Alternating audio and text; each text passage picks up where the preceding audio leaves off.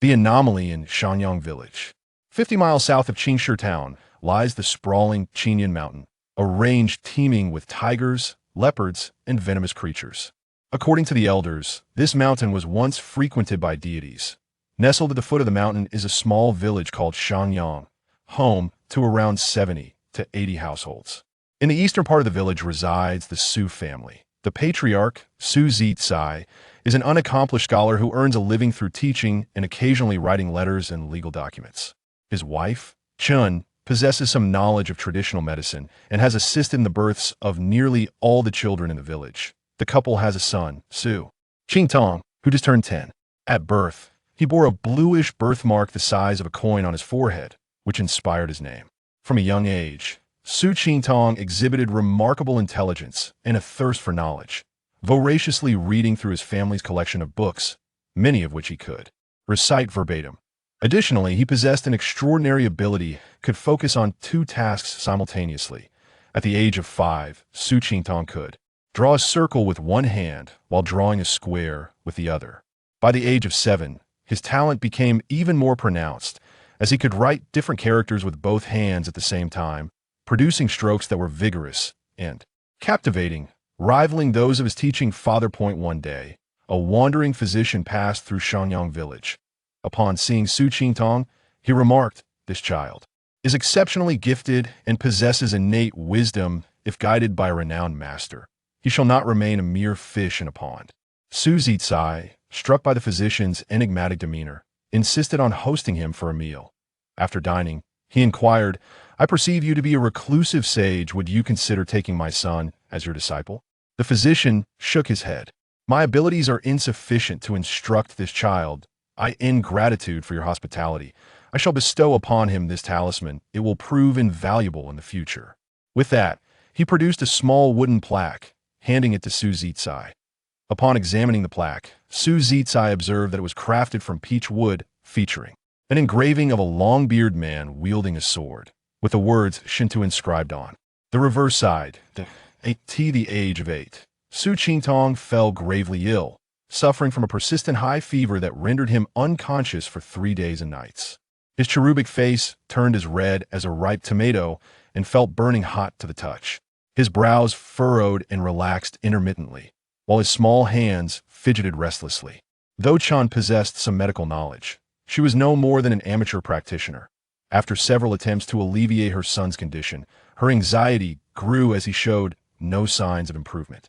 In desperation, Su Zitsai rushed to Qingshi town to summon a doctor. The physician arrived, performed a thorough examination, peered into the child's eyes, and examined his mouth. He then sat in silence, deep in thought, his brow furrowed. Eventually, the physician shook his head and departed. Chun, unable to contain her sorrow, wept uncontrollably, while Su Zitsai paced anxiously by the bedside. Just as the Su family prepared for the worst, Su Qingtong unexpectedly awoke. With half-closed eyes, he groggily uttered, "I am thirsty, I want water," before closing his eyes once more. Chun hurriedly poured a bowl of water, propping her son up and helping him drink. After a while, Su Qingtong suddenly sat up, gazing around in confusion. His eyes settled on his parents, and he hesitantly asked, "Father, mother, am I still alive?" Chun, overwhelmed with emotion, could barely articulate her relief, exclaiming, "Yes, yes, you are alive. Quickly, dear husband, come. Qingtong has awakened." Seeing his son conscious, Su Zitsai rushed to the bedside, checking his forehead, which was no longer hot, indicating the fever had subsided. He then asked, "Qingtong, how do you feel now?" Su Qingtong shook his head and blinked, replying, "I feel as if my head has grown larger, and my entire body is sore and weak. Child, I will prepare something delicious for you. Please lie down and rest," Chun said tenderly, dashing off to the kitchen. Su Zitsai placed a pillow behind his son, allowing him to recline comfortably, while he sat beside him, occasionally stroking his head or hand. After a moment of silence, Su Qingtong began, "Father, I had an extraordinarily long dream. I dreamt that I fell from a great cliff. The chasm was immense, and I kept falling endlessly. After a prolonged descent, I landed in a cloud." Su Qingtong continued, his gaze distant. "Once in the cloud, I found myself transformed into a fluffy ball. Surrounding me were countless threads that ensnared me. At this point, Su Qingtong paused, lost in thought. Just then, Chen entered with a large bowl of freshly cooked noodles topped with 2 poached eggs, garnished with scallions and cilantro, the aroma enticing. After a few bites, Su Qingtong resumed. Once ensnared, the threads began to pull at me. It was excruciating, a piercing pain that I flailed about, attempting to free myself, but grasped nothing. The threads tightened, pulling me in opposing directions. Ultimately, I felt an agonizing tearing sensation, and I was split in two, losing consciousness. What happened next? Chun inquired anxiously that I know not how long it was before. I saw 2 identical versions of myself appear within the cloud, and then I awoke. Su Qingtong responded, turning to his father. What has happened to me?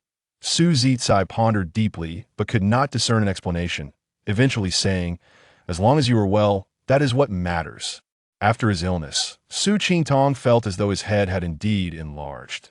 Though others saw no changes, he was acutely aware of his newfound perception. He could spot ants climbing the trees from his doorstep and hear the sound of leaves falling.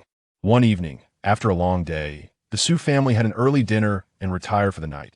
Shortly after the hour of the pig, while Su Qingtong slept, he sensed a disturbance at the front door and hastily awakened his father. Father, it seems there is someone outside. Su Zitsai donned his clothing, took up a lantern, and stepped outside. As he listened intently, he indeed heard noise at the door and promptly opened it. As the door swung open, a bloodied figure collapsed inside. That Su Zitsai observed closely, the individual appeared pale, with lifeless eyes and a weak breath. His tattered clothes suggested he had just endured a fierce struggle, and from his attire, he seemed to be a stranger. After securing the lantern, Su Zitsai helped the man into the yard. Just as he called out, "Madam, come quickly," the man collapsed to the ground with a thud. Su Qingtong, sensing something amiss, called for his mother to join him outside. The sight before them left them both in shock.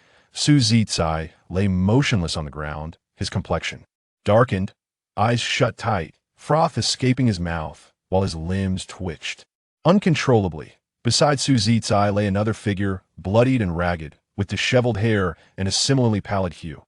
Chun, panicking, rushed to assist Su Zitsai, but Su Qingtong grasped her arm. "Mother, do not approach father, and that man must have been poisoned." Having read extensively, Su Qingtong discerned the gravity of the situation. He hurried back inside, retrieved a cloth, dampened it, and covered his mouth and nose before cautiously approaching his father.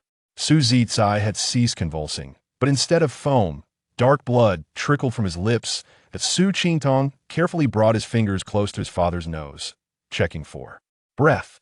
Suddenly, he collapsed on the ground, bursting into tears. "Mother, father. Father can no longer survive." Upon hearing her son's words, Su Mu immediately fainted. That Su Qingtong hurriedly supported his mother, applying pressure to her acupoints and gently patting her back, ultimately managing to revive her. Shortly after Su Mu regained consciousness, a faint white glow emanated from the bloodied figure and soared directly into the azure birthmark on Su Qingtong's body, vanishing. Without a trace, Su Qingtong felt a wave of dizziness wash over him. Turning his head, he realized that the man had already passed away.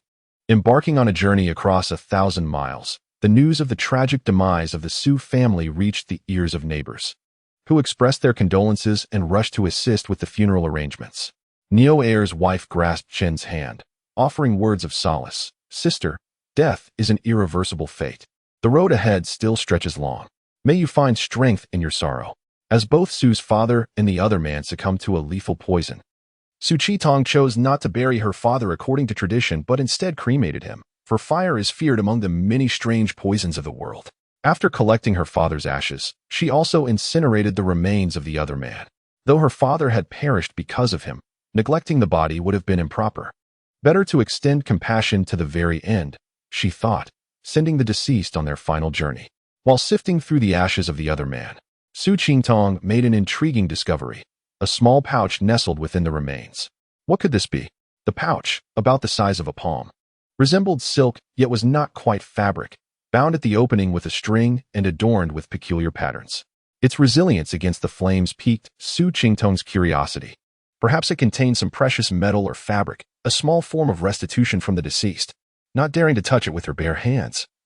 She retrieved a basin of lime water, using a stick to extract the pouch and immersing it in the liquid, intending to let it soak overnight. With the aid of her neighbors, Su Qingtong laid her father to rest. Upon returning home, she and her mother sat silently at the table, each lost in thought. The sudden absence of their family's pillar left them uncertain about their future. After a long silence, Su's mother sighed deeply, as if steeling herself. "Child, your father is gone. Tomorrow, we must sort through our belongings, sell what we can, and give away the rest to our neighbors.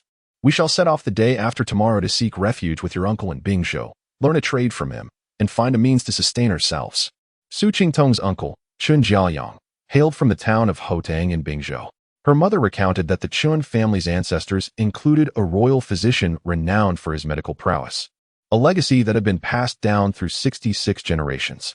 Among the ancestors, one notable figure was Chun Yuanhua, the fifth-generation forebear, who was said to have been chosen by a celestial being to serve as an alchemical apprentice and vanished after returning home to visit at the age of over 200. Qin Jiaoyang had inherited this remarkable legacy, possessing extraordinary medical skills that could alleviate numerous ailments. Su Qidong hoped that, by learning skills such as treating warts, performing surgeries, and comforting frightened children, she could manage to make a living. The following day, Su Qitong rose early to begin organizing their belongings. The furniture and kitchenware were cumbersome to transport, so she decided to sell them in exchange for something more manageable. While tidying up, she suddenly recalled the small pouch soaking in the basin. She retrieved it with a stick, replacing the water with clean liquid. A thought crossed her mind. She needed a living creature to test it. She captured a chicken from the coop, thrusting its head into the basin and forcing a few sips of water down its throat. To her relief, the chicken soon scampered away energetically, with a sense of reassurance. Su Qingtong lifted the pouch. Holding it in her hand, she found it surprisingly light and soft to the touch, which left her somewhat disappointed. She attempted to open the pouch to see its contents, but despite her efforts, the string refused to yield. Perhaps it was best to set it aside for now and ponder how to untie it later. By noon, Su Qingtong had completed the organization of their possessions. Aside from a collection of her father's books, which held little value and were memorized by heart, she sold the rest to a scrap dealer. The books, laden with phrases like "the Tao cannot be abandoned for a moment," would serve only as a burden. Thus, she decided to give them to Aunt Lee for use in making shoes. In addition, various chickens, ducks, geese, and dogs were also to be sold or given away. Once everything was settled, Su Qingtong and her mother bid farewell to their neighbors and embarked on their long journey to seek family. Xiangyang Village, located in Qingzhou, lay over 800 miles from Hotang in Bingzhou. After deliberation, they decided to first travel to Qingshi town to find a carriage service, hoping to reach Bingzhou more swiftly and safely, especially as a widow and her daughter would face many challenges on the road. Upon arriving in Qingshi town, Su Qingtong found a tea house where her mother could rest, while she inquired about the location of the carriage service. Shortly after, she returned with arrangements made for a ride to Bingzhou, costing 5 taels of silver per person. Having sold their assets for 13 taels and with a modest savings, they found that the fare consumed a significant portion of their funds, causing Su Qingtong some distress. Furthermore, the journey could take anywhere from a week to over 10 days. And with provisions to procure, their money would barely suffice. Su Qingtong purchased some dry rations and other necessary items for the journey before proceeding to the carriage service. Once aboard, she surveyed the interior and noticed 5 fellow passengers. A middle-aged man dressed as a merchant sat beside a burly man with a dark complexion, whose sturdy appearance suggested strength. Across from them sat a gentleman in a crimson robe, flanked by 2 women, presumably his family. After 3 days of bumpy travel, the carriage finally departed Qizhou and entered the territory of Bingzhou. "Young man, how old are you? What is your name?" After the initial awkwardness, the passengers began conversing. "I am Su Qingtong, a 10-year-old from Xiangyang Village in Qingshi town. I intend to seek my relatives in Hodang. May I inquire where you are headed?" Through their exchanges, Su Qitong learned more about her companions. The gentleman in the crimson robe introduced himself as Huang Yuan, with his 2 companions being his wife and daughter. They were traveling to Bingzhou to visit their son, Huang Yinfeng, who served as a military officer there. The middle-aged merchant, named Li Changda, was in the antiquities business in Qizhou and sought to explore opportunities in Bingzhou. As they conversed amiably, the carriage came to an abrupt halt. The driver leaned in and announced, "Dear passengers, 20 miles ahead lies Haifeng Pass, an area notorious for bandit activity. Shall we rest at Luqiao town or find shelter nearby? Huang Yuan pondered the situation and replied, "It is still early. Let us hasten to Luqiao town and rest there." The others nodded in agreement, and the driver cracked his whip, urging the horses onward. Chapter 3. Humiliation at the Black Wind. Past the carriage jolted along the bumpy road for another half-hour. Outside the window, the sky gradually darkened, and the distant hills became somewhat blurred. As they were traveling, a sudden jolt caused the carriage to come to an abrupt halt, as if the wheels had become trapped by some obstruction. Su Qingtong and his mother stumbled, nearly falling, while the others also swayed unsteadily. He quickly steadied his mother and peered out of the window. Suddenly, four figures emerged from the thicket by the roadside, all clad in dark clothing, each wielding a steel blade. The leader, of medium build, bore a sinister expression, his cold gaze and short stubble exuding an air of fierce determination. He approached the carriage, kicked the door open, and barked, "Everyone get out. Hand over your valuables, or lose your lives." Reluctantly, the occupants descended from the vehicle. Huang Yuan's wife and daughter clung tightly to his clothing, trembling with fear. Li Changda's attendant, a burly man with a black beard, appeared somewhat composed, shielding Li Changda protectively behind him. Su Qingtong silently supported his mother, standing aside, while the coachman, sensing the danger, had already fled the scene. Huang Yuan, forcing himself to remain calm, pointed at the leader and shouted, "You thieves are utterly audacious. Do you not realize my son?" Before he could finish, the leader lunged forward, swinging his blade and severing Huang Yuan's head, cursing, "Who cares for your nonsense? Do not try to intimidate me." Seeing her husband's gruesome fate, his wife let out a piercing scream and fainted. Their daughter, terrified and trembling like a leaf, clutched her mother and wept uncontrollably. Li Changda, realizing the gravity of the situation, hastily retrieved a pouch from his waist and handed it to his attendant Lu Er, signaling him to deliver it to the assailants. Lu Er took the bag with both hands and approached one of the bandits. Just a step away, he suddenly sprang into action, slamming the pouch into the bandit's face. Seizing the moment while the bandit was stunned, Lu Er snatched the blade from his grasp and plunged it deep into the bandit's heart. The others only reacted after hearing the bandit's agonized cry, rushing at Lu Er with their weapons drawn. Lu Er swiftly withdrew the blade from the fallen bandit and struck at the nearest assailant. The man, seasoned in violence, deftly dodged Lu Er's attack and countered by swinging his knife toward Lu Er's side. However, Lu Er's move was a feint. He redirected his strike to the bandit's throat. It was a desperate gamble, where both men stood to lose. The bandit, sensing danger, hastily raised his blade to block. The clash of steel rang out as Lu Er's strength nearly disarmed him. The bandit stumbled backward, tripping over a stone and falling. Ignoring the approaching leader, Lu Er lunged at the downed bandit, driving his knife into the man's abdomen, pinning him to the ground. This series of swift actions occurred in the blink of an eye. Just as Lu Er dispatched the second bandit, the leader had reached him from behind, delivering a vicious blow to his back. Lu Er coughed blood and collapsed, rolling to evade the leader's second strike. As he rose, another bandit had arrived, flanking him alongside the leader. At that moment, Li Changda was paralyzed by fear. He had not anticipated Lu Er's bravery and loyalty. Although he had once saved Lu Er's life, he thought that money would suffice to resolve this predicament without resorting to violence. Even if violence was necessary, he wished to be spared from it. Seeing Lu Er severely injured, the leader believed he could seize control of the situation and ordered another bandit to apprehend Li Changda. As the bandit approached, Li Changda was filled with dread, pleading, "Spare me, good sir. I am not involved in this." Su Qingtong seized the opportunity and whispered urgently to his mother, "Mother, run." With that, he grasped her hand and fled to the side. They ran nearly 2 miles before Su's mother, out of breath, gasped, "Qingtong, leave me. You're faster, go ahead." Su Qingtong refused to abandon her, pulling her along while listening intently. His acute hearing allowed him to detect even the slightest movements from a mile away. Upon realizing the dire situation, his expression changed dramatically. "Oh no, the bandits are pursuing us. Child, let go of me. Otherwise, neither of us will escape," she cried. "Mother, I cannot leave you. With father gone, what meaning does my life hold if I abandon you?" Just as they spoke, the leader had drawn near, his malevolent gaze fixed upon them. "You worthless scoundrels. You have caused my brothers to die and be wounded. Today, none of you shall escape. I will avenge my fallen comrades." Seeing no chance of escape, Su's mother knelt before the leader. "My lord, my son's deaths are not our fault. We are penniless and powerless, with only our miserable lives to offer. I beg you, spare my son. I will serve you as a slave, fetching water, cooking, whatever you desire." Tears streaming down her face, she spoke with heartfelt sorrow. The leader looked at her, a lewd grin spreading across his face. "You clever little wench, you are quite charming. Very well, come and serve me. If you please me, I might consider letting the boy go." "Ha ha." He beckoned her closer. Su Qingtong, consumed by rage, shouted, "Mother, no," with a sorrowful smile.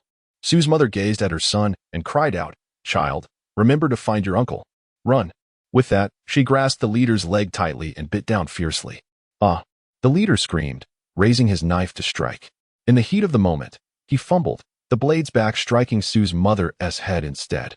Despite this, blood flowed down her face as the leader continued his relentless assault, cursing, "You vile woman! How dare you threaten my lineage? I shall butcher you." Su's mother remained silent, clinging tightly to him. Su Qingtong's fury boiled over, blood rushing to his head as he yearned to charge at the bandit. Yet he understood that such an act would be futile. His mother had sacrificed her dignity and life for his chance to survive, and he could not let that opportunity slip away. He vowed to avenge her. With this resolve, Su Qingtong turned and fled toward the woods at the edge of the mountains, remaining vigilant for any signs of pursuit. After running for a while, he sensed someone chasing them, realizing his mother had likely met her tragic fate. Suppressing his grief, Su Qingtong wove through the trees. His small frame and agility, combined with his keen eyesight and hearing, allowed him to detect the enemy's movements early and alter his course, gradually distancing himself from the leader. He pressed on relentlessly, ignoring the pain as branches tore at his clothing and blood trickled down his face and body. The agony of his wounds paled in comparison to the anguish in his heart. Time lost meaning as he ran, and it was not until dawn broke that he could no longer endure. He stumbled into a haystack beside a farmhouse and succumbed to exhaustion, falling into a deep slumber. Chapter 4.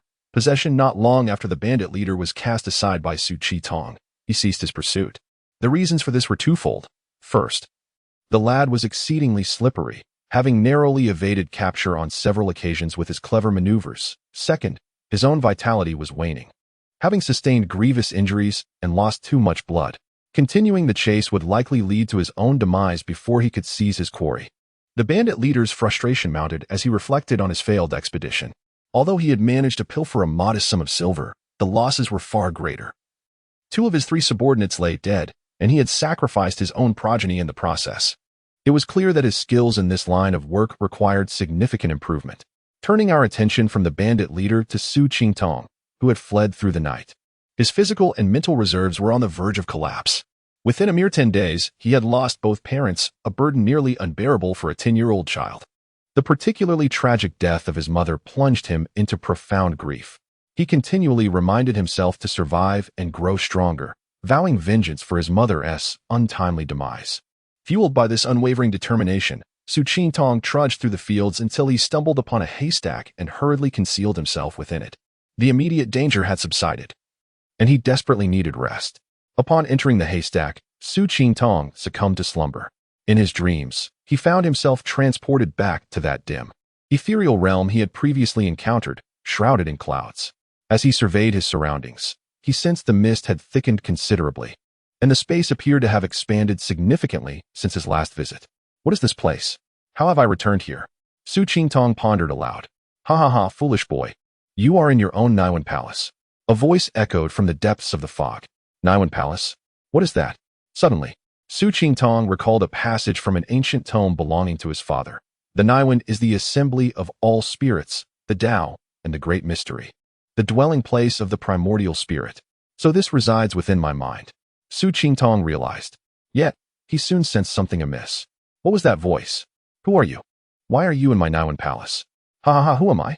I am Lu Mo, an inner disciple of the Bai Luo sect. I must thank you for interring my physical form. The voice replied. What do you mean? When did I ever bury your body? Suddenly, Su Qingtong recalled a certain individual. You are the one who died from poison in my home. Indeed, you are not as dim-witted as I thought. The voice responded. Didn't you die? How did you end up in my Niwen Palace? I am a cultivator. Recently, while gathering spirit herbs on Qingyan Mountain, I encountered a second-tier viper. This beast, both tough-skinned and venomous, engaged me in a fierce battle for 2 days and nights.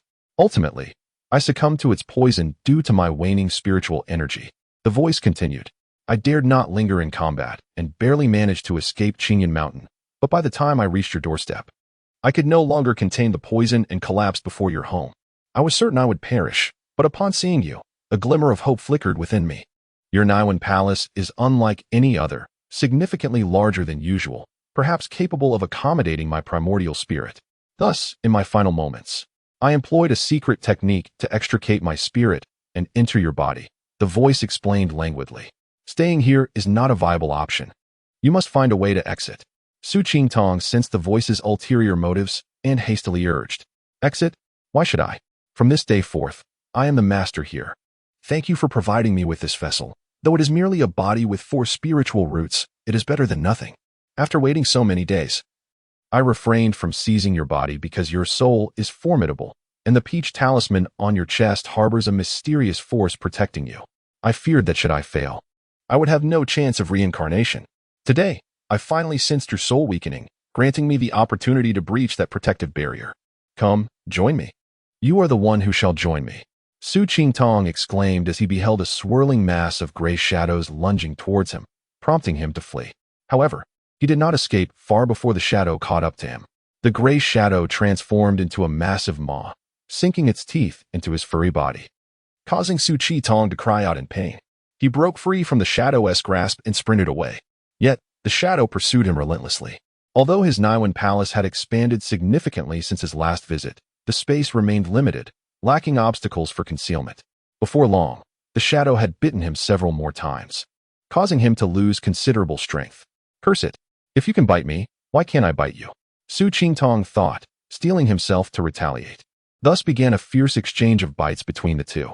Despite being the master of this realm, Su Qingtong found himself outmatched by the formidable Lu Mo, now incarnated as a gray shadow. After approximately 15 minutes, Su Qingtong had lost considerable vigor. If this continued, he would surely meet his end within half an hour. What can I do? What should I do? Su Qingtong grappled with despair as he fought the shadow. Suddenly, he recalled that there should be 2 versions of himself within the Niwen Palace. Where had the other one gone? Come and assist me, he thought. As if summoned, another furry figure emerged from the swirling mist. Upon seeing the new arrival, Lu Mo's spirit was taken aback. How can you possibly have 2 primordial spirits? This illogical situation momentarily perplexed Lu Mo. The peculiar nature of Su Qingtong's Niwen Palace had already astonished him, and now the emergence of another spirit left his mind in disarray. This is utterly absurd.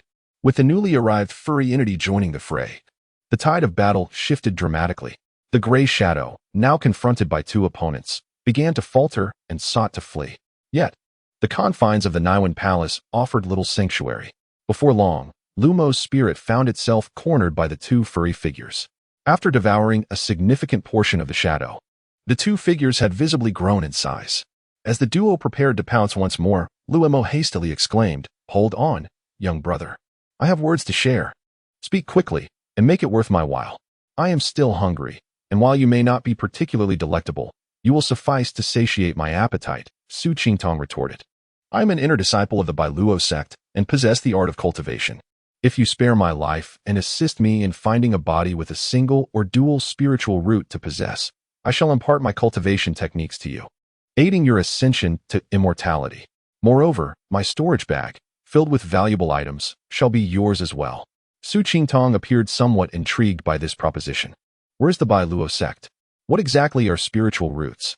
How could a cultivator like you nearly lose your life? And regarding that bag, I examined it closely before.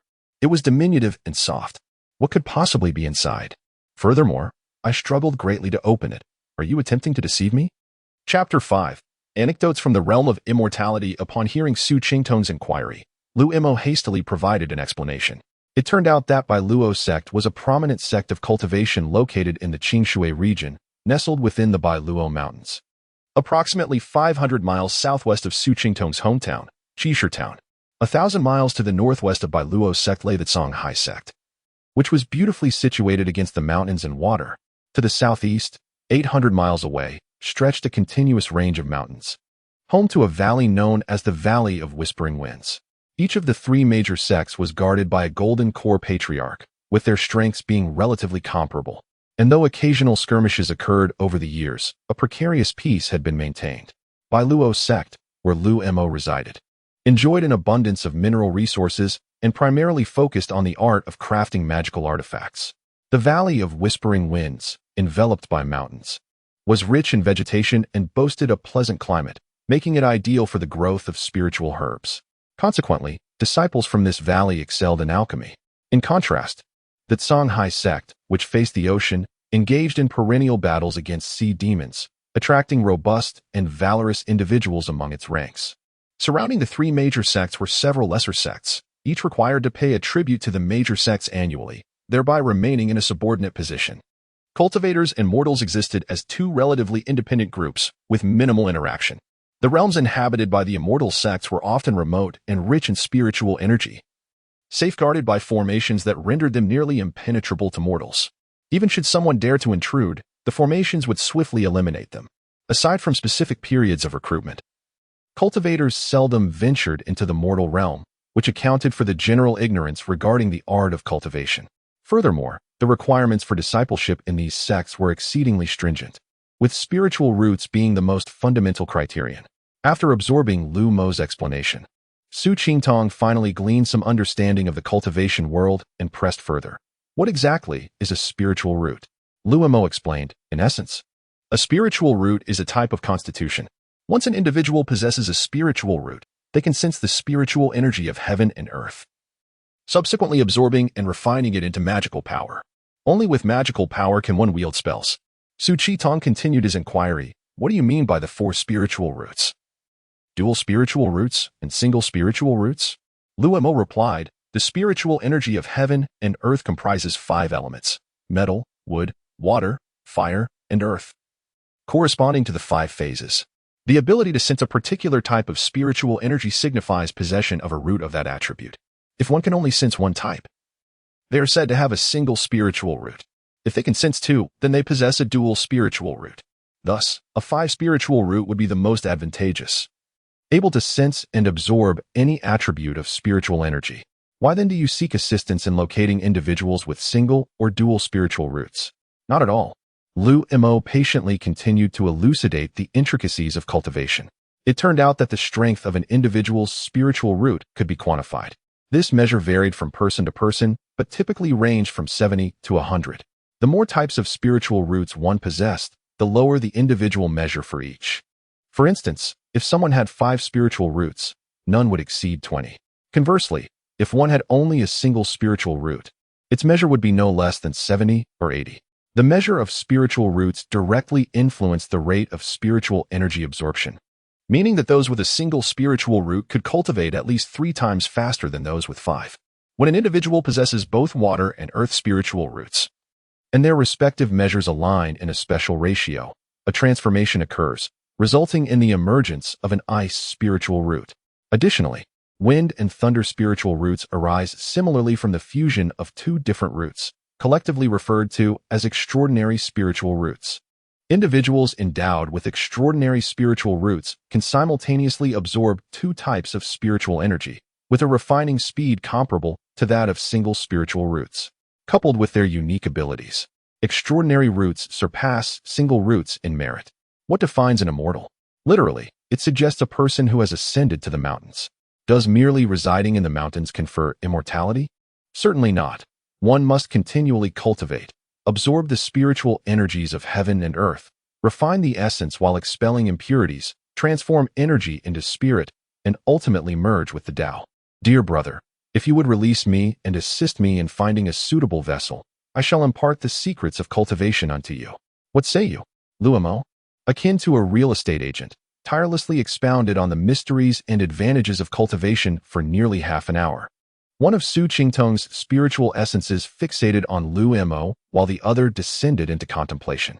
Truly, to hear such insights is akin to having read a decade's worth of texts. He recalled the words of a Buddhist master, "Life is indeed wondrous, and existence is splendid." After a lengthy period of reflection, he returned to the present and said, "I have garnered a fair understanding of what you spoke of. However, I remain puzzled by one matter. What exactly is that small pouch you mentioned? I cannot seem to open it."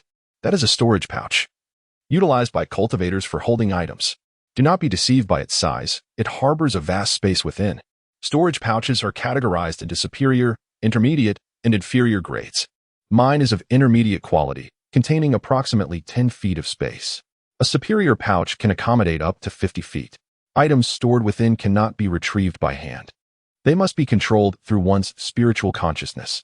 Once you master the art of cultivation, you may freely access its contents. Each pouch bears a unique spiritual imprint, akin to a lock, rendering it inaccessible to others, Lu Mo elucidated.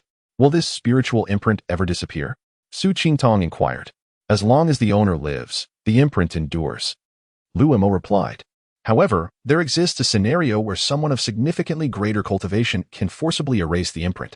Upon hearing this, Su Qingtong calculated inwardly. I have posed all my questions and gleaned most of the knowledge I sought. This old scoundrel is ungrateful, repaying kindness with malice. Not to mention whether I could even assist him in finding a single spiritual root. Even if I did, he might not impart his cultivation techniques to me. The fate of the storage pouch is uncertain. Even if it were granted to me, I would be unable to access it. Moreover, individuals with spiritual roots are exceedingly rare, and single spiritual roots are even scarcer. Should I fail to find a suitable candidate promptly? This old rascal may take advantage of my unpreparedness and attempt to seize my essence once more. Gazing at Lu Mo, Su Qingtong mused. Very well, if you lack virtue, do not blame me for my actions. Hey, as long as the master lives, the consciousness endures. If you perish, will not the consciousness cease to exist? With this thought, Su Qingtong hesitated no longer. Both of his spiritual essences lunged toward Lu Mo's essence, engaging in a fierce struggle. Wait, young friend. Let us discuss this. Young friend, Lu Mo cried out. You lack integrity. You do not abide by the rules. May you meet a bad end. I shall not let this go. Bailuo sect will not spare you. I will return. At that moment, within a grand hall on the rear mountain of Bailuo sect, a disciple stared blankly at a dimly glowing jade tablet. Suddenly, with a pop, the tablet shattered without warning. The disciple was taken aback and hurriedly rushed outside, shouting, Third Elder, something is amiss. Senior Brother Lu's life tablet has shattered. Chapter 6. The incident at Hotang Town. A significant event transpired in the Bailuo sect. Lu Mo, an inner disciple, met with an untimely demise. As Lu Mo had ventured out clandestinely, the disciples tasked with guarding the mountain gate were oblivious to his whereabouts and activities, rendering the cause of his death elusive. The sect leader, Peng Zide, wore a grim expression and spoke in a low voice. Dispatch a few individuals to the surrounding markets to gather intelligence. Additionally, inform those from Yuchuan Mountain and Sanhua sect, requesting their assistance in the investigation. Let us keep this discreet. The murder of an inner disciple is not a matter to be taken lightly. In a haystack, Su Qingtong awoke after a day and night of unconsciousness. The pain coursing through his body restrained him from moving recklessly. Having gone a day without sustenance, his stomach grumbled audibly. Shaking his head, he felt a throbbing intensify in his skull. Reflecting upon his dreams, every event played back in his mind as vividly as if it had truly occurred. Perhaps the happenings in his dreams were indeed real. He had vanquished the primordial spirit of a cultivator. Su Qingtong strained to recall every word Lu Mo had uttered. Scenes from the cultivation realm unfolded in his mind like vivid illustrations. For an entire hour, he grappled with the events of his dream, ultimately concluding that what he had heard was indeed real. A world distinctly separate from the mundane existed beside him, shrouded in a veil that obscured vision and touch. With great difficulty, Su Qingtong shifted his body, feeling as though his limbs had been disassembled, devoid of any strength. His wounds throbbed painfully, and the emptiness in his belly intensified his longing for nourishment. A search of his person revealed nothing but Lu Mo's storage bag. I can no longer linger in this state. I must devise a plan, he thought. He turned over and painstakingly crawled out, resting against the haystack while gasping for air. Moments later, he spotted an elderly farmer approaching with a bamboo basket on his back. Summoning all his strength, he hoarsely called out, Old man, please help me. Upon hearing the cry for help, the farmer glanced over and hurried towards him. Young lad, what has happened to you? Kind sir, I was harmed by malevolent individuals and fled to this place. I am weary, famished, and injured. I implore you to assist me, Su Qingtong replied feebly. The farmer approached, examining Su Qingtong's injuries, and upon realizing they were not life-threatening, he helped the boy to his feet and guided him back to his home. There, he asked his wife to prepare a basin of warm water to cleanse Su Qingtong of the blood and grime that clung to him. The farmer retrieved a jar from within the house, dipped cotton into a reddish-brown ointment, and gently applied it to Su Qingtong's wounds. The boy felt a soothing coolness spread, alleviating much of the pain, and he expressed his gratitude profusely, while the farmer tended to his injuries. The farmer's wife emerged from the house, carrying 2 pieces of gray cloth. "Child, we have no suitable garments for you. These are my grandson's old clothes. Please try them on and see if they fit." Su Qingtong accepted the clothing with renewed thanks. Without hesitation, he stripped off his tattered rags before the elderly woman and donned the garments she had provided. Although slightly oversized and worn, they were a vast improvement over his previous attire. After tidying himself, Su Qingtong consumed some of the dry rations offered by the elderly couple, followed by a bowl of steaming egg soup, gradually regaining his strength. The couple observed him closely, noting his delicate features and inherent charm. Despite his youth, he exuded a sense of determination and refinement that suggested a well-bred upbringing. "Child, where do you hail from? What calamity has befallen you? How did you come to this place?" the farmer inquired. Su Qingtong recounted his plight in detail, prompting sympathy from the elderly couple, who were deeply moved by the tale of the 10-year-old boy facing such adversity.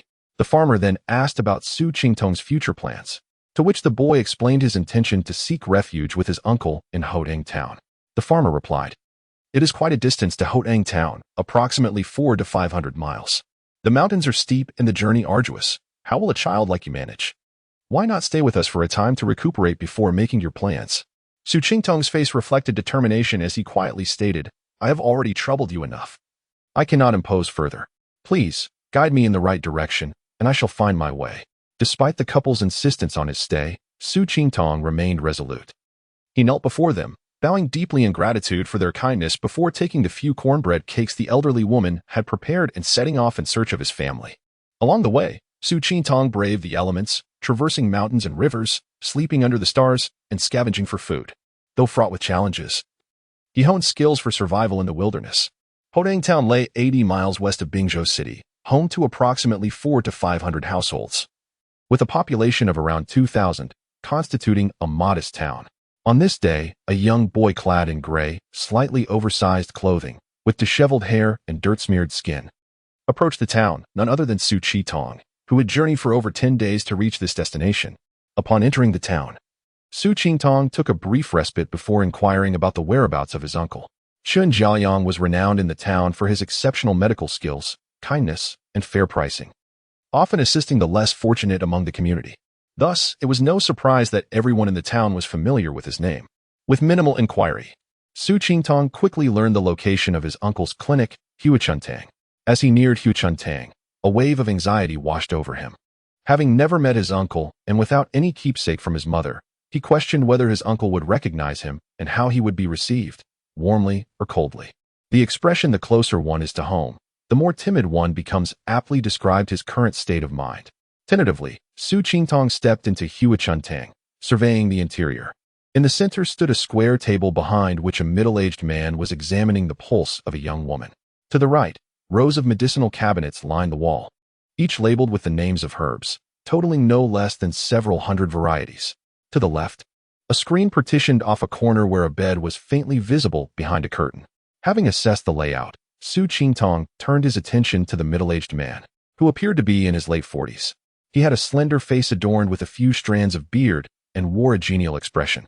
After concluding the examination, he smiled at the young woman, saying, "Your ailment is no longer serious. Upon returning home, brew some ginger soup with a touch of brown sugar to prevent further chills." The young woman thanked him and departed. Su Qingtong gazed at the middle-aged man, noticing a resemblance to his late mother, which brought a well of emotion to his eyes. At that moment, the man raised his head and looked towards Su Qingtong, noticing he did not appear to be a patient in need of care. "Young man, how may I assist you?" he inquired. Su Qingtong thought to himself, could this be my uncle? Yet, he hesitated to approach too boldly, fearful of making a mistake and creating a spectacle. He stepped forward and asked, "Might I inquire if you are Dr. Chun Jiaoyang?" "Indeed, that is I." "What brings you to me, young man?" the middle-aged man replied. Upon confirming that this man was indeed his uncle, Su Qingtong could no longer contain his tears. He fell to his knees, exclaiming, "I am Su Qingtong, your nephew. It is an honor to meet you." Chapter 7. Reunion. Upon hearing the name Su Qingtong and being addressed as uncle, Chun Jiaoyang was momentarily taken aback. He swiftly rose to his feet, circled the table and approached Su Qi-tong.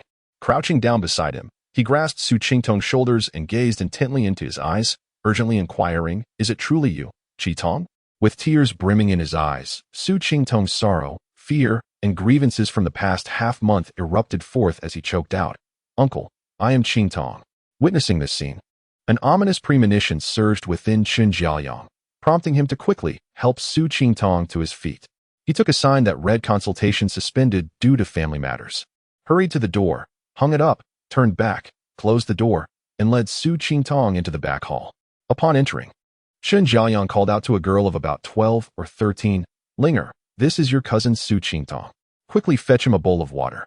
As he spoke, he pulled 2 stools closer, inviting Su Qi-tong to sit beside him. He then directed the water-fetching Linger, "Go call your mother." "Qi-tong, why did you come here alone? Has something happened at home?" At his uncle's inquiry, Su Qi-tong's eyes reddened anew, and he began to weep uncontrollably, momentarily at a loss for words. After a considerable time, his sobs gradually subsided. At that moment, Aunt Zhang and cousin Chen Ruoling entered. Recognizing his aunt, Su Qi-tong knelt again, exclaiming, "Nephew Qi-tong pays respects to Aunt." Zhang hurriedly assisted him up, saying, "There is no need for such formalities, Qi-tong. Please sit down." Noticing Su Qi-tong's display of respect, Chen Jiaoyang felt a slight relief and quickly pressed on, "What has transpired at home? Why haven't your parents come?" Upon hearing these words, Su Qi-tong began to cry once more, exclaiming amidst his tears, "My father is dead, and my mother is also dead. Woo." Though he had prepared himself mentally, hearing his nephew's confirmation of his sister and brother-in-law's demise left Chen Jiaoyang frozen, unable to utter a word for a long while. Eventually, he pulled Su Qi-tong into his embrace, tenderly stroking his grimy hair as tears streamed down his cheeks. Both Zhang and Chen Ruoling stood silently by, their hearts heavy with sorrow. After a lengthy pause, Chen Jiaoyang regained his composure and turned to Zhang, saying, "Let us not speak of anything else for now. We must first ensure Qi-tong is settled." He instructed Linger, "Go tidy the west wing." To Zhang, he added, "You go to the market and buy Qi-tong some clothes." Zhang assessed Su Qi-tong's stature before departing. Chen Ruoling busied herself with preparing a room for Su Qi-tong. As the mother and daughter exited, Chen Jiaoyang comforted Su Qi-tong, saying, "Your parents are no longer here. From now on, this will be your home, and your uncle shall ensure you suffer no more grievances." Su Qi-tong nodded, choking back his emotions as he began recounting his harrowing experiences to his uncle. When he reached the part about his mother's tragic fate, he could not contain his tears. Hearing of his sister's misfortune, Chen Jiaoyang raised his head, unable to hold back his own tears. At that moment, Zhang returned with several new garments. She placed the clothes beside Su Qi-tong, her heart aching as she noticed the scabs on his face and hands. Gently, she wiped the tears from his smeared face and carefully removed the dried grass from his hair.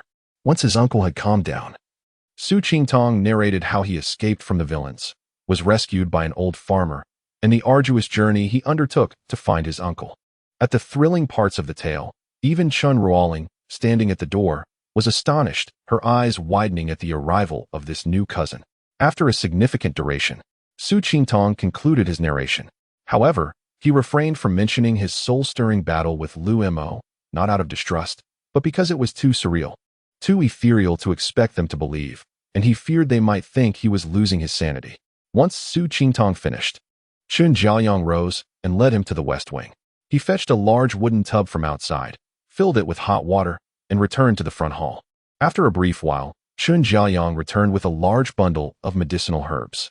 He added the herbs to the tub, tested the water temperature, and said to Su Qi-tong, "This is a secret recipe passed down from our ancestors.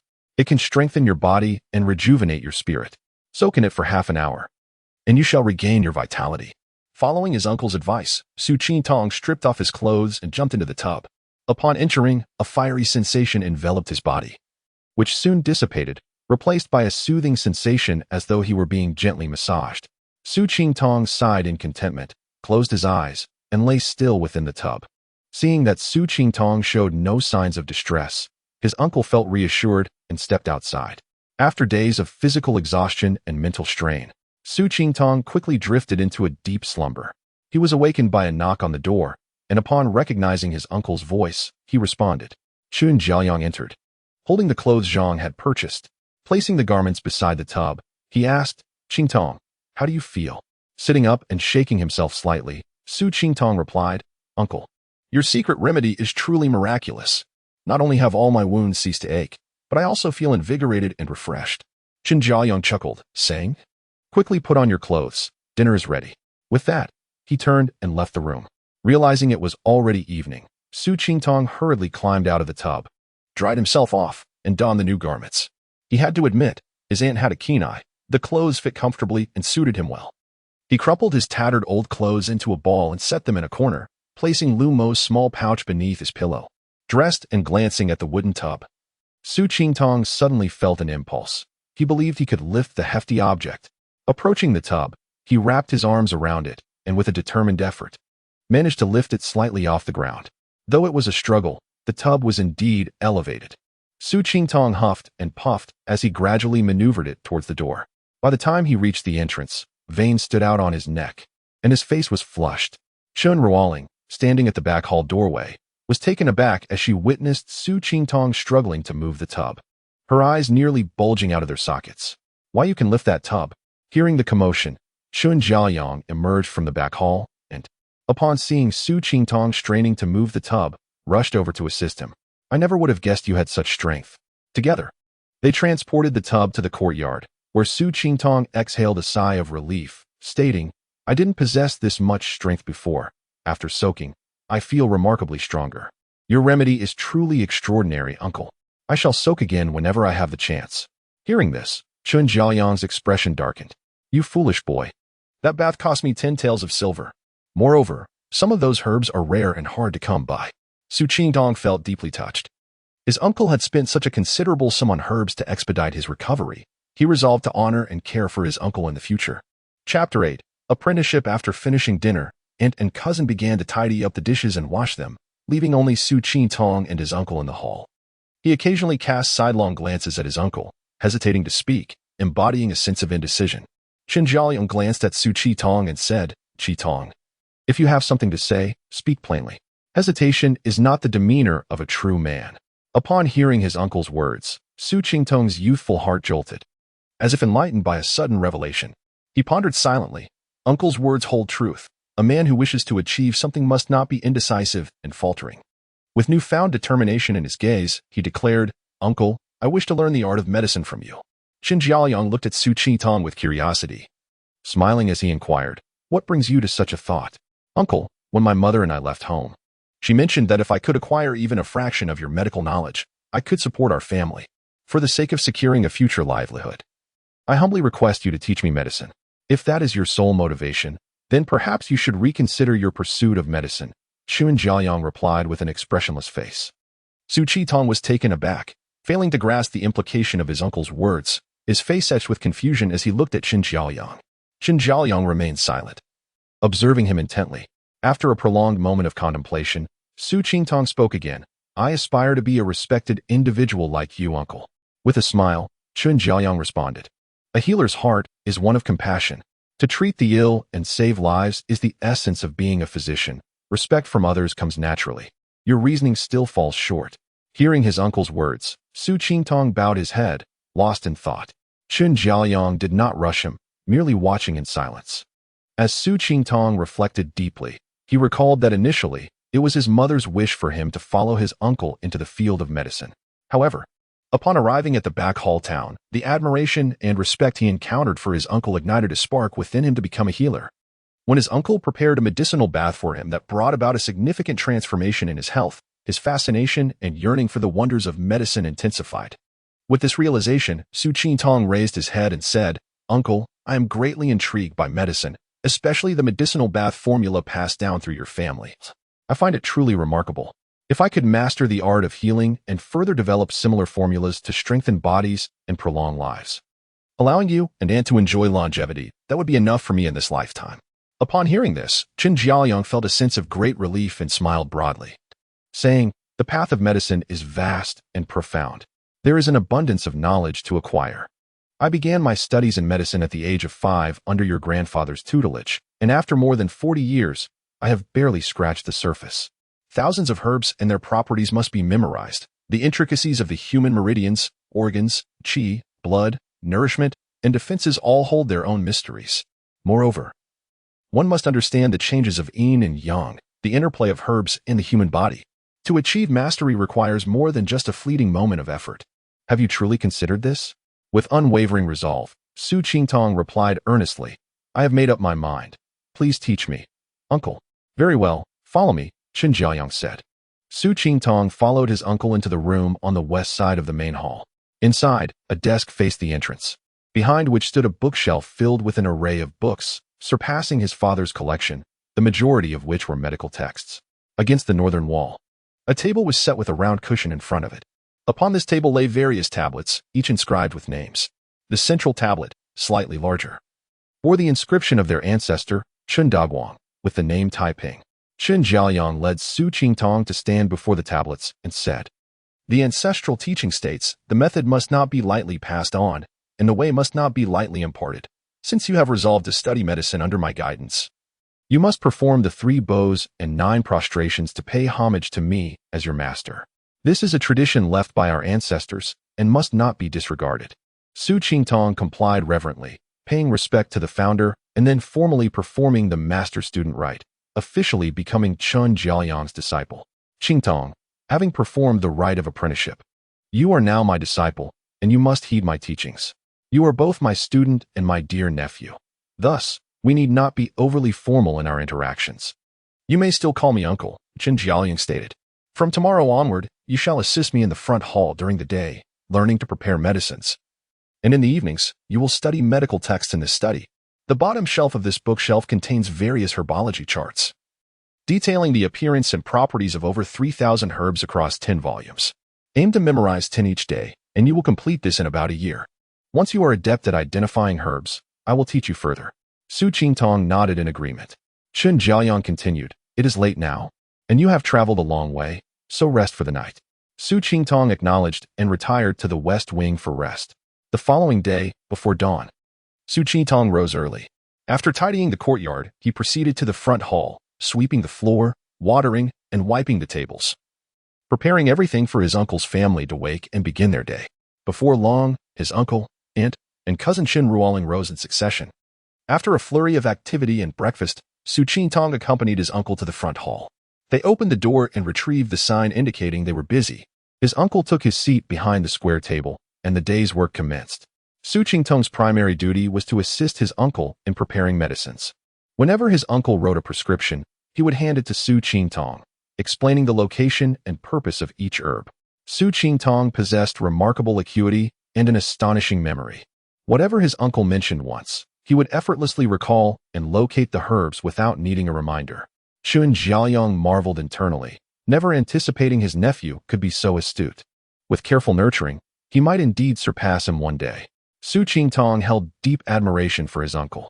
Throughout the day, as dozens of patients sought medical assistance, his uncle maintained an air of calm and composure, skillfully diagnosing and prescribing with seamless precision. Dr. Chen, have you taken on a disciple? A middle-aged woman inquired as she came to seek treatment.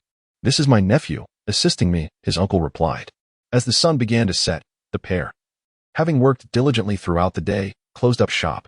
Returning to the back hall, they enjoyed dinner before Su Qingtong retreated to the study to delve into the herbology texts. Once again, Su Qingtong showcased his remarkable talent, reading at a speed that nearly rivaled the turning of pages. In less than 2 hours, he had absorbed a volume of over 300 pages.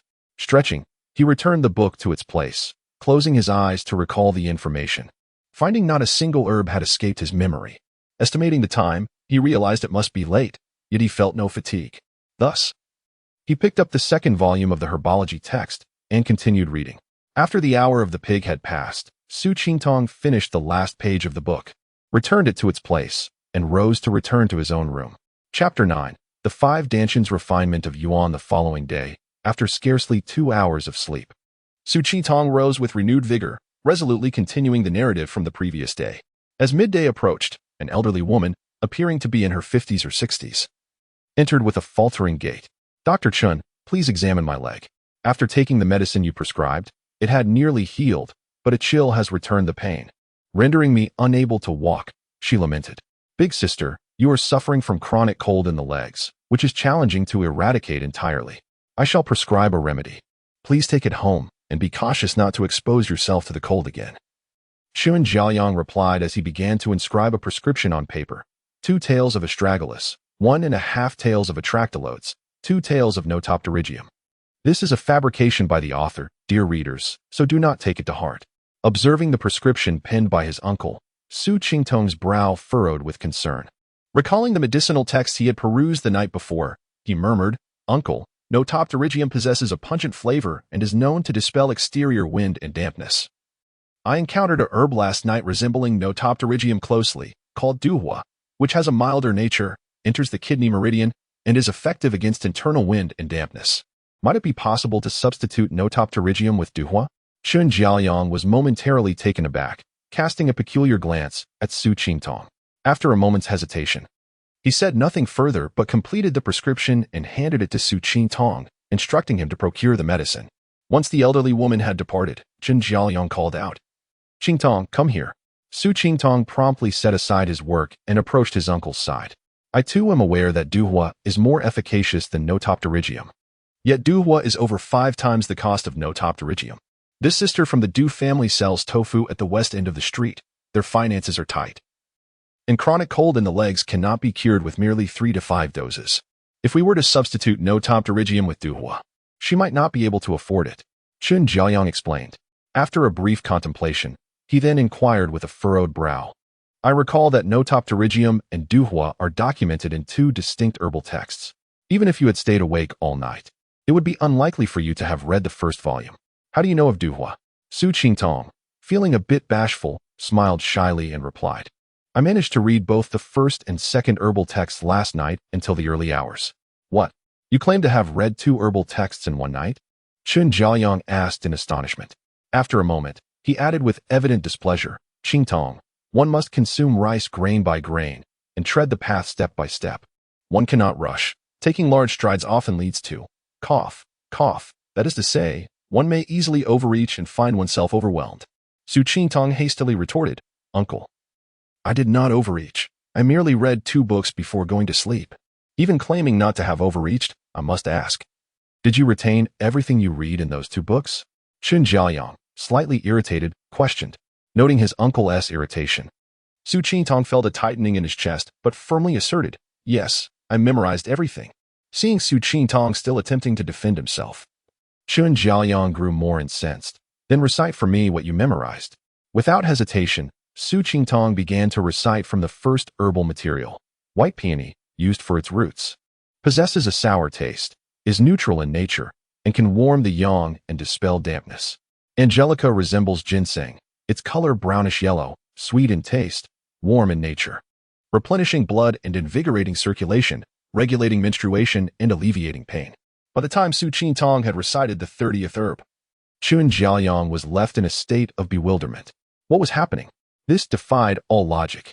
After a moment's thought, he asked sternly, "Qingtong, tell me the truth. Have you perused the herbal texts before?" Su Qingtong, with a rueful smile, shook his head. "No, I have never encountered those texts before."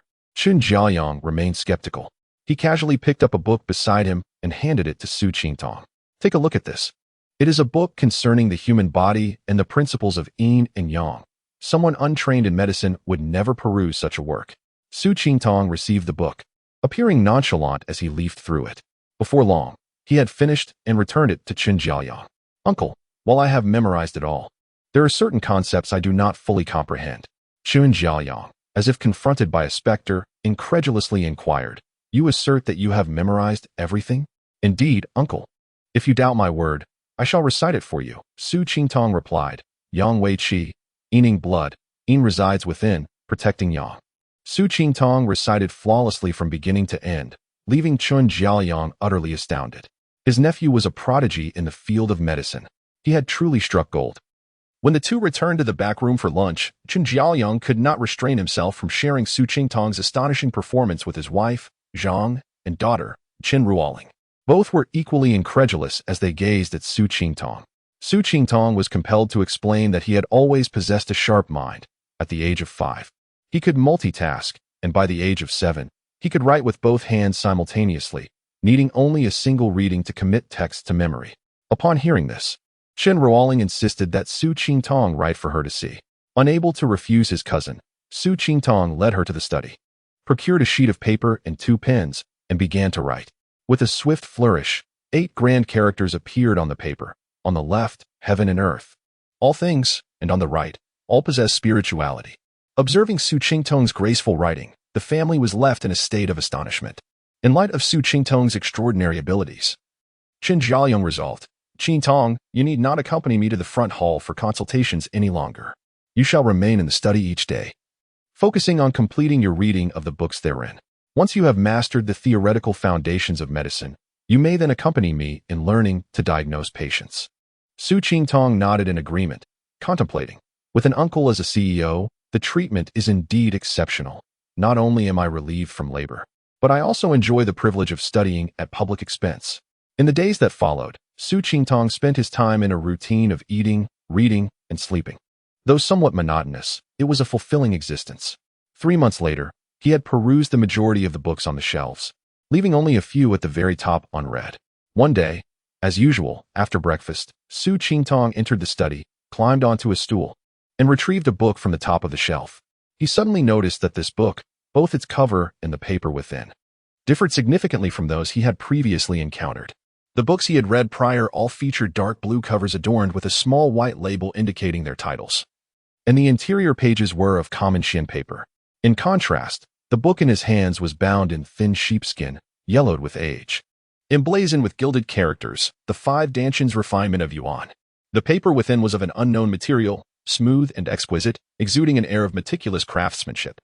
As Su Qingtong flipped the pages, he discovered the text stated, "The universe consists of 5 elements, the passage of time encompasses 5 seasons, and the human body contains 5 organs. All of this reflects the cyclical laws of nature. The primordial essence is cultivated, applied in daily life, fundamentally rooted in the self. Thus, one derives the power of the primordial to govern the postnatal through non-action." Su Qingtong found himself enveloped in a fog, struggling to grasp the essence of the text. Clearly, the content inscribed within this tome was markedly different from what he had previously encountered, seemingly elucidating the relationship between the 5 elements of the universe and the transformations of the human body. After completing the book, he felt that its contents were dense and challenging to comprehend. What perplexed him further was that he had been unable to memorize the entire text upon a single reading, an occurrence that had never happened before.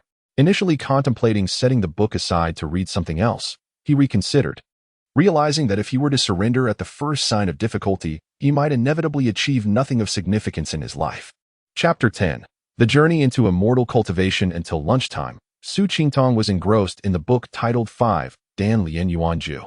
He spent the entire morning perusing it countless times, yet the contents remained elusive to him. Seizing the opportunity during lunch, Su Qingtong inquired of his uncle Qin Jiaoyong, "Uncle, I came across a book this morning named 5 Dan Lian Yuan Ju. It does not appear to be a medical text. Moreover, despite several readings, I still struggle to grasp its meaning. I humbly ask for your guidance." Qin Jiaoyong was taken aback, furrowing his brow in contemplation before responding. "That book has been passed down from our ancestors. It is said to be a legacy from our 5th forefather. I have perused it as well, and it appears to be a treatise on strengthening the body, attributed to an immortal. I practice the methods it describes, but to little effect. Perhaps the physique of an immortal differs from that of a mortal, thus the content cannot be understood through common reasoning." The mention of the 5th forefather piqued Su Qingtong's interest. Who was this 5th forefather? He was none other than the alchemical apprentice of immortals, who lived for over 2 centuries. The recipe for the medicinal bath he used was also passed down by this individual. The 5 Dan Lian Yuan Ju, being a legacy of the 5th forefather, could very well be a manual for cultivating immortality. As this thought crossed his mind, Su Qingtong felt a surge of restlessness. Unlike others who were oblivious to the affairs of the immortal realm, he was acutely aware. The figure who once sought to seize his essence, Lu Mo, was indeed a cultivator. According to Lu Mo, to cultivate immortality, one must possess spiritual roots and a method which involves absorbing the spiritual energy of heaven and earth, refining it within, and transforming it into magical power capable of moving mountains and seas. Could it be that this 5 Dan Lian Yuan Ju instructs one on how to absorb spiritual energy and refine it into magical power? The more he pondered, the more convinced he became of his hypothesis, momentarily forgetting to eat. His cousin Chen Ruoling noticed his distraction and shouted, "Hey fool, What are you thinking about? The food is getting cold. Awakened from his reverie, Su Qingtong sheepishly smiled, hastily finished his meal, and made his way to the study. He once again picked up the 5-dan Lian Yuan Ju, now examining it from the perspective of immortal cultivation. The primordial energy lingers long, transforming into water, fire, and earth, utilizing qi as the instrument and the essence as the foundation. With 5 hearts directed towards the sun, invoking it within, guiding it with thought. With this new perspective, Su Qingtong began to comprehend the text. Indeed, it was a guide for cultivating immortality, teaching one how to sense the spiritual energy of heaven and earth, operate the circulatory system, and absorb and refine it. The initial misunderstanding stemmed from a fixed mindset, perceiving it solely as a medical text, which hindered his comprehension. Now, with a fresh viewpoint, he could finally grasp the essence of the book. Upon discovering numerous references to the cosmos, yin and yang, and the 5 elements, Su Qingtong retrieved relevant texts on the theory of the 5 elements for further study. This inquiry proved fruitful, as a clear path gradually unfolded before him. The entire afternoon was consumed by his immersion in the 5-dan Lian Yuan Ju, to the extent that he lost track of time and nearly missed dinner. It was only when his cousin called out to him that he realized he should eat. Shun Jiaoyang sensed something was amiss with his nephew, but could not pinpoint the anomaly, so he simply shook his head and retreated to his room. Su Qingtong did not linger long in the study. Upon understanding the cultivation method, he returned to his chamber. Once there, he climbed into bed, not intending to sleep. He followed the instructions of the 5-dan Lian Yuan Ju, sitting cross-legged with palms open, eyes closed, and hands forming seals, allowing his pores to open as he focused on the air around him. Time slipped away, and eventually, Su Qingtong perceived a peculiar sensation in the air. Noticing what resembled specks of dust floating about, he quickly directed his consciousness towards these specks, guiding them through his skin, pores, and nostrils into his body. At that moment, he felt a multitude of ants crawling upon him, startling him. Not daring to be negligent, he promptly followed the guidance of the 5-dan Lian Yuan Ju, directing the specks along the 12 meridians throughout his body. Only upon reaching the Qi Sea did the strange sensations begin to fade.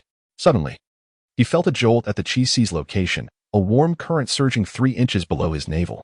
The 4 acupoints, Guan Yuan, Qi Hai, Shenk, and Mimin, responded to one another, forming a small space of harmony. Su Qingtong sensed this space beneath his navel, where a stream of qi, the size of a bean, was slowly rotating. He pondered, could this be the Dan Tian and primordial energy referred to in the 5-dan Lian Yuan Ju? Excited, he continued to guide the specks into his body, which gradually congregated towards the Dan Tian along a designated path. Unbeknownst to him, the night passed, and the crowing of roosters awakened him. He felt a surge of blood and qi, nearly causing him to vomit. It turned out that his ignorance of the proper method of closing his practice had led to an interruption, causing the spiritual energy within to collide chaotically, nearly resulting in a reckless conflagration of his essence. Su Qingtong mused, to practice recklessly without understanding the methods is indeed perilous. I must exercise caution henceforth. Suppressing his discomfort, Su Qingtong calmed his mind, concentrating on the Dan Tian to sense any changes within. Suddenly, he discovered a marvel that filled him with astonishment. It was as if he could visually perceive his Dan Tian, where a swirling mass of misty qi was slowly rotating. The appearance was similar in size to what he sensed the previous night, remaining bean-sized, yet this time he could distinctly see the qi's form, seemingly more substantial than before. He was puzzled. Was his practice flawed? Why had the qi mass shown little change? Had his night's efforts been in vain? Rising from his bed, Su Qingtong stretched his limbs, finding no discomfort. Despite a sleepless night, he did not feel fatigued. Rather, he felt invigorated. However, the interruption in his practice had left his blood and qi somewhat unstable. He chose not to rush outside, sitting at the edge of his bed to rest for a moment. Reflecting on his newfound ability to perceive his Dan Tian, excitement bubbled within him. Could this be what Lu Mo referred to as spiritual awareness? Yet, according to Lu Mo, such awareness should only manifest upon reaching the second layer of qi refining. As he had only just begun his cultivation, surely he could not have attained even the first layer. Why then had he developed this awareness? Unable to unravel the mystery, he dismissed the thought. Recalling the sensation of exploring his Dan Tian, Su Qingtong extended his awareness outward. He observed the chicken coop in the yard, where a large white goose was cautiously stretching its neck, glancing about, then lifting and gently placing its foot down. Su Qingtong felt as though he had discovered a new world, eagerly probing his awareness further. Oh, my uncle is already awake, but my aunt is not in the room. Ah. His cousin was sleeping quite ungracefully, her blanket half on the bed and half on the floor. Such a position was undeniably unladylike. Clearing his throat, he thought. One must not gaze upon the unseemly. I did not mean to intrude. He quickly withdrew his awareness, not daring to look any longer. Peering further, Su Qingtong realized the view faded into a gray mist. Estimating, he discerned that he could see clearly up to 3 to 4 zhang away. Retracting his awareness, he hastily washed his face and adjusted his clothing before entering the back hall. His uncle was already seated at the table with a cup of brewed tea, lost in deep contemplation. Upon entering, Su Qingtong bowed respectfully and greeted, "Good morning, uncle." Chen Jiaoyang, noticing Su Qingtong's arrival, returned to the present and acknowledged him. After breakfast, Su Qingtong approached his uncle, hesitating for a moment before recounting the events of the previous night to him. Upon hearing this, Chen Jiaoyang abruptly rose to his feet, his eyes widening in disbelief as he exclaimed, "Qingtong, what did you say? You possess the ability to cultivate the way of the immortals?" Chapter 11. Cultivation. Observing the astonished and incredulous expression on his uncle's face, Su Qingtong nodded and spoke. "Yesterday, I diligently studied the 5-dan refining yuan method left by our ancestor. Following the instructions in the text, I meditated and practiced my breathing throughout the night. To my surprise, I was able to form a dantian within my body and cultivate some magical power. However, I am still uncertain how to wield this newfound power." Chen Jiaoyang, visibly excited, remarked, "I too have carefully studied the 5-dan refining yuan method passed down from our 5th ancestor. Yet I could not sense any spiritual energy as described in the text. I presumed it was due to my lack of celestial affinity. Little did I expect that you would be able to cultivate it. It seems that our Qin family lineage will soon produce another immortal." Su Qingtong understood that his uncle likely lacked spiritual roots, rendering him incapable of sensing the spiritual energy of heaven and earth. Not wanting to delve into an explanation, he replied, "Perhaps the techniques passed down from our ancestors are not suited for your cultivation. Once I enter the immortal realm and achieve success in my training, I will seek out suitable methods for you to try." Chen Jiaoyang found his nephew's reasoning sound and ceased to ponder further. "Qitong, focus on the cultivation method passed down from our ancestor. Should you need anything, do not hesitate to inform your uncle." With that, Chen Jiaoyang proceeded to the front hall. When Chen Ruoling returned, Su Qingtong advised her not to disturb him unless necessary and retreated to the western chamber. Chen Ruoling, somewhat surprised, wondered why her brother had not gone to the study that day. Considering his request for solitude, she chose to remain silent. Once back in his room, Su Qingtong sat cross-legged on his bed, beginning his meditation and breathing exercises. Contemplating his ability to multitask, he attempted to extend his consciousness toward the front hall while meditating. The distance from his room to the front hall was roughly 3 to 4 zhang, well within the range of his spiritual awareness. He spotted his uncle, Chen Jiaoyang, attending to a small boy of similar age in the front hall. Intrigued, he directed his consciousness toward the right, where a medicinal cabinet stood. Upon inspection, he discovered several herbs exhibiting clear fluctuations of spiritual energy, piquing his curiosity. After completing a full cycle of meditation, Su Qingtong ceased his practice. Upon concluding, he made his way to the front hall, where he quickly identified the herbs he had just seen: amethyst quartz, ginseng, and dragon bone, the latter referring to a medicinal herb, not the bones of an actual dragon. Noticing Su Qingtong rummaging through the herbs, Chen Jiaoyang inquired, "Qingtong, why have you left your room to search for medicinal materials?" "Uncle, these herbs possess unique qualities, and I wish to study them further," Su Qingtong replied. Presenting a ginseng root approximately 30 years old, a piece of amethyst quartz the size of an infant's fist, and a 2-pound piece of dragon bone, Chen Jiaoyang examined the items Su Qingtong had gathered, recognizing them as some of the most precious herbs in the shop. Concerned that his nephew might damage them, he cautioned, "Handle them with care, do not soil or break them. Return them after your examination." Su Qingtong promised and returned to his room with the herbs. He scrutinized the ginseng closely, noting that aside from its age, it appeared unremarkable. Scanning the ginseng with his consciousness, he detected faint fluctuations of azure spiritual energy within it. Though minimal, it was noticeably denser than the surrounding air. Setting the ginseng aside, he picked up the amethyst quartz. A sweep of his consciousness revealed similar spiritual energy fluctuations within, albeit in a golden hue as opposed to the azure of the ginseng. He then examined the dragon bone. finding that its spiritual energy mirrored that of the amethyst quartz, also exhibiting a yellowish-brown coloration. Excitement coursed through Su Qingtong. This spiritual awareness proved invaluable, allowing him to perceive what lay beyond the capabilities of the naked eye. He resolved to utilize this ability frequently, as it might lead to delightful discoveries. Contemplating the dragon bone in his hand, he activated the 5-Dan refining yuan method. Instantly, tendrils of spiritual energy flowed from the dragon bone into his body through his arm. Guiding the energy with his consciousness, he traversed the extraordinary meridians and the 8 vessels, ultimately refining it into magical power and channeling it into his dantian. After approximately half an hour, Su Qingtong had completely drawn out the spiritual energy from the dragon bone. Upon inspecting his dantian, he found the energy mass had expanded to the size of a peanut. He was elated, astonished that a single herb could yield a far greater amount of spiritual energy than an entire night of meditation. However, his joy was short-lived. As he drained the energy from the 2 to 3 pound dragon bone, it transformed from a pristine white to a dull gray. Placing the dragon bone on the table, he was astonished to see it disintegrate into a fine gray powder. After a moment of contemplation, understanding dawned on him. The spiritual energy within the dragon bone was its essence. Having extracted it, only the dross remained. No wonder it crumbled to dust. Gazing at the shattered remnants of the dragon bone, his attention shifted to the remaining herbs. One sheep is led, and so too is the flock. What difference does it make whether he damages 1 herb or 3? The worst that could happen would be a reprimand from his uncle. With this thought in mind, he seized the ginseng once more. By midday, Su Qingtong had successfully reduced all 3 herbs to piles of medicinal residue. While his internal magical power had grown to the size of a pigeon's egg, the 30-year-old ginseng was indeed extraordinary. It took him nearly an hour to fully absorb its spiritual energy. Staring at the 3 heaps of herbal residue, Su Qingtong found himself in a daze. While this method of cultivation was undoubtedly rapid, the cost was exorbitantly high. Such practices were beyond the reach of ordinary families.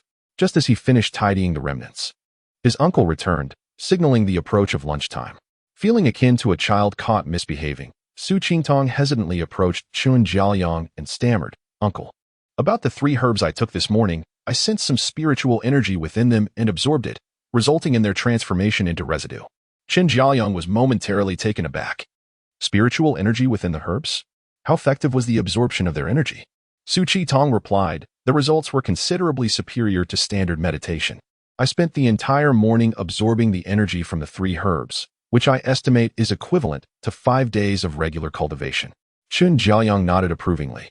"As long as it proves effective, we can always procure more herbs. If it aids your cultivation, spending a little money is inconsequential. This afternoon, feel free to explore the front hall.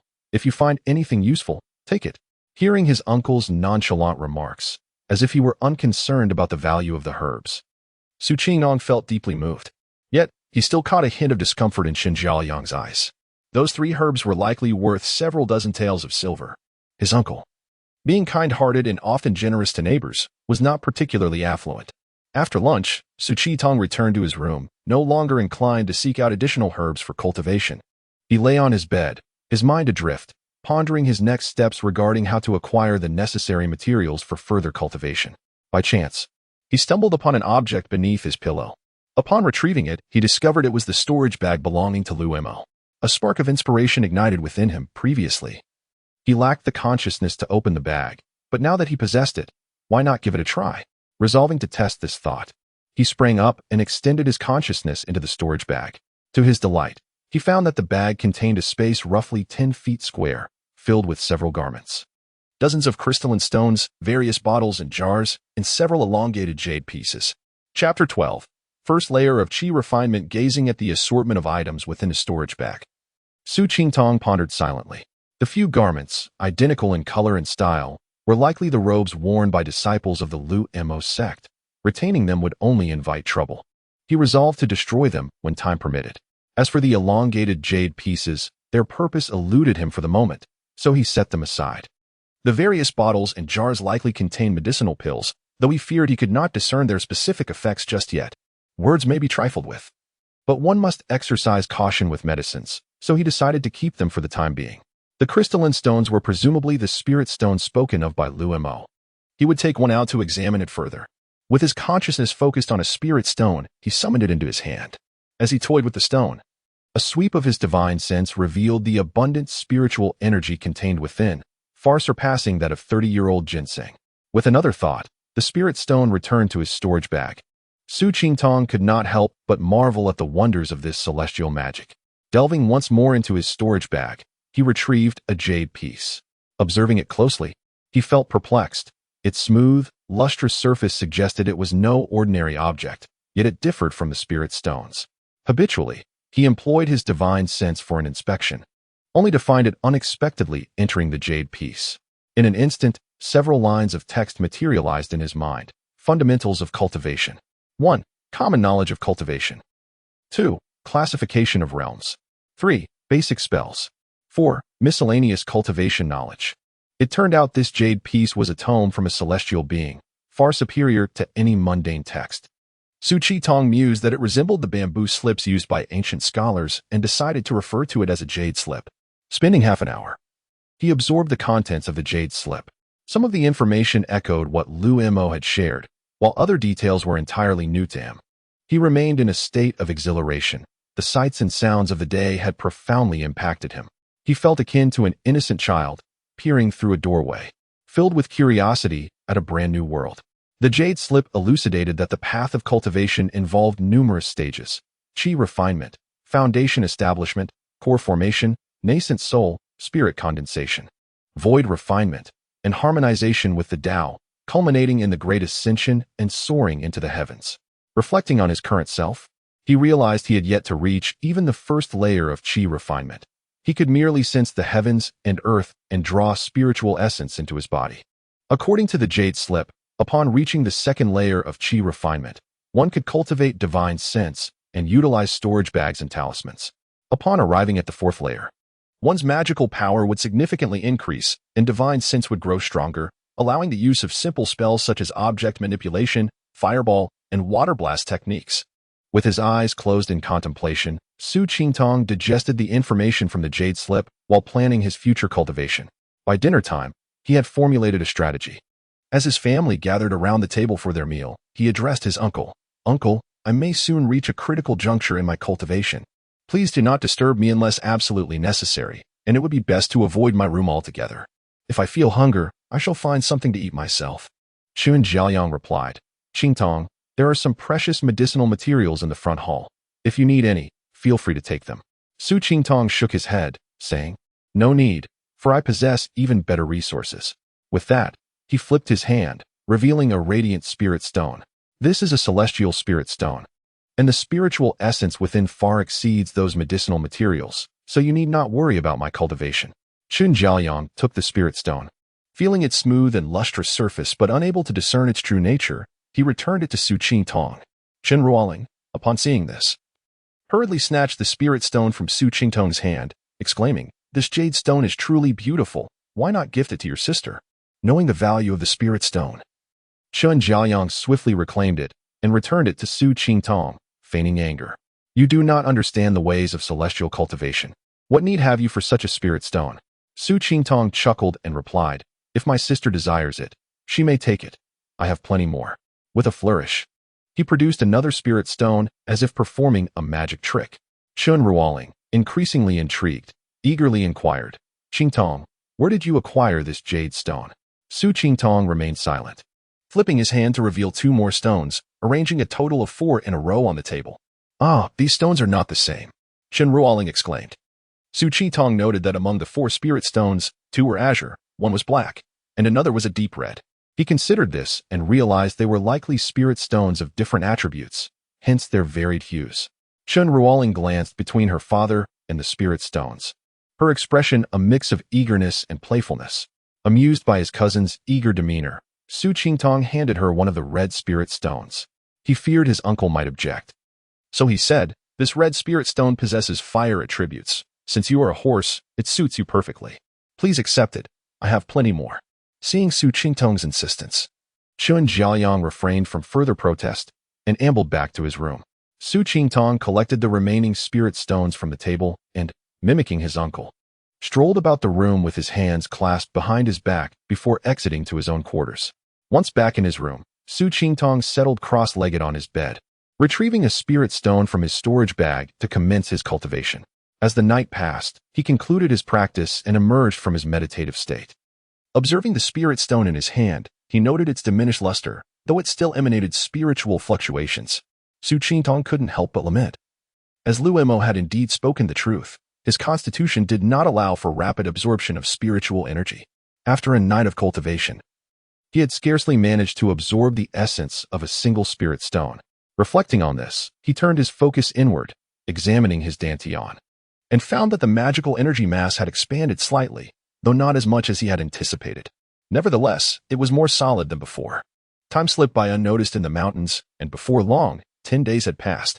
Su Qingtong had absorbed the essence of 6 spirit stones, one of which was a white, metal-attributed stone that he could not assimilate. Realizing he possessed 4 elemental roots, he deduced that his deficiency lay in the metal attribute, preventing him from absorbing its energy. On this particular day, while seated in meditation, Su Qingtong suddenly felt a fullness in his dantian, as if it could no longer take in any more spiritual energy. He understood that he was approaching the threshold of breaking through to the first layer of qi refinement. Not daring to be complacent, he diligently followed the instructions of the 5-dan refinement method, continuing to draw in spiritual energy while channeling the magical energy within his dantian throughout his limbs, tirelessly refining his meridians and transforming his body. Suddenly, a jolt coursed through him, and the sensation of fullness in his meridians and dantian swiftly dissipated, replaced by an overwhelming emptiness, akin to the feeling of hunger after days without sustenance. He hastily directed his divine sense to inspect his dantian and meridians. Discovering that his dantian had increased in size and his meridians had grown considerably thicker, Su Qingtong rejoiced. Knowing he had finally achieved the first layer of qi refinement and embarked upon the path of cultivation, thus qualifying as a cultivator, albeit just barely. Subsequently, a dark, foul substance began to ooze from the surface of his body. He recognized this as the refuse expelled during the process of refining his meridians and transforming his flesh through magical energy. This waste was both foul-smelling and unclean, clinging unpleasantly to his skin. Yet, in the wake of his breakthrough, Su Qingtong remained unbothered by it. Noticing it was nearly noon, he anticipated his uncle's return for lunch. He extended his divine sense toward the front hall and, indeed, shortly thereafter, his uncle finished attending to the last patient and headed toward the back hall. Chapter 13. The True Essence Scripture. Upon noticing his uncle approaching, Su Qingtong hurriedly opened the door a crack and whispered, "Uncle, come quickly." Chen Jiaoyang, seeing his nephew's furtive demeanor, couldn't help but chuckle, saying, "What are you up to, you little rascal, acting all mysterious?" With that, he stepped into Su Qingtong's room. As soon as he entered, Chen Jiaoyang was met with a peculiar odor. Glancing at Su Qingtong, he observed that his face and body were smeared with a layer of grimy, oily substance, which was the source of the unpleasant scent. Chuckling, he remarked, "Qingtong, you haven't fallen into a latrine, have you?" Su Qingtong, slightly embarrassed, quickly explained to his uncle, "Uncle, I have made a breakthrough in my training. This dirt is merely the impurities expelled from my body after advancing in my practice. I just want to take a bath and change into clean clothes." Hearing of his nephew's advancement, Chen Jiaoyang was overjoyed and eagerly responded, "Excellent. Wait here, I'll fetch some water for you right away." After bathing and changing, Su Qingtong sat at the dining table and shared his experiences of cultivation with his uncle's family. Then, he turned to Chen Ruoling and said, "Sister, my practice of the immortal techniques must not be disclosed to outsiders, lest it incite trouble." Chen Jiaoyang pondered this and, recognizing the wisdom in his nephew's words, advised his daughter accordingly. After lunch, Su Qingtong did not rush to meditate, but instead sat cross-legged on his bed, closing his eyes to reflect. With 2 primordial spirits at his disposal, one engaged in cultivation and the other idly resting, wasn't it a waste of time? He pondered whether he could cultivate with one spirit while the other studied spells or examined the jade slips left by Lu Mo resolute in his thoughts. Su Qingtong wasted no time and retrieved the jade slip that contained the foundational guide to immortality. He refrained from using spirit stones, as he possessed only 45 stones left by Lu Mo, having given one to his cousin and consumed 7 for his cultivation, leaving him with 37. Among these were 3 of the metal attribute, which he could not utilize, having already used 7 stones to break through to the first layer. He feared that these might not suffice for advancing to the second layer. Thus, he decided to conserve them for when they were truly needed.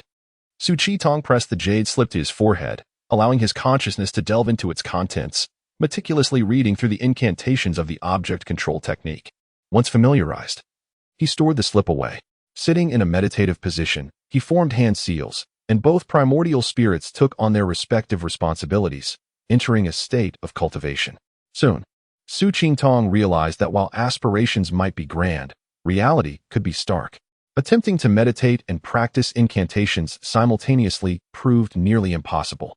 Meditation involved absorbing spiritual energy into the body and refining it into magical power to be stored in the dantian, while spellcasting required guiding this power through fixed meridians using specific gestures. Often, the two processes clashed. Observing his plans fall through, Su Chi-tong felt a tinge of disappointment. Nevertheless, he reaffirmed his resolve. If he could not practice spells, he could still study the jade slips. After all, one could not perish from holding in their urine. Consequently, he retrieved the foundational guide once more, endeavoring to study the jade slips while cultivating. This time, he succeeded. Although initially clumsy, with the passage of time, Su Chi-tong grew increasingly adept. His ability to multitask finally bore fruit. Before he knew it, he had completely absorbed the contents of the foundational guide, gaining a fresh understanding of the fundamental principles of cultivation. He grasped several basic spells, eagerly awaiting the opportunity to practice them in earnest. After a day and night of relentless training, he successfully solidified his breakthrough to the first layer of qi refinement. Su Chi-tong felt immensely satisfied with his ability to multitask, significantly enhancing his training efficiency. Yet, the inability to practice spells simultaneously left him with a hint of regret. He extracted a unique black jade slip from his storage bag, distinct from the others. His curiosity piqued. He sought to discern its uniqueness. As he probed the black jade slip with his consciousness, he found himself unable to penetrate its depths, as if an invisible barrier obstructed his efforts. Frustrated, Su Chi-tong summoned his other primordial spirit to join the endeavor. Yet the result remained unchanged, his consciousness thwarted once again.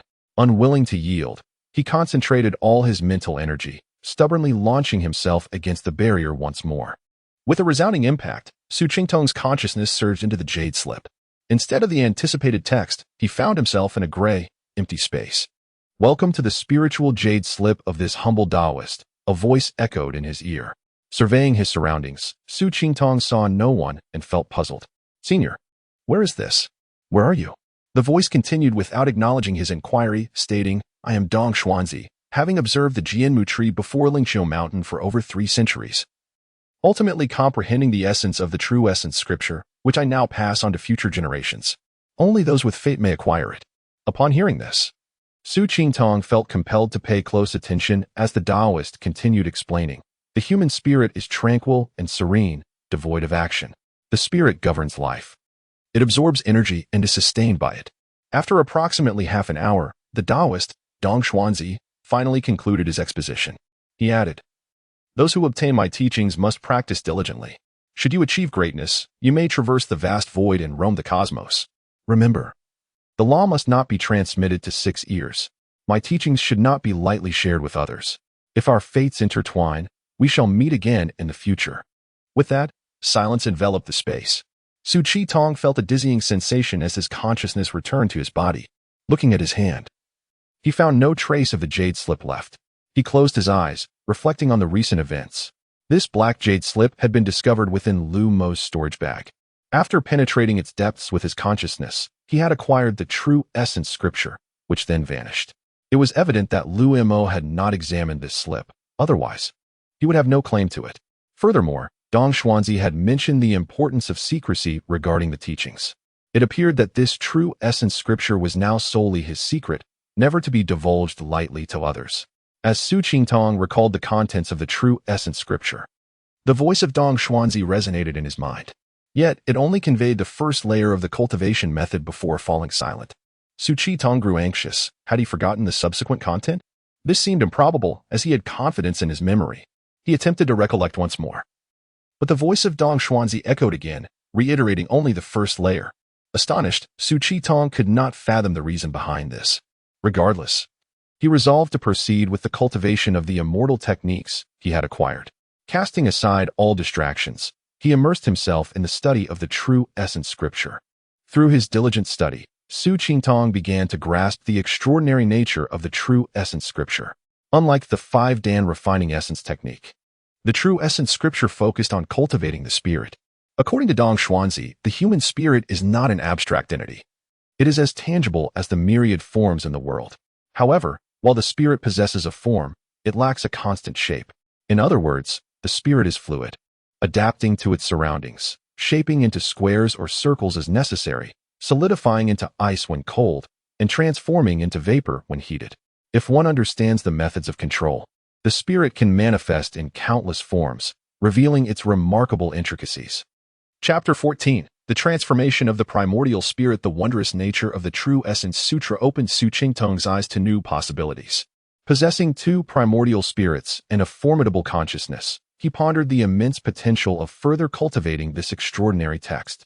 Unable to contain his excitement, Su Qingtong embarked on his journey of mastering the True Essence Sutra. According to its teachings, the heart is the essence of all beings. The heart's recollections form intention. When intention is steadfast, divine powers manifest. When intention falters, one becomes ensnared by illusions. Human thoughts can govern the primordial spirit, and the primordial spirit can command consciousness. He delved deeply into his inner sanctum, observing the 2 entities resembling M&M's chocolate candies, a sight that provoked a chuckle. "Let us commence with your training," he declared. Following the precepts of the True Essence Sutra, he directed his consciousness to refine and forge his primordial spirits. These 2 fluffy beings morphed under his guidance, sometimes flattened, at other times elongated, as if they were mere clay. Every child possesses an innate desire to play, and Su Qingtong was no exception. He maneuvered the True Essence Sutra, kneading and shaping his primordial spirits with glee. Gradually, he grew adept at controlling his consciousness and understanding the nuances of primordial spirit transformation. However, after more than half a month, he encountered a bottleneck in his practice. His 2 spirits could assume various forms at his will. Yet once the operation of the True Essence Sutra ceased, they would revert to their original states. In deep contemplation, he found himself at a loss until a phrase from Dong Xuanzi echoed in his mind: "Use intention outwardly and unite intention with spirit." Could it be that he needed to attach his intention externally to control the form of the spirit and merge with it? Indeed, once he employed intention, the spirit acquired structure and substance, no longer reverting to its former shape. However, upon the dissolution of awareness, the primordial spirit would still revert. How could he achieve the unity of intention and spirit? Dong Xuanzi had not elaborated on this matter. Reluctantly, he resumed his practice, endlessly striving to control his primordial spirit into the desired form. After countless attempts, a breakthrough finally occurred when he sensed that the intention affixed to his primordial spirit had inexplicably vanished, and the spirit did not revert for a long while. A sudden clarity dawned upon him. It was evident that with sufficient practice, intention could transform into spontaneity, akin to his childhood experiences in calligraphy. Initially, every stroke was meticulously controlled, yet with time, the deliberate effort faded, allowing him to write beautifully without conscious manipulation. To validate his insight, Su Qingtong revisited the True Essence Sutra. This time, he unexpectedly discovered that after expounding the first layer of the technique, Dong Xuanzi had continued onto the second layer. Upon grasping the second layer, Su Qingtong realized that the True Essence Sutra only revealed the subsequent teachings after mastering the first. Clearly, his prior epiphany had represented a breakthrough in the first layer. Su Qingtong felt a twinge of frustration at the old sage for not imparting all teachings at once, instead dispensing them as if squeezing toothpaste. What if he were to perish? Would the knowledge be lost? Setting aside his distractions, Su Qingtong resumed his cultivation of the True Essence Sutra, this time aspiring to shape his primordial spirit into his own likeness. The previous formless shapes, such as leaves and swords, had been simple and manageable. This task, however, was far more complex. As he attempted to mold the head, he encountered failure time and again, exhausting himself in the process. Overwhelmed, he paused to rest, reflecting on the wisdom of the saying, "Haste makes waste. To excel in one's work, one must first sharpen their tools." After a brief respite, he revisited the True Essence Sutra, delving deeper into the intricacies of controlling consciousness. An idea struck him.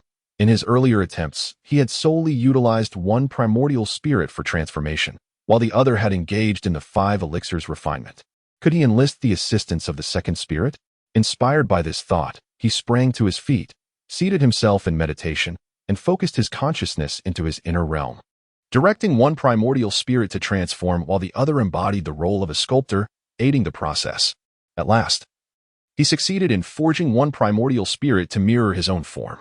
He then began to repeat the process of forging and restoring until he achieved the unity of intention and spirit, culminating in the emergence of a brand new self within his inner sanctum. Gazing upon his identical primordial spirit, Su Qingtong smiled with satisfaction. With a mere thought, the spirit opened its eyes, and he delightedly commanded it to blink, lift its leg, and wave its hand, all executed with remarkable fluidity. Why not seize the moment and forge the other primordial spirit to resemble myself as well? Su Qingtong mused. After a brief interlude, he resumed the True Essence Sutra, initiating the creation of the second spirit. He noticed that the spirit resembling him was far more agile than the previous, fluffy form, significantly enhancing the efficiency of his forging. In less than half an hour, the second primordial spirit was complete. He then experimented by erasing the intention within the spirit, causing it to revert to its fluffy shape. Yet, with another thought, it transformed back into his likeness. He reveled in playful antics with both spirits in his inner sanctum, finding the experience increasingly enjoyable. After a time, Su Qingtong pondered, since the primordial spirits could replicate his form, might they also learn to cultivate spells as he did? With this in mind, he directed one spirit to begin practicing the art of object manipulation as outlined in the foundational guide to cultivation. However, he quickly realized the folly of his assumption. His primordial spirit possessed only the superficial appearance, lacking the essential channels and dantians for true cultivation. How splendid it would be to forge a primordial spirit that mirrors my physical self entirely, he contemplated, allowing both to cultivate techniques simultaneously. Though my aptitude is lacking, with two spirits in tandem, I might not fall far behind those with singular elemental roots. Determined to execute his plan, Su Qingtong optimized his magical energy and focus before embarking on another round of forging for his primordial spirit. After 5 days of relentless effort, he finally succeeded in crafting a spirit identical to his physical form, which now resided in his inner sanctum. Throughout those 5 days, he endured countless failures. His eyes reddened from fatigue, and his visage worn, yet he persevered, driven by an indomitable spirit. As the saying goes, heaven rewards the diligent. Each effort bore fruit, culminating in the successful forging of his primordial spirit, which not only enhanced his mastery of the second layer of the True Essence Sutra, but also solidified his resolve in the path of cultivation. Chapter 15. The arrival of the immortal time flows swiftly, and in the blink of an eye, Su Qingtong has spent 7 months in the town of Hodang. As the year draws to a close, the streets and alleys of Hodang are enveloped in a rich atmosphere of festivity. Red lanterns are hung, and the sounds of vendors selling meat, tofu, and fabric echo throughout. Children chase each other, clutching bright red candied hawthorns, while the occasional sound of firecrackers punctuates the air. Observing the lively scene outside, a smile graces Su Qingtong's face. He is even tempted by the thought of showcasing his excellent calligraphy skills at a stall to sell Spring Festival couplets, perhaps earning a few silver coins in the process. However, his uncle dissuades him, reminding him that the family does not need those few coins, and it is better for him to stay home and practice his skills. On New Year's Eve, Chun Jiaoyang, noticing that no more patients were visiting, was preparing to close up shop and assist his wife with the New Year's preparations when a stranger entered. The man, in his 30s, had a long, thin face with a pointed chin and sunken eyes that made his pupils appear large. His long hair was casually tied back, and he wore a light blue robe trimmed with blue at the edges, with tightly cuffed sleeves embroidered with a circular pattern. Upon seeing the man, Chun Jiaoyang instinctively sensed that he bore ill intentions and did not seem to be a patient. He inquired, "Esteemed guest, what brings you here?" The man boldly approached Chun Jiaoyang, sizing him up with an air of arrogance, and asked, "Are you the esteemed Dr. Chen of this town?" "Indeed, I am. May I ask what brings you to seek an audience with me?" Chun Jiaoyang replied, "You are the uncle of that boy Su from Yang Village in Qingshu Town? Call him here at once." The man commanded.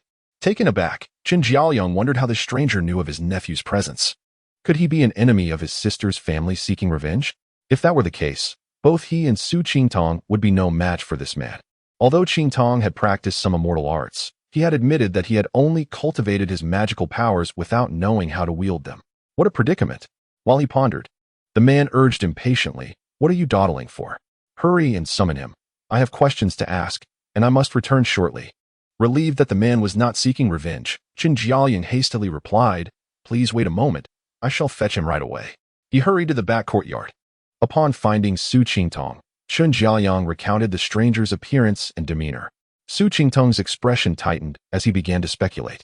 He whispered to Chen Jiaoyang, "Uncle, when we go out front, do not speak too much. Let me take the lead. If anything unexpected occurs, do not engage in any disputes with him.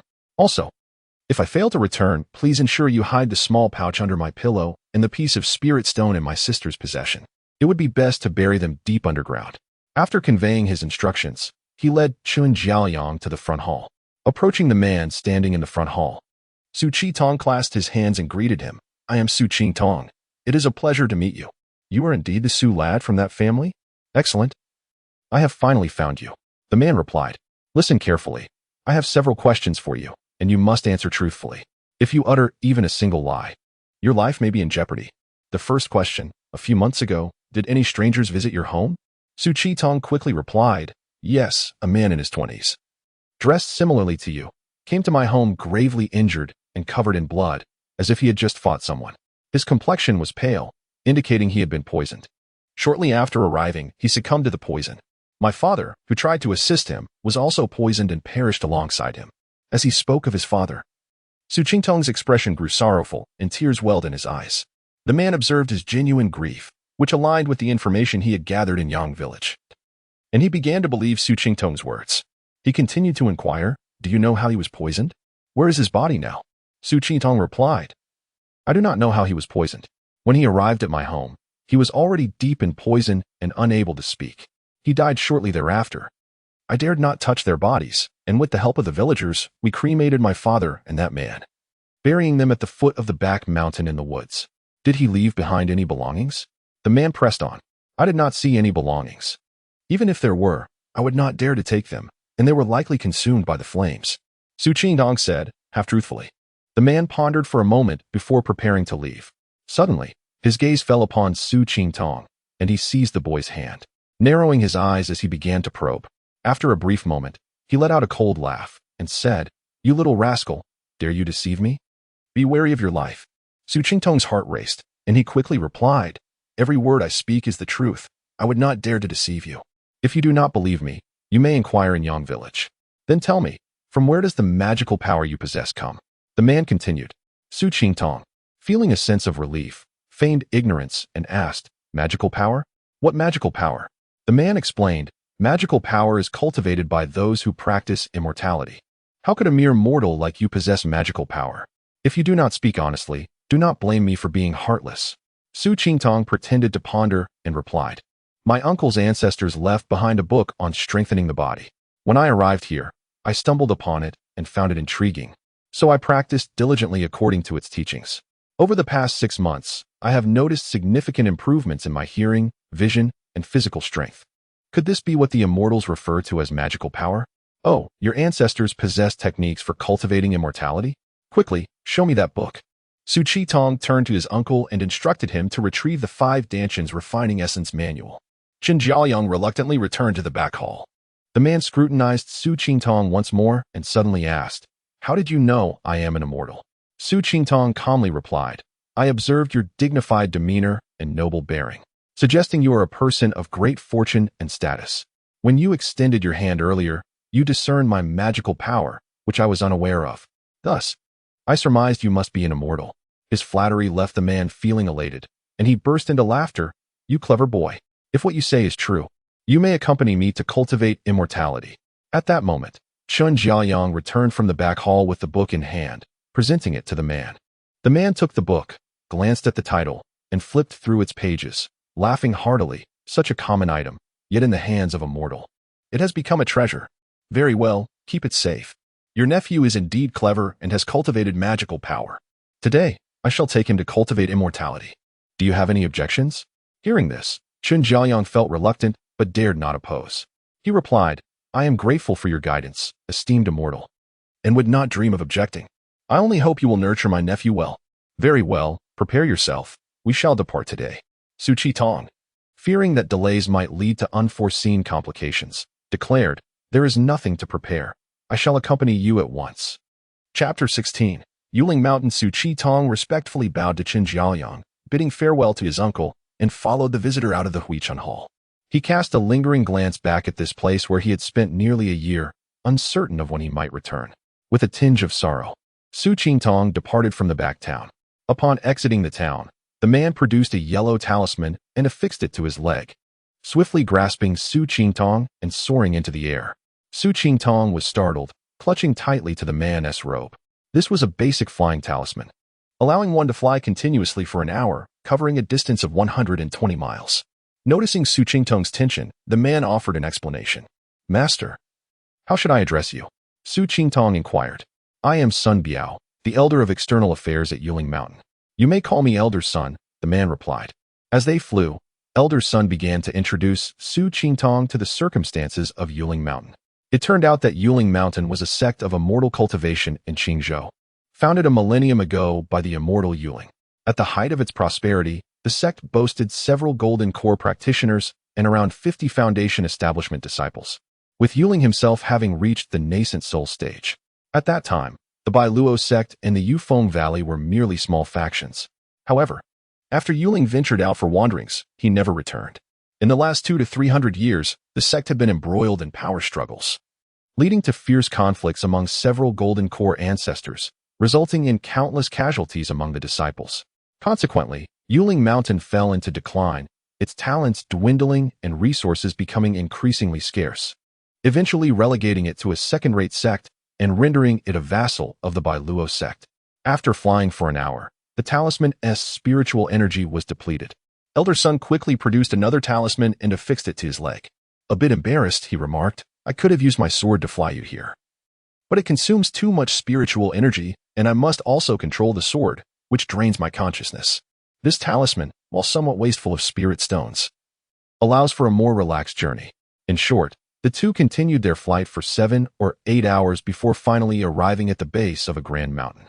Elder Sun descended, placing Su Qingtong on the ground, and announced, "We have arrived. Come with me inside." Saying this, he produced a jade token and waved it before him. Suddenly, the scenery shifted, revealing a mountain gate before them. Before Su Qingtong could express his astonishment, Elder Sun pulled him inside. Elder Sun has returned. Disciples pay their respects.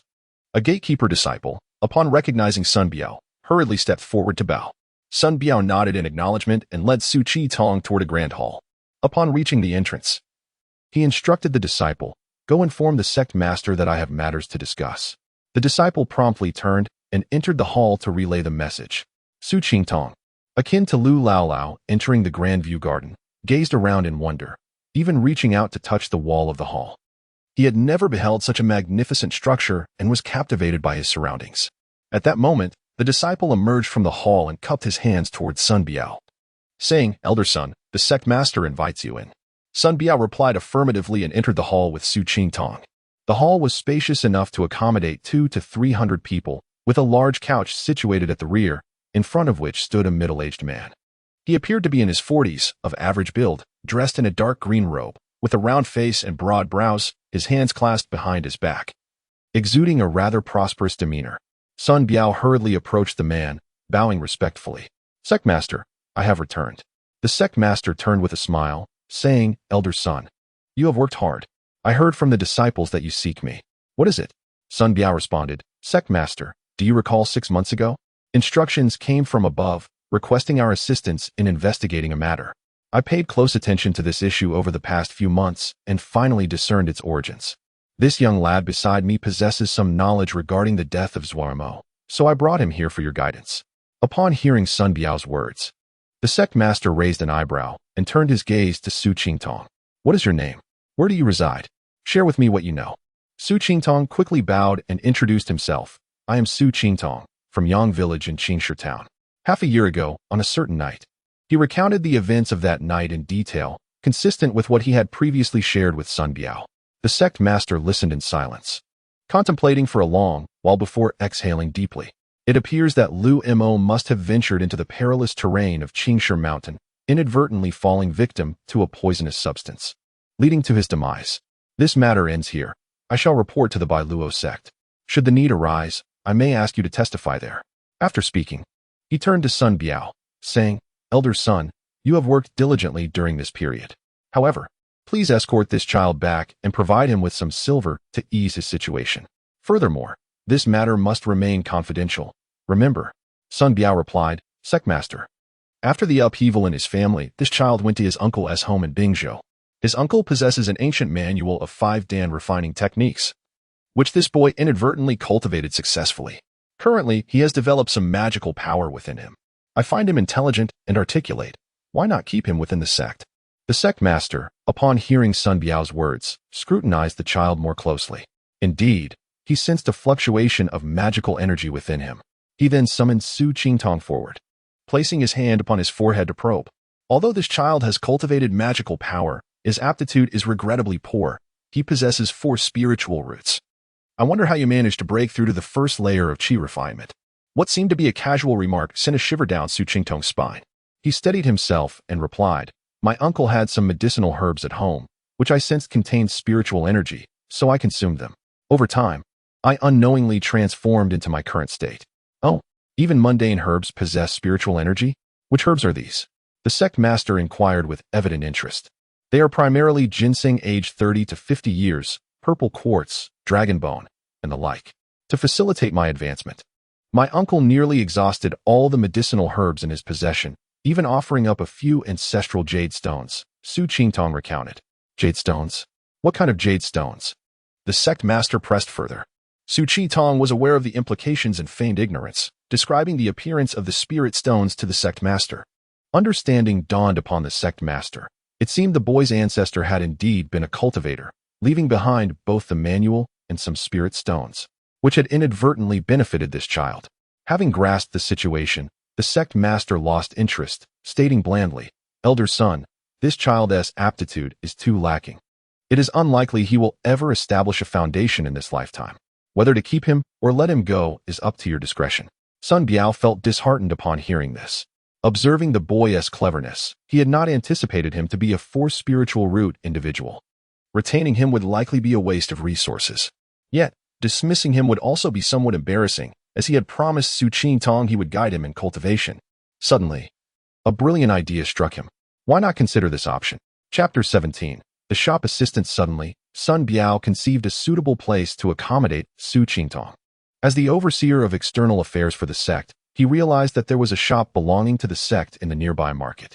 Why not let Su take on the role of an external affairs disciple and assist in the shop? An external affairs disciple, in essence, is merely a long-term worker employed by the sect, not a true disciple. Much like the servants in grand families who may not belong to the clan, but can proudly declare, I am of such and such family when they step outside. Sun Biao escorted Su Qingtong away from the main hall, heading towards the entrance of Yuling Mountain. As they walked, Sun Biao remarked, Young one, you heard the words of the sect leader. Your aptitude is lacking, and cultivating within the sect may lead to no significant achievements. Why not work in our shop? You can earn some spirit stones and broaden your horizons. You are still young. There is no rush in cultivation. Gaining knowledge will be far more beneficial for your future practice. Su Qingtong remained silent, initially believing that entering the immortal sect would grant him the chance to cultivate immortality and attain longevity. He had not anticipated being relegated to the role of a shop assistant. However, having come this far, what other choice did he have? Returning to his uncle, only to confess that he had not been selected by the sect, was not an option. His uncle held high hopes for him, and he did not wish to disappoint him. Thus, he resolved to accept his fate. With this in mind, Su Qingtong's gaze grew resolute as he nodded and said, I shall leave everything in Elder Son's capable hands. I have no objections. The two departed the mountain gate, with Elder Son summoning a flying talisman as they soared towards a certain direction.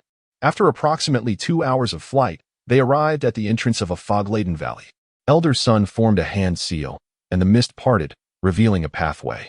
Sun Biao led Su Qingtong into the depths of the valley. Upon entry, the scenery transformed dramatically. They had clearly arrived at a bustling marketplace, with a wide thoroughfare stretching north to south, flanked by numerous shops. The signs at the shop entrances swayed gently in the breeze, showcasing names like Rare Herb Pavilion, Refinement Hall, and Treasure House, all lined up in succession. Su Qingtong followed closely behind Sun Biao, observing the shops on either side of the road.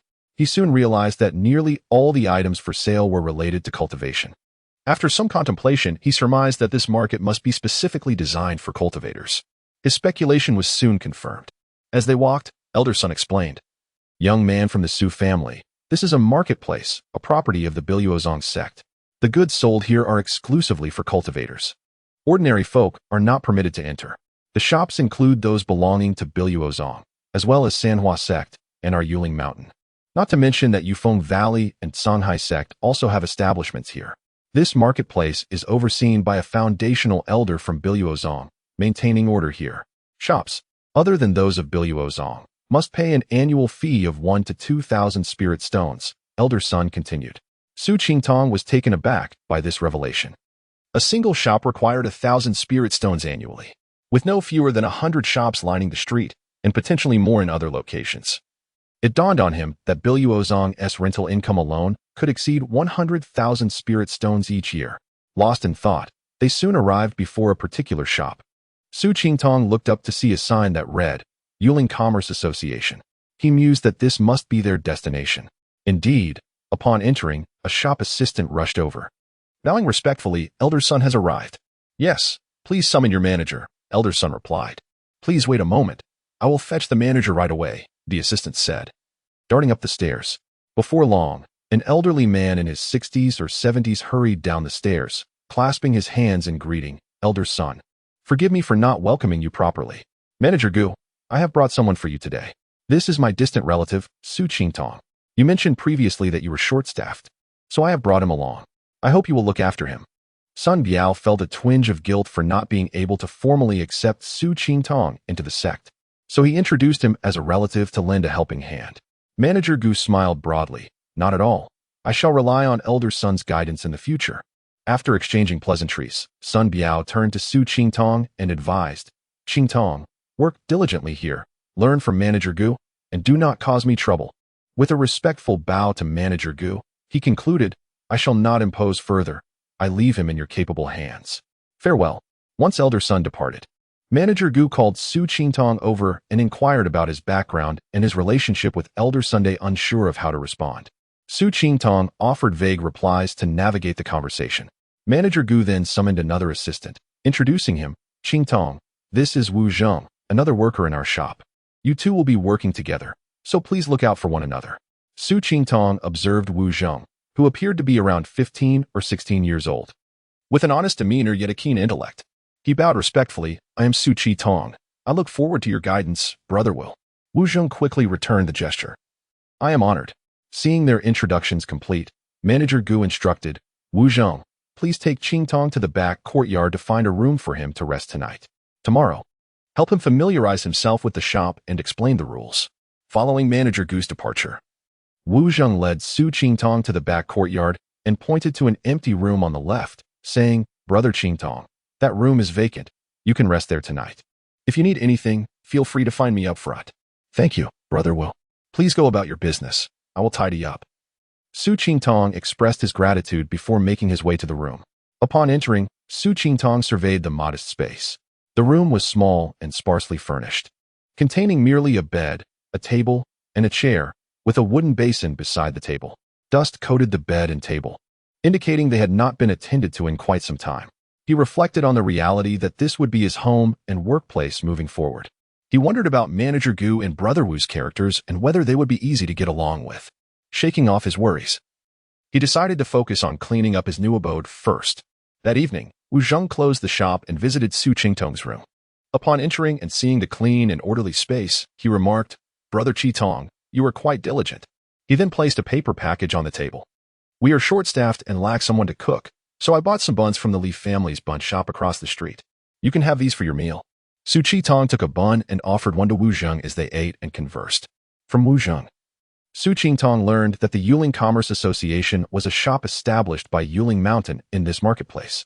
There were only 3 individuals working there, including Manager Gu, who was 73 years old and at the 8th level of Qi refining. If he did not break through to the 9th level soon, his lifespan would be limited.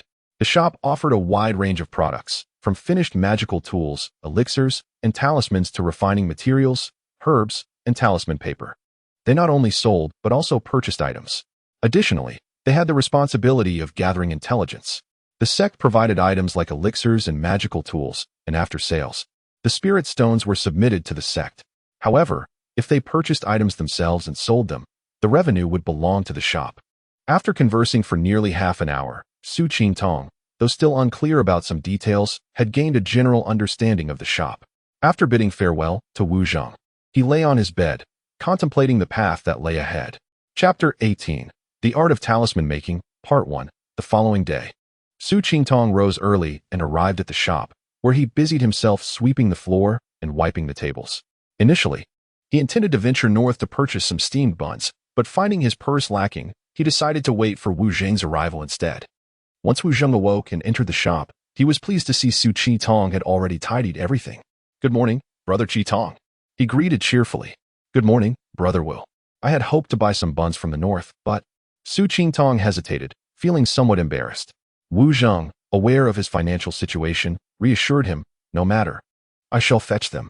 All our living expenses are covered by the shopkeeper. We need not spend our own money." With that, he stepped out to procure the buns. After breakfast, Su Qingtong's first day of work commenced in earnest. Throughout the morning, the shop saw a modest flow of customers, only 20 or 30 in total, most of whom came to purchase elixirs and talismans. A few individuals inquired about magical artifacts, but no sales were made. As Su Qingtong observed Wu Zheng haggling with customers, he also kept an eye on the shop's merchandise. When the shop quieted down, he seized the opportunity to ask Wu Zheng about certain aspects he found perplexing.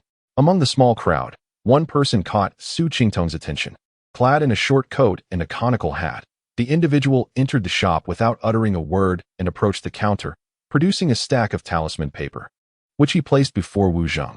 After a quick count, Wu Zheng handed over 20 spirit stones to the man, who then turned and departed. Once the man had left, Su Qingtong inquired, "Brother Wu, what was the purpose of that individual?" Wu Zheng replied, "He is a regular customer of our shop, here to sell talismans."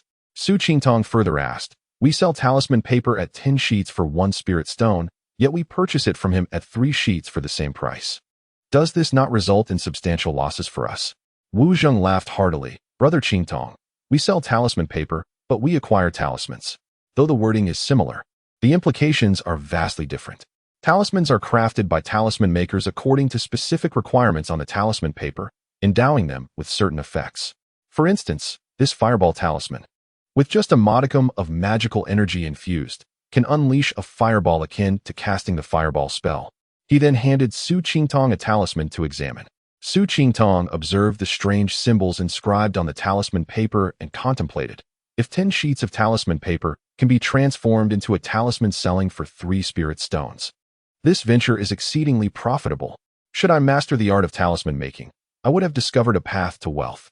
However, before he could indulge in this fantasy, Wu Zheng doused his enthusiasm with cold reality. Although talisman making appears simple, it is quite the opposite. First, one must comprehend the principles of talisman creation, which is not overly difficult. The challenge lies in possessing sufficient magical energy and a powerful consciousness. Without ample magical energy, the talismans produced lack potency and may even fail to activate. A robust consciousness is indispensable for crafting talismans as well. Wu Zheng explained, talisman making differs from writing. It requires a fluid and uninterrupted process. Should one falter midway, not only may the talisman paper become waste, but it may also result in an explosive backlash that could harm the maker.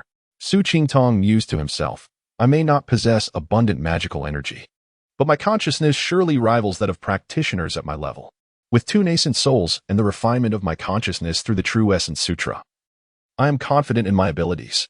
Thus, he voiced his desire to Wu Zheng, "Brother Wu, I wish to learn the art of talisman making. Might it be possible?" Wu Zheng's expression grew troubled as he replied, "Brother Qingtong, it is not that I oppose your wish, but practicing talisman making is quite an expensive endeavor. The shop's inventory is meticulously documented. All purchases and sales are recorded daily." At this juncture, Wu Zheng paused, leaving his meaning clear. This endeavor would require significant funds, and he could not make that decision unilaterally. Su Qingtong feigned ignorance of Wu Zheng's implications and remained silent. Noticing Su Qingtong's lack of response, Wu Zheng continued, "Brother Qingtong, the shop has some jade slips related to talisman making. Why not take them to study first? Once you have mastered the concepts, I will inform the shopkeeper, and with his approval, you may practice on talisman paper, if that suits you." Su Qingtong noted with appreciation that while Wu Zheng appeared straightforward, he was quite astute, deftly absolving himself of responsibility. However, Su Qingtong was content with merely obtaining the jade slips on talisman making. After enduring the day, Su Qingtong was so eager to delve into the jade slips that he neglected to eat. He began studying the principles of talisman making. Essentially, talisman creation involves using special materials and methods to channel spiritual energy along specific pathways, locking it into the talisman paper. When utilized, a small amount of spiritual energy is infused to break the balance of energy, akin to unlocking a door, allowing the energy to flow along the predetermined path, thereby transferring the spell onto the talisman paper. Talismans are categorized into 3 tiers: beginner, intermediate, and advanced, based on the materials used and the complexity of the crafting process. Each tier is further divided into upper, middle, and lower grades, depending on the techniques employed and the skill of the maker. With a grasp of the basic principles of talisman making, Su Qingtong turned his attention to the creation of the simplest talismans. He began with the fireball talisman. Within half an hour, he had mastered the techniques for drawing the fireball talisman, leaving only the act of crafting it. Unfortunately, he lacked talisman paper, a talisman brush, and other necessary materials, causing him to grow increasingly anxious. Suddenly, an idea struck him. He could manifest his consciousness. Why not utilize the method of manifestation within his mud pill palace to simulate the talisman paper and brush, as well as draw the fireball talisman?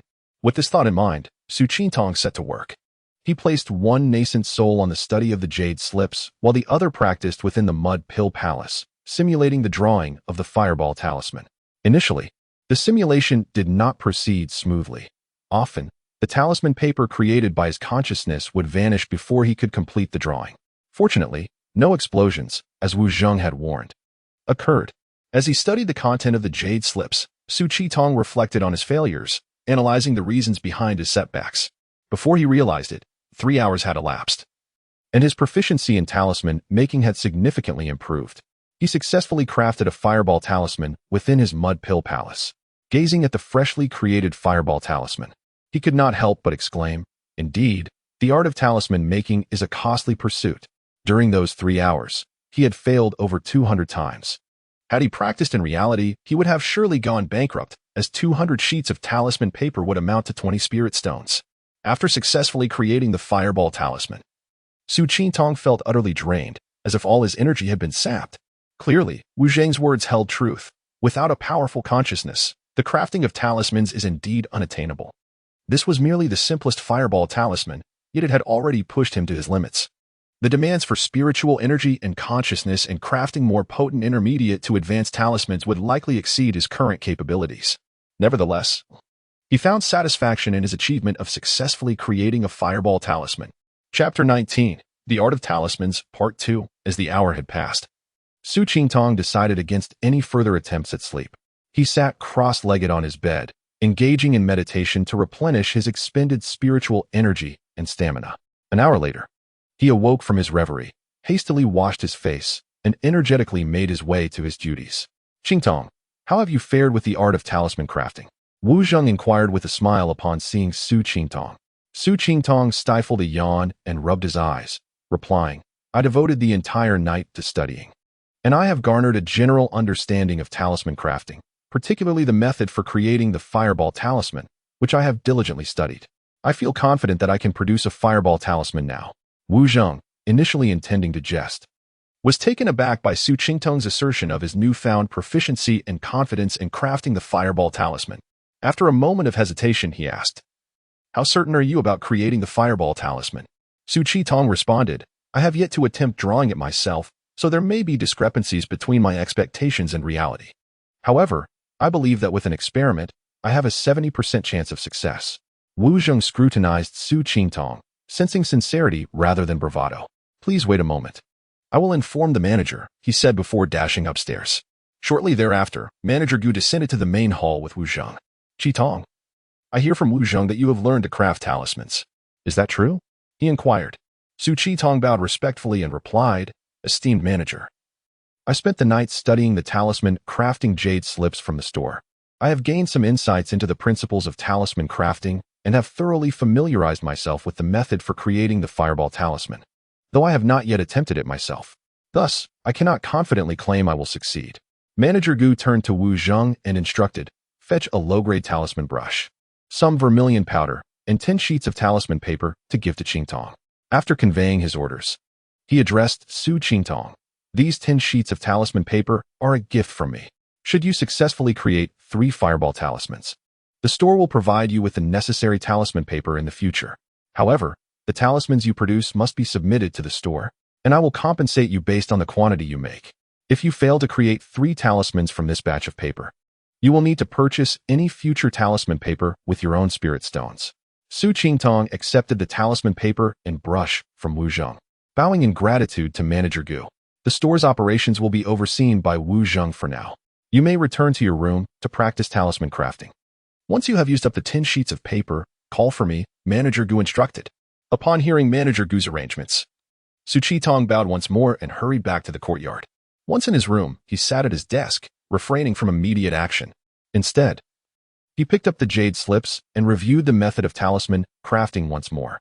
After closing his eyes and mentally retracing the entire process, he felt prepared and took up the brush, dipping it into the vermilion powder before beginning to draw on the talisman paper. Everything unfolded as he had envisioned. Spiritual energy flowed into the brush, transferring through the vermilion onto the paper. Su Qingtong felt increasingly adept, causing his hand to move more quickly. Suddenly, without warning, the talisman paper ignited, reducing it to ashes in an instant.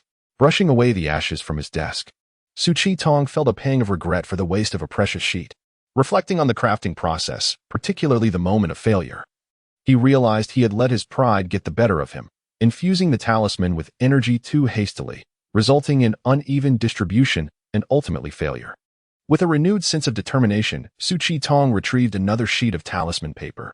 He steadied his mind, dipped the brush in vermilion once more, and resumed his drawing. This time, learning from his previous mistakes, he proceeded with utmost caution. As success loomed near, a wave of excitement surged within him. After all, he was merely an 11-year-old boy, and the thought of successfully crafting a talisman capable of invoking celestial powers was exhilarating. However, this surge of emotion led to his second failure. Once again, the paper erupted into smoke. Su Qingtong felt disheartened. He knew that emotional distractions were detrimental to talisman crafting. Yet he struggled to rein in his feelings. He berated himself internally. Standing still for a moment, he silently encouraged himself. What is this minor setback compared to the hardships I have endured? If I shy away from difficulties, when will I ever transcend to become an immortal? Realizing this, Su Qingtong no longer hesitated and resumed his work. This time, he absorbed the lessons from his earlier failures, focusing intently and meticulously drawing. Just as success seemed imminent, an unforeseen circumstance arose. His internal spiritual energy was depleted. This failure did not weigh heavily on Su Qingtong's spirit. He understood that it was not due to a mistake in technique, but rather a misjudgment of his own capacity. He realized that his internal energy could only support the creation of 2 talismans at a time. Regaining his composure, Su Qingtong sat cross-legged on his bed to restore his spiritual energy. After a considerable time, he finally felt rejuvenated and resumed crafting talismans. With unwavering resolve, he persevered until he successfully created his very first talisman. Beholding the talisman before him, a smile of satisfaction spread across his face. With renewed vigor, he crafted another fireball talisman, leaving him just one short of Manager Gu's requirement. Su Qingtong took his time to regain his focus before creating 2 more fireball talismans. As the day approached its end, Su Qingtong had crafted a total of 4 fireball talismans, surpassing Manager Gu's initial request, while still having 3 blank sheets of talisman paper remaining. As evening fell, he transformed the 3 remaining sheets into 2 additional fireball talismans. One of the failures stemmed from his ambition to enhance the talisman's power, resulting in an uncontrolled infusion of energy during the final stroke. After an entire day dedicated to crafting, Su Qingtong completed all 10 sheets, producing 6 fireball talismans. Elated, he brought the talismans to the store, proudly offering them to Wu Zheng. Wu Zheng's eyes widened in astonishment as he stared at the talismans, momentarily speechless. When he finally regained his composure, he rushed upstairs to summon the manager. Manager Gu, equally astonished, scrutinized the young boy who had only arrived a day prior and had already managed to astound him. He pondered to himself when the art of talisman crafting had become so accessible that even a newcomer could succeed. Excellent work, Qingtong, Manager Gu exclaimed, suppressing his excitement. From now on, whenever the store is not busy, you may return to the courtyard to craft talismans. The materials will be provided by the store. And for every 10 fireball talismans you produce, I will reward you with a spirit stone. Su Qingtong's heart soared with joy upon hearing this. Then, feeling slightly bashful, he asked, "Manager, could you possibly advance me a spirit stone? My internal energy is limited, allowing me to create only 2 talismans before needing to meditate to recover, which takes time. If I had a spirit stone, my recovery would be expedited, enabling me to craft even more talismans." Chapter 20. Intermediate Talismans. Upon hearing Su Qingtong's words, Manager Gu smiled slightly and remarked, "You little rascal, do you fear that I owe you a debt?" With that, he produced a spirit stone from his person and handed it to Su Qingtong. "Consider this as payment for your 6 talismans. For any future talismans you create, simply deliver them to Wu Zhang, and he will settle the spirit stones with you." After speaking, Manager Gu clasped his hands behind his back and ascended the stairs. The Yichuan Commerce Association typically saw a bustling crowd in the morning, which dwindled significantly by the afternoon. Thus, after finishing his lunch, Su Qingtong remained in his room, diligently crafting talismans. With the spirit stone in hand, his efficiency soared, and by the end of the afternoon, he had successfully produced 10 fireball talismans, leaving him with nearly half of the spirit energy still intact within the stone. During dinner, Su Qingtong presented the 10 fireball talismans to Wu Zhang. By now, Wu Zhang was accustomed to such transactions and offered no further comment, simply retrieving a spirit stone to hand over to Su Qingtong. As he gazed at the stone in his palm, Su Qingtong felt a wave of satisfaction wash over him. It seemed that the craft of talisman making indeed promised substantial financial rewards. However, he soon recalled a phrase from a book he had read: "Endeavors of prolonged gain should be avoided. Places of contention should be shunned." Easy money attracts attention, potentially leading one astray and causing neglect of one's cultivation. Having recognized this, Su Qingtong deliberately reduced his output, committing to producing only 10 talismans each day without exceeding that limit. Even so, by the month's end, he had accumulated an income of 30 spirit stones, significantly surpassing Wu Zhang's earnings as a mere shop assistant. For Su Qingtong, crafting 10 fireball talismans daily became an effortless task. His success rate had dramatically improved, and errors were nearly non-existent. After a month of practice, his skill in talisman making had advanced remarkably. He could now draw a fireball talisman with barely a second thought. Throughout this month, Su Qingtong led a highly disciplined life, helping at the shop in the morning and creating talismans in the afternoon. His other spiritual self was equally industrious, dedicating each day to the study of talisman-making techniques. By now, he had successfully produced water arrow talismans, shield talismans, and rejuvenation talismans in the Mud Pill Palace, though he had yet to experiment with them on talisman paper. Noticing that the stock of fireball talismans was plentiful, Su Qingtong decided to diversify his creations. He chose to focus on shield talismans, as fireball talismans were offensive, while shield talismans provided defense. Balance was essential. As an earth attribute talisman, Su Qingtong was pleasantly surprised by his ability to draw shield talismans with relative ease. Aside from the first attempt, which ended in failure, the remaining creations were all successful. When Su Qingtong presented the shield talismans to Wu Zhang, the latter expressed his astonishment. "I was just fretting about the surplus of fireball talismans and their marketability. Yet here you are, producing shield talismans." Upon learning of Su Qingtong's success with the shield talisman, Manager Gu was equally elated and instructed Wu Zhang to reward Su Qingtong with an additional spirit stone. As time flowed by unnoticed, Su Qingtong had spent over half a year at the Yichuan Commerce Association. During this period, he had achieved considerable success. Not only had he filled his purse, but he had also mastered the crafting methods for nearly all low-tier talismans. His only regret was that his cultivation remained firmly at the first level of qi refinement. Nonetheless, there had been progress. He had exercised his meridians through daily depletion and replenishment of spirit energy, resulting in a noticeable thickening compared to before. After deducting his expenses for spirit stones, Su Qingtong still possessed nearly 100. He approached the manager and exchanged 30 spirit stones for a low-grade storage bag. Although he possessed a medium-grade storage bag left by Lu Mo, it was at his uncle's home. Moreover, even if he had it on hand, he wouldn't dare use it, for fear of being recognized. One day, after completing a fireball talisman, Su Qingtong paused his work, staring blankly at the table. He had crafted over 1,000 fireball talismans, each time adhering strictly to a set pattern, rarely making mistakes, but also lacking in innovation. Recognizing that innovation is the primary driver of development, He resolved to introduce some creativity into his work. He recalled earlier attempts to enhance the potency of fireball talismans by increasing the infusion of spirit energy. But those efforts had not succeeded. Determined to try again, he understood that success would greatly amplify the fireball talisman's power. True to his cautious nature, Su Qingtong refrained from immediate experimentation, opting instead to analyze the feasibility of intensifying the spirit energy infusion. Two critical factors came to mind. Firstly, the talisman paper, which had a limited capacity for spirit energy. Secondly, the vermilion powder, which also had its own limits. Su Qingtong pondered. The capacity of the vermilion powder can be easily tested. I merely need to dip my talisman brush into it and continuously infuse it with mana until the powder disintegrates to determine its threshold.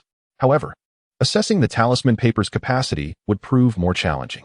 After some contemplation, he decided to first test the vermilion powder's endurance. He dipped his brush into the powder and began infusing it with mana. Gradually, as the mana exceeded its original capacity by 20%, the vermilion showed no signs of change.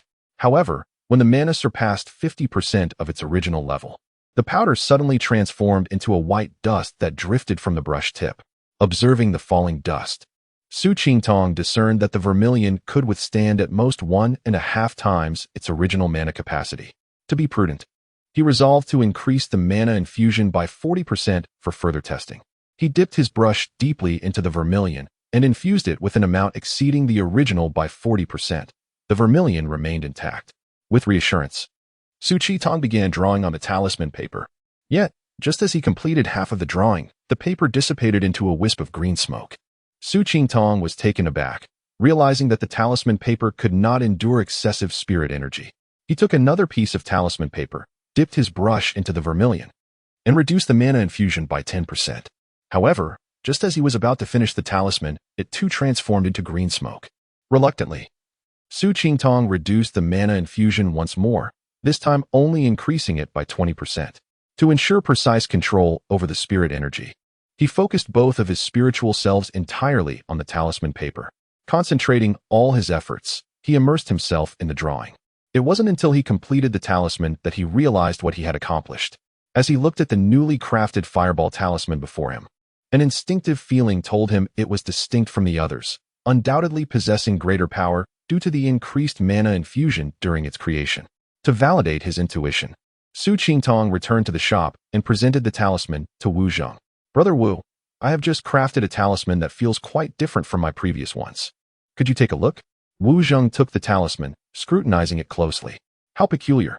This is unmistakably a fireball talisman, yet it differs significantly from the previous ones. It seems much stronger. We ought to consult the manager for a proper appraisal. Before long, Manager Gu descended from the upper floor. He approached the counter, picking up the talisman for examination. After a brief glance, he turned to Su Qingtong and inquired, "Did you truly craft this talisman?"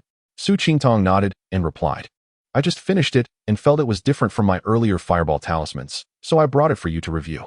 Manager Gu stated, "This fireball talisman has surpassed the upper tier of low-grade talismans and is approaching the lower tier of intermediate ones. While it may appear similar to previous fireball talismans, its power exceeds that of low-grade upper-tier fireball talismans by a considerable margin. I never imagined that a fireball talisman could be refined to such a grade. I am curious as to how you achieved this, young man." Chapter 21. The second layer of Qi refinement. Su Qingtong felt a surge of excitement upon hearing from the shopkeeper Gu that he had actually crafted a mid-tier talisman.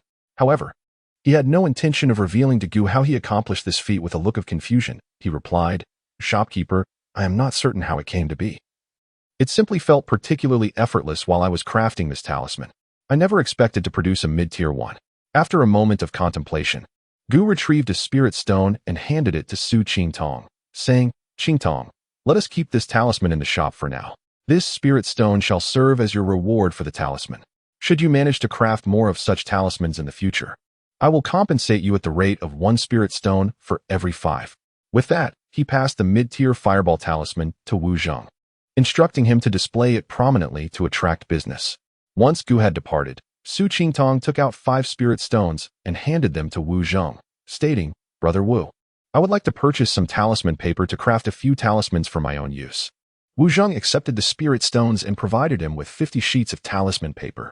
Su Qingtong took the paper and returned to his room. Now that he was aware of his ability to forge mid-tier talismans, he had no intention of crafting low-tier ones. He settled onto his bed to meditate and restore his mana and spiritual awareness to their peak. With the experience of his initial success, he found that this time, he effortlessly crafted a mid-tier fireball talisman. Given Su Qingtong's current mana, he could potentially create 2 mid-tier talismans. But he chose to exercise caution and opted to meditate for recovery. Subsequently, he crafted 3 fireball talismans, 1 water arrow talisman, 1 rejuvenation talisman, and 1 shield talisman, all of which were mid-tier. Su Qingtong stored these talismans in his storage bag and sat cross-legged to recuperate his mana. Suddenly, he felt a throbbing sensation in his dantian and meridians. Startled yet elated, he realized that he had reached the pinnacle of the first layer of qi refinement and was ready to break through to the second layer. He retrieved the 5 Danshan's refinement method and meticulously studied it from beginning to end, grasping several key components. Then, he took out 2 spirit stones from his storage bag, held them tightly, and activated the 5 Danshan's refinement method to initiate his breakthrough to the second layer of qi refinement. After performing 5 complete cycles of the technique, the spirit stones in his hands lost their luster, and his internal mana brimmed to its limit. He did not pause, continuing the practice. Suddenly, his body trembled. His dantian and meridians expanded dramatically, and then, like a deflated balloon, they quickly contracted. A greasy substance oozed from his body, signifying his advancement to the second layer of qi refinement. Without a moment to clean himself of the grime, Su Qingtong hastily retrieved 2 more spirit stones and continued to absorb mana to solidify his newly gained cultivation level. After 2 hours, his cultivation gradually stabilized, and his mood lightened. Emerging from his room, he went to the courtyard to take a cleansing shower, washing away the filth, and returned to his room feeling refreshed. Sitting cross-legged on his bed, he began to reflect on the breakthrough process. After a long period of contemplation, Su Qingtong finally chuckled wryly, acknowledging the inadequacy of his aptitude. It had taken nearly 2 years since he began his cultivation to barely reach the second layer, not to mention those with single spiritual roots. Even those with dual roots would likely have achieved the 4th layer of qi refinement in such a time. It is known that the early stages of qi refinement require the least time. Those with good aptitude can reach the 3rd layer within a year, while those with slightly lesser aptitude typically take 2 to 3 years. The mid-stage of qi refinement is significantly more challenging, often requiring 5 to 10 years.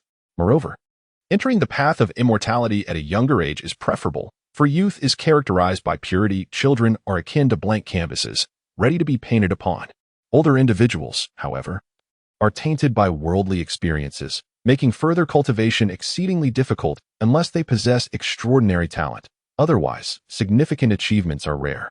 Take, for instance, the shopkeeper Gu Mingli, who began his cultivation in his 30s and, at 73 years of age, has only reached the 8th layer of qi refinement.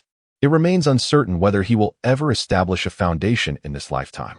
Having begun cultivating at the age of 10, Su Qingtong took nearly 2 years to break through the 1st layer and enter the 2nd. At this rate, he questioned how long it would take to reach the mid-stage of qi refinement. He sighed, considering that excessive worrying would yield no benefits. He recalled his uncle's words, "One must eat 1 bite at a time and walk 1 step at a time." It is crucial to avoid taking overly large strides. Doing so can lead to, what was it again? Regardless, each step must be taken deliberately, without aiming too high. With this thought, Su Qingtong felt a sense of clarity. What does it matter if his aptitude is lacking, as long as he remains steadfast in his confidence and proceeds with diligence? Even if he were to perish along the way, he would have no regrets. Unbeknownst to Su Qingtong, his unintentional musings resonated with the path of cultivation. In truth, cultivation is not solely about refining the body. It is equally essential to cultivate one's mindset. If one's resolve is unstable, how can one hope to journey further? Upon achieving the 2nd layer of qi refinement, Su Qingtong's dantian and meridians had expanded significantly. Yet, this did not elate him as much as the change in his spiritual awareness. He delved into his mind, carefully observing the transformation of his consciousness. He discovered that his awareness had increased by over 30% compared to the 1st layer, becoming more refined in the process. As his consciousness swept over his surroundings, even the minutiae became vividly apparent. He gradually extended his awareness outward, 10 feet, 20 feet. Soon, Su Qingtong's perception reached a distance of 50 feet. He spotted Wu Zheng, sprawled on his bed, sound asleep. After a while, as his awareness extended to 100 feet, he saw the shopkeeper Gu, meditating with his eyes closed on the third floor. Suddenly, he felt a sharp pain as though struck on the head, and his consciousness abruptly withdrew. A moment later, a voice called out, "Qingtong, come to my room." Recognizing it as the shopkeeper's voice, Su Qingtong did not dare to delay. He quickly rose, suppressing the discomfort in his head, and ascended to the third floor. Just as he was about to knock, the shopkeeper spoke again, "Come in." Su Qingtong pushed the door open and entered the room, where he found the shopkeeper still seated in meditation. He hurriedly bowed in greeting. Gu inquired, "Qingtong, why did you use your consciousness to probe me today?" "Shopkeeper, today I broke through to the second layer of qi refinement, and my awareness has increased somewhat. In my joy, I inadvertently detected your presence. I truly acted rashly," Su Qingtong quickly explained. "Ah, you've reached the second layer of qi refinement. How delightful. However, casually probing others with your consciousness is quite impolite and may be misconstrued as a provocation. If you encounter someone of lower cultivation, it may not be a problem. But if you face someone of higher cultivation, you risk damaging your spirit or, worse, losing your life. Remember, do not act so recklessly in the future," the shopkeeper admonished. Su Qingtong listened attentively and expressed his gratitude. The shopkeeper seemed to ponder for a moment before adding, "I suspect you have yet to learn the art of qi observation. Today, I shall teach it to you. Once you master it, you will be able to gauge the general cultivation levels of others without arousing their displeasure." As he spoke, he produced a jade slip and placed it against his forehead. After a moment, he retrieved the slip and handed it to Su Qingtong. Su Qingtong accepted the jade slip, thanked him once more, and left the shopkeeper's room to return to his own. He grasped the jade slip, probing with his consciousness, and discovered it indeed contained the method for the art of qi observation. Chapter 22. 3 years upon entering the second level of qi refinement, Su Qingtong experienced a significant enhancement in both his magical power and spiritual perception, while his talisman-making skills soared to new heights. He could now adeptly craft intermediate-level fireball talismans, water arrow talismans, and shield talismans, boasting a success rate exceeding 80%. Su Qingtong's daily routine was remarkably structured. He welcomed customers in the shop during the morning and dedicated his afternoons and evenings to the dual pursuits of talisman crafting and cultivating his true essence. Although his cultivation progress was gradual, his breadth of knowledge was steadily expanding. Su Qingtong had sought guidance from the shopkeeper, Gu, regarding the 5-dan refinement method he practiced. Although Gu was not particularly powerful in cultivation, his insights were far beyond the ordinary. After listening to Su Qingtong's description, Gu remarked that the 5-dan refinement method likely originated from an ancient technique. He explained that the spiritual energy of the ancient world differed greatly from that of the present, and the human body had undergone significant changes as well. While this method might still be applicable during the qi refinement stage, it was unlikely to succeed in foundation establishment. Su Qingtong felt somewhat disheartened. He had initially believed that ancient techniques possessed formidable power, only to discover this discouraging outcome. However, Gu's subsequent words ignited a flicker of hope within him. Gu stated that any ancient method, if successfully mastered, would yield capabilities unparalleled by ordinary techniques. Su Qingtong inquired whether Gu had heard of anyone successfully practicing this method. Gu responded that he had heard of Dongfang Jin, the second disciple of the Golden Core Elder from the Ghost Wind Valley, who practiced an ancient technique and had reached foundation establishment, though he could not ascertain whether their methods were the same. Su Qingtong asked Gu about various elixirs before bidding farewell and returning home. Since learning that consuming elixirs was significantly more efficient than absorbing spirit stones, Su Qingtong contributed the spirit stones he earned from crafting talismans to the shop in exchange for qi-gathering pills to enhance his cultivation. Unbeknownst to him, 3 years had swiftly passed since he arrived at the Yuling Chamber of Commerce. Throughout these 3 years, the care shown by shopkeeper Gu and brother Wu Zhang had fostered a sense of belonging within him, alleviating his initial apprehensions. Over the span of 3 years, Su Qingtong, with the assistance of talisman crafting and qi-gathering pills, had advanced to the 3rd level of qi refinement. During this time, he had produced over 1,000 intermediate-level fireball talismans and more than 600 water arrow talismans. His output was not due to inefficiency, but rather a lack of market demand, as he had sold fewer than 100 talismans in total. The shopkeeper had limited funds to compensate him, diminishing his motivation to continue crafting. One morning, shortly after opening the shop, a customer arrived. The man appeared to be in his 30s, with a stoic expression that concealed his emotions. Using his qi observation technique, Su Qingtong assessed that the man was likely at the 4th or 5th level of qi refinement. The man perused the shop and ultimately stopped before the talisman display. He picked up an intermediate-level fireball talisman, examined it, and inquired about the price. Wu Zhang, noticing the inquiry, hurried over and exclaimed, "Esteemed guest, your discerning eye serves you well. This fireball talisman is not an ordinary one. It is an intermediate-level talisman with a potency at least double that of the common fireball talisman. Therefore, the price is slightly higher, 2 spirit stones each." Su Qingtong was taken aback by Wu Zhang's pricing. Common fireball talismans sold for 2 for 1 spirit stone, while this talisman was priced at 2 spirit stones each, a considerable discrepancy. To his surprise, the man did not haggle. Instead, he stated, "I shall take 20 fireball talismans, 20 water arrow talismans, 5 shield talismans, and 5 revitalization talismans." After placing 100 spirit stones on the counter, he collected the talismans and departed.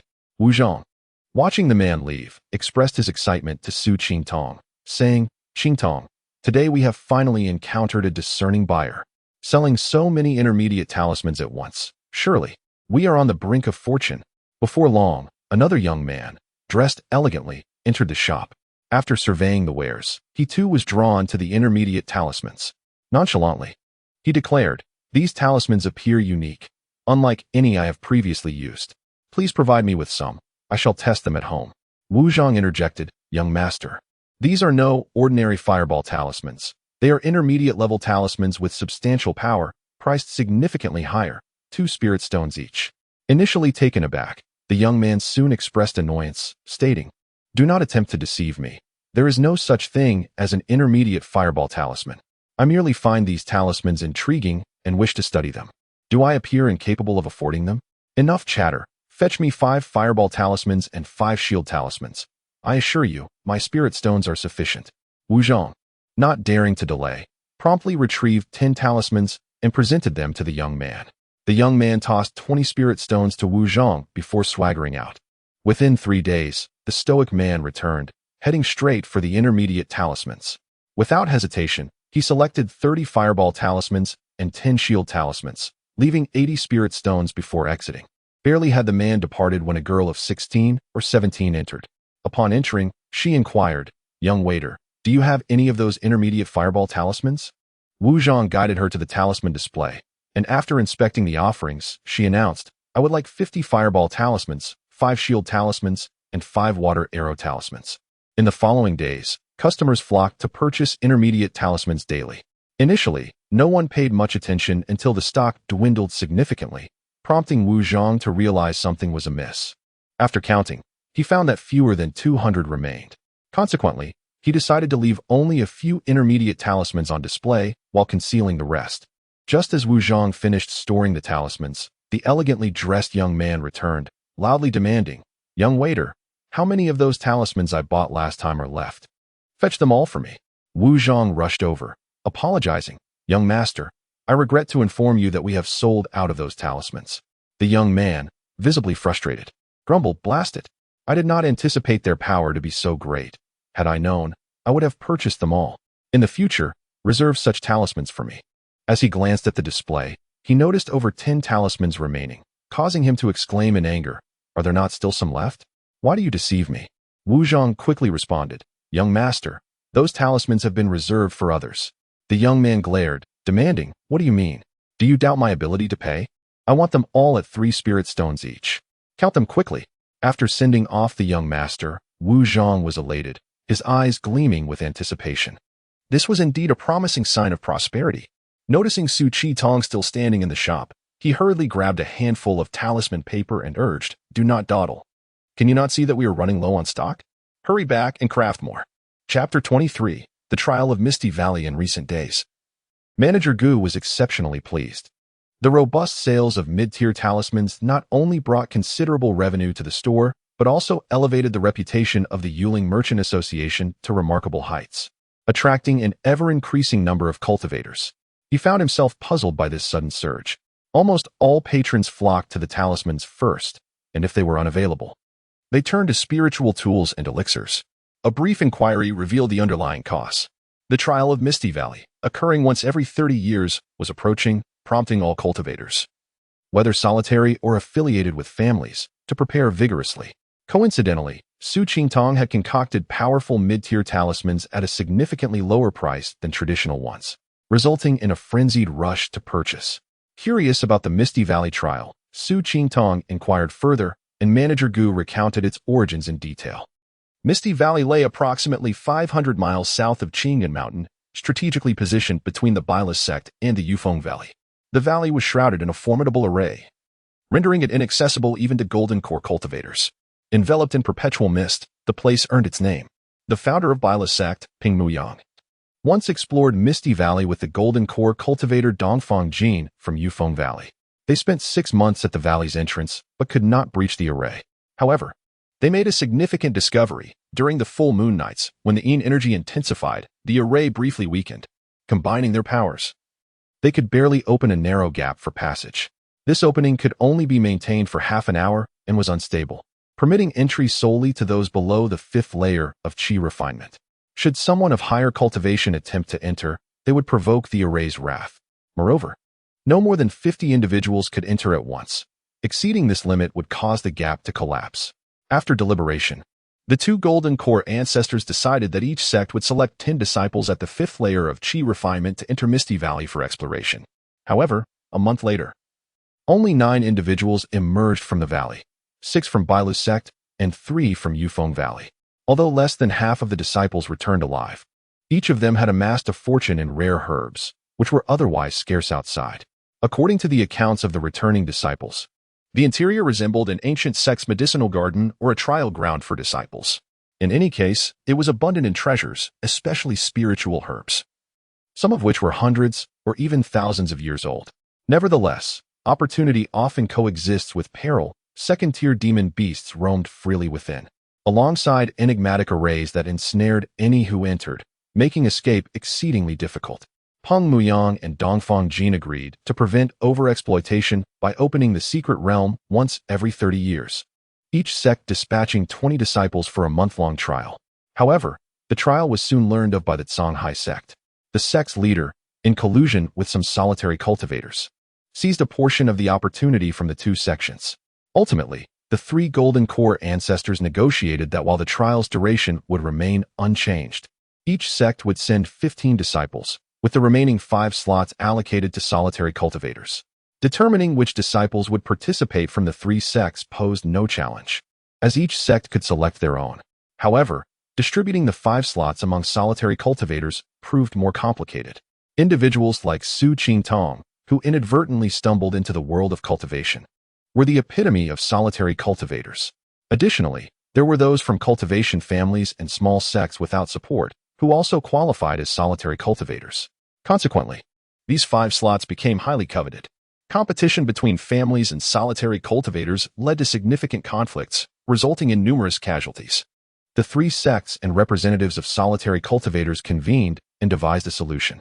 A month prior to the trial, the 3 major sects would jointly hold a Qingying meeting for selection. Any solitary cultivator below the 5th layer of Qi refinement could participate by paying a registration fee of 5 spirit stones.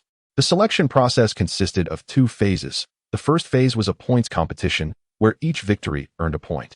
Those who accrued 5 points would advance to the next phase.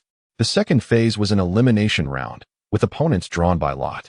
Victors would proceed while the defeated would be eliminated until 5 individuals were declared qualified for the trial. All matches in the Qingying meeting were non-lethal, focusing solely on victory or defeat. A match concluded if one party conceded or was knocked off the stage. Intentional harm resulting in death would lead to disqualification. At present, the Qingying meeting was in full swing, with solitary cultivators fiercely vying for a place in the elimination round. For once they entered the elimination stage, regardless of whether they reached the final contest, they had the opportunity to be selected by one of the 3 major sects as outer disciples. If they were among the top 5, they would earn the right to participate in the Misty Valley trial. Surviving the valley would allow them to choose a sect, surrender their spoils, and become inner disciples.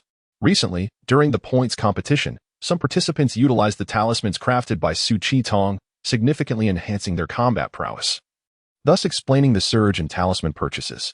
Upon hearing this, Su Qingtong felt a stirring within. He had not anticipated that participating in the Misty Valley trial could present an opportunity to become an inner disciple of one of the three major sects. Without waiting for Manager Gu to finish, he urgently inquired, "Manager, is it still possible to register for the Qingying meeting?" Manager Gu cast a knowing glance at Su Qingtong. Understanding his intentions, he replied, "There are still 2 days until the points competition concludes. Registration is indeed possible. However, can you guarantee that you will secure 5 points within this time frame?" With unwavering resolve, Su Qingtong declared, "I want to give it a try." He did not wish to remain in this place forever, living a mundane life like Manager Gu and Brother Wu. He aspired to grow stronger and avenge his mother.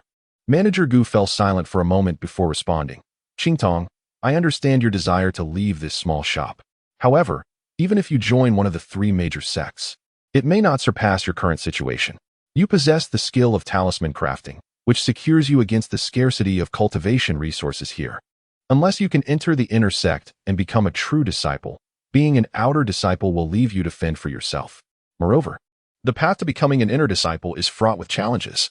Manager Gu continued, "You either need to participate in the trial and emerge alive, or stand out among thousands in the sect competition. With only the 3rd layer of Qi refinement, you may not even be able to wield a spiritual tool. How do you expect to defeat those at the 5th layer?" Su Qingtong contemplated quietly. The Misty Valley trial occurred only once every 30 years. If he did not participate this time, he would have to wait another 30 years, by which time his opportunities would surely fade. His determination solidified. He remained undeterred by Manager Gu's words, bowing respectfully and stating, "Qingtong has made up his mind. Please grant me this opportunity, Manager." Manager Gu's expression was complicated as he sighed deeply. "Very well. Since you have made your decision, I shall not speak further. Let us proceed to register you now." Chapter 24. Registration for the competition. Master Gu, accompanied by Su Qingtong, hurried toward the northwest of the market. After a brief moment, they arrived at a spacious area where 10 platforms were erected. Behind these platforms stood a grand hall, with 2 combatants engaged in battle atop each platform. Without pausing, Master Gu proceeded directly to the hall. Upon entering, they found 3 individuals seated within, engrossed in discussion. Master Gu approached them, clasped his fist in a gesture of respect, and said, "I am Gu Mingli, the manager of the Yuling Chamber of Commerce, here to pay my respects to the 3 elders." The trio ceased their conversation and turned their attention to Master Gu. One of them, sitting in the center, remarked, "Ah, it is Manager Gu. What brings you here today?" Master Gu promptly introduced Su Qingtong, saying, "Esteemed elders, this is my associate Su Qingtong from the Yuling Chamber of Commerce. He is at the 3rd level of Qi refinement and possesses a talent for talisman crafting. He wishes to participate in this year's Qingying Assembly selection, and I kindly request your assistance." After offering a storage pouch, the elder accepted it, briefly scanning its contents with his spiritual sense before stowing it away. He then whispered a few words to the other 2 elders and continued, "There are still 2 days left in the first phase of the Qingying Assembly. This young man's cultivation is rather low. However, if he can secure 5 victories in the next 2 days, he may advance to the next round." With that, he tossed a jade token to Master Gu. Relieved, Master Gu accepted the token, bowed in gratitude, and departed with Su Qingtong. Once back at the shop, Master Gu advised Su Qingtong, "Your cultivation is insufficient, and you lack a suitable protective artifact. Generally, one must reach the 4th level of Qi refinement to wield such artifacts. However, I sense your spiritual awareness is formidable, and you may be able to manage them despite your limited magical power. Go find Wu Zheng and select an offensive artifact, as well as a piece of armor. Then come to the 3rd floor, and I will assist you in refining them." Su Qingtong was deeply moved, realizing that Master Gu treated him as one of his own. Not only had he presented the storage pouch to the 3 elders, but the 2 protective artifacts were likely to require a significant amount of spirit stones. He quietly retrieved a stack of talismans, approximately 200 in total, and handed them to Master Gu, saying, "Manager, your kindness is beyond words. I will forever remember your generosity." Master Gu waved his hand dismissively, saying, "Go on." After bidding farewell to Master Gu, Su Qingtong sought out Wu Zheng and conveyed the manager's intentions. Wu Zheng, surprised that Su Qingtong wished to participate in the Qingying Assembly, led him to select artifacts with a complex expression. "Brother Qitong, here is a low-grade flying sword named Qiang Sword, which possesses fire attributes, strong offensive capabilities, and is easy to wield. This seal, known as the Gomang seal, is a remnant crafted from wood materials, modeled after the ancient treasure, the Hunyuan seal. Alas, it is a defective item, otherwise it would surely be a rare gem. Considering Wu Zheng's descriptions, Su Qingtong made his decision. Given his current low cultivation level, he relied primarily on his mid-tier talismans, and artifacts were secondary.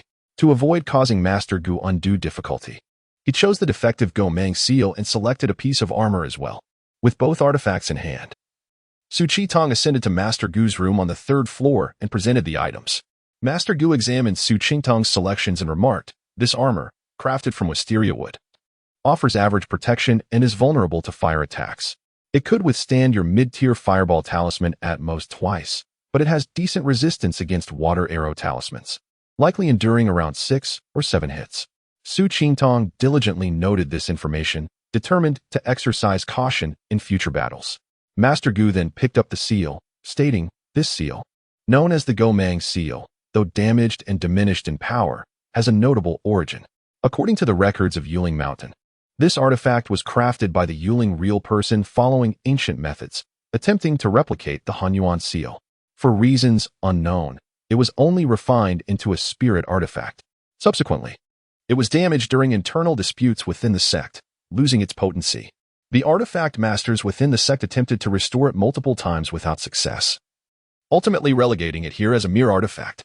Su Qingtong was unfazed. He had never intended to procure a high-quality artifact, viewing any savings for the shop as a small victory. Master Gu imparted valuable insights on combat experience, which Su Qingtong carefully noted, expressing gratitude before taking his leave. Upon returning to his room, Su Qingtong took out the 2 artifacts and practiced diligently until he could wield them with proficiency. Anticipating the competition the following day filled him with both excitement and anxiety.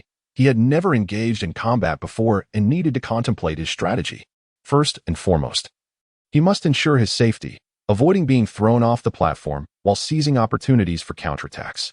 Thus, a mid-tier shield talisman was essential, and the Gomang seal would serve both offensive and defensive purposes, albeit at a high mana cost. He also needed to prepare some elixirs for rapid mana recovery. With this thought in mind, Su Qingtong sprang up and rushed to Wu Zheng's room, rousing him from slumber. "Brother Wu, do we have any elixirs for rapid mana recovery?" Wu Zheng, still half asleep, replied, "We do, but they are rather expensive. Qingtong, if you rely on these to win the competition, it may not be worth the cost." Ignoring his words, Su Qingtong insisted on proceeding to the shop. Ultimately, under Wu Zheng's recommendation, he purchased 10 Qi recovery pills, each costing 5 spirit stones, leaving him with a slight pang of regret over his expenditure. Returning to his room, Su Qingtong entered a meditative state with one aspect of his spirit, while the other practiced the technique of transforming spiritual awareness into forms within his mind's palace. He shaped his awareness into blades and swords, launching them at a teacup on the table. After numerous attempts, he finally succeeded in knocking the cup over. Pleased with his progress in transforming spiritual awareness into tangible forms, Su Qingtong pondered what would happen if he condensed his awareness into a needle. With that thought, he quickly focused, shaping his awareness into a needle and launching it at the teacup. With a soft thud, the needle pierced the cup, creating a small hole from which tea flowed out. This successful manifestation of spiritual awareness excited Su Qingtong. If he were to employ such a technique unexpectedly in battle, few opponents would be prepared, making it a potent trump card. He reviewed his talismans, realizing that the 200 mid-tier talismans he had prepared for Master Gu were sufficient for the upcoming competition, though he had hoped to enhance their potency further. Several unsuccessful attempts had led him to conclude that, given his current materials, he could not improve their power any further.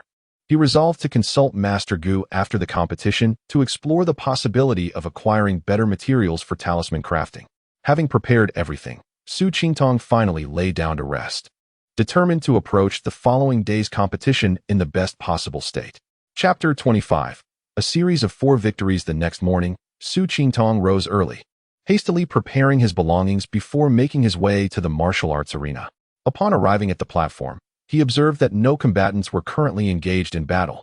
Beside each stage stood a table with an individual seated beside it, presumably the officials from the 3 major sects overseeing the competitions. After a considerable wait, the number of spectators gradually increased. As the appointed hour arrived, the 10 officiants simultaneously rose and proclaimed in unison, "The time has come." Those who have registered may ascend the stage to compete. Su Qingtong chose to remain at the foot of the platform, observing the events unfold. One by one, competitors began to take the stage, and after announcing the rules of engagement, the officiants initiated the matches. Before Su Qingtong was the seventh platform, where two combatants had already begun their duel. One, a round-faced man clad in gray fabric, wielded a shield in his left hand and a spiked club in his right, swinging it with considerable force. Su Qingtong found this spectacle puzzling, as it resembled a contest between mundanes rather than a clash of cultivators. The other contender, appearing to be around 20, donned luxurious garments indicative of a wealthy lineage from a prominent cultivation family. He held a folding fan, exuding an air of nonchalance. Rather than confronting the round-faced man directly, the elegantly dressed youth relied on his agility to dance around the platform. After about 15 minutes, the round-faced man began to show signs of fatigue, sweat beading on his brow, while the young noble remained composed. Seizing an opportunity, the young man swiftly closed his fan, unleashing a water arrow that struck the round-faced man squarely in the chest, followed by a swift kick that sent him tumbling off the stage. "Lu Meng is victorious," boomed the officiant, eliciting a chorus of applause from the audience. The noble, Lu Meng, smiled graciously, acknowledging the crowd before proudly standing on the platform. Typically, there would be a half-hour break after each match, but Lu Meng seemed disinclined to pause, opting instead to await his next opponent. Su Qingtong pondered his strategy against this opponent before stepping onto the stage. He handed his jade token to the officiant and retreated to await his turn. The officiant, taken aback, inquired, "What is your name? Have you competed before?" "I am Su Qingtong, and this is my first time on stage," he replied. The officiant continued, "The competition permits the use of spells, magical tools, and talismans, as well as restorative elixirs. However, poison and enhancement pills are prohibited. The match concludes when one party concedes or is forced off the platform. Harm is allowed, but not fatality. If you find yourself outmatched, promptly declare your surrender to avoid injury. Do you understand?" Su Qingtong nodded, signifying his comprehension. Without further ado, the officiant declared the match to commence and stepped aside. Lu Meng, perceiving Su Qingtong's youth and his cultivation at merely the third level of qi refining, felt a surge of arrogance. He intended to toy with Su before claiming victory for the applause of the crowd. Strutting up to Su Qingtong, he arrogantly proclaimed, "Child, do not accuse me of bullying the weak. I shall grant you 3 moves. Strike when ready." Su Qingtong remained silent, first summoning a shield talisman. Lu Meng burst into laughter upon seeing this. "I told you I'd grant you 3 moves. Why would you activate a shield talisman first?" Yet, before he could finish his taunt, Su Qingtong unleashed a fireball talisman. As the fireball approached, Lu Meng hastily retracted his fan, enveloped in a faint green light as a protective barrier materialized around him. He had underestimated the power of the young boy's fireball, thinking a mere shield would suffice. However, as the fireball neared, he realized his folly. The fireball shattered his shield with ease, striking him directly. Reeling from the impact and ignited in flames, Lu Meng stumbled. And before he could regain his footing, a flurry of fireballs bombarded him. With no refuge available, he leaped from the platform, desperately extinguishing the flames while casting a resentful glare at Su Qingtong before retreating into the crowd. The officiant smirked and announced Su Qingtong as the victor, then inquired, "Would you like to take a moment to rest?" Su Qingtong shook his head, indicating his desire to continue. The officiant raised his voice once more. Next, soon after, a slender youth around 17 or 18 years of age ascended the stage. With large eyes, high cheekbones, a sharp chin, and an aristocratic nose, he appeared quite astute. Upon reaching the platform, he presented his jade token to the officiant, then turned to Su Qingtong, cupping his fist in salute. "I am Tian Zhongfei, here to seek guidance from you, young brother." Just as Su Qingtong prepared to respond, he was taken by surprise as Tian Zhongfei unleashed a water arrow that surged toward him. Startled, and without time to activate a shield talisman, Su Qingtong harnessed his spiritual energy, causing a faint blue glow to emanate from his armor, successfully deflecting the attack. Seeing his sneak attack thwarted, Tian Zhongfei wasted no time in summoning a flying sword that sliced towards Su Qingtong.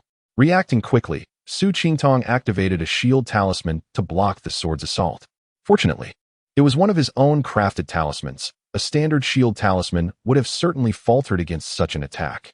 Despite this, the shield dimmed considerably under the force. Su Qingtong promptly invoked another shield talisman, enveloping himself in protection. After shattering 6 of Su Qingtong's talismans, Tian Zhongfei found his energy waning. He had not anticipated the resilience and quantity of the young man's shields.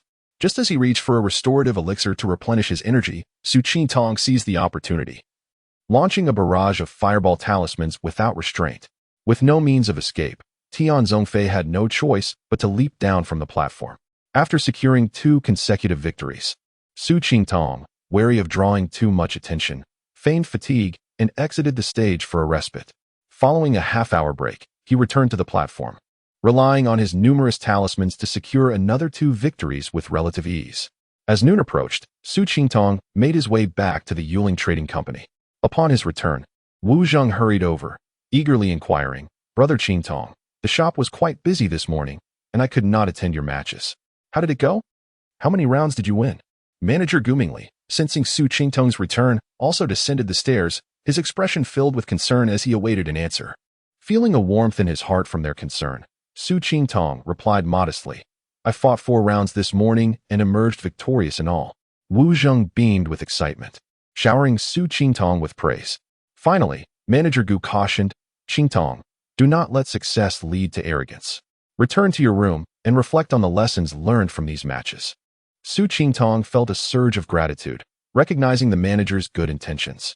He nodded respectfully and retreated to the courtyard. Once in his room, Su Qingtong began to meticulously reflect on each of his matches, identifying areas for improvement. In his bout against Tian Zhongfei, he realized he should not have adopted such a passive stance. He chastised himself for being entangled in formalities, intending to extend polite introductions. Little did he know, his opponent had lured him into a trap, nearly leading to his downfall. It became clear that once on the platform, maintaining vigilance was paramount. Complacency could lead to dire consequences. Moreover, all his victories had relied heavily upon the power of his talismans. Should an adversary possess formidable defenses or an abundance of talismans like his own, the outcome could easily shift, given the attention his performances had garnered. It was evident that adjustments to his strategies were necessary. Chapter 26. Breaking into the elimination round. Upon contemplating this matter, Su Qingtong rose from his seat and proceeded to the door of Manager Gu. He knocked gently, and upon hearing a response from within, he entered the room to stand before Manager Gu. Su Qingtong spoke, "Manager, I find myself perplexed about a particular issue, and I wish to seek your esteemed guidance." Manager Gu cast a glance at Su Qingtong and replied, "What troubles you? Speak, and let us see if this old man can assist you." Su Qingtong continued, "Manager, the talismans I forge have reached a plateau in their potency. I have studied this matter extensively, and it is not a deficiency in my crafting skills, but rather that the materials I employ can no longer contain additional spiritual energy. Hence, I wish to inquire if there exist superior materials for talisman crafting." Manager Gu pondered for a moment before responding. "Both talisman paper and vermilion come in low and high grades. However, our shop only stocks the low-grade variety. You should visit the Wanbao building to procure some high-grade talisman paper and vermilion for experimentation." Gratified by this advice, Su Qingtong thanked the manager and set off for the Wanbao building. To his dismay, he found the prices exorbitant. High-grade talisman paper cost him 2 spirit stones per sheet. Despite the sting of expenditure, he gritted his teeth and purchased 20 sheets of talisman paper along with some high-grade vermilion before returning to his quarters. Once back, Su Qingtong spread the talisman paper across his desk and began to focus intently, contemplating the critical stages of talisman creation. After much deliberation, he picked up his brush and began to draw. As anticipated, the first 2 talismans ended in failure.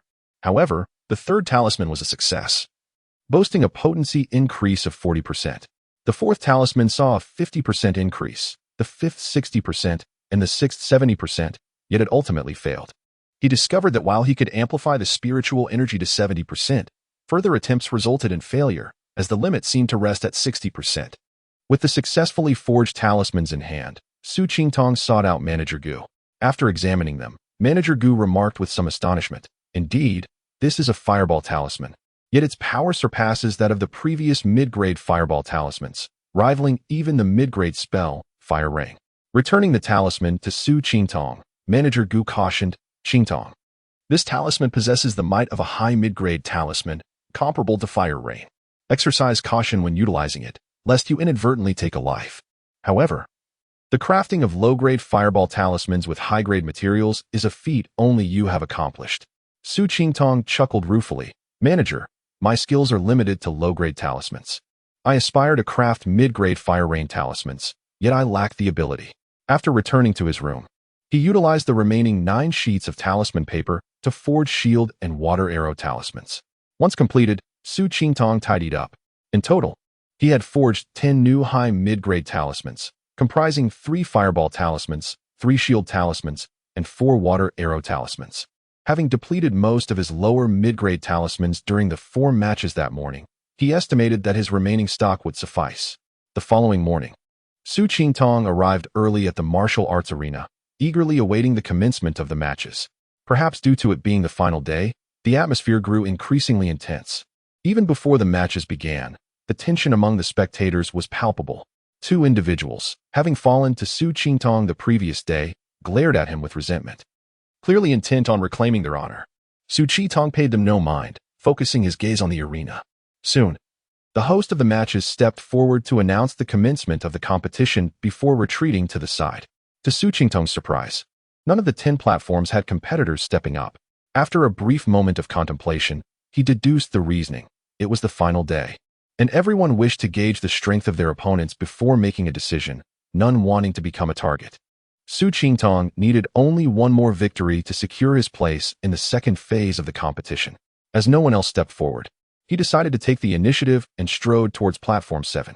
As Su Qingtong ascended the platform, some spectators recognized him. Isn't that the kid who bombarded us with talismans yesterday? What's he doing back here? I should teach him a lesson, one shouted, while another retorted, don't bother. You'll only end up in worse shape. P.S. not winning by skill, but by wealth. Amidst the chatter, a young gentleman clad in an ornate robe stepped forward, gesturing for silence with a calm demeanor. Please, everyone, remain calm. Allow me to apprehend him. With that, the young man confidently strode onto the stage. The crowd buzzed with excitement. Ah, it's young Master Lin. This should be interesting. Su Qingtong couldn't help but smirk. The newcomer was none other than the young master who had previously visited the Yuchuan Trading Company to purchase talismans. Upon reaching the platform, young Master Lin clasped his hands in greeting to the host before turning to Su Qingtong. My surname is Lin, with the single character Qian. You may call me young Master Lin. Su Qingtong returned the gesture and replied, I am Su Qingtong from the Yuchuan Trading Company. I look forward to learning from your expertise, young Master Lin. With that, he activated a shield talisman. Seeing this, Lin Qian laughed heartily and casually unleashed 2 mid-grade fireball talismans. Su Qingtong's shield quivered under the impact, its brilliance diminishing. Before he could react, 2 more fireball talismans soared toward him. Swiftly, Su Qingtong summoned another shield talisman. To his surprise, Lin Qian's subsequent fireball talismans were feeble, barely affecting the shield. Stunned, Su Qingtong pondered the discrepancy when Lin Qian's flying sword suddenly appeared before him. With 2 sharp sounds, Su Qingtong's dual-layered shield was pierced, and the sword lunged for his chest. Startled, Su Qingtong attempted to summon another shield talisman, but realized it was too late. He pivoted to evade. Yet his movements were sluggish. The sword pierced through his left shoulder and returned to Lin Qian's grasp. Not daring to hesitate, Su Qingtong quickly activated a newly forged high mid-grade shield talisman, followed by a rejuvenation talisman pressed against his wound. Completing these actions, he regarded Lin Qian coldly, surprised that this seemingly frivolous character wielded such lethal force. Lin Qian appeared unfazed by Su Qingtong's gaze, continuing to command his flying sword against him. Su Qingtong, realizing the gravity of the situation, hastily summoned the hooking radiant seal, channeling his mana to shield himself. With a clang, the seal was deflected, sending Su Qingtong reeling as a surge of blood surged within him, nearly causing him to vomit. It was evident that his cultivation level was insufficient to contend with Lin Qian directly. It was a futile endeavor. After breaching the hooking radiant seal, Lin Qian's sword lost some momentum but still struck Su Qingtong's shield, causing it to wobble slightly and dim without further repercussions. Pale-faced, Su Qingtong hurled 2 fireball talismans, only for them to be blocked by Lin Qian's shield. Realizing that his fireball talismans could not harm Lin Qian, and doubting his shield could withstand multiple sword strikes, Su Qingtong grew increasingly anxious. As Lin Qian approached with a smile, Su Qingtong was on the verge of conceding when a sudden spark of inspiration ignited in his mind. A colorless, formless spike shot toward Lin Qian's forehead. Unaware of the impending danger, Lin Qian continued to advance. Suddenly, he felt a ringing in his head as if struck, rendering him momentarily dazed. At that moment, a water arrow struck him squarely in the chest, sending him tumbling off the platform. Chapter 27. Tempering the body with an impeccable record of 5 victories, Su Qitong successfully secured his qualification for the elimination rounds. Although the final match against Lin Qian was fraught with peril, he ultimately triumphed, relying on his final card to seize victory. Following the conclusion of the points competition, a 5-day respite ensued before the elimination rounds commenced. During this interval, all qualified cultivators were diligently preparing. Su Qitong was no exception. Aside from crafting some ordinary mid-tier low-grade talismans to earn a modest sum of spirit stones, he also meticulously prepared a substantial number of mid-tier high-grade talismans for himself. According to the shopkeeper, the mid-tier high-grade fireball and water arrow talismans he crafted using high-grade talisman paper possessed immense power. He had refrained from using them in previous matches, leaving him uncertain of their true efficacy. However, he had employed a shield talisman, which had proven somewhat effective, barely deflecting Lin Qian's sword attack. These mid-tier high-grade talismans could serve as his trump card. During his confrontation with Lin Qian, Su Qitong's lack of combat experience had been a significant factor in his perilous situation. Fortunately, he had his spiritual consciousness attack. Otherwise, he would undoubtedly have faced defeat. The thought of his spiritual consciousness naturally led him to contemplate the True Essence Sutra. In recent days, engrossed in talisman crafting, he had neglected his practice of the True Essence Sutra. Since reaching the 2nd layer, he had made little progress. What could be the reason for his stagnation in spiritual consciousness? In resignation, he revisited the True Essence Sutra. The voice of Master Dong Xian resonating in his mind. The form is the body of the spirit is the function of the form. Without spirit, the form cannot thrive. Without form, the spirit cannot be born. After prolonged contemplation, Su Qitong arrived at a bold hypothesis. Could it be that his frail body was constraining the growth of his spiritual consciousness? The form is the body of the spirit. Without form, the spirit cannot be born. Indeed, it must be that his physique was incapable of accommodating more spiritual consciousness. Endowed with 2 primordial spirits, his spiritual consciousness naturally surpassed that of ordinary individuals. Coupled with his practice of the True Essence Sutra, his spiritual consciousness had already exceeded that of his peers by more than double.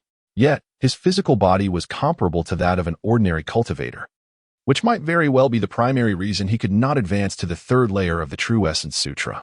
Having grasped this critical insight, Su Qitong wasted no time and approached Shopkeeper Gu directly.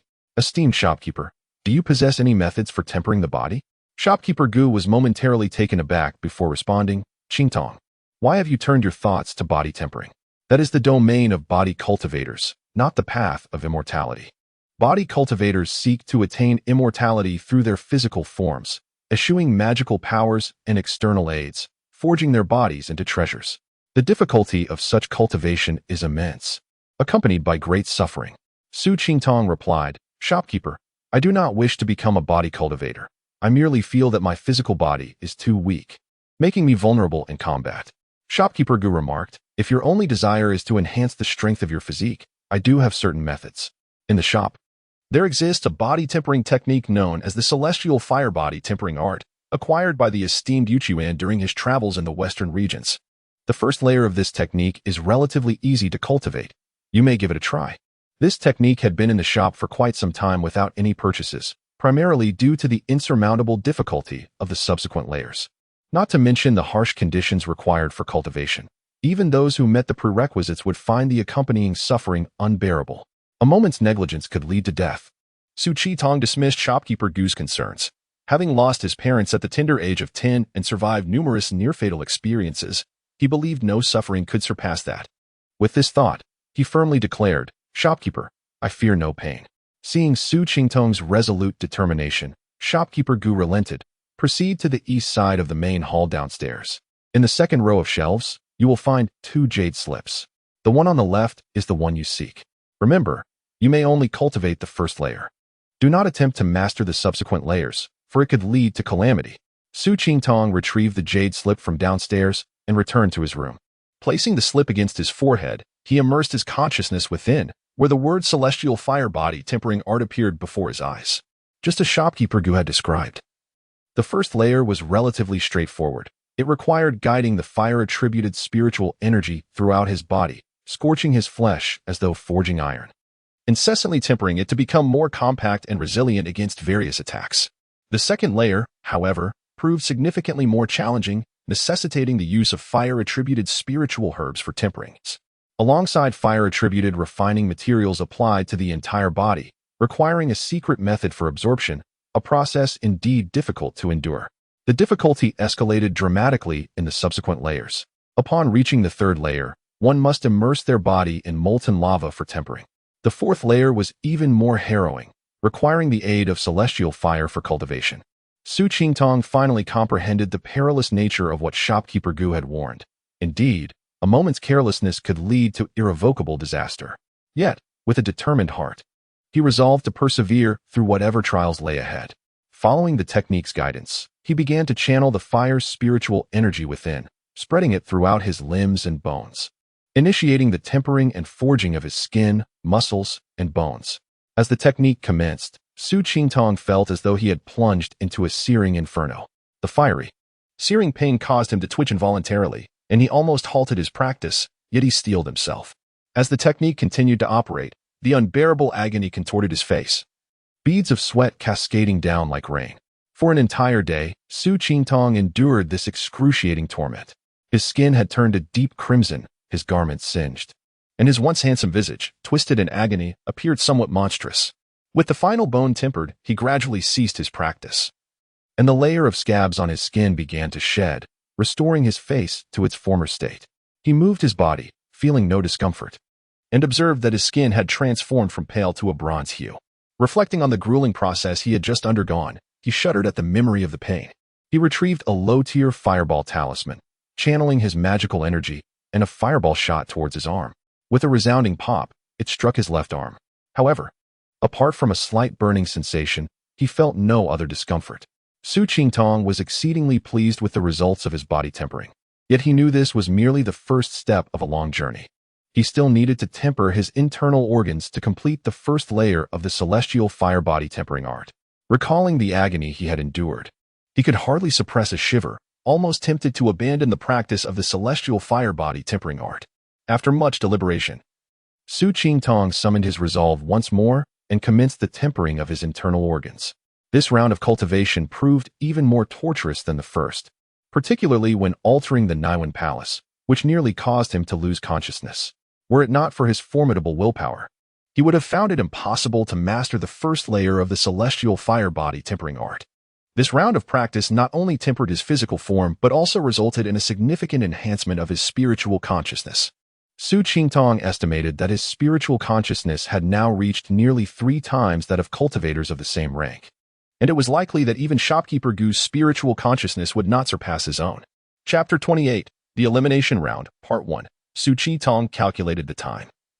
He had spent over a day crafting talismans and 3 days practicing the heavenly fire body refining technique. Tomorrow marked the commencement of the elimination round.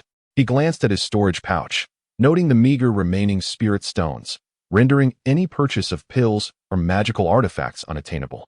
Reluctant to burden manager Gu further, he resolved to forego such expenditures. After changing his attire, Su Qingtong seated himself in a cross-legged position on his bed, entering a meditative state to recuperate in anticipation of the forthcoming competition. The next day, Su Qingtong arose early, made his preparations, and hastened toward the martial arts arena.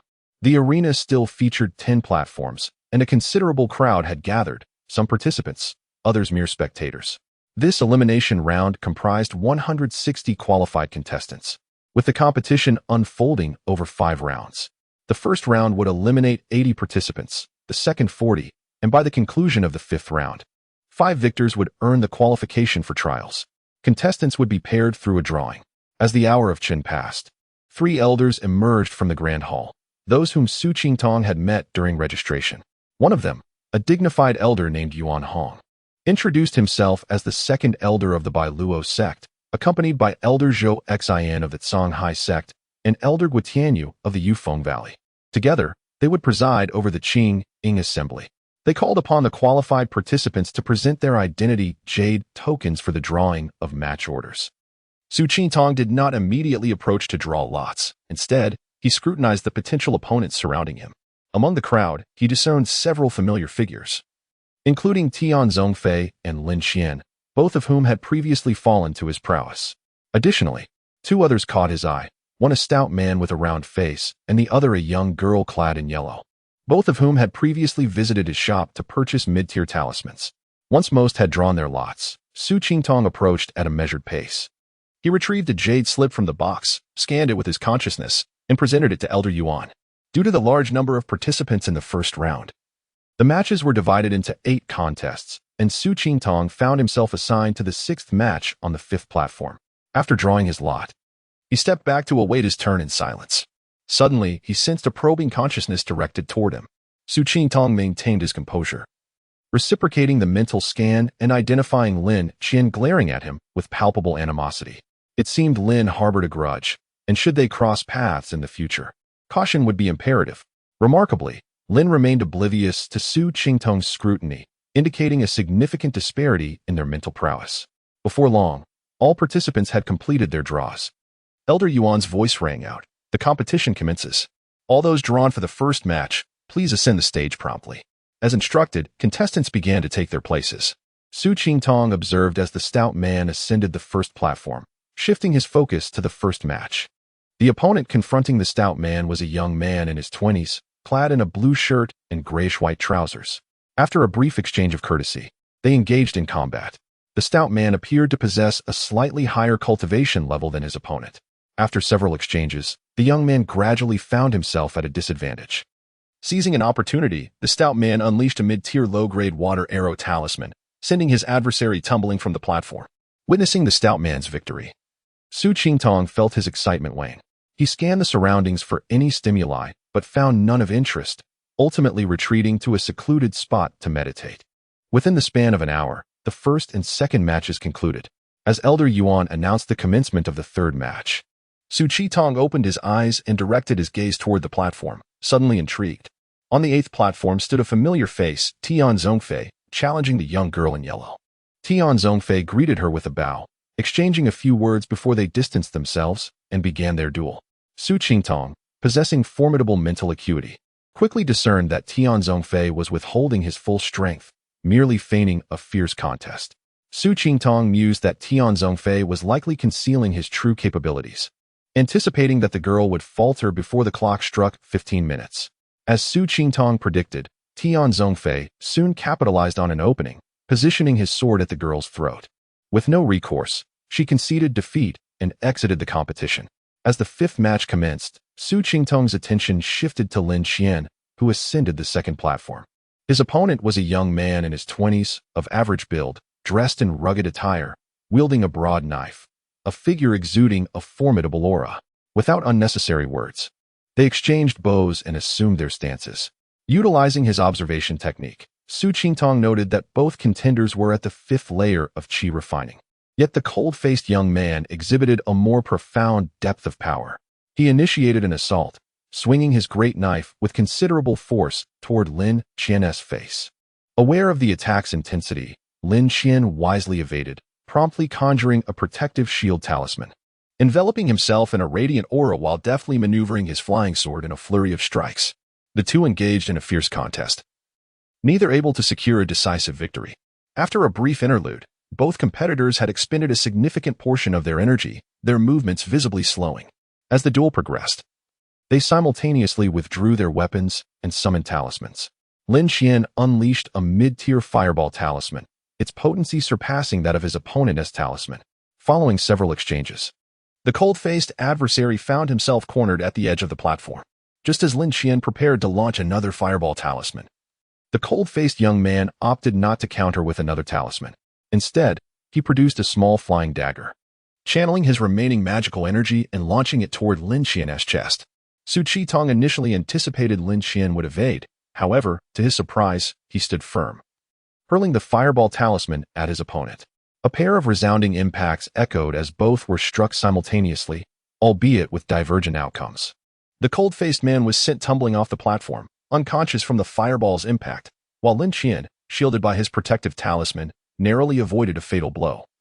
sustaining a wound to his right chest that exposed his armor beneath. Observing Lin Qian on the platform, Su Qingtong realized he had underestimated this seemingly frivolous adversary. Lin was not only audacious and meticulous, but also fiercely determined, willing to sustain injury to secure his opponent's defeat. Despite his careful calculations, a single misstep could prove fatal. It was evident that should their paths cross again, utmost vigilance would be required. With Lin Qian's victory, the fifth match concluded. Rising from his place, Su Qingtong prepared to enter the sixth match.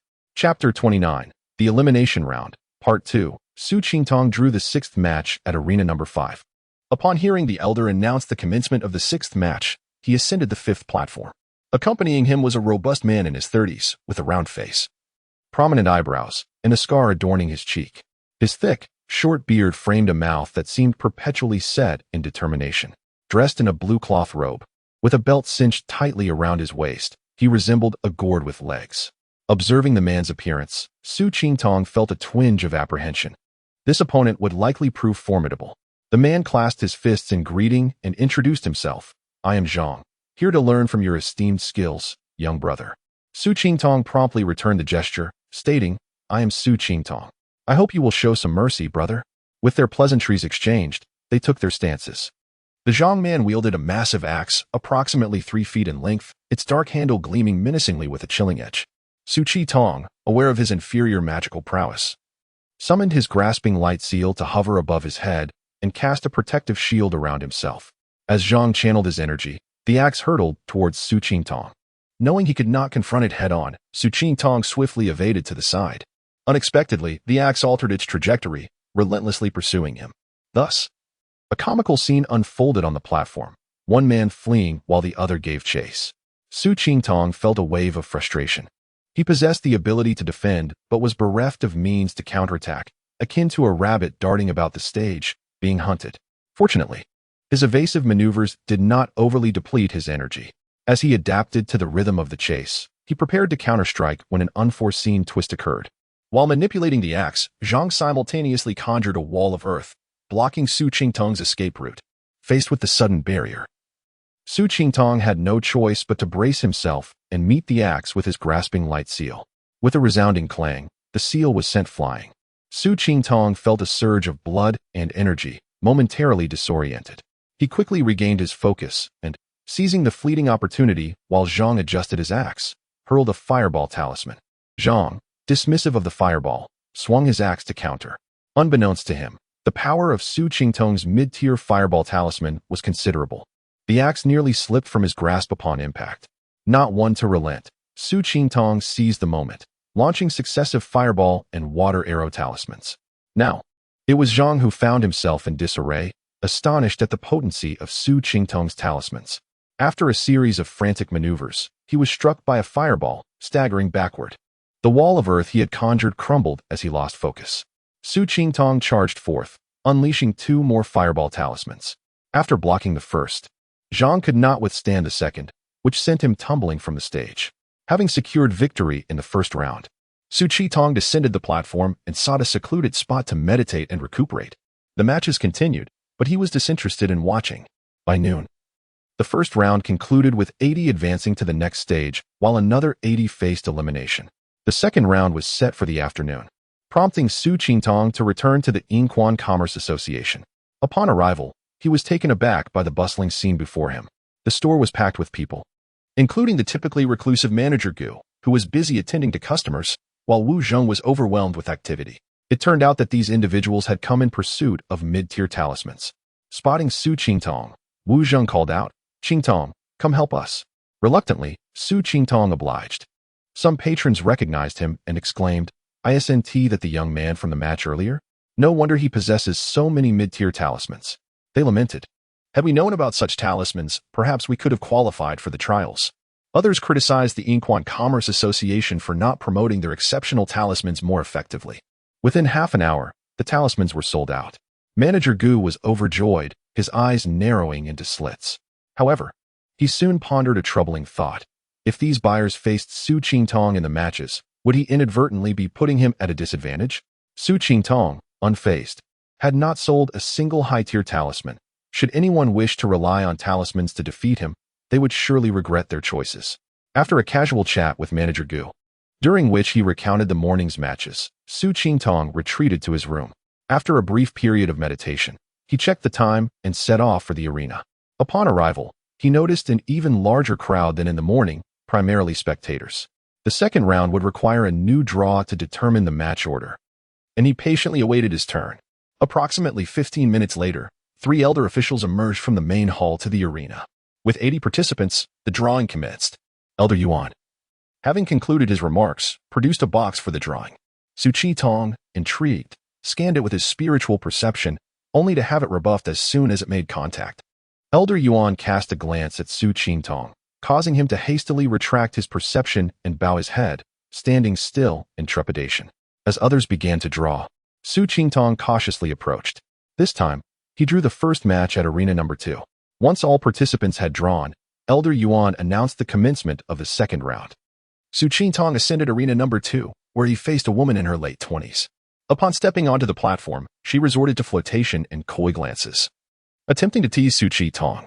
However, being young and inexperienced in such matters, Su Qingtong remained oblivious to her advances, rendering her efforts futile. Without an ounce of pity, he unleashed his prowess in battle, casting talisman after talisman, never granting her a moment's respite.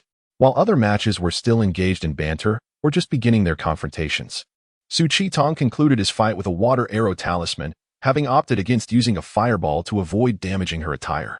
With a swift and decisive victory, murmurs arose from the audience. This young man shows no mercy. How could he strike down such a beautiful lady? If not for the plethora of talismans in his possession, would he have triumphed so easily? Questions circulated about his origins and the source of his formidable talismans.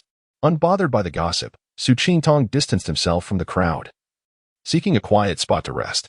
He sensed several spiritual perceptions probing in his direction but feigned ignorance, pretending not to notice. After about an hour, all 4 matches concluded. Su Qingtong's acquaintances, Lin Xian, Tian Zhongfei, and the taciturn man, also emerged victorious, progressing to the next round. As the competition entered its third round, only 40 participants remained. Su Qingtong maintained his composed demeanor, successfully winning yet again and securing his place in the 4th round. Unexpectedly, the taciturn man failed to advance, eliminated by a flamboyantly dressed youth. Su Qingtong contemplated how he would have managed if he had encountered that man, only to find he had been ousted. Nevertheless, in the 4th round, he found himself facing a familiar adversary once more. Chapter 30. Ascending to the top 5. The 3rd round of the competition concluded, and apart from the dull-witted man who failed to advance, Su Qingtong, Tian Zhongfei, and Lin Xian all emerged victorious, seamlessly entering the 4th round. After a brief respite of 15 minutes, the 4th round commenced. As Su Qingtong ascended the arena, he was taken aback to discover that his opponent was none other than his old acquaintance, Tian Zhongfei, the very individual he had previously defeated. Though Tian had fallen to him in the points match, Su knew that his true strength was far from what it had appeared then. That prior defeat was merely a ruse, an attempt to remain inconspicuous. Even in the elimination round against the girl clad in yellow, Tian Zhongfei had not revealed his full prowess. Su estimated that he had not even utilized 70% of his capabilities. It was evident that Tian had more tricks up his sleeve. Thus, Su resolved to remain vigilant and prepared for the encounter ahead. Upon seeing Su, Tian Zhongfei was momentarily stunned, but quickly recovered, laughing heartily as he remarked, "Su, my young brother, what a coincidence. In the points match, I was no match for you. This time, I hope you'll go easy on me and not let me lose too disgracefully." Tian feigned a deep camaraderie with Su, as if they had known each other for years. Su, cautious and on guard, responded with a chuckle, "Brother Tian, you were too modest. Last time, you were merely being generous to me, and I foolishly failed to recognize it. I hope you will show mercy this time." After a brief exchange, Su clasped his hands and retreated a few steps, readying himself for the bout. "Brother Tian, please," he declared, not waiting for Tian's response. With one hand, he summoned a shield talisman, while the other wielded the hooked light seal, hurling it towards Tian. Realizing Su's cultivation was inferior and that his magical prowess paled in comparison, Tian conjured a flying sword to counter the hooked light seal. The two magical forces collided with a crisp sound before rebounding. Su sensed no surge of energy, suggesting that Tian was merely testing him and had not unleashed his full might. Su urged his magic again, sending the hooked light seal back towards Tian. while simultaneously conjuring a fireball talisman. Tian, unfazed, executed a water arrow technique to intercept the fireball. The collision of water and fire resulted in an instantaneous vaporization. Su was taken aback. Tian Zhongfei indeed wielded formidable magic. Although Su had employed a standard mid-tier fireball talisman, he had underestimated Tian's capabilities. Resolving to be more cautious, Su promptly conjured another mid-tier fireball talisman. Tian, as before, unleashed a water arrow technique to confront it. However, he was unprepared for the enhanced power of Su's fireball talisman, which overwhelmed the water arrow with ease, continuing its trajectory toward him. In a swift motion, Tian fell back, narrowly evading the fireball, only to find a second fireball hurtling toward him. With no other option, he rolled to the side, barely escaping the attack, while summoning a shield. As Su unleashed his third fireball, Tian, now fully aware of its potency, placed the shield before him, channeling his magic into it. Despite his efforts, the fireball struck, forcing him back by half a step. Determined not to squander this hard-won opportunity, Su unleashed 3 fireball talismans almost simultaneously, revealing his ace card in hopes of seizing the initiative. Tian, recognizing the overwhelming force of the approaching fireballs, resigned himself to fate, pouring nearly all his magic into the shield. With 3 thunderous impacts, Tian barely managed to withstand the onslaught before the shield shattered. Su was momentarily astonished by his unexpected ease of victory. As he awaited Tian's concession, Tian produced a small bell, palm-sized and brownish yellow. Su sensed impending danger and hurriedly summoned another shield talisman. Before he could activate it, a resonant chime echoed, sending a wave of dizziness through Su. In that fleeting moment of disorientation, Tian's flying sword struck his shield. Fortunately, Su possessed 2 spirit souls, endowing him with formidable awareness. The brief dizziness did not significantly impair him. Observing the cracks in his shield, he quickly summoned another, retracting the hooked light seal with a swift motion. Tian, a decisive individual, noted Su's rapid recovery and took a defensive stance. Without hesitation, he infused the bell with magic, preparing for a second sonic attack. Understanding that Tian had previously targeted his consciousness, Su swiftly transformed his awareness into a shield, protecting his mind. Another chime rang out, leaving Su momentarily stunned. Seizing the opportunity, Tian attempted to command his flying sword against Su, only to be overtaken by a sudden headache, his consciousness clouding. The sword faltered and fell, and Tian was struck by an unseen force, sending him sprawling. The onlookers were bewildered. How could the boy, seemingly incapacitated by the bell, be the one to send Tian tumbling from the arena? Only Tian understood the truth. Su must possess a treasure that could both withstand sonic attacks and retaliate with a consciousness assault, though he had not witnessed it. Su approached the edge of the arena, clasping his hands in a gesture of respect towards Tian, and shyly expressed, "Thank you, Brother Tian, for your graciousness." Tian's expression stiffened momentarily before he burst into hearty laughter. No need for such formality between brothers. After the conclusion of the 4th round, only 10 competitors remained. Su spotted Lin Qian among them, uncertain if he would face him in the next round. After a half-hour intermission, the 5th round commenced. Su drew the 5th arena, the last one, while Lin Qian was assigned to the 3rd. Su felt a mix of relief and regret at not sharing an arena with Lin Qian. Observing that the 5th arena was empty, he wondered where his opponent had vanished to. Regardless, he resolved to take the stage first. As Su ascended the platform, it was not long before a young man clad in resplendent attire appeared. Su recognized him as the one who had eliminated the dullard. Without exchanging pleasantries, they clasped hands and commenced their duel. Noticing that this young aristocrat also favored talismans for victory, Su chose to avoid prolonged engagement. Channeling the celestial fire body forging technique, he withstood the opponent's strike and unleashed a series of mid-tier talismans, sending the young man tumbling from the arena. This match proved to be Su's easiest since entering the elimination rounds, leaving him puzzled about how this well-dressed young man had advanced to the 5th round. Perhaps he, too, was a talisman practitioner? Elder Yuan Hong, witnessing the conclusion of all matches, proclaimed loudly, "Congratulations to the 5 victors. You have all earned the qualification for the Misty Valley trial. In half a month, return to this hall, and we 3 shall guide you to participate in the trial." Chapter 31. Preparing for the Misty Valley, Su Qingtong glanced at the other 4 individuals.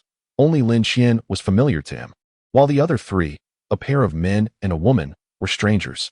Once Elder Yuan Hong concluded his remarks, Su Qingtong did not linger and proceeded directly to the Yuling Chamber of Commerce.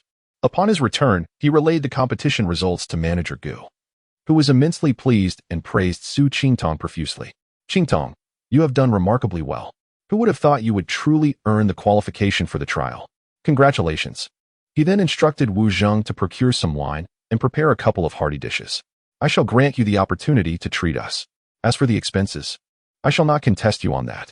Wu Zheng's expression darkened at this, finding the manager rather miserly.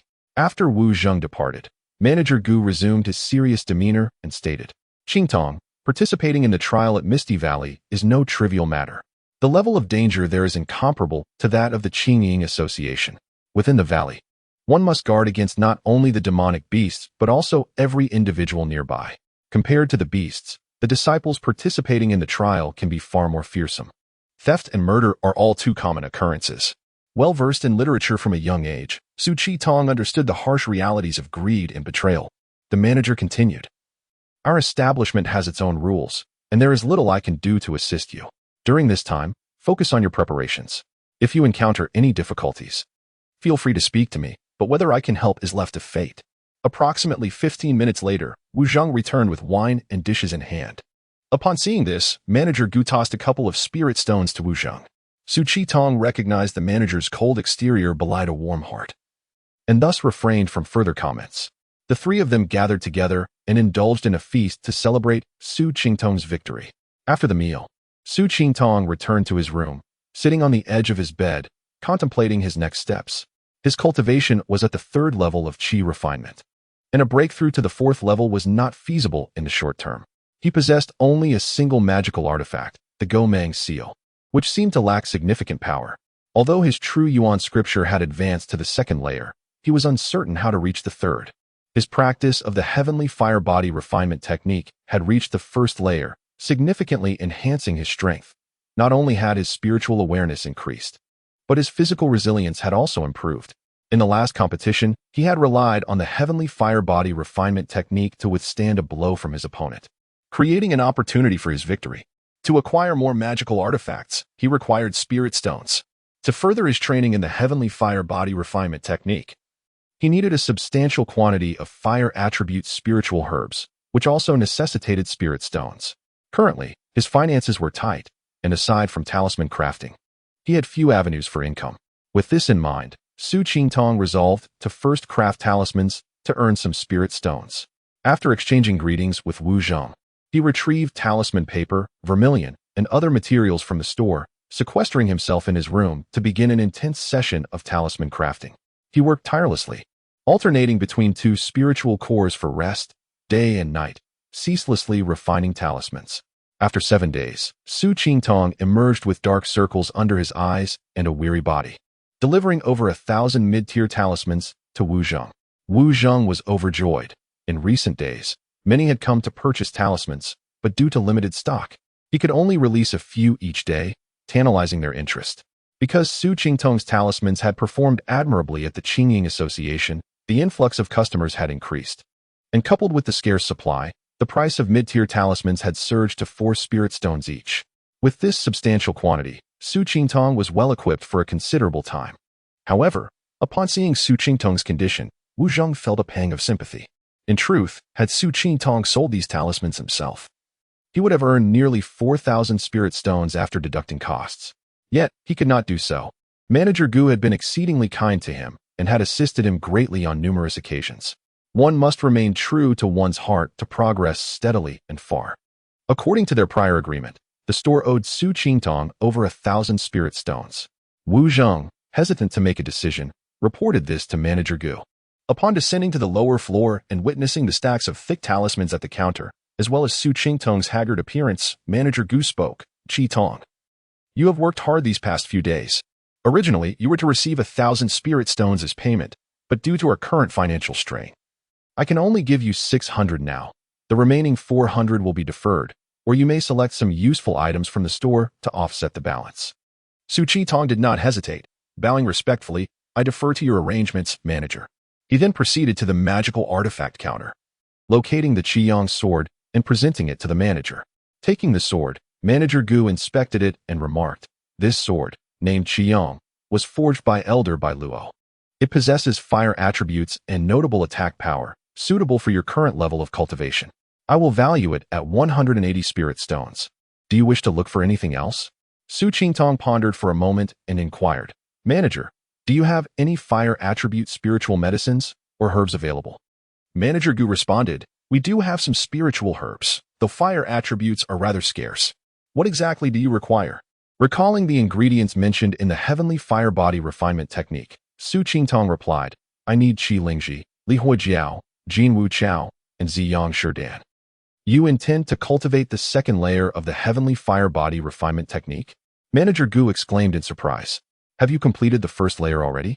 Su Qingtong silently nodded, taking up the Qiyang sword, and, rolling up his sleeve, made a shallow cut on his arm, leaving only a white mark without drawing blood. Though the Qiyang sword had not been infused with mana, it was exceedingly sharp. A common person would undoubtedly suffer grievous wounds from such a stroke. Clearly, Su Qingtong's physique was beyond the ordinary. Manager Gu remarked, I did not realize you possessed such determination. Enduring what others cannot to master the first layer of the Heavenly Fire Body Refinement Technique. Very well, since you have shown such resolve, I shall assist you once more. He then retrieved a jade box from his storage pouch and handed it to Su Qingtong. Upon opening it, Su Qingtong found a fire lotus inside. This rare flower typically thrived in volcanic regions, often guarded by demonic beasts, making it difficult to obtain. Judging by its age, it appeared to be nearly 100 years old. This fire lotus is exceptionally rare. Ordinary stores likely do not carry it. I will charge you 300 spirit stones for it. For the other herbs, you might find what you need at the Jin Chaoding. Su Qingtong accepted the fire lotus and took 500 spirit stones from Wu Zhong, bowing deeply to Manager Gu, saying, Thank you for your generosity, Manager. I shall visit the Jin Chaoding at once. By midday, Su Qingtong returned to the store. He spent 300 spirit stones at Jin Chaoding to procure the remaining fire attribute herbs and another 100 spirit stones at Wanbao Tower for high-tier talisman paper and vermilion. After returning, he spent 60 spirit stones to prepare some elixirs before retreating to his room to begin crafting talismans. Once he completed the talismans, Su Qingtong calculated the time remaining. There were still 5 days until the deadline. He was uncertain whether he could finish his training in the Heavenly Fire Body Refinement Technique within this period, but he resolved to take the risk. After all, enhancing his strength even slightly would provide him with a greater chance of survival. The second layer of the Heavenly Fire Body Refinement Technique differed from the first, consisting of 3 stages: minor success, major success, and perfection. The herbs he had acquired would only suffice for him to reach the minor success stage. Borrowing a large cauldron from Manager Gu, he placed the herbs and water within, ignited the charcoal beneath the cauldron, stripped off his clothing, and leaped inside. Chapter 32. Ready to depart. As the water temperature rose and the medicinal properties expanded, Su Qingtong gradually found himself unable to endure the situation.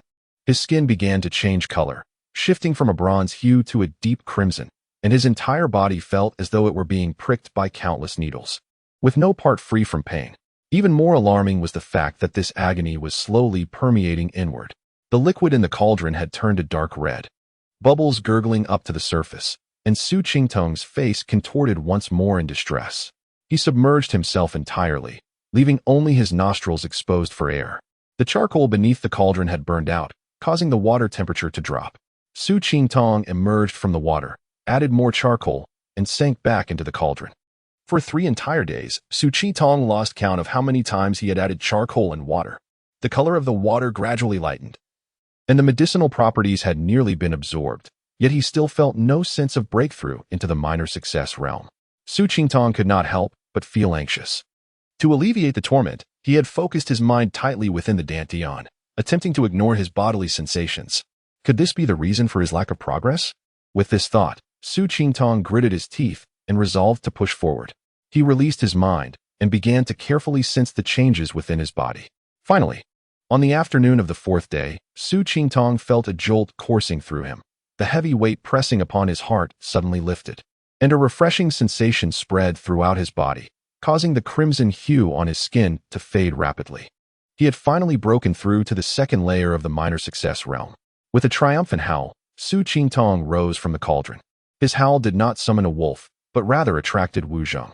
Upon seeing Su Qingtong standing naked in the cauldron, Wu Zhong burst into laughter. Qingtong, are you preparing to roast a pig? Su Qingtong chose to ignore him, retrieving a standard mid-level fireball talisman from his storage bag and handing it to Wu Zheng, saying, "Brother Wu, please use this talisman on me." Wu Zheng was taken aback and questioned, "Qingtong, are you serious?" He understood the power of the talisman, a typical cultivator, if unprepared, could suffer grievously from its effects. Thus, he posed the inquiry. Su Qingtong responded confidently, "I have cultivated the heavenly fire body refinement technique to the second layer. This method cannot harm me." Reassured, Wu Zheng channeled his magical energy, sending a fireball flying straight at Su Qingtong. With a loud bang, Su Qingtong was propelled backward, crashing into the wall and creating a large hole. As he flew out, Wu Zheng muttered, "You asked me to hit you." Su Qingtong rose to his feet. Realizing he was unscathed, and awkwardly crawled back through the hole, sheepishly stating, "I was careless, truly careless." The following day, Su Qingtong rose early, tidied himself, and made his way to the door of Manager Gu. Before he could knock, Manager Gu's voice called out, "Come in." Su Qingtong entered, finding Manager Gu seated on the bed, and he approached to bow respectfully. "Manager, I am departing for the Misty Valley today, and I wanted to bid you farewell." Manager Gu fell silent for a moment before responding, "This journey is perilous. Exercise caution." Su Qingtong felt warmth in his heart. Having lived with the Yutian Chamber of Commerce for over 2 years, Manager Gu had taken great care of him, providing ample support. Though his words were few and sometimes rather offbeat, he felt like a true elder to Su Qingtong. Reflecting on his departure, Su Qingtong couldn't help but feel a pang of sorrow at the uncertainty of his return. Manager Gu said no more, merely gesturing for him to leave. Su Qingtong bowed deeply in respect before turning to exit. Upon reaching the ground floor, Su Qingtong waited a moment before seeing Wu Zheng walk in from the backyard. "Brother Wu, I am leaving today. Thank you for your care," he said, bowing slightly. Wu Zheng approached, embracing him and gently patting his back, saying, "Why the theatrics? It's not like you want to come back." Su Qingtong's eyes reddened. He forced a smile, slightly cupped his hands in acknowledgement, and turned to leave the shop. Arriving at the martial arts arena, he observed a solitary figure, a woman, standing quietly. Su Qingtong approached her and, cupping his hands in greeting, spoke clearly. "I am Su Qingtong. May I inquire if you are here to participate in the Misty Valley trial?" The woman, upon noticing him, bowed slightly and replied softly, "I am Dongfang Hui, and I indeed prepare to take part in the trial." Su Qingtong had seen her before, but only in passing, without much attention. Now, with no one else around, he took the opportunity to appraise the young woman before him. She appeared to be at the 5th layer of qi refining. With an oval face, strikingly delicate features, and a tall, slender figure, adorned in a light purple long gown, her hair elegantly styled into 2 buns, exuding grace and poise. He silently admired her beauty. Feeling Su Qingtong's gaze, Dongfang Hui's cheeks flushed, and she turned her head away, realizing he had been staring. Su Qingtong sought to alleviate the awkwardness and engaged her in casual conversation. "Sister Dongfang, do you also reside in this market? How come I have not seen you before?" Hearing his question, Dongfang Hui turned back, saying, "My family lives in Zixiao Ridge, where we own a shop in this market. I come here occasionally." "Are you from this market?" "I'm an apprentice at the Yutian Chamber of Commerce." After some time, the two became more familiar with one another. Just then, 2 more individuals entered the arena. Su Qingtong glanced over and noted they both appeared to be around 20 years old, at the 5th layer of qi refining as well. One was dressed in a moon-white long robe, adorned with a top knot, exuding elegance. The other had a round face, slightly plump, with bright, lively eyes. Upon their arrival, the dapper young man's gaze remained fixed on Dongfang Hui, which caused her discomfort, though she refrained from commenting. The round-faced youth, however, was quite amiable, immediately engaging Su Qingtong in conversation. He introduced himself, stating, "My surname is An, and my name is in Chengbao. My family resides in Xingping town, over 100 miles east of this market. My father oversees matters in Xingping, and by chance, I encountered a celestial being who imparted to me the secrets of cultivation, leading me onto the path of immortality." After a quarter of an hour, Lin Qian ambled into the arena. Upon arrival, he greeted the dapper young man, saying, "Brother Qin, you arrived quite early." The young man, hearing Lin Qian, finally diverted his attention from Dongfang Hui and returned the greeting, "Greetings, Brother Lin. Xinghan has just arrived as well." Lin Qian, ignoring Qin Xinghan, turned his gaze toward Dongfang Hui and remarked, "Sister Hui, why did you not wait for me, but came here alone?" Dongfang Hui merely nodded slightly, remaining silent. Sensing the awkwardness of her lack of response, Lin Qian turned his attention back to Su Qingtong and the others. Just as he was about to speak, the hall door swung open, and 3 figures stepped out. These 3 were Yuan Hong from the Bailuo sect, Zhou Xian from the Songhai sect, and Guo Tianyu from the Yufeng Valley. The 3 elders approached the group, and Yuan Hong surveyed them before declaring, "Everyone is here, let us depart." Chapter 33. Entering the Misty Valley, Elder Yuan Hong produced a small, boat-shaped artifact and tossed it into the air. With a flick of his finger, the boat instantly enlarged. He was the first to leap aboard, calling out below, "Everyone, come up." Zhou Xian and Guo Tianyu did not hesitate, swiftly jumping onto the boat. Following them were Lin Qian and Qin Xinghan, and lastly, Su Qingtong, Dongfang Hui, and An Chengbao also boarded. Upon stepping onto the vessel, Su Qingtong discovered that the interior was vastly different from what he had observed below. The boat possessed a hidden realm. At the front was a spacious cabin where Elder Yuan Hong was seated. Behind him were 2 rows of smaller cabins, totaling 4. Elder Zhou Xian occupied the first on the left, while Guo Tianyu took the first on the right. The remaining 2 cabins were claimed by Lin Qian and Qin Xinghan. Lin Qian stood at the cabin door and called out to Dongfang Hui, "Sister Hui, the wind is strong outside. Why not come in here?"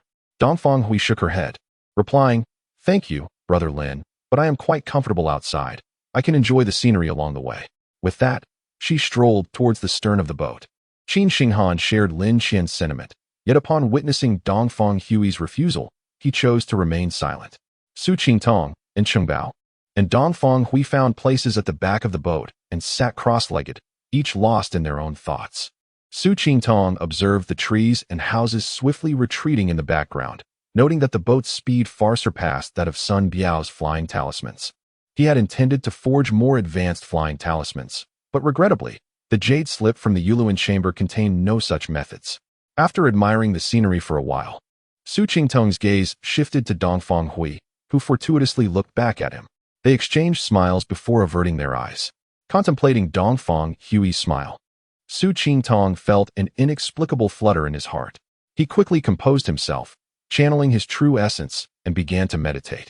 After approximately half an hour, the boat descended steadily to the ground.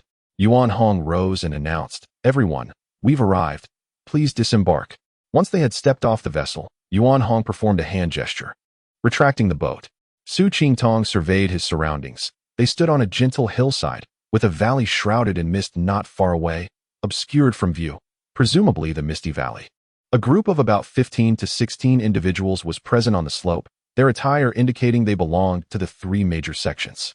Upon closer inspection, Su Qingtong noted that this group donned blue garments with dark blue seams, and their cuffs were embroidered with the character Yin, suggesting they were disciples of the Yufeng Valley. Indeed, he observed Guo Tianyu approach that group after disembarking. As the disciples of Yufeng Valley recognized Guo Tianyu's approach, they greeted him respectfully. Guo Tianyu bowed to one individual, exchanged a few hushed words, and then found a clean spot to sit down with his eyes closed. After a while, disciples from Biluo sect and Songhai sect arrived one after another, gathering in their respective groups, engaging in low conversations while occasionally glancing at the other sects. Though few paid attention to Su Qingtong and his companions. Noticing that the 3 sects had gathered yet had not mentioned entering the valley, Su Qingtong felt puzzled. Just then, he spotted a long sword soaring towards them, upon which stood a man in his 50s, clad in a Taoist robe. His hair styled in a bun secured with a hairpin. With his hands clasped behind his back, he exuded an air of vitality, his robes billowing gracefully, embodying a celestial demeanor. As the elder approached, he descended upon the flying sword, landing gracefully. Guo Tianyu and another individual quickly stepped forward to pay their respects. The elder waved his hand dismissively, signaling them to step back, and then stood there, eyes closed and unmoving. The sky gradually darkened as a bright moon ascended the mountain. Suddenly, the elder from Yufeng Valley opened his eyes and remarked, "Taoist Ping, you have arrived rather late." At that moment, a voice echoed from the west, "Brother Dongfang. It seems you came early. Have you not noticed that old Mu has yet to arrive?" As soon as that voice faded, another voice resounded from the northwest. "Peng Muyang, you are once again disparaging me behind my back. When will you ever change this bad habit?" As they spoke, 2 figures gracefully descended upon the hillside, one after the other. "Old Mu, you are always the last to arrive. I traveled from afar, yet you, old fellow, live nearby and still arrive so late." Let us not engage in another verbal quarrel. The hour is late, and we must prepare. The elder from Yufeng Valley hastily interjected, aware that if the two continued to bicker, they might go on for 3 days and nights without resolution. Su Qingtong, having overheard their conversation, began to formulate conjectures about their identities based on what Manager Gu had said. The elder named Peng was likely the ancestor of Biluo sect, Ping Mu Yang. The ethereal elder must be the supreme elder of Yufeng Valley, Dongfang Jin. The last to arrive, the boisterous elder, was surely the sect leader of Songhai sect, Mu Zhe. Dongfang Jin disregarded Peng and Mu, leading the way towards the valley entrance, with the two quickly following suit. Upon reaching the entrance, they gazed at the moon overhead before peering into the valley. Dongfang Jin stated, "The time is nearly upon us. Mu Daoist and I shall work together to break the barrier. Daoist Peng, please prepare to arrange the teleportation array." With that, Dongfang Jin produced an octagonal plate inscribed with various patterns. He tossed the plate to the fog's edge, forming a hand seal, and a surge of magical energy flowed into the plate. Suddenly, the plate radiated a brilliant light upon the mist, causing it to thin considerably. Observing this, Dongfang Jin called out to Mu Zhe, "Mu Daoist, lend me your assistance." Mu Zhe, not daring to delay, promptly summoned his magical energy and infused it into the plate. With Mu Zhe's aid, the plate shone even brighter, tearing through the mist to reveal a passageway. At that moment, Peng Mu Yang waved his right hand, and several small flags fell at the entrance of the passage. He then began to move his hands in a dazzling display of intricate hand seals, causing several flags to sink into the ground. Subsequently, he produced a plate similar to Dongfang Jin's and placed it at the entrance of the passage. Another series of hand seals ensued, rendering the plate invisible, leaving only a beam of light at the entrance. Once Peng Mu Yang completed his incantation, Dongfang Jin and Mu Zhe finally relaxed, retracting their magical energies and reclaiming their respective plates. After all preparations were complete, Dongfang Jin addressed the disciples, "Listen closely, everyone. Once it is time, gather here to receive a jade tablet from me. This tablet contains the tasks for this trial. Additionally, it is essential for entering and exiting the Misty Valley. By holding this tablet and standing within the light beam at the valley entrance, you will be randomly teleported inside. During the trial, simply crush the tablet to return to the entrance at any time. The trial lasts for 1 month, and you must return within that time. Otherwise, you will be unable to return." As soon as Dongfang Jin finished speaking, Peng Mu Yang added, "The teleportation into the valley is random, and many ferocious beasts reside within, some even at the 3rd rank. Once inside, it is advisable to quickly locate your companions and travel together. You must collect the medicinal herbs listed on the jade tablet to complete the trial. Remember, do not take lives lightly." Su Qingtong sharply sensed that Peng Mu Yang's words carried deeper meaning. While they seemed to express concern for the trial participants, the phrasing "do not take lives lightly" rather than "do not take lives" hinted at a more profound implication. After Peng Mu Yang concluded, he gestured for the disciples of Biluo sect to step forward and collect their jade tablets. One by one, the disciples from Biluo sect came forward to receive their tablets, then entered the beam of light, disappearing from sight.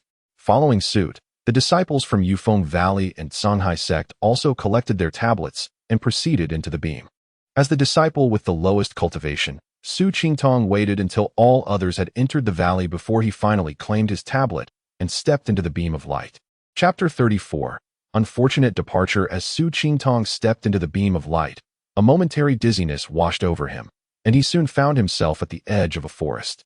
He immediately conjured a protective talisman, his senses heightened with vigilance. Observing his surroundings, he found no one nearby and discerned no immediate danger, allowing him to relax slightly. He examined the jade token in his hand, noting its slight thickness and broader width compared to the jade slips he was accustomed to. Placing the token against his forehead, he probed with his consciousness and discovered it contained a record of various herbs, detailing their names, appearances, and the quantities required for collection.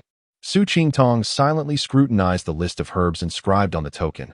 1 dragon saliva grass, with slender, purple-green leaves, often found near water and typically accompanied by serpentine beasts. Requiring a maturity of over 50 years, 3 purple spirit fruits, resembling peaches, dark red in color, growing on a 2-foot-tall tree with spiny leaves. Among these herbs, he recognized only 3, the rest unfamiliar to him, their properties unknown.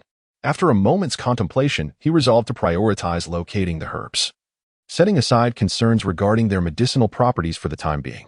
Casting a glance at the dense woods nearby, he noted the towering trees that obscured the sky, stretching for miles.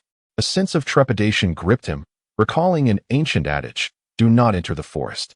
It seemed prudent to exercise caution. Standing at the forest's edge, Su Qingtong extended his consciousness inward. 1 zhang, 2 zhang, 10 zhang, 100 zhang. As he reached this distance, he felt a strain on his senses. Not detecting any threats within this range, he clutched a fireball talisman in his left hand and the Qiang sword in his right, summoning his courage to venture deeper into the woods. As he walked, he dispersed his consciousness, scanning the area continuously. Suddenly, he sensed a faint fluctuation of spiritual energy 50 zhang ahead. Focusing intently, he discerned a small tree, approximately half a zhang tall, adorned with several clusters of fruits, both red and green, remarkably similar to the purple spirit fruit depicted on his token. Overjoyed, Su Qingtong felt fortunate. Upon entering the valley, he had already encountered one of the herbs required for his trial. However, he remained cautious as he approached the tree bearing the purple spirit fruits. Just as he was about 10 zhang away, a gray shadow emitted a piercing shriek and charged toward him from a distance. Heart racing, Su Qingtong pivoted and sprinted back toward the forest's edge. The gray shadow pursued relentlessly until it halted at the tree line. Sensing the creature had ceased its chase, Su Qingtong turned to examine it closely. To his surprise, the gray shadow was a small beast, resembling a leopard but with a monkey-like head, baring its sharp fangs and glaring at him menacingly. Unfamiliar with this beast and uncertain of its strength, Su Qingtong decided to test the waters. He summoned the Qiang sword, channeling his magical energy, and propelled it swiftly toward the creature. The beast, agile and quick, leaped aside, evading the flying sword and lunged towards Su Qingtong. With little time to retract his sword, he hastily summoned a hooking light seal to shield himself. The creature lunged forward, striking the seal with its forepaw, sending it flying aside. Su Qingtong realized that the beast's strength was not overwhelming. It merely knocked the seal aside without inflicting significant harm, which alleviated his anxiety somewhat. After knocking aside the seal, the beast leapt again, charging towards Su Qingtong. Gaining insight into its capabilities, he ceased evading and cast a fireball talisman in its direction. At such close proximity, the small beast had no chance to evade, and the fireball struck it squarely, singeing its gray fur. With a shriek, it turned tail and fled into the forest. Su Qingtong leisurely followed, heading toward the tree bearing the purple spirit fruits. The beast initially intended to escape toward the same direction, but upon realizing Su Qingtong was also pursuing it, it veered away to escape elsewhere. Observing the beast's retreat, Su Qingtong pressed on and arrived at the purple spirit fruit tree, plucking the ripe fruits and placing them into a jade box, which he then stowed away in his storage pouch. Subsequently, he wandered through the forest for another 2 hours, discovering several more herbs. However, aside from a red gold vine, the other herbs were all under 30 years of age, and according to the token's requirements, those younger than 30 could not be harvested. Upon exiting the woods, Su Qingtong ascended a small hillside, which was barren and devoid of any vegetation. Just as he intended to meditate and rest, he sensed a buzzing sound. Looking up, he saw a wasp flying toward him. As it approached, the wasp bent its body, aiming its stinger at him. Su Qingtong chuckled slightly, finding the creature's audacity laughable. He couldn't be bothered to summon a talisman. Instead, he simply conjured a fireball, striking the wasp and burning its wings, causing it to plummet to the ground. With the wasp downed, Su Qingtong paid it no further mind and settled cross-legged on a large stone, closing his eyes to rest. However, just as he was about to drift off, a louder buzzing sound startled him. Startled, he opened his eyes to see a massive cloud of yellow approaching. As the cloud drew nearer, he realized it was not a cloud at all, but a swarm of countless wasps converging together. Overwhelmed by the sheer number, Su Qingtong's hair stood on end, and he scrambled to escape down the hillside. He found himself acting as a conductor. Wherever he fled, the yellow swarm followed. As the wasps closed in, he hastily flung another fireball talisman, managing to incinerate a few, but it was merely a drop in the bucket against the vast army of wasps. As he continued to run, Su Qingtong pondered his predicament. After a brief moment, the leading wasps landed upon him, beginning to tear at his clothing. Panic surged within him as he struggled to devise a plan. Suddenly, he spotted a lake ahead, its waters crystal clear and gently rippling. Without a second thought, Su Qingtong dashed toward the lake. As he reached the water's edge, the swarm was nearly upon him. Without considering the potential dangers lurking within the lake, he plunged in head first. Upon entering the water, he was immediately met with a chilling sensation.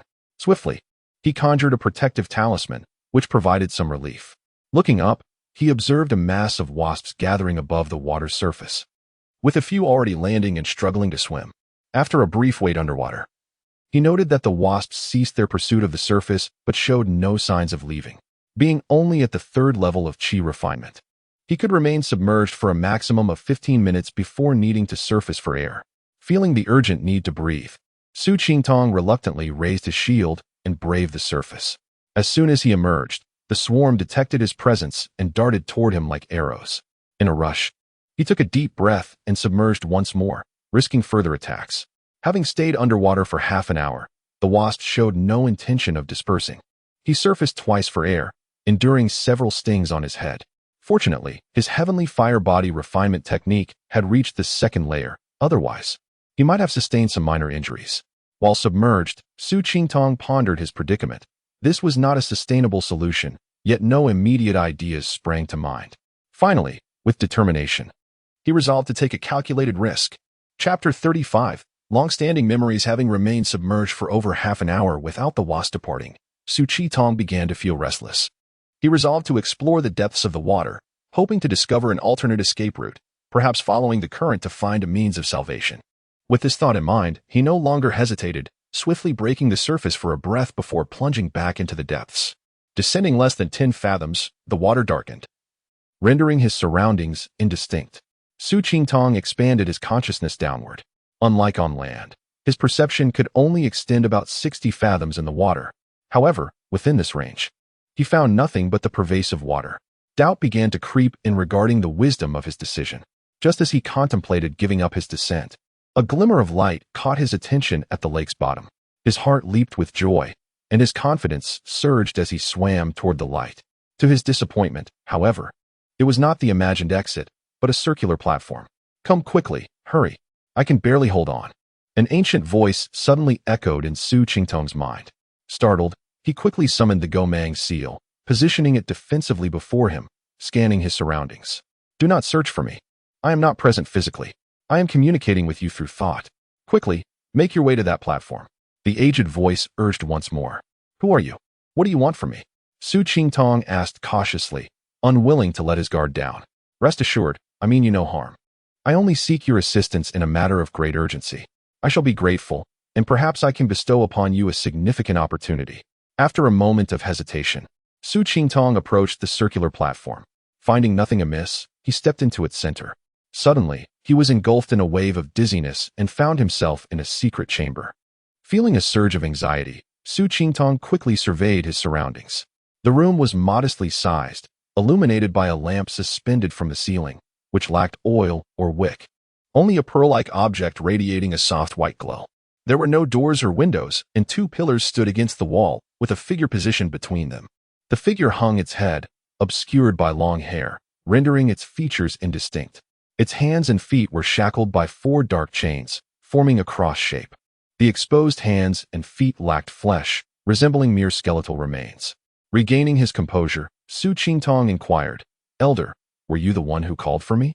The figure did not respond immediately, slowly raising its head to reveal a skeletal visage. Su Qingtong was taken aback, instinctively heightening his vigilance. After a pause, the figure asked, "What is your connection to Yuchuan?" Su Qingtong was momentarily taken aback. Who is Yuchuan? He thought, before recalling someone. He then asked, "Elder, are you referring to Yuchuan Jinren, the master of Yuchuan Mountain from 1,000 years ago?" The figure murmured, 1,000 years, the master of Yuchuan Mountain. Indeed, it must be him. What is your relation to him? Yuchuan Jinren has not returned since he set out on a journey a millennium ago. I have no connection to him, Su Qingtong replied. Is that seal of yours a gift from him? The figure inquired further. Su Qingtong produced the Gomang seal and asked, "Is this the seal you speak of?" "I acquired it from a shop at Yuchuan Mountain. Unbeknownst to me, I have been trapped here for over 1,000 years. Today, thanks to your arrival, I, Yushuzi, shall not perish in vain," the figure said with a sigh. "I am originally from the Central Plains, known as Yushuzi, and I am a junior disciple of Yuchuan." A millennium ago, the figure continued. Listening to Yushuzi's fragmented tale, Su Qingtong gradually absorbed the story of long-ago events. It became clear that this man, Yu Shuzi, was a disciple of Yuchuan Junren and an inner disciple of the Anyang sect in the Central Plains. Yuchuan Junren had joined the sect earlier and possessed greater innate talent, yet Yu Shuzi surpassed him in cultivation speed. Within 3 centuries of entering the sect, Yu Shuzi caught up to Yuchuan Junren and earned his master's favor. They had a junior sister named Luo Fei, who was extraordinarily beautiful. Yuchuan Junren secretly harbored feelings for her, yet Yu Shuzi, having grown up alongside her, had already formed a bond. And they planned to conduct a joint cultivation ceremony once Yu Shuzi achieved his nascent soul. Consumed by jealousy over his junior's rapid progress and resentment for losing the affections of their shared sister, Yuchuan Junren plotted to eliminate Yu Shuzi. After Yu Shuzi achieved his nascent soul, Yuchuan invited him on a journey to explore famed mountains, luring him into a premeditated trap where he was ambushed. Originally intending to kill him, Yuchuan Junren was thwarted by his inability to acquire Yu Shuzi's cultivation secrets, ultimately imprisoning him instead. More cruelly, he not only confined Yu Shuzi's physical form but also sealed his soul with a secret technique, preventing him from seizing another body or entering reincarnation. Su Qingtong pondered to himself, fortunate that Yuchuan Junren had sealed his soul, otherwise his own life might have been forfeit. After imprisoning his junior, Yuchuan Junren disguised this place as an ancient forbidden area and set up formations to deter entry. After a lengthy pause, Yu Shuzi finally completed his narrative. Su Qingtong waited patiently until he fell silent, then asked, "Elder Yu Shuzi, you called me here. How may I assist you?" Yu Shuzi appeared as though he had fallen into a slumber, motionless. After a moment, he murmured, "You possess the 4 spirit roots, lacking gold among the 5 elements, surpassing me slightly." Su Qingtong was taken aback, his mind buzzing. My 4 spirit root aptitude is better than this old man's? He wondered. Could he be a 5 spirit root? Indeed, Yu Shuzi continued, I possess all 5 spirit roots, initially deemed a waste in cultivation, but by chance. I acquired an ancient technique known as the 5-Dan refining essence method, which is ideally suited for those with 5 spirit roots. This is the greatest secret behind my superior cultivation compared to my senior brother, who has long sought it in vain. Upon hearing 5-Dan refining essence method, Su Qingtong was struck with astonishment, standing frozen in place. Wasn't this the very technique he was practicing? However, he only possessed the foundational techniques of qi refinement, while the subsequent methods had eluded him. After a moment of contemplation, he replied, Elder, I too practice the 5-Dan refining essence method. Might it be the same as what you speak of? Yu Shuzi was momentarily taken aback, asking, How could you possibly have the 5-Dan refining essence method? Su Qingtong explained, my 5th ancestor, Chen Yuanhua, was said to be a celestial's alchemical apprentice. The technique I practice is what he left behind. Yu Shuzi, after a strained smile, said, So you are a descendant of Yuanhua. What a fortuitous connection. When I imparted this technique to him, I repeatedly cautioned him against sharing it. Yet it seems he passed it down to future generations. Thankfully, he did, or I would have truly languished here in vain. After speaking, Yu Shuzi fell silent. After a while, he seemed to regain his composure and slowly said, I fear I cannot endure much longer. To be brief, would you be willing to take me as your master? Chapter 36, The Legacy. Upon hearing this, Su Qingtong's heart stirred. To have the opportunity to take this person as his master would grant him the complete teachings of the 5-Dan refining method, thus making his future path considerably smoother. However, he soon recalled Chen Yuanhua. Would this not make him the junior disciple of his ancestor? How would he address his uncle thereafter? Accordingly, he turned to Yuxuzi and said, Senior, I appreciate your kind offer, but I cannot consider myself a brother to the ancestor. Yuxuzi replied, Yuanhua is not my disciple. He merely followed me to study alchemy. When I departed, he was but a novice in qi refinement, and I am uncertain if he still exists. I only imparted to him the techniques of the qi refinement stage. He has not received anything beyond that.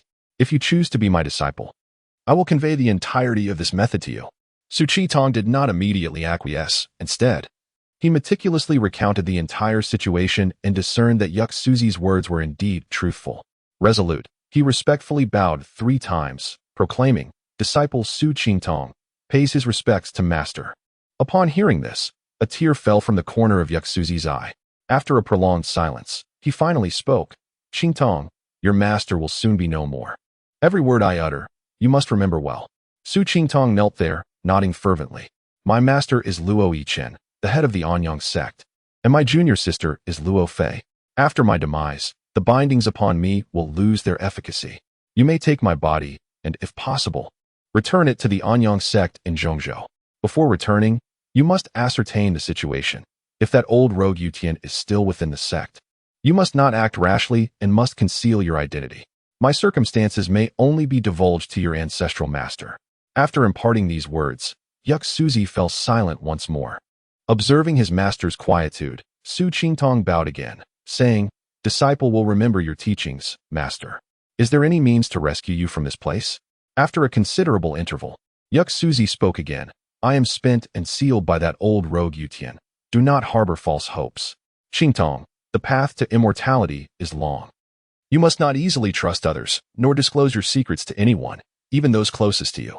Su Qingtong felt a chill in his heart. His master's words seemed to stem from profound experience. He quickly nodded, affirming, "Disciple will heed your advice, master." Yet, Yuk Suzi lapsed into silence once more. Approximately a stick of incense later, Yuk Suzi remained mute, compelling Su Qingtong to kneel in quiet anticipation. Just as he was about to speak, Yuk Suzi's voice echoed again, "Qingtong, you possess a commendable disposition, worthy of inheriting my legacy. The storage ring I bear is but a fade, concealing ordinary items within. I also possess a treasure known as the 7-star bracelet, which is refined within my body. All my secrets reside within the bracelet." At this juncture, Yuk Suzi appeared to lose strength, his voice nearly inaudible as he paused. After a moment, he continued, "Once I pass, the 7-star bracelet will return to my Dantian. You may claim it. I will impart the method of its ritual. Be sure to remember it." With that, he began teaching Su Qingtong the ritual for the 7-star bracelet. Su Qingtong diligently committed the teachings to memory and bowed again, saying, "Thank you, master." Yuk Suzi offered no response. Half an hour elapsed without a word from Yuk Suzi. Su Qingtong raised his gaze to his master, only to find Yuk Suzi's head drooping entirely, the chains binding him now gray and lifeless. A sense of foreboding washed over Su Qingtong, and he called out, "Master," but received no answer. Cautiously, he approached Yuk Suzi, calling once more, but still there was no response. He placed his hand upon Yuk Suzi's wrist and probed inward. After a moment, he withdrew his hand, realizing his master had ceased to breathe. He set about unshackling his master's chains, surprisingly finding them easily undone. After releasing the remaining chains from Yuk Suzi's limbs, Su Qingtong gently laid his master on the ground and bowed 3 times in silence, reflecting on his unexpectedly fleeting time with his master. He could not help but smile ruefully. He had only just taken a master and learned nothing before his master departed. However, he had not left empty-handed. His master had bequeathed him a treasure. Recalling his master's words, Su Qingtong reached toward Yuk Suzi's Dantian. Indeed, there seemed to be something unusual there. Kneeling beside Yuk Suzi, he whispered, "Master, I have offended you." With that, he plunged his hand into Yuk Suzi's Dantian. In a short while, Su Qingtong extracted a bracelet from within his master's body. The bracelet was entirely black, adorned with 7 stars of varying sizes that shimmered brilliantly, seemingly arranged in a specific pattern. Surely, this bracelet was the 7-star bracelet his master had mentioned. As he pondered, he recalled Yuk Suzi's description of the 7-star bracelet as an ancient treasure capable of being refined into the body, containing all of his secrets. Settling into a cross-legged position, he placed the 7-star bracelet before him. He then focused his consciousness, following his master's imparted ritual, to extract a drop of soul blood from his brow, which fell upon the bracelet. The moment the drop of soul blood left his body, Su Qingtong experienced a wave of dizziness, his entire being feeling faint, and beads of sweat began to form. He clasped his hands, performing a series of seals that landed upon the 7-star bracelet. After completing the ritual, the drop of soul blood melded into the bracelet. Immediately, a few lines of script appeared in his mind, detailing the control method for the 7-star bracelet. Upon seeing the control method manifest in his mind, Su Qingtong realized his ritual had succeeded. He carefully reviewed the instructions, gaining a general understanding of the bracelet's functions. The 7-star bracelet, crafted by the ancient master Yuhua, absorbed the essence of heaven and earth, serving both offensive and defensive purposes. Within the bracelet lay a desolate space capable of containing myriad objects. However, he felt disheartened to discover that he could only activate the bracelet upon reaching the nascent soul stage. With his current powers, Even if he transformed into a human, he would be unable to wield the bracelet in any capacity. For now, the 7-star bracelet could only serve as a spatial storage for his belongings. Su Qingtong placed the 7-star bracelet upon his dantian. With a thought, it vanished from sight. Another thought summoned it back into his hand. Remembering his master's words that all secrets resided within the bracelet, he delved into it with his consciousness. As soon as his consciousness entered the bracelet, he was taken aback. It felt as though he stood at the mouth of a valley, peering inward. The space within the bracelet was vast, extending for about 2 to 3 li. Not far from the entrance stood a stone house, while the rest of the surroundings were barren. Is this the desolate space?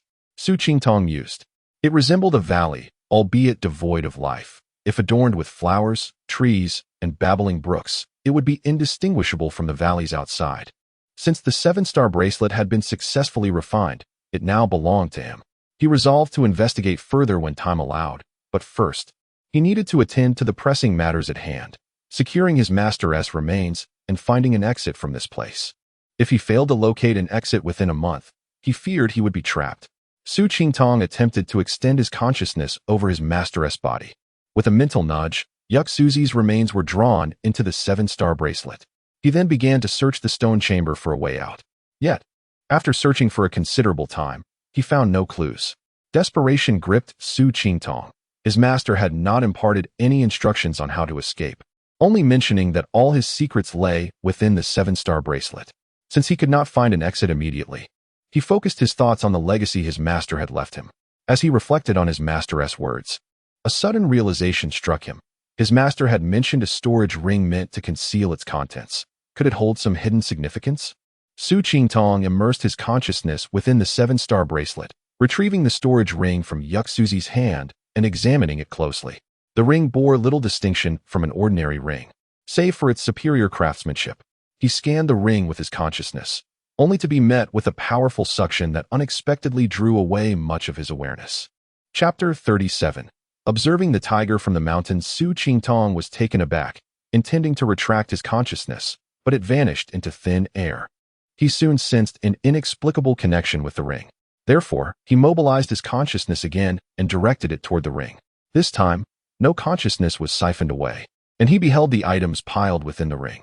Inside the storage ring lay a considerable quantity of spirit stones, approximately 1,000 in total. However, these spirit stones differed significantly from those in his own storage bag. Both their luster and the richness of their spiritual energy far surpassed those he possessed. Su Qingtong surmised that the spirit stones within the storage ring were of a higher grade. In addition to the spirit stones, there was a collection of clothing, presumably the standard attire of the Anyang sect, along with a variety of miscellaneous jade slips, boxes, and vials. The jade vials contained elixirs, with some housing more than a dozen pills, while others contained only a single one, none of which Su Qingtong recognized. Words may be frivolous, but one must not recklessly consume unfamiliar medicines. As he was unaware of their purpose, he set them aside to examine later. The jade boxes contained herbs and materials for refining tools, which he had no immediate use for. All that remained were 7 or 8 jade slips. Su Qingtong took one out and scanned it with his consciousness, discovering it contained a cultivation method, though not the 5-dan refinement method he sought. So he casually placed it back. Upon examining the other slips, he found them to be tales of cultivation, insights into alchemy, and herb illustrations. But none contained the information he desired. Reluctantly, Su Qingtong stored the ring away and re-entered the 7 stars bracelet. Within the stone chamber of the bracelet, he spotted a black jade slip. This black slip bore a resemblance to the one left by Dong Zhuangzizi, equally unadorned yet substantial. He retrieved the slip, pressed it to his forehead, and channeled all his consciousness into it. With a thunderous rush, the contents surged into his mind, revealing the coveted 5-dan refinement method. Su Qingtong scrutinized it closely. It indeed resembled the 5-dan refinement method he practiced, albeit with slight variations in certain details, while the rest remained largely consistent. As he meticulously studied the refining phase of this complete method, comparing it with his own, he gradually discerned a critical issue. This comprehensive technique was designed for individuals with 5 elemental roots, emphasizing the harmonious interplay of the 5 elements. Conversely, he possessed only 4 elemental roots, resulting in a conflict that hindered his progress, leaving him with a sense of awkwardness and dissonance in his cultivation. Understanding this pivotal aspect left Su Qintong feeling disheartened. To guard a treasure, yet be unable to claim it was akin to a thorn lodged in his throat. Fortunately, he soon discovered a glimmer of hope at the conclusion of the method. The final section contained a note stating, "Many individuals in this world possess incomplete elemental roots, lacking one or two. To cultivate this method, one may produce a bone-strengthening pill to compensate for the deficiency." Following this was a formula for the bone-strengthening pill, listing 5 primary ingredients corresponding to the 5 elements, allowing the selection of one. Further down were 12 auxiliary herbs and the method for refining the bone-strengthening pill. Su Qintong realized he lacked the metal root, with the primary ingredient being Gungjin stone. Among the 12 auxiliary herbs, he recognized only 5, while the rest were entirely unfamiliar. Most crucially, he lacked the skill to concoct elixirs. Such a pill could not be entrusted to another, for it would easily expose his secrets. It appeared he would have to wait until he could devise a method to replenish his elemental roots after exiting this place. Having grasped this segment, Su Qintong ceased his contemplation and redirected his focus toward finding an exit. If he could not escape, pondering further would be futile. He began to mobilize his formidable consciousness, meticulously searching inch by inch, occasionally striking with the Qiyang sword.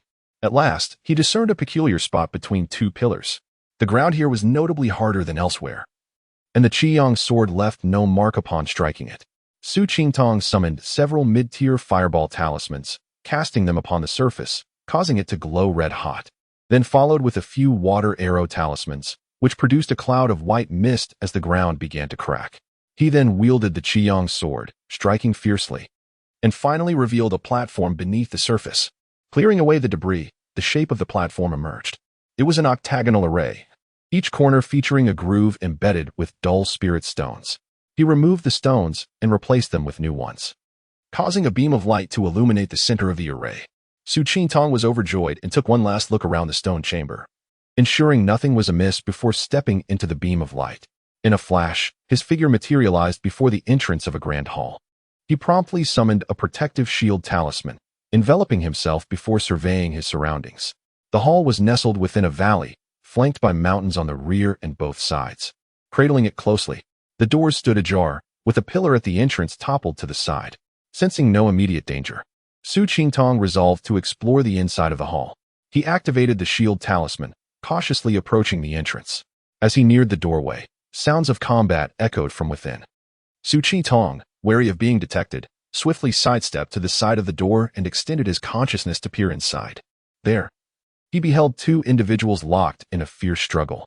Judging by their attire, the burly figure belonged to the Songhai sect, while the other, a young man, was from the Biluo sect. Both were at the 5th level of Qi refinement. The imposing figure from the Songhai sect wielded a steel fork, creating a gust with each movement, while the Biluo sect youth maneuvered a flying sword, darting gracefully through the air. Their strengths appeared evenly matched, leading to a stalemate. After a lengthy exchange, both combatants were visibly fatigued, breaths heavy and injuries apparent. The youth from the Biluo sect spoke, "Fellow cultivator, we are unfamiliar with one another, and harbor no enmity. Why must we force this confrontation? If you press me too hard, I shall fight to the death and take you with me. We need not sacrifice our lives over the grievances of the previous generation." The burly man laughed heartily, replying, "As long as you hand over the contents of your storage bag and shatter the jade token, I shall certainly let you go." Upon hearing this, the young man realized the situation had escalated beyond resolution and ceased his attempts at negotiation.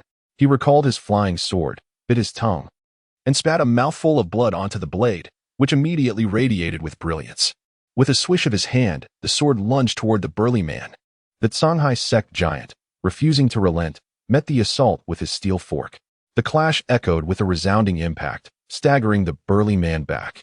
While the youth's countenance grew pale, gritting his teeth, he seized the opportunity as the man regained his balance, directing his sword for another strike.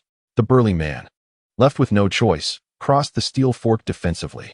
Another powerful collision followed, forcing him to retreat again, blood spurting from his mouth as his fork developed numerous cracks. The youth, too, was in dire straits, his face ashen and on the verge of collapse. Though the Songhai man appeared battered, he noticed the Biluo youth was nearing his limits. Ignoring his own injuries, he steadied himself, reversed his grip on the fork, and hurled it like a throwing knife toward the youth. With no strength left to resist, the youth could only draw forth his jade token. intending to shatter it and escape. The burly man, seemingly prepared for this, let out a thunderous roar that reverberated even beyond the door, shaking Su Qingtong to his core. In an instant, with a sickening thud, the steel fork pierced through the young man's chest, pinning him to the ground. Poor Biluo sect disciple. His head drooping as the jade token slipped from his grasp, met his untimely demise. Chapter 38. The Golden Belt of Murder and Arson. Su Qingtong felt a surge of terror, his legs quivering beneath him. Memories of the Black Wind Pass flooded his mind. Recalling the scene of 2 bandits slain by Lu Air, causing his heart to race uncontrollably. He realized that lingering in such a place was unwise. In the face of danger, retreat was the best strategy. Witnessing the demise of a disciple from the Biluo sect left him alarmed, and he yearned to depart swiftly to avoid attracting trouble. However, trouble found him instead. As he turned to leave, a voice called out from behind, "Since you have arrived, why the haste to depart?" Reluctantly, Su Qingtong turned around, clasping his fists in greeting, and said, "I merely passed through, having seen nothing. Please continue with your affairs. I take my leave." With that, he attempted to turn away once more. The burly man called out again, "Hold on, my friend. The disciple of Biluo sect provoked me first. His death is merely his own folly. Since you have witnessed it, why not join me in dividing his possessions?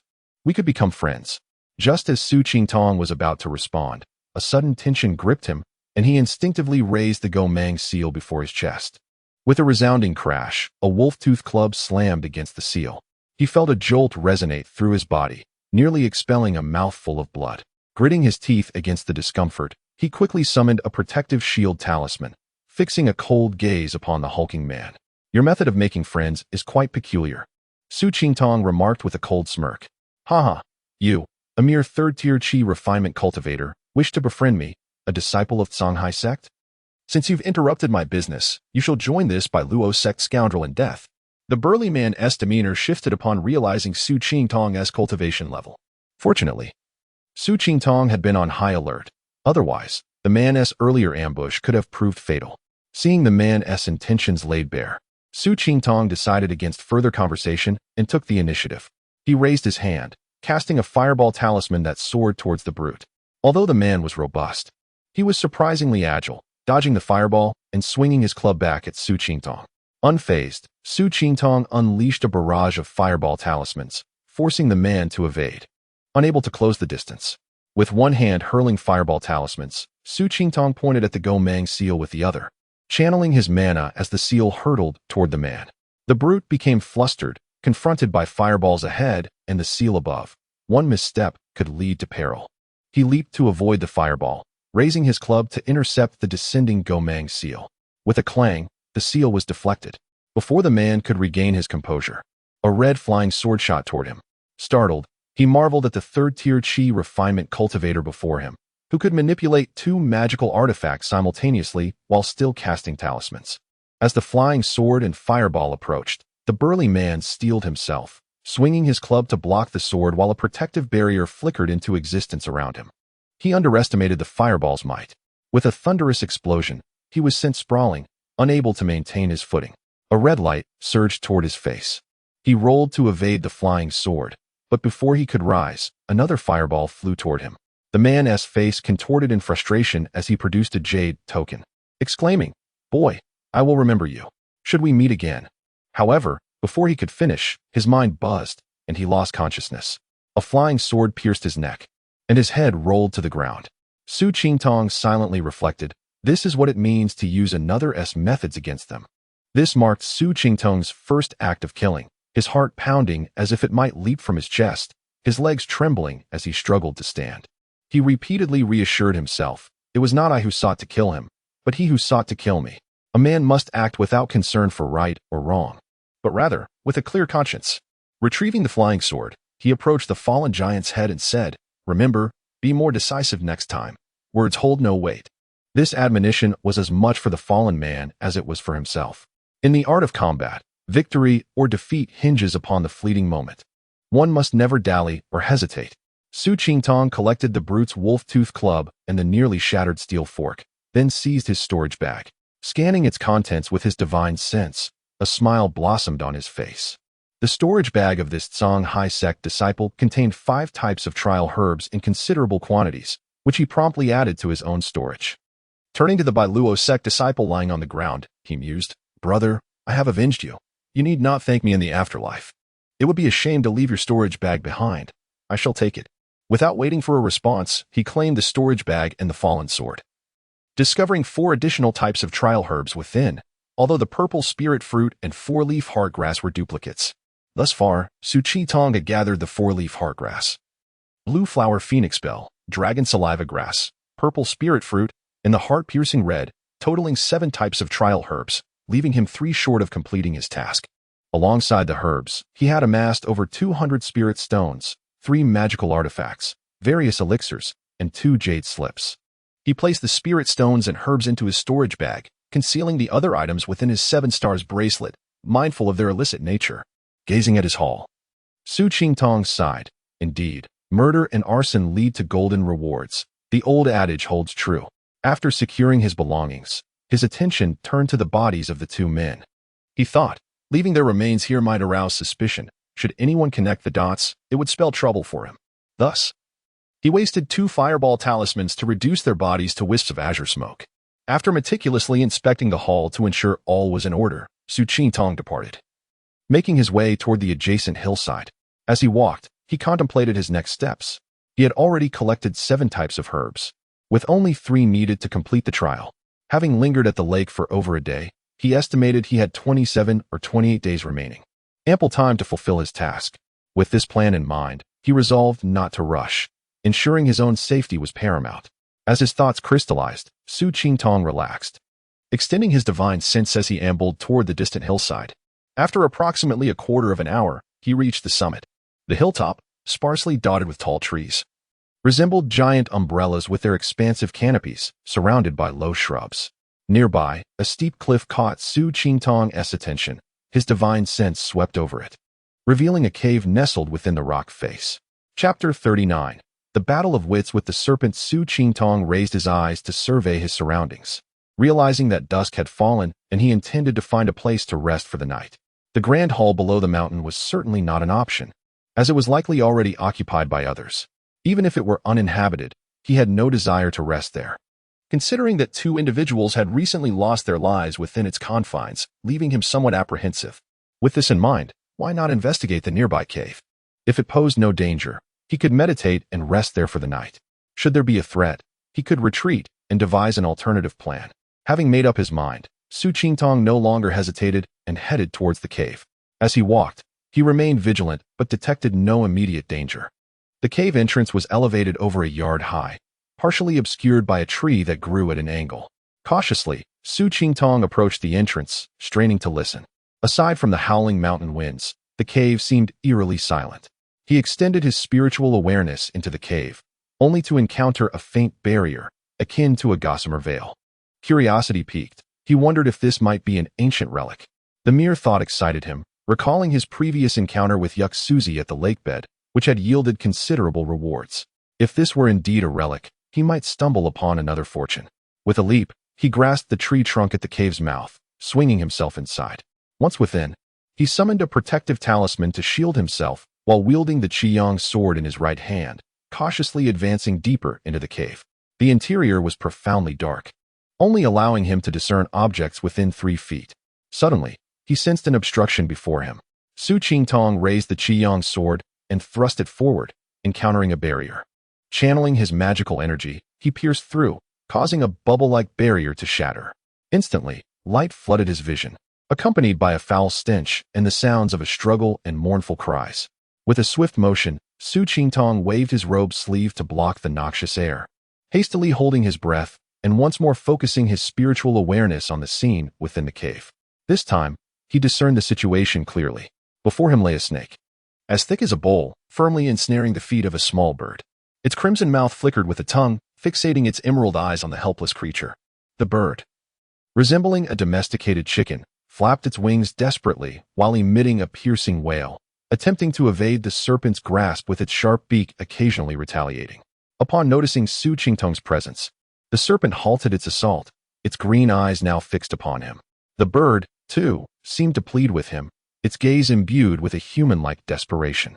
Recognizing the peril posed by the serpent, which he estimated to be a second-tier beast, Perhaps even at the peak of that stage, he contemplated retreating.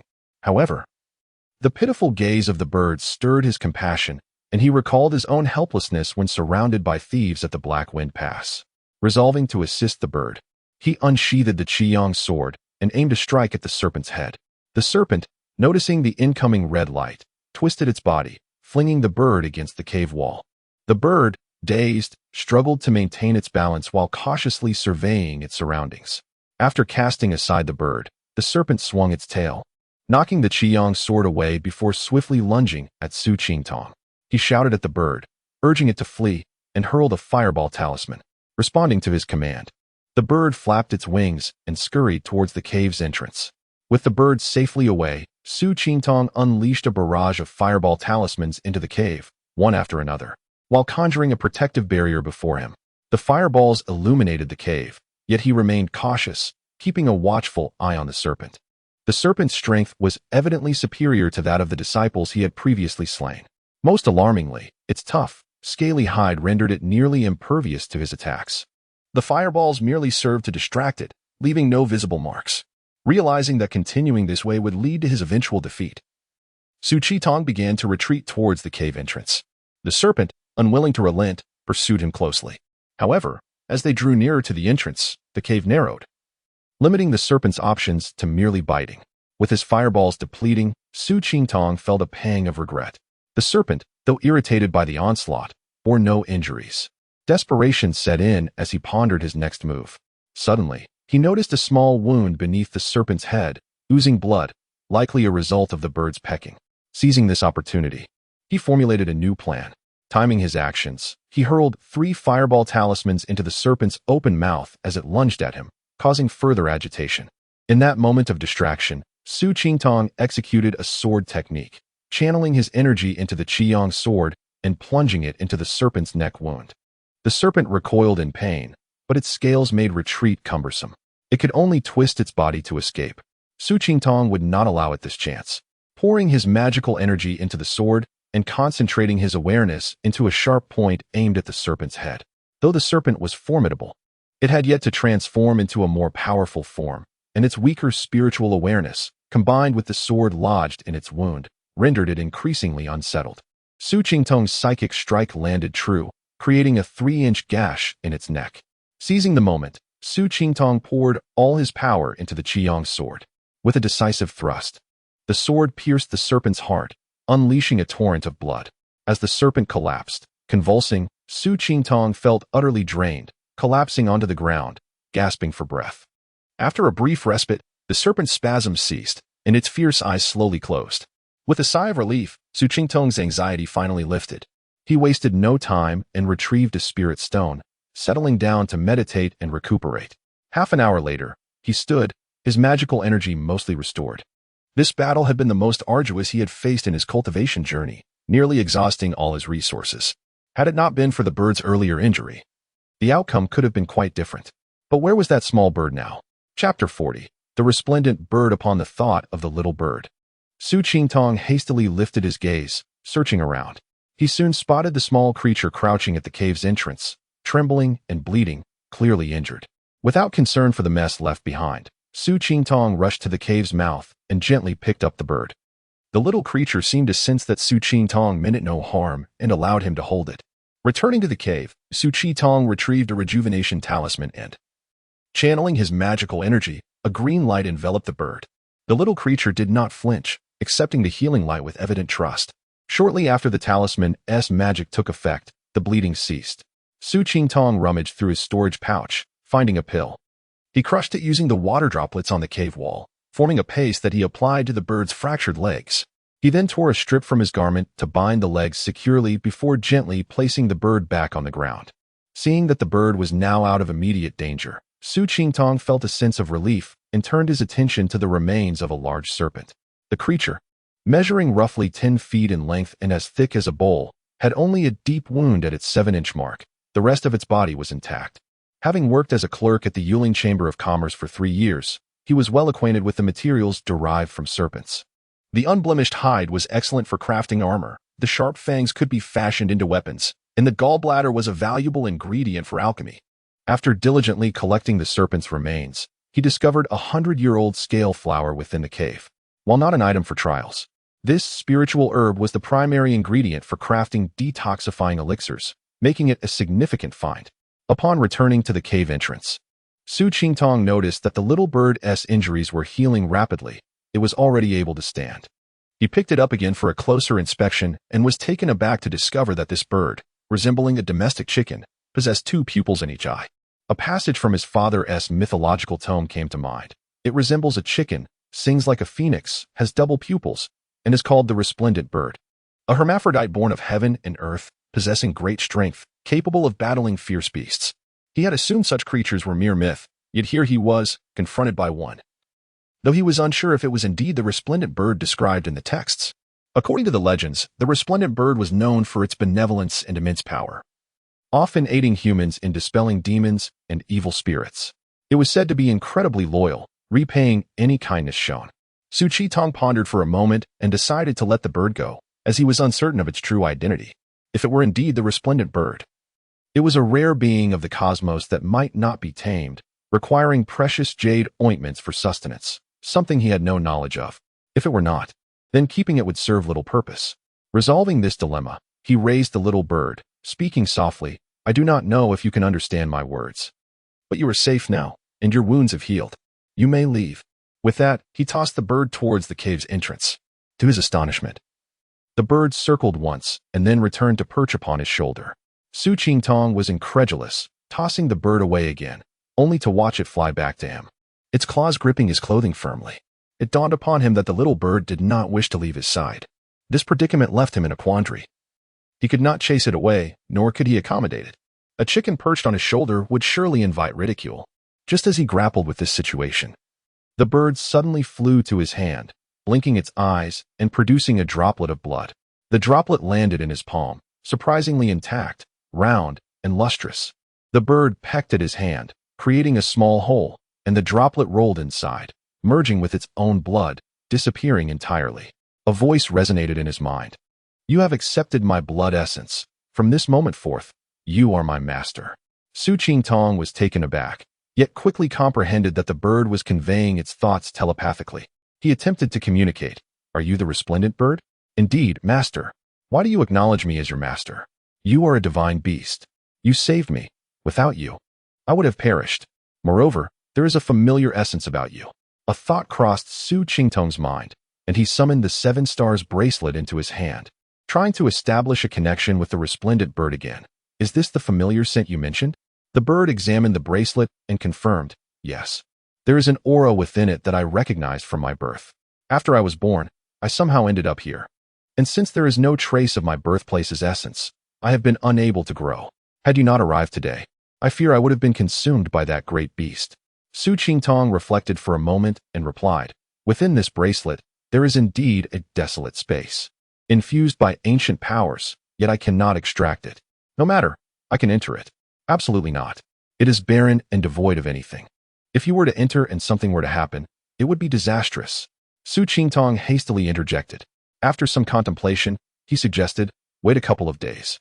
I will gather some flowers, plants, and creatures to place inside and see how it goes.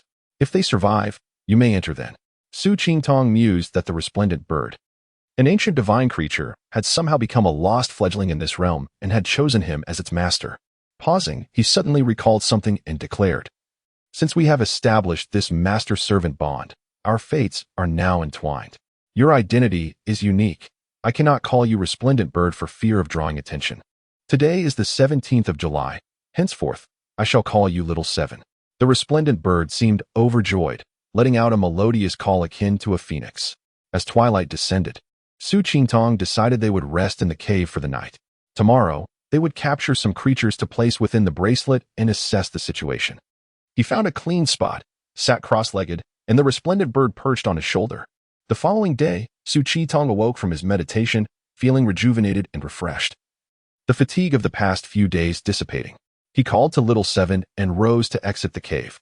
Descending the cliff, he arrived at the hillside, where he collected beautiful flowers and plants, filling the 7 stars bracelet with a variety of flora. At that moment, a startled hare leaped past him, darting away like an arrow. "Little Seven, go catch it, but alive," Su Qingtong commanded, and in an instant, the resplendent bird vanished from sight, only to return moments later, clutching the hare in its claws. The entire morning was spent in delight, as the pair caught numerous hares and mountain chickens, depositing them into the 7 Stars bracelet. By afternoon, Su Qingtong returned to the cave, sat down cross-legged, and immersed his consciousness into the bracelet. Inside the small valley, he saw a plethora of mountain chickens and hares curiously exploring their new surroundings, none having perished. However, the plants appeared somewhat wilted, likely due to not being planted. Contemplating planting, Su Qingtong chuckled softly, realizing that merely immersing his consciousness within the bracelet would not suffice for cultivation. While he could enter the space with his primordial spirit, separating his spirit from his body was perilous. After some thought, he resolved to first withdraw the bracelet into his body, then channel a primordial spirit into the bracelet. Su Qingtong retracted the 7 Stars bracelet into his body, then attempted to draw a primordial spirit from his sea of qi, directing it toward his dantian. Initially uncomfortable, he gradually found the spirit moving within him. Before long, the primordial spirit entered the 7 Stars bracelet and began to dig and plant. Seeing that the spirit successfully entered without incident, Su Qingtong breathed a sigh of relief and departed the cave with Little Seven, setting out to find a water source. Chapter 41. A heroic rescue. As dusk descended, Su Qingtong arrived at a mountain gorge, with the sound of rushing water audible from afar. The spirit within the 7 Stars bracelet had already nourished the flowers and plants, returning to the Dantian Palace. Approaching the pond, Su Qingtong retrieved the 7 Stars bracelet and submerged it in the water. With a thought, a stream of water surged into the bracelet, creating a small pool measuring 10 feet square within its low-lying area. The spirit re-entered the 7 Stars bracelet, performed a spell, and watered the flowers and plants before contentedly returning to the Dantian Palace. Just as Su Qingtong was about to depart, 2 figures suddenly appeared in his mind's eye. Racing towards him, he quickly instructed, "Little Seven, hide in the forest over there. Do not act recklessly, await my command." Without hesitation, he leaped into the pond, swiftly sinking to the bottom. Once concealed, Su Qingtong extended his consciousness towards the approaching individuals. He soon recognized that the pair consisted of a man and a woman, with the one in front being Dongfang Hui, who had come with him. Her pale purple dress was tattered, the neckline torn, and her attire disheveled. Trailing behind was Lin Qian, the very man who had previously been defeated by him. The appearance of the two suggested that a struggle had ensued. Su Qingtong was perplexed. He recalled that the two must have known each other well. Before their arrival at the Misty Valley, they had exchanged brief pleasantries, with Lin Qian even referring to Dongfang Hui as Sister Hui. What could possibly be unfolding between them? Su Qingtong remained vigilant, observing intently. Dongfang Hui appeared injured, her steps wavering, while Lin Qian maintained an air of calm, leisurely following her like a predator toying with its prey. Before long, the chase brought them to the pond's edge. Lin Qian spoke, "Sister Hui, do not flee any longer. You have been struck by my transformation powder. Within 7 days, you will be unable to gather your spiritual energy. Your remaining power is minimal, and in this Misty Valley, without power, you will likely perish within a day." With a lewd grin, Lin Qian approached Dongfang Hui, taunting, "Why not yield to me? If we were to marry, I am sure you would keep my actions against Chebao and Qin Shinghan a secret." Su Qingtong's heart sank upon hearing this. He had not expected Lin Qian to have killed both in Chengbao and Qin Shinghan. How ruthless. Dongfang Hui's face turned pale as she replied, "I never imagined the Lin Qian I knew in my youth could become so cold-hearted and cruel. And Chengbao and Qin Shinghan were fellow wanderers. Why not assist them instead of taking advantage of their misfortune to kill them? Qin Shinghan is treacherous. He was pursued by beasts, and it was his own doing. He thought I would not see through his little schemes. Furthermore, he dared to covet you. He deserved to die, even if Qin Shinghan brought this upon himself. And Chengbao had done you no wrong," Dongfang Hui rebuked. "And Chengbao? Huh. His mistake was witnessing matters that should not have been seen. To kill the son of a mere mortal official is no great loss. If I do not eliminate him, my actions against Qin Shinghan will surely be exposed." Lin Qian replied fiercely, "Then you intend to kill me as well?" Dongfang Hui asked coldly. "Huh. I trust no one except the dead and my own. I do not wish to kill you, so I can only make you one of my own." Lin Qian sneered. Dongfang Hui realized that even in her prime, she was no match for Lin Qian, and now, with her power nearly depleted, she stood no chance. It appeared that death was inevitable today, but before she perished, she could not allow herself to be humiliated. Resolving herself, she no longer hesitated and thrust a golden hairpin towards her chest. Su Qingtong's heart raced. He held Dongfang Hui in high regard and could not bear to see her perish. Just as he prepared to intervene, he was surprised to find that someone was faster than him. Lin Qian's flying sword suddenly vanished from sight, and the next moment, Dongfang Hui's hairpin was knocked away, leaving a gash across her hand, blood trickling down her arm. Do you wish to die? Not so quickly. Wait until you become a real woman before you perish. I have admired you for a long time. Lin Qian leered as he slowly approached Dongfang Hui. With no other option, Dongfang Hui retreated. Soon, she reached the pond's edge. With no further retreat possible, gritting her teeth, she leaped into the water. Lin Qian would not allow her to escape. He dashed forward, grabbing her arm. Yet, at that moment, an unexpected turn of events occurred. A beam of red light shot up from the water, aimed straight at Lin Qian's face. Caught off guard, Lin Qian had no time to summon a protective barrier and could only raise his hand to shield his face, instinctively dodging to the side. With a swift motion, Su Qingtong emerged from the water, swiftly positioning himself before Dongfang Hui, shielding her behind him. He summoned his sword, which flew back to hover above him, and conjured the hook seal before addressing Lin Qian. I did not expect young Master Lin to take pleasure in bullying a weak woman. I am truly impressed. Lin Qian glared at Su Qingtong, his voice cold. So it is you. I had not seen you for several days and thought you had perished. I did not expect you to be so tenacious. However, your luck ends here. With that, he raised his hand, sending his flying sword hurtling towards Su Qingtong. Knowing Lin Qian's capabilities, Su Qingtong dared not engage directly and quickly dodged aside. Lin Qian's sword followed him closely, twisting to strike again. With no other choice, Su Qingtong activated the hook seal to counter the incoming attack. With a clang, the sword struck the hook seal, sending a jolt through Su Qingtong's chest, causing him to spit out blood as he stumbled backward. The hook seal dimmed and fell to the ground. Concerned, Dongfang Hui urged, Brother Qingtong, be careful. Do not confront him head-on. Regaining his composure, Su Qingtong glanced at Dongfang Hui, nodding, I understand. Lin Qian, having lost 2 fingers to Su Qingtong's previous strike, found his spellcasting significantly impaired. Had he not missed the opportunity to finish Su Qingtong after the last attack, he would not have allowed him a moment's respite. Seeing that his last strike had failed to injure Su Qingtong, he commanded his flying sword to launch another assault. With limited options left, Su Qingtong summoned a protective talisman to shield himself. As Lin Qian's sword approached, Su Qingtong ceased evading, channeling his spirit to form a sharp spike aimed directly at Lin Qian's forehead. Alas, Su Qingtong's shield could not withstand Lin Qian's sword, shattering upon impact. The blade struck Su Qingtong, causing his armor to flash and crack. Fortunately, having reached the second tier of the heavenly fire body refining technique, Su Qingtong managed to narrowly avoid a fatal blow despite the sword breaching his defenses.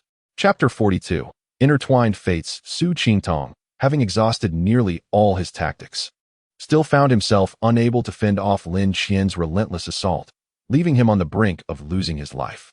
What further vexed Su Qingtong was that his attempted mental attack had not yielded the anticipated results. He had believed that his spiritual assault would render Lin Qian momentarily dazed, allowing him to capitalize on the opportunity to secure victory. However, at the moment he unleashed his attack, a flash of white light appeared on Lin Qian's forehead, effectively neutralizing his efforts. It was evident that Lin Qian possessed a treasure capable of defending against mental onslaughts. Indeed, upon witnessing Su Qingtong fall to the ground, Lin Qian smirked. Well, my young friend, it seems you are out of options. After suffering a significant loss from your last spiritual attack, how could I not prepare? Armed with the soul-settling jade talisman bestowed by my grandfather, even if your mental prowess is formidable, can it truly surpass the foundational stage? Hearing Lin Qian's words, Su Qingtong felt a chill course through him. The foundational stage, the soul-settling jade talisman. His most formidable trump card had lost its advantage. How could he continue this battle? Apart from the talisman, none of his abilities could inflict harm upon Lin Qian, and with his talismans dwindling, he realized that exhausting them all might not guarantee Lin Qian's defeat. Regret washed over Su Qingtong as he lamented his reckless decision to enter this trial at such a low cultivation level. He should have stealthily developed his strength instead of foolishly attempting to play the hero. Now, he had gambled with his life, and the stakes were dreadfully high. Casting a glance at Dongfang Hui, who appeared disheveled and pitiful, Su Qingtong steeled himself. To hell with it. If I must die, let me go down fighting.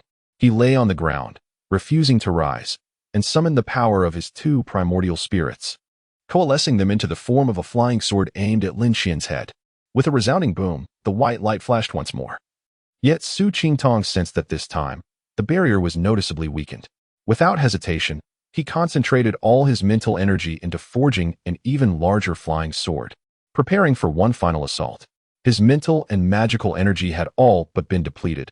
This strike had to succeed, for failure would mean certain doom.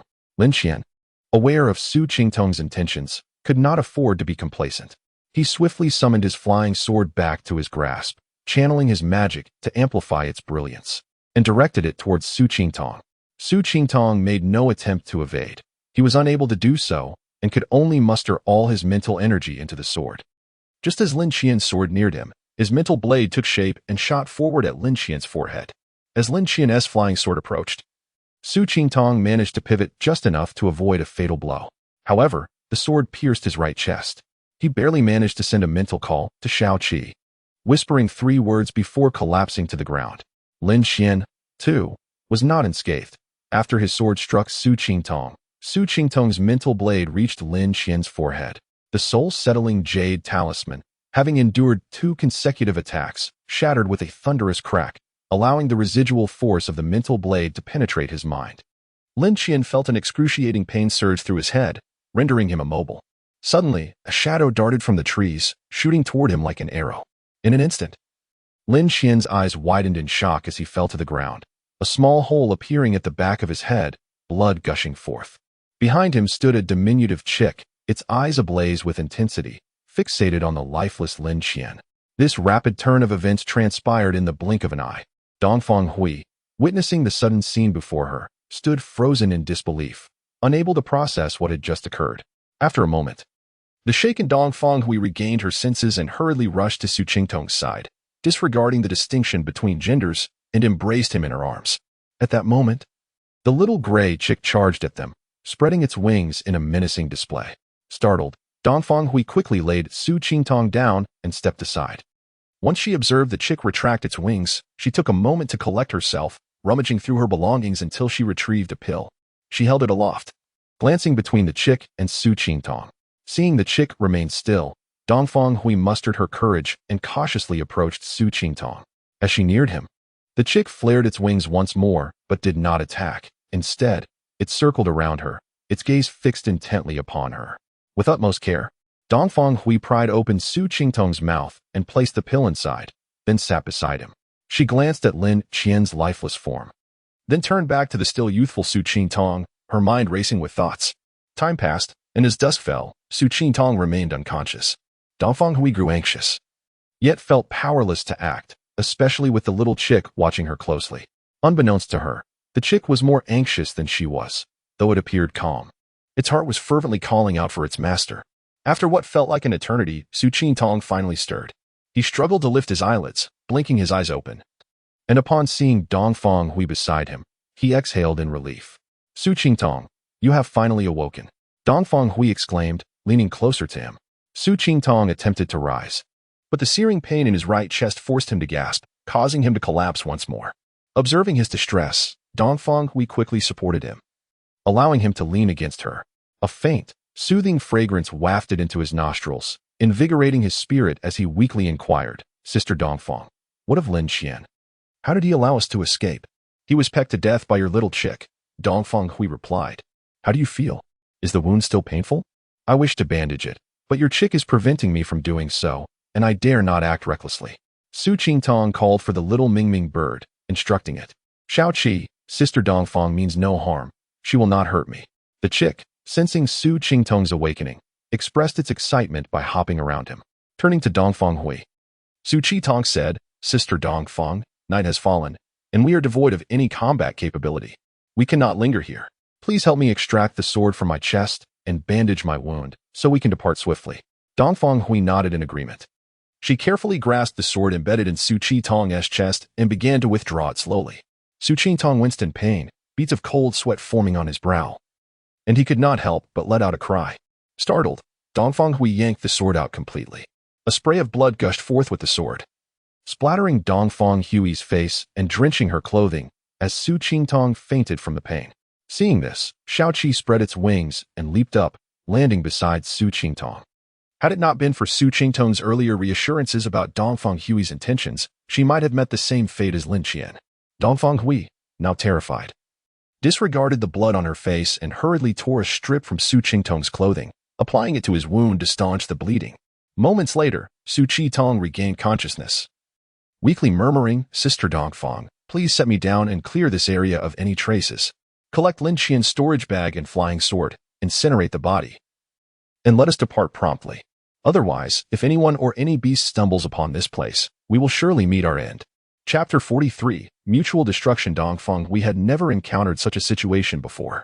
At a loss for what to do, she noticed that despite Su Qingtong's youth, he approached problems with remarkable thoroughness. A sense of reliance began to blossom within her, prompting her to heed his instructions and tidy up the surroundings. Afterward, she returned to Su Qingtong's side, helping him to his feet and inquiring, "Brother Qitong, what shall we do next?" Su Qingtong attempted to rise, but the pain in his chest was excruciating, leaving him devoid of strength, his head swirling in a haze. Observing this, Dongfang Hui took hold of his left hand with her left, draping it over her shoulder, while her right arm encircled his waist, aiding him to stand. Su Qingtong wobbled as he stood, addressing the little bird, "Shaoqi, lead the way ahead. We are returning to the cave." Thus, with Dongfang Hui's support, they followed Shaoqi towards the cave. After traversing for about half an hour, they arrived at the base of the cliff where the cave was located. The next dilemma loomed. The cave entrance was still a good 10 feet above the ground, and both were devoid of any magical power. Su Qingtong leaned against the cliff, retrieving a spirit stone to begin replenishing his energy. After approximately a quarter of an hour, he sensed a slight resurgence of power within him. Rising, he jumped experimentally and felt sufficiently prepared. Gritting his teeth, he leaped high, grasping a branch, but a sharp pain shot through his right chest, nearly causing him to fall. Steadying himself, he swung with all his might and reached the cave entrance, blood trickling from his wound along the fabric of his clothes.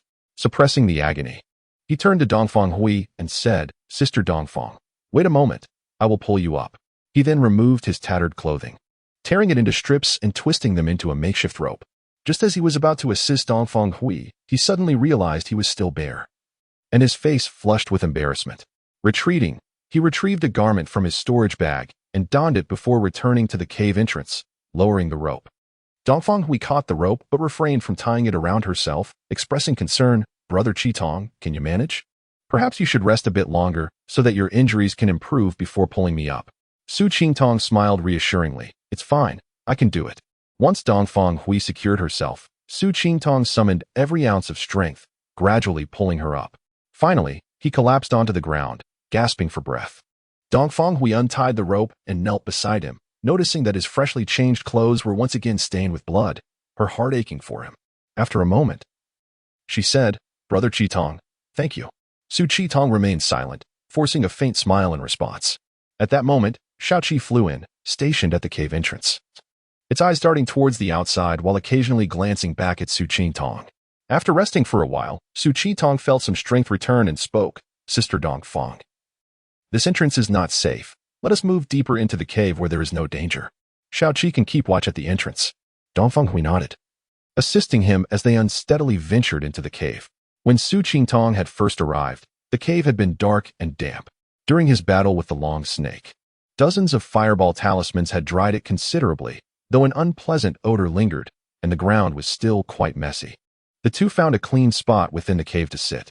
Su Qingtong took out some rations and offered them to Dongfang Hui, taking a piece for himself as well. Overwhelmed by a series of traumatic events and frightened, Dongfang Hui had no appetite, sitting in a daze with the food in her hands. Seeing her distress, Su Qingtong comforted her, "Sister Dongfang, this place is safe for now.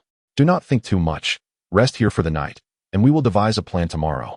Upon hearing this, Dongfang Hui nodded silently, feeling a sense of reassurance wash over her. She brought the food to her lips and took a gentle bite. The two leaned back against one another, meditating in the cave, exchanging no words throughout the night. The following day, Su Qingtong awoke from his meditation, feeling somewhat rejuvenated, though the pain in his chest still persisted.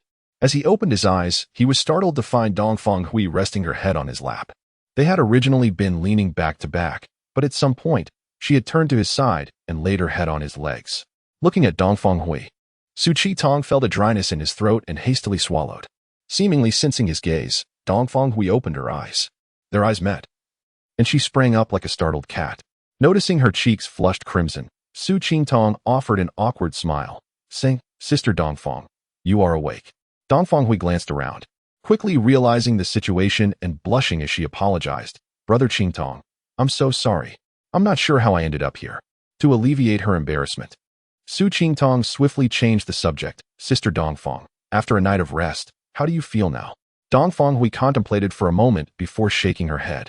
"I still cannot gather my magical energy. It seems Lin Qian's words about the dissolution powder are indeed true." Upon hearing Lin Qian's name, Su Qingtong inquired, "Sister Dongfang, what transpired between you and Lin Qian? How did Qin Xinghan and In Chengbao meet their demise at his hands?" She recounted, "The other day, while I was out searching for medicinal herbs alone, I encountered Lin Qian. He claimed that my solitary venture was too perilous and suggested we team up for mutual protection. I agreed, thinking it sensible. Later, we stumbled upon Qin Xinghan being pursued by a ferocious beast in the woods. The creature seemed to match his strength, and he should not have been in such disarray, yet he was fleeing in panic. In hindsight, he must have harbored ill intentions. Lin Qian appeared to have sensed this and colluded with the beast to kill Qin Xinghan. Enraged by his actions, I refrained from intervening, hoping he would face some consequences before I stepped in. To my astonishment, In Chengbao then arrived on the scene. At this, Su Qingtong suddenly interjected. Did Lin Qian use Qin Xinghan's stratagem to lure In Chengbao to his death? Dongfang Hui was momentarily taken aback, then her face lit up with admiration as she replied. Your insight is remarkable, Brother Qingtong. Upon seeing In Chengbao, Lin Qian exclaimed, Brethren, come quickly. This beast has already killed Brother Qin, and I cannot handle it alone. Poor In Chengbao was oblivious. While they fought the beast, Lin Qian stealthily poisoned him, and even I failed to notice. After slaying the creature, In Chengbao, exhausted and confused, fell victim to Lin Qian's treachery. Su Qingtong, filled with rage, exclaimed, Lin Qian is truly vile, employing such despicable means to kill two individuals. He deserves nothing less than a fitting end. Dongfang Hui nodded, continuing, after slaying In Chengbao and seizing their possessions, Lin Qian approached me. He claimed he feared I would leak news and sought to force me into a marriage. I resolutely refused, fighting back with all my might. I was already at a disadvantage, and, having been afflicted by his dissolution powder, my magical energy waned rapidly, leaving me no choice but to flee. Thankfully, I encountered you, Brother Qingtong. Otherwise, I might have lost my virtue and my life. Chapter 44. The Beautiful Companion, Part 1. After listening to Dongfang Hui's recounting, Su Qingtong finally grasped the sequence of events. He had always suspected that Lin Qian was a nefarious individual, but he never anticipated the extent of his malevolence and cruelty. It was absurd that Qin Xinghan would attempt to outsmart such a person. Truly, she was deserving of her fate. However, the death of In Chengbao seemed rather unjust. Lin Qian claimed it was out of fear that he would leak information, but Su Qingtong surmised that this was merely one of several motives. The primary reason likely revolved around his desire for wealth. As thoughts of wealth crossed his mind, Su Qingtong was suddenly reminded of Lin Qian's storage bag. He spoke up. Sister Dongfang, you have been afflicted by Lin Qian's Huagong San. His storage bag is with us. Please see if there is an antidote within. Dongfang Hui removed a storage bag from her waist and handed it to Su Qingtong. He accepted it and tossed it lightly, producing a clatter as a multitude of items spilled onto the ground. The two of them leaned in to search for the antidote. After a prolonged search, they found no trace of it. Dongfang Hui, slightly disheartened, remarked, according to Lin Qian, he too possesses no antidote for the Huagong San. I had thought he was deceiving me, but it seems he truly does not have one.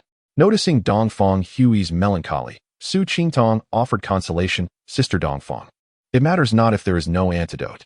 Lin Qian stated that the effects of Huagong San will dissipate after 7 days. During this time, I shall remain by your side and ensure your safety. Hearing this, Dongfang Hui felt a warmth in her heart as she glanced at the younger man before her, murmuring, Thank you, Brother Qingtong. Su Qingtong, oblivious to her gaze, remained focused on the pile of items belonging to Lin Qian. Acknowledging her gratitude, he replied, It's nothing. We need not be polite with one another, and resumed his search. Suddenly, a book caught his eye. What is this? He wondered aloud. Picking up a book from the ground, he noticed the cover read The 36 Postures of the Pure Maiden. assuming it was a manual for female cultivation.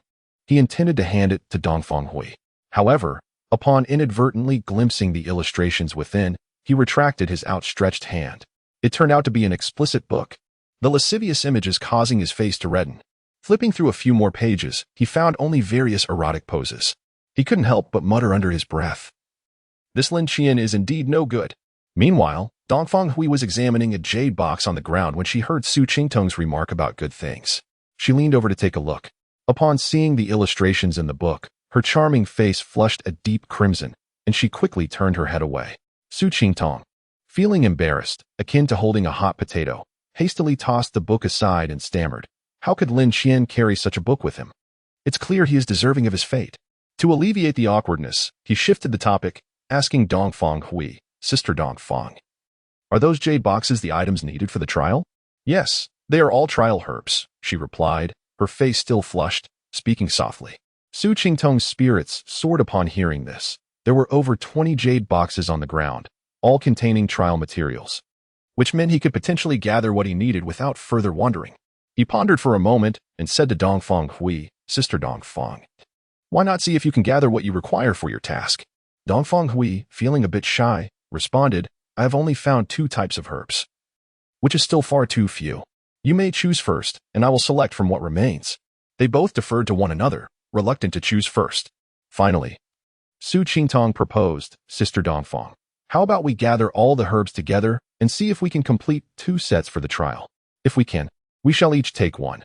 If not, we can identify what is lacking and search together. What do you think?" After a moment of contemplation, Dongfang Hui nodded in agreement. She produced her 2 types of herbs and placed them on the ground, turning to look at Su Qingtong. Noticing her gaze, he felt a playful impulse and took out a jade box, setting it down without further comment. After a prolonged silence without any further action from him, Dongfang Hui, in disbelief, timidly asked, "Is that all?" Su Qingtong, amused by her expression, reached out and produced another box, placing it on the ground. Upon seeing this, Dongfang Hui shot him a disapproving glance and remarked, "Now that is more like it. I thought you had fewer herbs than mine." After saying this, she patted her chest and let out a sigh of relief. Su Qingtong, momentarily captivated by her gesture, quickly regained his composure and retrieved yet another jade box. Dongfang Hui was taken aback and uncertainly inquired, "Do you have more?" Su Qingtong remained silent, pulling out 2 more jade boxes and placing them on the ground. Dongfang Hui was left speechless, muttering, "You actually have more." Observing her astonishment, Su Qingtong decided to surprise her further. With a flourish, he revealed 4 more jade boxes. He had laid out a total of 9 boxes in a neat row before them. Suddenly, Dongfang Hui recalled something and playfully punched Su Qingtong's shoulder, exclaiming, "You trickster! How dare you play me for a fool?" Su Qingtong winced at the sudden pain, having forgotten about his injuries. He grasped her delicate hand, realizing that her punch, though light, aggravated his wound, prompting an involuntary reaction. Noticing his discomfort, Dongfang Hui quickly apologized, "I'm so sorry. I forgot about your injury. I didn't mean to." Su Qingtong, captivated by her concern, held her hand a moment longer, murmuring, "It's nothing, really." Only then did Dongfang Hui notice her hand still clasped in his, and hurriedly withdrew it, her cheeks flushing an even deeper shade. Su Qingtong, momentarily entranced by her shy demeanor, lost himself in thoughts of the explicit illustrations from the 36 postures of the pure maiden, his heart racing wildly like a tempestuous storm. The two stood in silence, enveloped in a moment of profound stillness, each lost in their thoughts. After a considerable time, Dongfang Hui broke the silence. "Brother Qingtong, let us examine these herbs and see if we can fulfill the requirements for the trial." Su Qingtong, regaining his focus, replied eagerly, "Yes, let us see." They opened each jade box, sorting the herbs by type and gathering those that matched. After their diligent efforts, they successfully compiled 2 complete sets of the required herbs. With some left over, each took 1 set, while Dongfang Hui firmly insisted on not taking any of the surplus, leaving Su Qingtong to accept the remainder. Chapter 45, The Accompaniment of Beauty, Part 2. Having divided their spoils, Su Qingtong spoke, "Sister Dongfang, we have gathered the trial materials. What are your plans now?" Dongfang Hui paused for a moment before replying, "At present, my magical powers are depleted, leaving me without the means to protect myself. What plans could I possibly have? If you do not mind, Brother Qitong, I would like to follow you wherever you go." Su Qingtong felt a stir in his heart, sensing an underlying meaning in her words. After hearing Dongfang Hui's response, his thoughts became tangled. He found himself wondering what was amiss with him today. Feeling as if his mind were wandering, he then focused his energy, calming his spirit and centering his thoughts. After a short while, distractions faded and his mind cleared, his eyes sparkling with clarity. After some contemplation, he said, "Sister Dongfang, our purpose for coming here was to collect the trial herbs. And now that we have completed our task, there is no need for us to wander aimlessly. Your powers are currently diminished, and I am also not at my best. Still nursing injuries. The spiritual energy here far surpasses that of the outside world. Thus, it would be wise for us to cultivate here for a month. And then we can venture out. What do you think?" Dongfang Hui nodded in agreement, saying, "I will leave everything to your arrangement, Brother Qingtong." Then, feeling a bit shy, she added, "Could you turn around and face the cave wall for a moment?" Fearing Su Qingtong might not understand, she quietly explained, "My clothes are dirty and torn, and I would like to change." Su Qingtong coughed lightly and replied, "I will wait outside the cave." Just as he was about to rise, Dongfang Hui stopped him. Blushing as she said, "You are injured and should not move too much. I trust in your character and know you would not act inappropriately."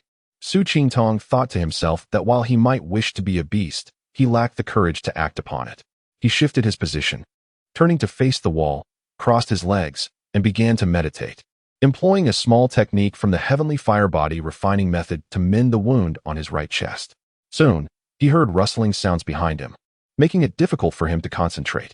After a while, Dongfang Hui finished changing and said, "All done, you can turn around now." Su Qingtong slowly turned back and was met with the sight of Dongfang Hui in a pale yellow long dress, her hair cascading like dark clouds, her brows like willow leaves framing her peach blossom cheeks, resembling a begonia basking in the sun or a pear blossom in the rain, a portrait of elegance and grace. For a moment, Su Qingtong was momentarily entranced but quickly regained his composure, teasingly saying, "Sister Dongfang, your attire has stirred my heart, making it difficult for me to concentrate on my cultivation." Dongfang Hui smiled brightly, replying, "You mischievous child, what nonsense. I know your character is commendable, unlike ordinary people, which is why I dare to share a room with you. A true man must remain steadfast and not be swayed by beauty, lest he jeopardize his promising future." Su Qingtong felt a chill in his heart, realizing that Dongfang Hui's words, though seemingly casual, held profound meaning. The path of cultivation is long and fraught with challenges. If one's resolve is weak and one succumbs to the allure of beauty, it would be impossible to proceed steadily and far. Reflecting on this, he bowed respectfully to Dongfang Hui, sincerely expressing, "Thank you for your guidance, sister. I shall take your words to heart." Seeing his sincerity, Dongfang Hui regarded this young man with newfound respect, and a ripple of emotion stirred within her. Observing the clarity restored in Su Qingtong's eyes, she encouraged, "Brother Qingtong, you should meditate to recover from your injuries. I am unable to cultivate at the moment, so I will tidy up this cave. We will be staying here for over 20 days. It's best to make it comfortable." Su Qingtong nodded, choosing not to speak further as he began to channel his energy for healing. The day passed swiftly, and by nightfall, Su Qingtong concluded his meditation with a long sigh of relief, rising to stretch his body. He felt he had nearly recovered. The wound had scabbed over and no longer pained him. Upon inspecting his dantian, he found his magical energy nearly full, though his spiritual awareness had yet to fully return. His encounter with Lin Qian had drained his consciousness significantly, leaving him in a state of unconsciousness. Had it not been for Shao Qi's assistance in defeating Lin Qian, both he and Dongfang Hui might have perished. Su Qingtong surveyed the cave and noticed it was impeccably tidy. Dongfang Hui was seated not far from the entrance, gazing absently at Shao Qi, who stood guard. He cleared his throat and approached her. Hearing the sound, Dongfang Hui turned to see Su Qingtong coming closer and stood up, asking, "Brother Qingtong, how is your recovery?" Su Qingtong patted his chest, assuring her, "I am completely healed. You need not worry. The entrance is windy and unsafe. Shao Qi is keeping watch. You should return inside." Dongfang Hui agreed and followed Su Qingtong back into the cave.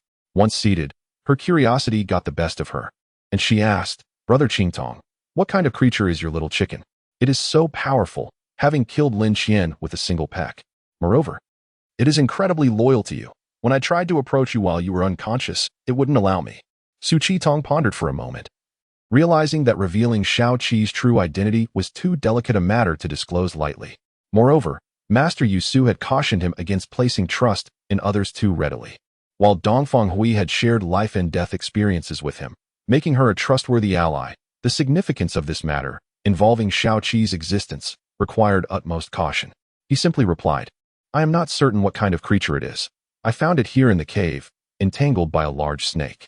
He recounted the circumstances of his encounter with Shao Qi, and Dongfang Hui listened with surprise and tension, her fondness for the little chicken growing.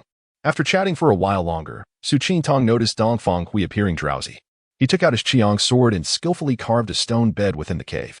He then spread out several garments atop it and said to Dongfang Hui, "Sister Dongfang, you should rest on the bed. I will meditate here." Dongfang Hui initially thought Su Qingtong had made the bed for himself, but was deeply touched when he offered it to her instead. She had considered making a bed herself but felt embarrassed to trouble Su Qingtong and was about to find a place to make do. When this young man had graciously created one for her, she gazed at Su Qingtong with gratitude, saying nothing, and obediently laid down on the bed. Su Qingtong sat in place, watching her settle down, and smiled knowingly. He then closed his eyes, channeling a fragment of his consciousness into the 7 stars bracelet. Having been modified for over a day, he had not yet had the chance to inspect it. Upon entering the bracelet, he found the wild rabbits and mountain chickens still lively, and the transplanted flowers and trees flourishing, which eased his heart. The bracelet left to him by Master Yusu was truly remarkable, possessing such a space. It was like a miniature world. He thought to himself that he should find an opportunity to bring Shao Qi in here. It would surely enjoy this place.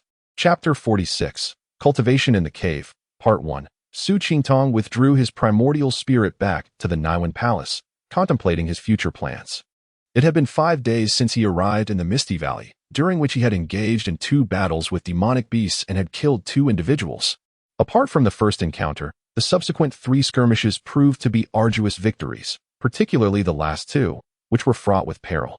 Throughout these confrontations, the methods at his disposal were exceedingly limited. Had it not been for his formidable spiritual consciousness, he would have met his demise countless times. It became evident that his most significant shortcoming was his insufficient cultivation level. Had he possessed a 5th-tier Qi refinement, he would not have appeared so beleaguered against Lin Qian. Having begun his cultivation journey at the age of 10, he had now devoted 5 years to his practice. During this span, those with slightly better aptitude for cultivation would likely have reached the 5th or even 6th tier of Qi refinement, with some possibly advancing into the later stages. Yet he remained merely a nascent practitioner at the 3rd tier. According to the cultivation guide, only upon reaching the 4th tier could one be considered a mid-tier cultivator. Su Qingtong retrieved the black jade slip left by his master and probed its contents with his spiritual consciousness, studying it meticulously throughout the night. He compared the teachings within the black slip against those left by the esteemed ancestor Chun, ultimately grasping the intricacies contained within. The techniques in the black jade slip incorporated the 5 elements principles of mutual generation and restraint, a complexity absent from the teachings of ancestor Chun. While the 2 sets of methods appeared similar for cultivators with all 5 elemental roots, for Su Qingtong, who lacked a metal root, the distinction was profound. He could neither harness the benefits of mutual generation nor escape the harms of mutual restraint, resulting in his slow progress. Realizing this, he contemplated abandoning the cultivation of water and wood's spiritual powers, opting instead to rely on the cycles of water nurturing wood and wood nurturing fire, while retaining the cultivation of fire and earth attributes. Would this strategy expedite his advancement? If successful, he could elevate his cultivation level and, when capable, refine a spirit-completing pill to restore his elemental roots and enhance his other attributes. Having pondered these key aspects, Su Qingtong resolved to act, following the techniques outlined in the black jade slip to begin transforming his spiritual energy. After an entire week of cultivation, he paused, his face alight with the joy of success. It appeared that his plan was indeed viable. Turning to glance at Dongfang Hui, who lay on the bed, he noted her apparent lack of signs of waking. He instructed Shao Qi, and shortly thereafter, Shao Qi returned with a wild rabbit in its mouth. After preparing the rabbit, he formed a spell with his right hand, summoning a flickering flame to his fingertips. Within a short while, the cave was filled with the enticing aroma of roasted meat. In truth, Dongfang Hui had awakened long before, feigning sleep merely to observe Su Qingtong's actions. As the scent of meat wafted through the cave, she let out a soft sound and sat up. Upon seeing her rise, Su Qingtong eagerly called out, "Sister Dongfang, I've just roasted a rabbit. Come and taste it." Dongfang Hui approached and sat beside him.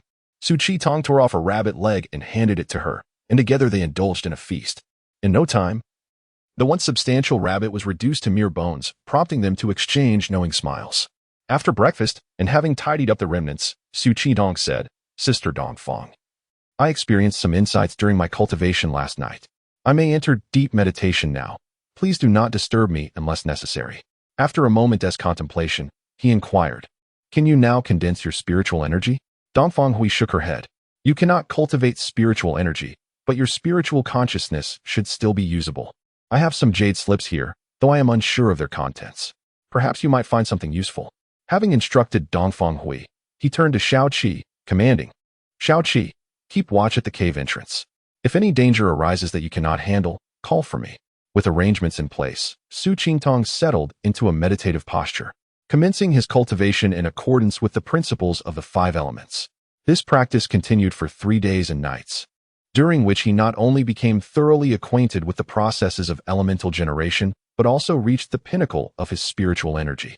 Feeling that he was on the verge of breaking through to the 4th tier, he ceased his cultivation to adjust his state to its optimal form before attempting the leap.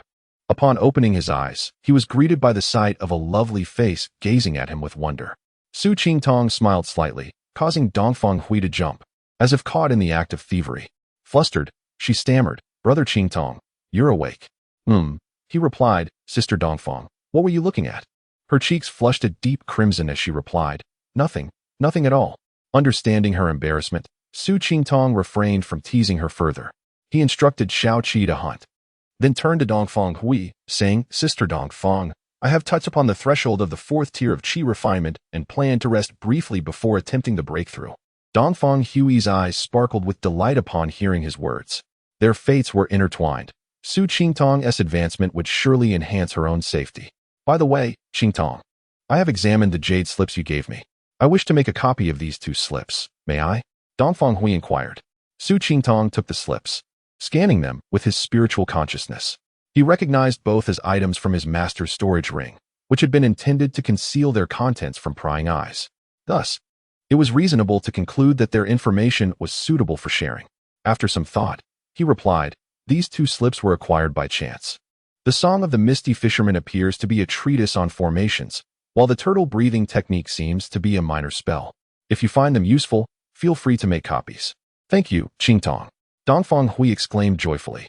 Su Qingtong sensed a newfound closeness with Dongfang Hui today.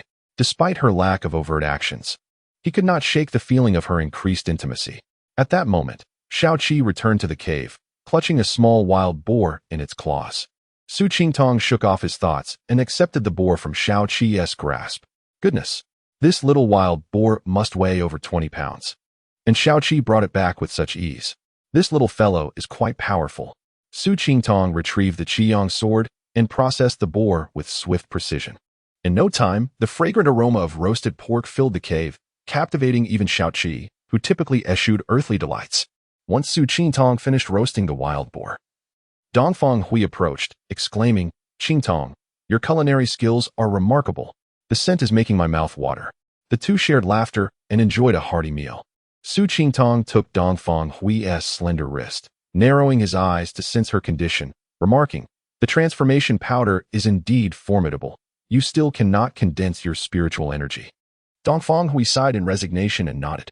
"Sister Dongfang, I am about to enter seclusion to attempt the breakthrough to the 4th tier. I am uncertain of my success or how long it may take. You may cultivate at your leisure, and if anything arises, you can call for Shao Qi. It understands your words." After speaking, he tore off a piece of pork and handed it to Shao Qi, instructing, "During my seclusion, you must listen to Sister Dongfang." Shao Qi nodded in understanding, taking the meat and settling beside Dongfang Hui. Seeing this, she extended her hand, saying, "Shao Qi, come to me." Shao Qi leaped onto her palm, leisurely enjoying its meal. With everything arranged, Su Qingtong returned to his meditation spot, seated himself, and prepared to break through to the 4th tier of Qi refinement. Chapter 47. Cultivation in the Cave, Part 2. Su Qingtong closed his eyes in contemplation. slowly reviewing the 5 elixirs refining method contained within the black jade slip, meticulously grasping its essence. Upon attaining a comprehensive understanding, he retrieved 2 spirit stones, clasping them in his hands as he activated the 5 elixirs refining method. With a newfound comprehension of the principles of the 5 elements and their interdependence, his efficiency in absorbing spiritual energy significantly improved. As the energy flowed into his body, Su Qingtong began to undergo a transformation. His dantian became saturated, and his meridians throbbed with pain. He felt as if he might burst, yet he persevered in drawing in the spiritual energy, for he was aware that a breakthrough was imminent.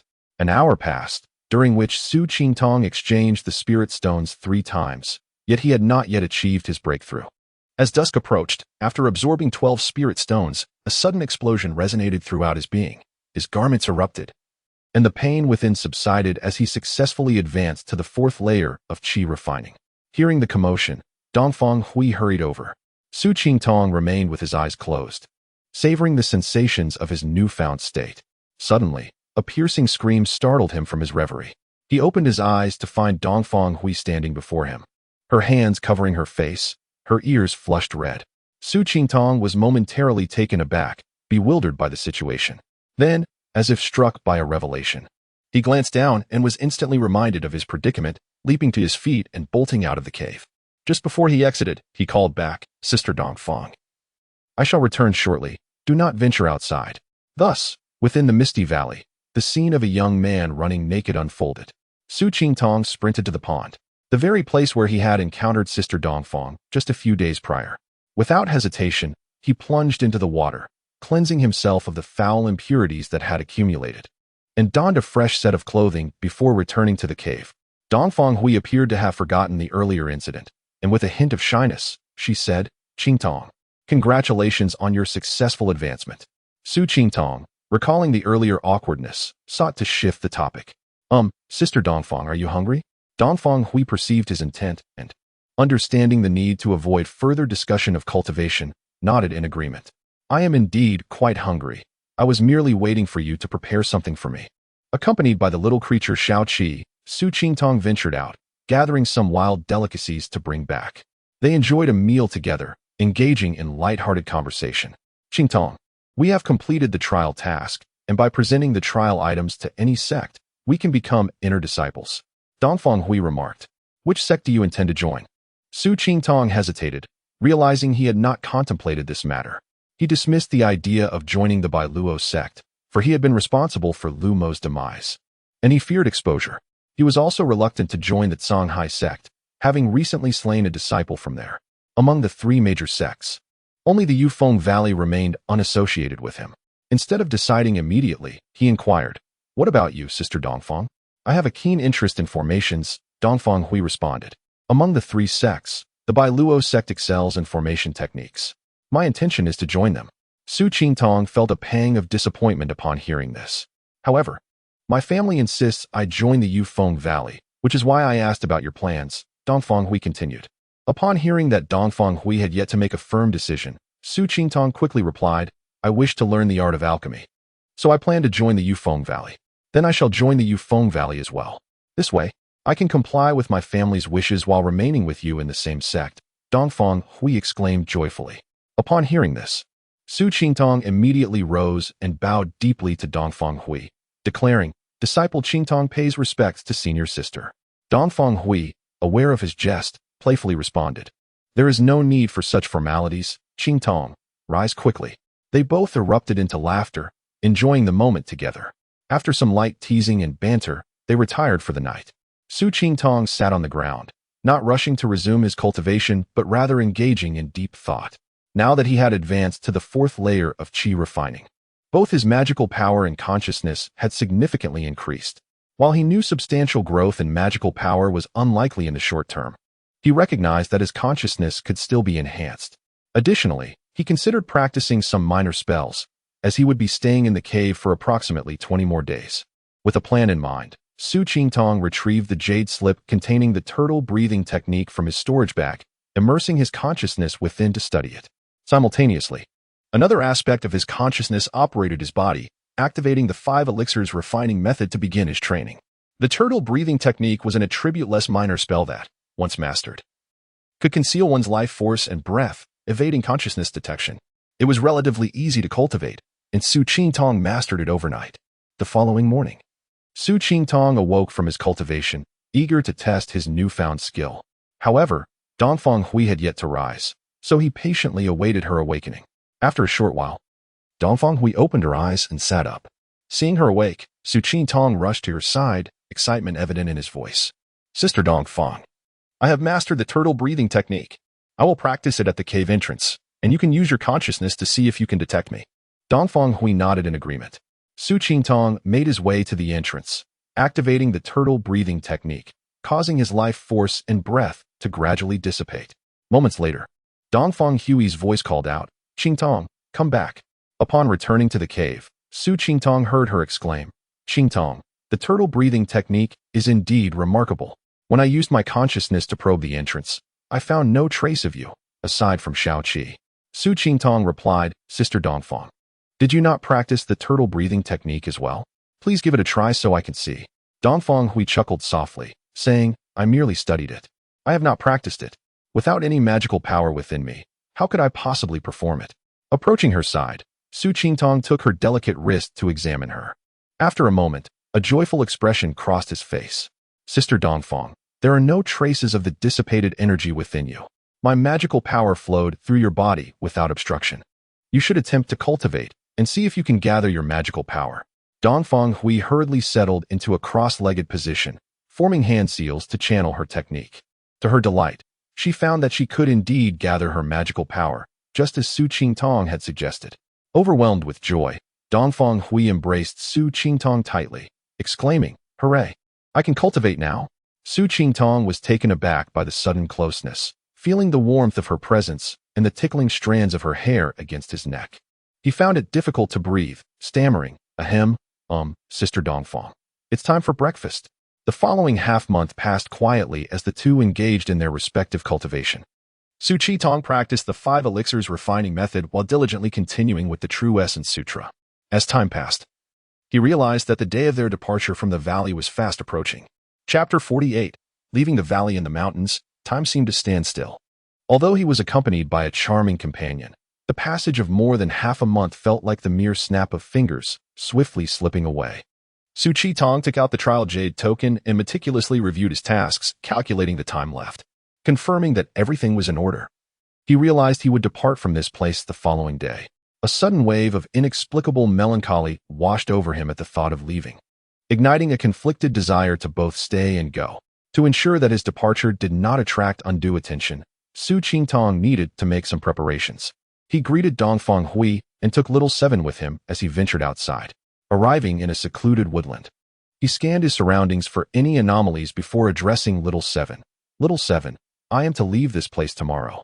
Do you intend to remain here, or will you accompany me?"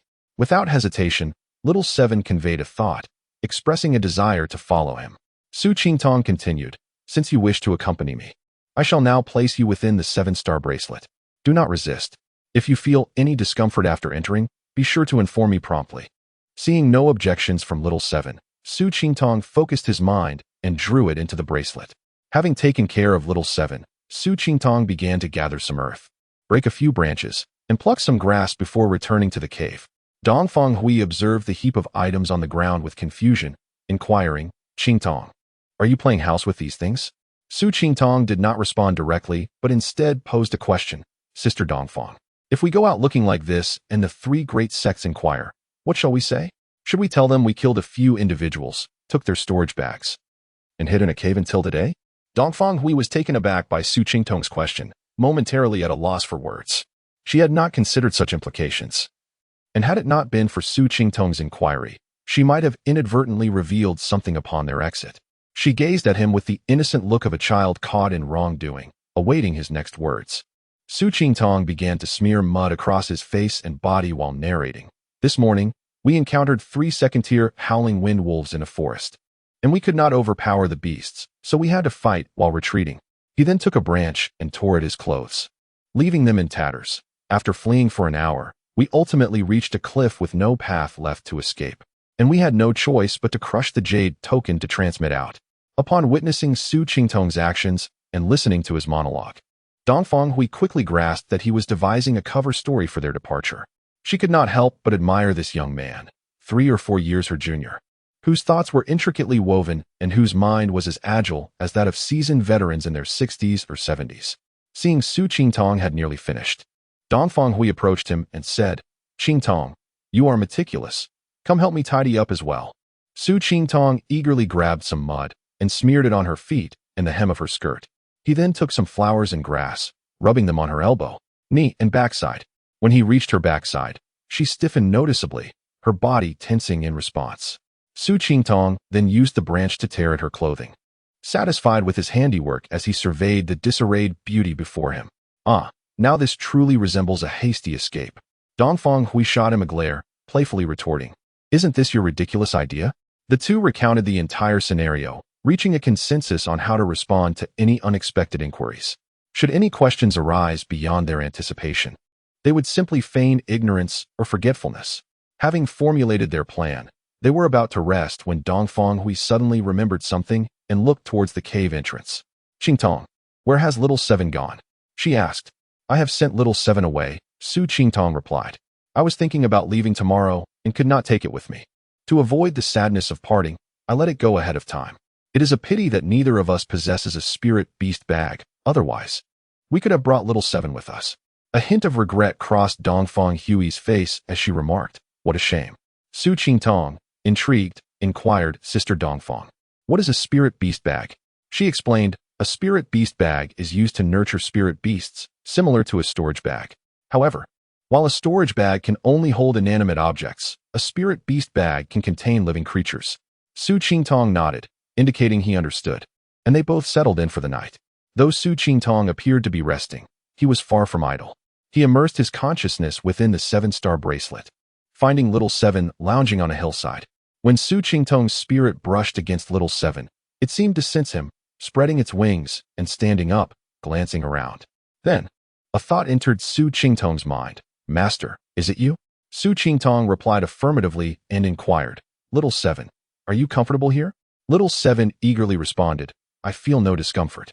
This place is splendid, far better than outside. However, the life force here is sparse. Master, you should bring in more spiritual herbs in the future." "Understood. I will remember that. We shall be leaving this place tomorrow. Are you certain you have no parents or siblings here? Are you resolute in your decision to accompany me?" Little Seven nodded decisively, affirming its desire to follow Su Qingtong. Su Qingtong instructed it to call for him if anything arose before retracting his consciousness.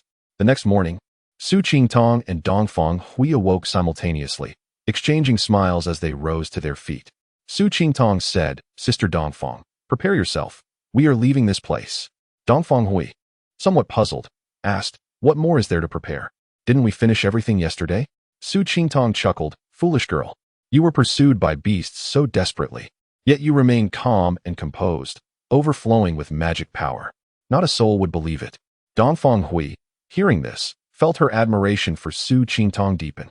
Blushing slightly at being called foolish, she asked, "What should we do then?" Su Qingtong remained silent, his hands weaving through the air as fireballs erupted towards the cave's stone walls. Realizing his intention, Dong Fenghui mimicked him, unleashing water arrows in response. The two unleashed their energies until their spiritual power waned, at which point they paused.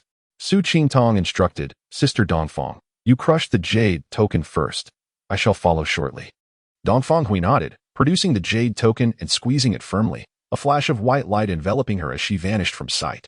After a brief moment, Su Qingtong too crushed the jade token, transmitting himself from the valley. Upon emerging, Dong Fenghui hurried towards him, concern etched on her face. "Brother Qingtong, are you all right?" Feigning a hint of anxiety, Su Qingtong replied, "Sister Dongfeng, those 3 howling wind wolves were incredibly swift. I almost did not make it back." At the valley's entrance, Muze, noticing the newcomers did not belong to his sect, impatiently remarked, "Now that you have emerged, do not block the exit. Be mindful and step aside to wait." Chapter 49. Joining the sect. Su Qingtong had never held a fondness for the old man. After the incident in the valley where he had slain a disciple of the Songhai sect, he found himself further irritated by the scolding he received, deepening his disdain for the Songhai sect. However, he dared not voice his anger and silently walked alongside Dongfang Hui toward a nearby clearing. Upon reaching the open space, they chose a clean spot to sit down. Su Qingtong felt perplexed that no one had come to question them, realizing that his earlier preparations had been in vain. After settling, he began to survey the surroundings. He noticed that 3 disciples from the Songhai sect had emerged, one of whom bore injuries, while the other 2 sat nearby with expressions of despondence. It appeared that they had been out for some time. On the side of the Biluozong, 5 disciples also emerged, all injured to varying degrees, their faces shadowed with gloom, remaining silent. In contrast, the number of disciples emerging from the Yufeng Valley was minimal, with only one appearing. Dongfang Jin sat calmly beside this lone disciple, his expression inscrutable, revealing no trace of either joy or sorrow. Ping Muyang and Muze, however, were far less composed, glancing anxiously towards the valley entrance and casting hostile looks at one another. As noon approached, 8 individuals suddenly appeared at the valley entrance, all clad in the garb of Yufeng Valley disciples. "Old man Dongfang, your disciples have emerged," Ping Muyang remarked, a hint of envy in his voice. "Your luck is quite favorable. 9 disciples have returned from this trial." Dongfang Jin smiled faintly, casting a glance at Muze without uttering a word. As the time to close the valley approached, with only a quarter of an hour remaining, neither Biluozong nor Songhai sect had any more disciples emerge. Peng Muyang could no longer remain seated and sprang to his feet. At that moment, a flash of light at the valley entrance heralded the arrival of 3 figures, 2 disciples from Biluozong and 1 from Yufeng Valley. Peng Muyang's expression lightened upon seeing his sect's disciples return, and he gestured for them to approach for inquiries. Less than a tea's worth of time later, 4 more figures appeared at the entrance, 1 disciple from Biluozong and 3 from Songhai sect. All 4 were disheveled and covered in blood. Upon emerging, they immediately squared off, preparing to fight, only to be halted by their respective elders. Dongfang Jin glanced at the sky and then at the disciples who had emerged, before addressing Peng Muyang and Muze. "Friends, the appointed time has come. It seems some disciples may no longer be able to exit the valley." Before Dongfang Jin could finish, Muze interjected, "I have 9 disciples from Songhai sect yet to emerge. I refuse to believe they are all dead. Allow me another half an hour, and I shall cover any expenses incurred." Peng Muyang firmly opposed, asserting, "Without rules, there can be no order. The trial time was agreed upon, and it must be adhered to. Otherwise, chaos will surely ensue." Dongfang Jin regarded Muze with a stern expression. "Apologies, my friend. Rules are rules. They cannot be altered by mere words." He then proclaimed loudly, "The time has come. Dissolve the formation and seal the valley entrance." With that, he led the way towards the entrance. Muze followed, his demeanor dark and silent. In truth, Peng Muyang also wished to extend the trial time, as he had 7 disciples yet to return. However, he relished the opportunity to see Muze in distress, finding satisfaction in his rival's discomfort. Upon reaching the formation they had initially set up, the 3 of them combined their powers to dismantle the array, retract the formation plates and flags, and the Misty Valley returned to its former state. This trial had been devastating for the Songhai sect, with only 6 of its 15 disciples returning. Biluozong fared slightly better, with 8 disciples emerging. Only Yufeng Valley had a relatively normal outcome, losing 5 disciples, yet still emerging as the biggest winner of this trial. As the Misty Valley array was sealed, the attention of the 3 sects turned toward Dongfang Hui and Su Qingtong. If the 2 could produce the desired medicinal herbs, they would be willing to accept another inner disciple. Dongfang Jin gazed at them, asking, "What are your names? Have you completed the trial tasks?" Dongfang Hui quickly bowed and replied, "I am Dongfang Hui, and I have completed the trial tasks." Once Dongfang Hui finished speaking, Su Qingtong, unhurriedly, stated, "I am Su Qingtong, and I too have completed the trial." Upon hearing their responses, Dongfang Jin stepped closer to them and, looking at Dongfang Hui, inquired, "Could it be that you are from the Dongfang family of Zixia Ridge?" Startled, Dongfang Hui wondered how the old man knew of her origins. Could he also be a member of the Dongfang family? She nodded and replied, "Indeed, I am from the Dongfang family of Zixia Ridge." "Ah, splendid. I did not expect to encounter a familiar face here. You carry my bloodline. Would you be willing to join Yufeng Valley?" Dongfang Jin said with a beaming smile. Upon hearing this, Dongfang Hui understood why her family had insisted she join Yufeng Valley. She hurriedly knelt and declared, "Dongfang Hui pays respects to the ancestor. I am willing to follow you back to Yufeng Valley." Dongfang Jin laughed heartily, repeatedly expressing approval. Peng Muyang and Muze, witnessing this, could only congratulate Dongfang Jin. The young girl was a descendant of Dongfang Jin, and they were not in a position to contest her acceptance, shifting their focus to Su Qingtong. Peng Muyang's gaze swept over Su Qingtong, noting with dismay that he was only at the 4th level of qi refinement and possessed poor aptitude with 4 spirit roots, akin to swallowing a fly. Muze also discerned Su Qingtong's condition, contemplating his options. Accepting such an inner disciple was unappealing, yet he was tempted by the medicinal herbs. Caught in indecision, he hesitated. Noticing Ping Muyang as similar state of uncertainty, it seemed they shared the same thoughts. Only Dongfang Jin maintained a cheerful demeanor, addressing Su Qingtong. Young man from the Su family, according to the trial regulations, as long as you have completed the tasks and are willing to submit the required herbs, you may become an inner disciple of our sect. Have you decided which sect you wish to join? Su Qingtong had already conferred with Dongfang Hui, intending to join Yufeng Valley. Observing Ping Muyang and Mu Zhe's hesitations, he resolved not to linger any longer. He bowed respectfully to Dongfang Jin and stated, "Respected elder, I wish to join Yufeng Valley. I hope you will grant my request." Dongfang Jin's smile widened upon hearing this, declaring, "Excellent. Welcome to Yufeng Valley."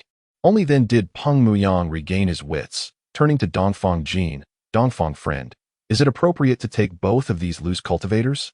Dongfang Jin replied, "This young girl is my descendant, thus she rightfully belongs to Yufeng Valley. As for this Su lad, he is unwanted by you both. I merely spoke up. Besides, he is willing to join Yufeng Valley." His words left Ping Muyang and Mu Zhe speechless, staring blankly at Su Qingtong. Regret washed over them. Talent was insignificant compared to the value of medicinal herbs. However, regret was futile as they could only watch Dongfang Jin acquire 2 disciples. This trial was a resounding victory for Yufeng Valley, returning with 12 of the 15 disciples who had entered, marking the smallest loss in the history of their trials. Dongfang Jin felt great relief and summoned Gui Tianyu, instructing, "Tianyu, I will take these disciples back to the valley. You should see these 2 through any mundane matters. Then return to the valley, ensuring their safety." Having said this, Dongfang Jin conjured a flying vessel, boarding it with the 10 disciples to return to Yufeng Valley and discuss their achievements. Gui Tianyu called Dongfang Hui and Su Qingtong to his side, asking, "Do you have any matters to attend to? Once you enter the sect, you may not emerge for 10 or 8 years. Dongfang Hui replied, "I wish to return home briefly to bid farewell to my parents." Chapter 50. Resolved mortal ties. Su Qingtong pondered for a moment, realizing that he had numerous matters to attend to. He then inquired, "Elder Gua, I have some mundane affairs that require my attention, which may delay me for some time. I dare not keep you waiting. May I handle these matters alone and return to the sect after I am finished?" Su Qingtong asked tentatively. After a brief contemplation, Gui Tianyu took out a jade token and handed it to Su Qingtong, saying, "This is a standard identity jade token. Upon your return to the valley, you may exchange it for an inner sect disciples token. I shall await your return in the market for half a month. If you cannot arrive within that time frame, you must return to the sect on your own." Su Qingtong respectfully accepted the jade token and expressed his gratitude to Elder Gui. He then heard Gui Tianyu ask, "Will you 2 be returning to the market first, or will you depart now?" Su Qingtong replied with a bow, "Respected elder, I wish to visit Bingzhou to attend to some personal matters." Gui Tianyu handed Su Qingtong several flying talismans, advising, "Be cautious on your journey and return swiftly." Dongfang Hui initially intended to accompany Su Qingtong, but found it difficult to voice her desire. Ultimately, she decided to follow Elder Gua back to the market. After bidding farewell to Elder Gua, Su Qingtong retrieved the Qiyang sword, summoned it into the air, and leaped onto it. His mastery of the telekinesis technique had matured, and he longed to soar through the skies on his sword. However, he soon discovered that while aspirations were lofty, reality often proved harsh. The moment he mounted the sword, it unexpectedly sank, causing him to tumble to the ground. After several attempts, Su Qingtong gradually honed his skills in channeling his spiritual energy and controlling the sword with his consciousness. He eventually managed to fly, albeit awkwardly. However, after approximately 15 minutes, he found that his spiritual energy had diminished to less than a third. Su Qingtong mused, "Flying on a sword indeed consumes a great deal of spiritual energy. No wonder Elder Sun Biao relies on flying talismans instead." He then took out a spirit stone, held it in his hand, and absorbed its energy while continuing his flight. After flying for half an hour, despite replenishing his energy with the spirit stone, Su Qingtong was nearly depleted and had to land in a clean area to meditate and recover. While meditating, he immersed his consciousness in the seven-star bracelet. Observing that little seven lay lazily on a hillside, he directed his consciousness into the stone cottage, where he discovered his master's alchemical notes and began to study them. After resting for half an hour and regaining sufficient spiritual energy, Su Qingtong put away the jade slip, took out a flying talisman, affixed it to his leg, and, upon channeling his energy, soared into the sky. The talisman consumed significantly less energy than the sword, though its speed was notably slower. Su Qingtong estimated that flying on the sword was nearly twice as fast as using the talisman. Nevertheless, the talisman had a longer duration, allowing solo flight for nearly an hour and a half. As he flew, Su Qingtong perused his master's alchemical notes, finding the journey rather engaging. By evening, he arrived at Shanyang village. Not wishing to be seen by the villagers, he avoided entering the village and instead landed at the edge of the woods at the foot of the back mountain. Approaching a grave, Su Qingtong knelt respectfully, bowed 3 times, and said, "Father, your son has returned. I have become a practitioner of the immortal way. Today, I bid farewell to you." Not knowing when I may return, he sat before his father's grave for half an hour, memories of his childhood flashing through his mind. His father's visage appearing vividly before him, causing his eyes to mist over. As the sun began to set, Su Qingtong wiped his eyes, stood up, mounted his flying sword, and departed gracefully. The sky had darkened, yet he did not linger, orienting himself and heading straight for Bingzhou. As he neared midnight, a figure appeared at the entrance of Black Wind Stronghold. The 2 guards on duty had not yet had the chance to question him when a flash of red light shot forth, and they fell to the ground without uttering a sound. The newcomer was none other than Su Qingtong. 5 years prior, he and his mother had passed through this area, where his mother was murdered, and he narrowly escaped with his life. Extending his consciousness, Su Qingtong surveyed the stronghold, quickly assessing the situation. There were a total of 23 individuals inside. He had already dispatched 2, leaving 21 remaining. At the center of the stronghold, behind the main hall, was a large room containing a grand bed. On that bed lay 3 individuals, a man and 2 women, engaged in lascivious activities.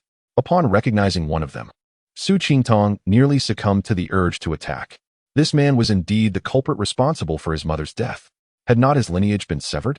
Why then could he still engage in such despicable acts? Resolutely pushing aside his thoughts, Su Qingtong directed his consciousness towards an adjacent room, where 11 individuals were jovially gambling. In another room, 6 individuals sat at a table, engrossed in their game. After ascertaining the layout of the stronghold, Su Qingtong contemplated briefly before making a decisive resolution. None among them were innocent. They all deserved death. To ensure the act went unnoticed, he would eliminate them without leaving any survivors. Striking quietly, he approached the rear of the main hall and sent 2 tendrils of consciousness directly into the minds of the 2 women, rendering them immobile. The thief, engrossed in his merriment, suddenly noticed the 2 women standing frozen and was about to erupt in anger when a flash of red light severed his head from his body. The Qiyang sword then swept across the 2 women, and their lifeless forms crumpled to the ground. Su Qingtong proceeded with the same method, first attacking the 6 individuals drinking, followed by a swift sweep of the Qiyang sword, severing their heads from their bodies. However, when confronting the 11 gamblers, an unforeseen complication arose. Upon attacking the 8th person, the first victim suddenly regained consciousness and yelled, "Wind's picking up, alert!" Su Qingtong, disregarding the remaining 3, maneuvered the Qiyang sword and charged forward. In an instant, 7 fell lifelessly to the ground, while 1 was left with severed legs. Releasing his consciousness, he discovered that the 3 who had fled were already at the stronghold's entrance. Su Qingtong hastily summoned Little 7, gave a brief command, and then began interrogating the incapacitated man. After a brief period, Su Qingtong executed the man with a single stroke of his sword, and, laden with the spoils, he departed the stronghold. The following day, Su Qingtong inquired near the site where his mother had been murdered and learned that she had been buried nearby by a kind-hearted family. He found that family and accompanied them to his mother's grave. Su Qingtong knelt, bowed 3 times before his mother, and expressed his gratitude to the family who had buried her, leaving them a generous offering of gold, silver, and jewels. Once the family departed, Su Qingtong collected his mother's remains, intending to return to Shanyang village and inter them alongside his father. After leaving Black Wind Stronghold, Su Qingtong flew for another 3 to 4 hours and arrived at Hodang town by dusk. Chun Jiaoyang was overjoyed to see Su Qingtong's return and hurriedly closed the door, leading him to the back hall. Su Qingtong knelt before his uncle and aunt to pay his respects, then recounted his experiences over the past few years. When he mentioned that the immortal who had taken away his 5 generations ancestor had become his master, Chen Jiaoyong was left utterly astonished. That evening, the family gathered around, sharing a meal and conversing, with Su Qingtong even enjoying a drink with his uncle. The next morning, however, when Chen Ruolin came to call Su Qingtong for breakfast, she found the house empty. Su Qingtong had left behind a lengthy letter, a book, several vials of longevity and beauty elixirs, and all the gold and jewels he had scavenged from Black Wind's stronghold, leaving everything behind without taking a single coin, quietly departing. This wealth would sustain his uncle's family for a lifetime. Chapter 51. Enlightenment before the grave. Xiao Tong, unwilling to endure the agony of separation, left behind a letter and a pile of belongings, departing secretly. He hastened from the Misty Valley to the Black Wind Pass, avenging himself upon his enemies in less than a day. Such swiftness and efficiency were once beyond his wildest imagination. On his return journey, Xiao Tong deliberately slowed his pace, taking 3 days to reach Shangyang village. Under the cover of night, he interred his mother and father together. Then, sitting before their grave, he gazed blankly at the village below, lost in thought. Xiao Tong remained by his parents' grave throughout the night. During that time, he contemplated numerous matters. His earthly affairs were concluded, leaving him unburdened and free to pursue the path of cultivation. Yet, he pondered the purpose of his cultivation. Was it merely for immortality? Without attachments and emotions, what value does immortality hold? It would be akin to a stone in the mountains, enduring the ravages of time without significance. Suddenly, a realization struck him. It was not that he lacked attachments, but rather that he lacked the power to protect them. Had he possessed his current strength when Lu Mo invaded his home, his father would not have suffered. Had he been as strong at the Black Wind Pass, not only would his mother have been spared humiliation, but even Huang Yuan Wei and the others would have survived. His relentless pursuit of strength had been driven not only by a desire for vengeance, but also by a need to safeguard those he cherished. With this insight, Xiao Tong felt a surge of clarity. The previously obscure words now resonated profoundly. To seek immortality and cultivate the Tao, one must be driven by intention. The pursuit of immortality and the attainment of the Tao hinge not on wealth, but on one's true aspirations, one's heart's desire. Xiao Tong's heart's desire was to protect himself, his attachments, and those he wished to safeguard. Enlightened by this understanding, he felt a newfound flow of energy, his magical powers moving effortlessly. With a flick of his hand, he unleashed a water arrow technique, realizing that both the speed and power of his spell had significantly increased. Unbeknownst to him, a tiny seed of Tao heart had taken root in his dantian, a special entity formed after a cultivator comprehends the Tao during the Qi refining stage. In ancient times, without the seed of Tao heart, one could not establish a foundation. A foundation without the seed was often referred to as a false foundation. In modern times, with the changes in the world and the increasing difficulty of cultivation, few remember the Tao heart seed. Most foundational cultivators rely solely on resources and elixirs to forcibly transform their dantian, claiming success. If all goes well, Xiao Tong would become the first true foundational cultivator of Qizhou. However, this depended on whether he could survive to that point. As dawn approached, Xiao Tong rose, kneeling before his parents' grave to bow thrice. He then straightened, summoned his flying sword, and soared into the sky. While flying, he perused the jade slips. After a few days of stops and starts, he finally returned to the market, entering the Yuling Chamber of Commerce. Upon seeing Xiao Tong, Wu Zheng leapt for joy, embracing him and heartily thumping his back, exclaiming, "I knew it. You would surely return alive." Xiao Tong felt warmth in his heart. Brother Wu truly regarded him as a brother. At that moment, Manager Gu descended from the upper floor, hands clasped behind his back, and approached Xiao Tong, saying, "You have returned." Xiao Tong, aware of his cold demeanor but warm heart, promptly bowed. "Manager Gu, I am back." Hearing himself addressed as Manager Gu, his expression shifted, and he inquired, "Have you joined the Bailuo sect?" In response, "I have joined the Yufeng Valley," Xiao Tong replied. "Oh, you chose the Yufeng Valley?" Manager Gu asked, somewhat perplexed. "Why not the Bailuo sect?" "Manager, my interest does not lie in weapon forging, but rather in alchemy, which is why I chose the Yufeng Valley," Xiao Tong explained. Manager Gu remained silent for a moment before turning to ascend the stairs.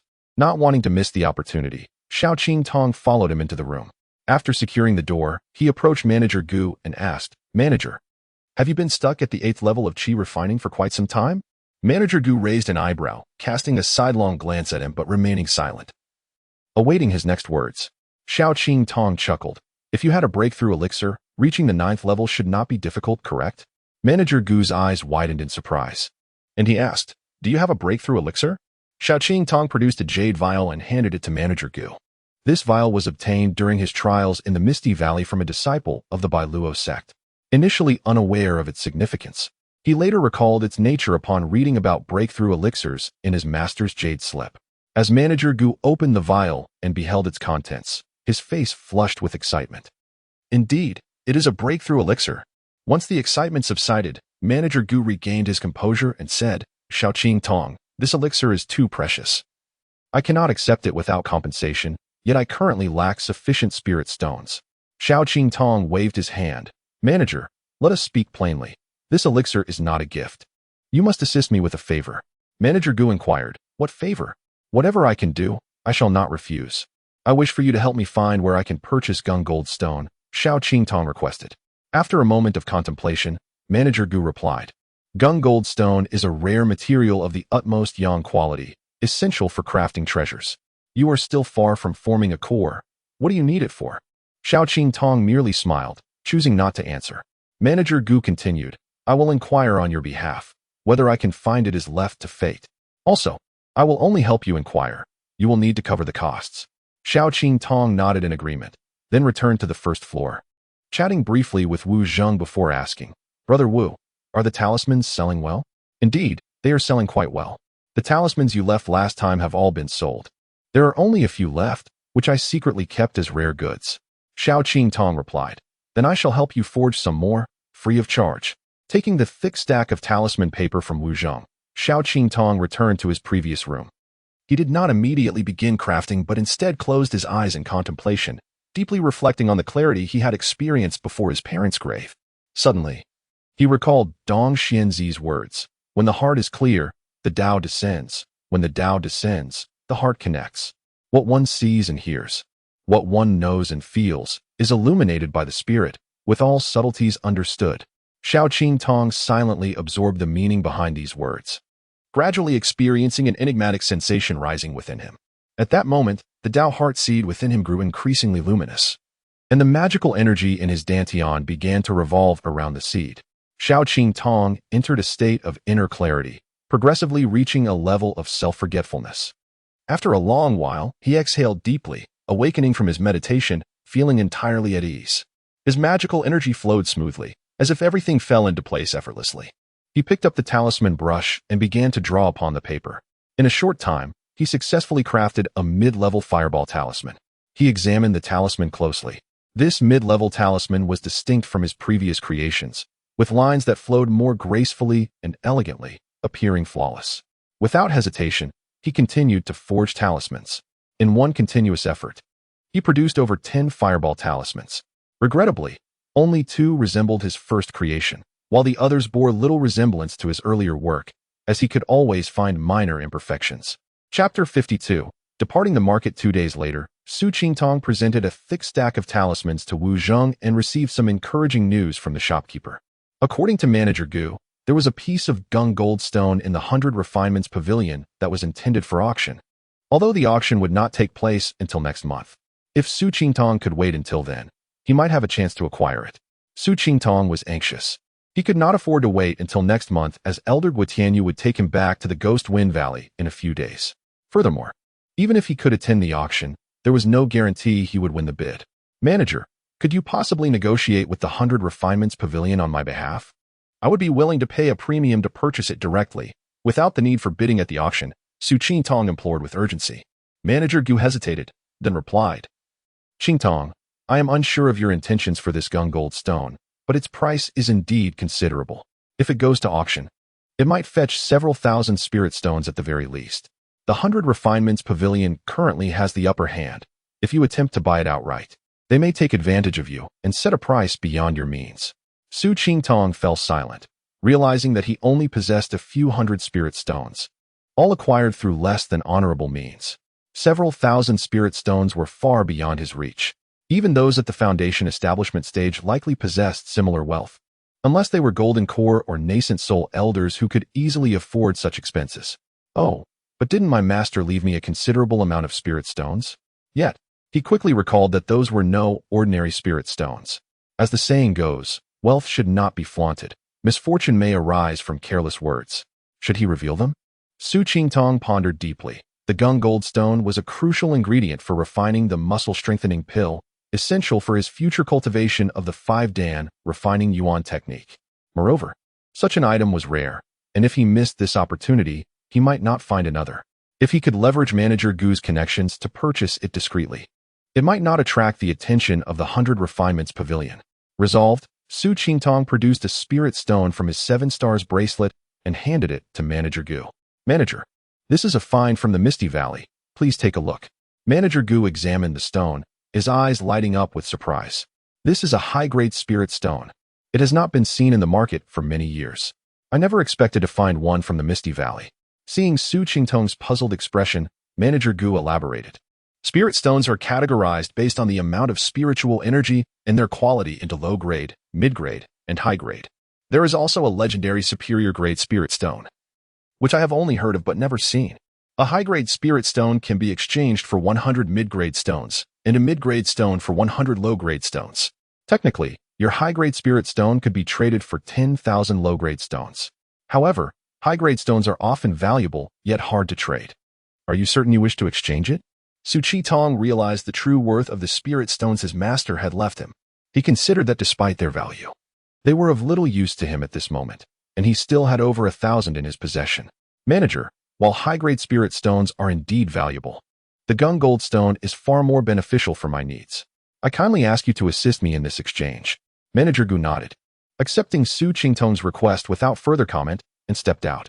By midday, Manager Gu returned, calling Su Qingtong into his room. Qingtong, here is the gung gold stone you sought. Manager Gu said, producing a gleaming piece of stone from his storage pouch and handing it to Su Qingtong. Su Qingtong accepted it, feeling its extraordinary weight. The stone was remarkable, weighing as much as dozens of pounds, despite being the size of a fist. Manager Gu also presented him with 20 mid-grade spirit stones.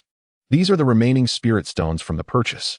Originally, Manager Liu of the 100 Refinements Pavilion offered 2,000 low-grade stones, but after much negotiation, I secured you these 20 mid-grade stones. They will serve you much better for restoring your mana and breaking through levels than low-grade stones. Su Qingtong felt grateful. The old man had treated him generously, truly regarding him as a junior. He bowed deeply and said, "Thank you, Manager, for your assistance. I will remember your kindness. Consider these 20 spirit stones a token of my respect for you. Please keep them." Manager Gu waved his hand dismissively. "Qingtong, you provided me with a breakthrough pill, which has been a significant help. Keep the spirit stones. They will be useful to you in the future." Su Qingtong accepted the stones and bowed again. "Manager, I must take my leave today and follow Elder Guitianyu to the Ghost Wind Valley. I will not be able to accompany you moving forward. Please take care of yourself. I will visit you again when the opportunity arises." Hearing this, Manager Gu felt a pang of sadness, his eyes moistening. "Qingtong, it is hard to say goodbye. If you ever need my assistance in the future, do not hesitate to seek me out." Su Qingtong nodded and turned to descend the stairs. Upon reaching the main hall, he exchanged a few parting words with Wu Zheng. Before departing, he handed Wu a few unique talismans. "Brother Wu, as I leave, I do not know when we shall meet again. These talismans are newly crafted by me, distinct from others. Keep them as a memento. Farewell." With that, he exited the Jade Spring Chamber and headed toward the Northwest Martial Arena. Wu Zheng watched Su Qingtong leave, feeling a wave of melancholy wash over him. He gazed at the talismans in his hand, lost in thought. People often say that cultivation is a selfish path, yet Su Qingtong's character defies that notion. Is his nature ultimately good or bad? Walking through the market, Su Qingtong felt a swirl of emotions.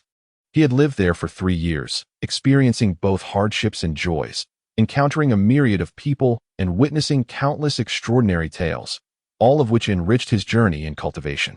Passing by the 100 Refinements Pavilion, Su Qingtong recalled his ambition to learn alchemy, realizing he lacked an alchemy furnace. He decided to select one for himself. Upon entering the 100 Refinements Pavilion, a clerk approached him with a smile. Ah, isn't this Brother Qing Tong from the Jade Spring Chamber? Your manager just left. What brings you back? Oh, the manager has been here? Su Qing Tong feigned ignorance. Indeed, Manager Gu visited twice this morning, seemingly discussing a significant transaction with our manager. Su Qi Tong acknowledged with a noncommittal response before stating, Brother Lin, I am now an inner disciple of the Ghost Wind Valley and have come to select an alchemy furnace. The clerk was taken aback before recalling the rumors that a clerk from the Jade Spring Chamber had passed the trials of the Misty Valley and become a disciple of one of the three major sections. It appeared the rumors were true. He quickly donned a cheerful demeanor and said, Forgive my forgetfulness. Congratulations, Brother Qing Tong, on becoming a disciple of the Ghost Wind Valley. Please, allow me to assist you today. As he spoke, he led Su Qing Tong to a shelf. Brother Qing Tong, our store offers alchemy furnaces of both magical and spiritual grade, each available in high, mid, and low tiers. Which type do you seek? In the end, Su Qing Tong chose a mid-grade magical alchemy furnace, exchanged spirit stones, and departed the 100 Refinements Pavilion. Upon entering the main hall of the martial arena, Su Qing Tong saw Elder Gui Tianyu sitting cross-legged on a mat. He hurried over, bowed deeply, and said, Disciple Su Qing Tong pays respects to Elder Gua. Elder Gua looked up at Su Qing Tong and remarked, You arrived quite promptly. Have you completed your tasks? Su Qing Tong responded, reporting to the elder, My worldly ties have been severed. I have no further attachments. Elder Gua replied, The Eastern girl has yet to arrive. Let us wait for her a moment. In the meantime, find a place to rest.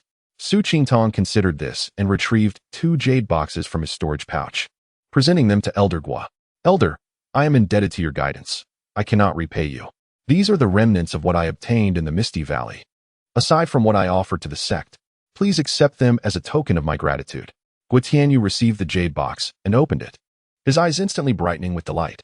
He closed the box and, with a knowing expression, remarked, You are quite astute. These items are of considerable value, and it is commendable that you are willing to part with them. I shall accept them. After a leisurely conversation, the two settled into meditation and cultivation. The following morning, a familiar figure appeared at the entrance of the main hall, one not seen for several days. Dongfang Hui had arrived. Su Qing Tong promptly stood to greet her, exclaiming joyfully, Sister Dongfang, you have come. Dongfang Hui smiled and nodded, though 2 distinct trails of tears were visible on her cheeks, hinting at her sorrow from suddenly parting with her parents. Noticing Dongfang Hui's arrival, Gui Tianyu rose and said, Now that both of you are here, let us return to the valley. Chapter 53. Entering the sect, Gui Tianyu produced a magical artifact resembling a banana leaf fan, executed a spell, and with a surge of spiritual power, the fan instantly enlarged.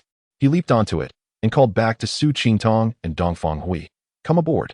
Once the two settled, Gui Tianyu urged the fan with his magic, causing it to soar into the sky, swiftly departing the marketplace and heading southwest.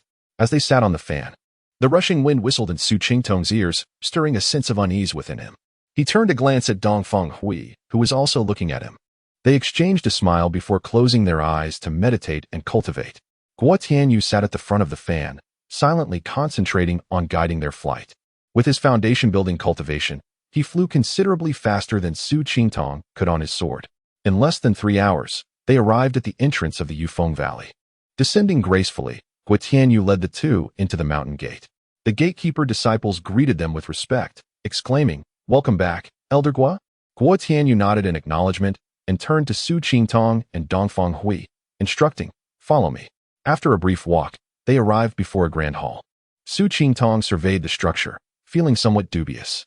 This hall was smaller and less imposing than the one he had seen at Yuling Mountain. Could it be that the main halls of the 3 major sects were outshone by a second-rate sect? Upon entering the hall, Su Qing Tong looked around. The surroundings were empty, with a single table at the center, behind which sat a figure meditating.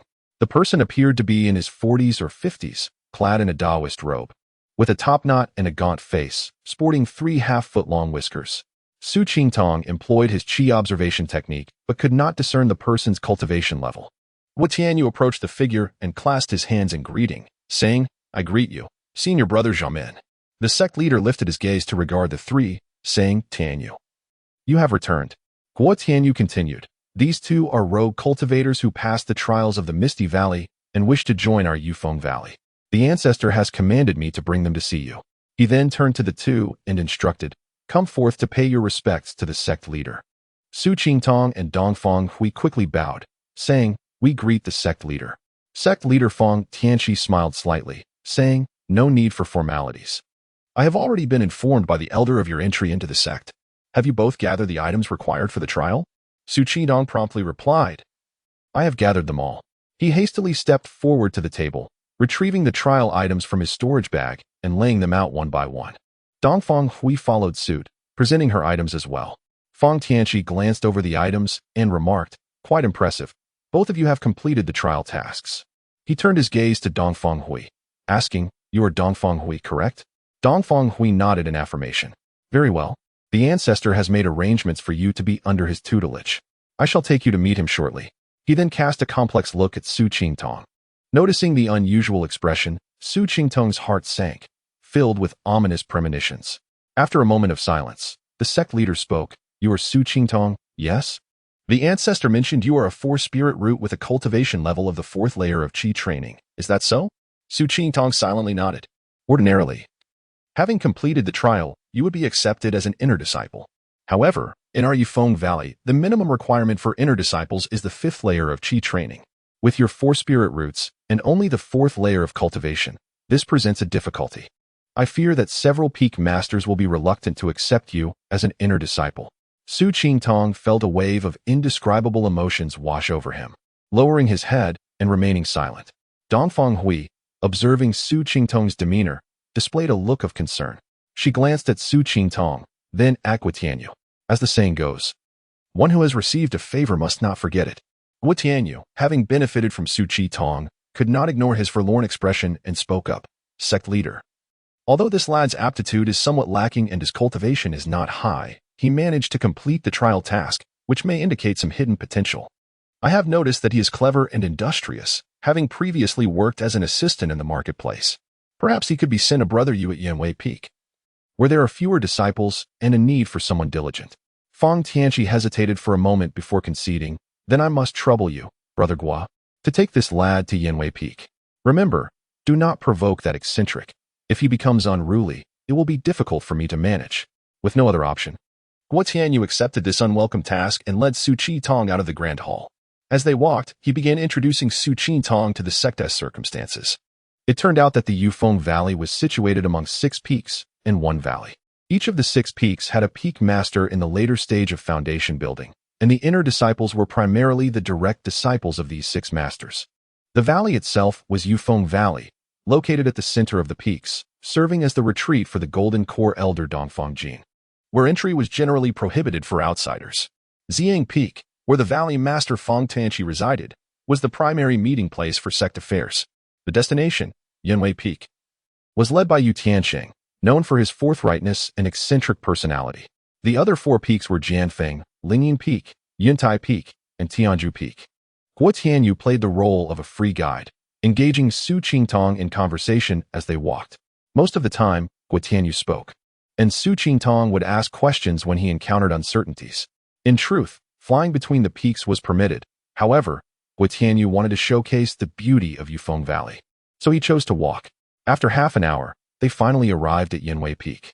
As they ascended the steps, Guo Tianyu called out, "Brother Yu. It's your junior brother Guo Tianyu visiting." After a moment, a figure emerged from the hall. Su Qingtong nearly laughed upon seeing him. This man bore no resemblance to a cultivator. He appeared to be in his 50s, dressed in a tattered Taoist robe with greasy sleeves. His face was broad, ears prominent, and his hair was disheveled, held together loosely with a single hairpin. I wondered who it was. "You kid. I was just struck by bird droppings this morning and was pondering what misfortune awaited me today. Now I finally understand. Speak, what brings you here?" Guo Tianyu explained. "This year's trial in the Misty Valley has resulted in the acceptance of a new disciple. We initially intended to allocate him to other peaks, but this lad has a penchant for alchemy and insisted on being your disciple. He even brought you a dragon saliva grass. With that, he produced a jade box and handed it to Yu Tiansheng. I thought, Brother Yu, you could use someone to run errands, and this lad is both diligent and clever. So I brought him along." Yu Tiansheng accepted the jade box with skepticism, opening it to reveal the contents, and his expression brightened. He quickly stashed it away, then changed his demeanor, looking at Guo Tianyu and Su Qingtong before suddenly seizing Su Qingtong's wrist and closing his eyes to examine him. After a moment, Yu Tianqing released Su Qingtong, his expression one of disappointment. I wondered why Feng Tianqi was being so generous. It turns out he sent me this kind of material. For spirit root aptitude and a cultivation level of the 4th layer of qi training, no wonder he was so kind. Guo Tianyu interjected, brother Yu, as the saying goes. Do not judge a book by its cover.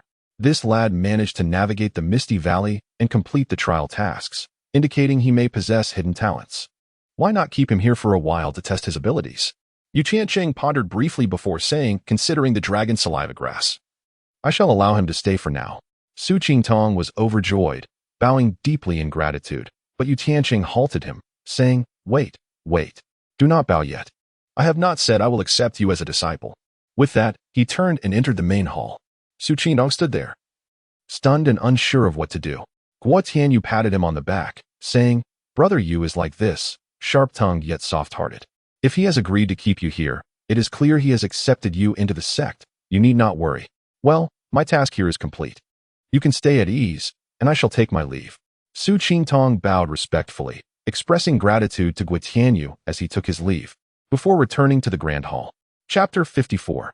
The Tale of the Swallow Peak. After bidding farewell to Elder Guo, Su Qingtong returned to the Grand Hall, only to find that Yu Tianqing had vanished. A wave of frustration washed over him. How could the Peak Master be so unreliable, leaving him stranded here? Standing amidst the chaotic surroundings, Su Qingtong mused, is this truly the place where I am to reside? Even a beggar would likely refuse to dwell in such disarray. Sighing to himself, he resolved to tidy up. After all, one must have a livable space. For the entire afternoon, Su Qingtong took on the role of a caretaker, diligently cleaning the hall until it sparkled. With a sigh of relief, he found a cushion, settled cross-legged, and retrieved the herbal compendium left to him by his master. Yu Shuzi. Thoughts of his master caused Su Qingtong to drift into contemplation. Though they held the title of master and disciple, in reality, their relationship was devoid of substance. He had just finished paying his respects when his master passed away, leaving behind his legacy for Su Qingtong to fulfill. Pushing aside his ruminations, he focused on the path before him. Su Qingtong summoned his 2 spiritual essences, simultaneously practicing the True Yuan Sutra while studying the herbal compendium. Before he realized it, night had fallen. Wow, how is it so clean here? Huh, who are you? A voice suddenly broke through Su Qingtong's thoughts. He opened his eyes to see a young man in his 20s standing before him. Quickly rising, he cupped his hands in greeting. I am Su Qingtong, a newly initiated disciple of the sect. Oh, Elder Yu has taken on another disciple? The young man exclaimed. The Peak Master only promised to let me stay on the peak, but did not agree to accept me as a disciple. No worries, that old fellow has his quirks. If he hasn't chased you away, it means he has tacitly accepted you, the young man reassured him. By the way, what did you say your name was? I am Su Qingtong. What's with this I am nonsense? From now on, you shall be my junior brother, and I will be your senior brother. My name is Gong Chu. He then took Su Qingtong by the arm, beginning to introduce the members of their sect. At Yinwei Peak, we have 5 members. No, now we have 6. Elder Yu, at the pinnacle of Foundation establishment, can hardly be bested by anyone except the old ancestor of the East. Our eldest brother, Zhong Yingsheng, is in the early stage of Foundation establishment and is out on a training expedition. Our second brother, Guan Yu, is at the 8th level of qi refinement and is a madman for alchemy, rarely seen. Our third sister, Du Siwen, is also at the 8th level of qi refinement, but she is far from gentle. Hey, you little brat, are you looking for a beating? A furious voice suddenly bellowed from outside the hall. Gong Chu shrank back in fear, desperately seeking a place to hide, but it was too late. A delicate hand seized his ear. Su Qingtong was taken aback. Such speed. The voice had come from 20 paces away, and in the blink of an eye, the person was right in front of him. Gong Chu hurriedly pleaded for mercy. Third sister, it's a misunderstanding. I was just saying you never compose poetry. Ouch. Be gentler, please spare me. Du Siwen kicked Gong Chu hard, sending him tumbling far away. If I catch you again, I'll make sure your backside blooms, she declared with anger. Once the third sister had settled down, Su Qingtong was finally able to take a good look at her. Wow, she was stunning, with a round face, crescent-shaped brows, and long, flowing black hair tied high. She exuded an air of elegance. She wore a white-collared red robe on top and dark blue pants below, accentuated by a red ribbon cinched at her waist, which highlighted her graceful figure. Hey, you silly boy, your eyes are about to pop out. Su Qingtong's face flushed as he hurriedly composed himself and bowed. Junior brother Su Qi-tong pays his respects to third sister. Du Siwen inspected Su Qi-tong from head to toe and remarked, "Not bad looking, far better than those others. You're new here? I just completed the trial at Misty Valley and was recently accepted into the sect," Su Qi-tong replied. Du Siwen frowned, circling around him, and inquired, "Did your master accept you?" "Not yet. He only agreed to let me temporarily stay on the peak," Su Qi-tong answered. Du Siwen nodded, saying, "If he hasn't chased you away, that likely means he has almost accepted you. Gong Chu, take junior brother to find a place to stay. Then go cook for the old man." Gong Chu grimaced, but complied, beckoning Su Qi-tong to follow him out of the grand hall. Behind the hall, there were a few small houses scattered along the mountainside. Gong Chu pointed to the slightly larger one in the middle and remarked, "That cave is elder use. Don't go near it unless necessary. Junior brother, there are 2 caves on the far left and far right, both unoccupied. The left one has a bit more spiritual energy, but the right one has better lighting. You can choose either." Su Qi-tong glanced around and, pointing to the rightmost cave, said, "I will take that one." "Good choice, junior brother," Gong Chu exclaimed. "The right one is quite comfortable. Go settle in. I need to prepare food for those annoying fellows. No need to see me off. I'll catch you later." Su Qi-tong shook his head, thinking to himself, this 4th senior brother is quite the chatterbox. He approached the right cave and pushed the door open. Upon entering, he understood why Gong Chu referred to it as a cave. The house, built against the mountain, appeared small from the outside, yet inside it was quite spacious. This was merely the entrance to the cave. Inside, there were 3 stone chambers. The central chamber was slightly larger, serving as a reception area, while the 2 side chambers were smaller, likely intended for meditation and cultivation. The right chamber contained only a stone bed against the wall, with nothing else. The left chamber featured a stone platform that seemed to have an array on it. Though Su Qi-tong had no idea of its purpose and would have to inquire with Gong Chu later.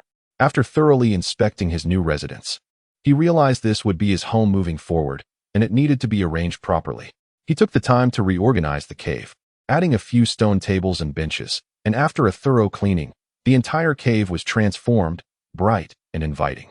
Just as he finished tidying up, a flash of red dashed through the doorway, and Du Siwen bounded in. Her large, expressive eyes darted around the room, and her mouth fell agape in astonishment. This place used to look nothing like this. Feeling a bit embarrassed, Su Qi-tong replied, "I just made some modifications. I haven't had time to decorate yet. Please forgive me." "Third sister. Junior brother, when you have a moment, come help me renovate my cave too." Su Qi-tong felt a headache coming on and hastily shifted the topic. "What brings you to my humble abode, third sister? Do you have any guidance?" "All right. Master mentioned that you just entered, have poor aptitude, and low cultivation, advising you not to wander outside to avoid embarrassing the sect. If you need anything, just let me know."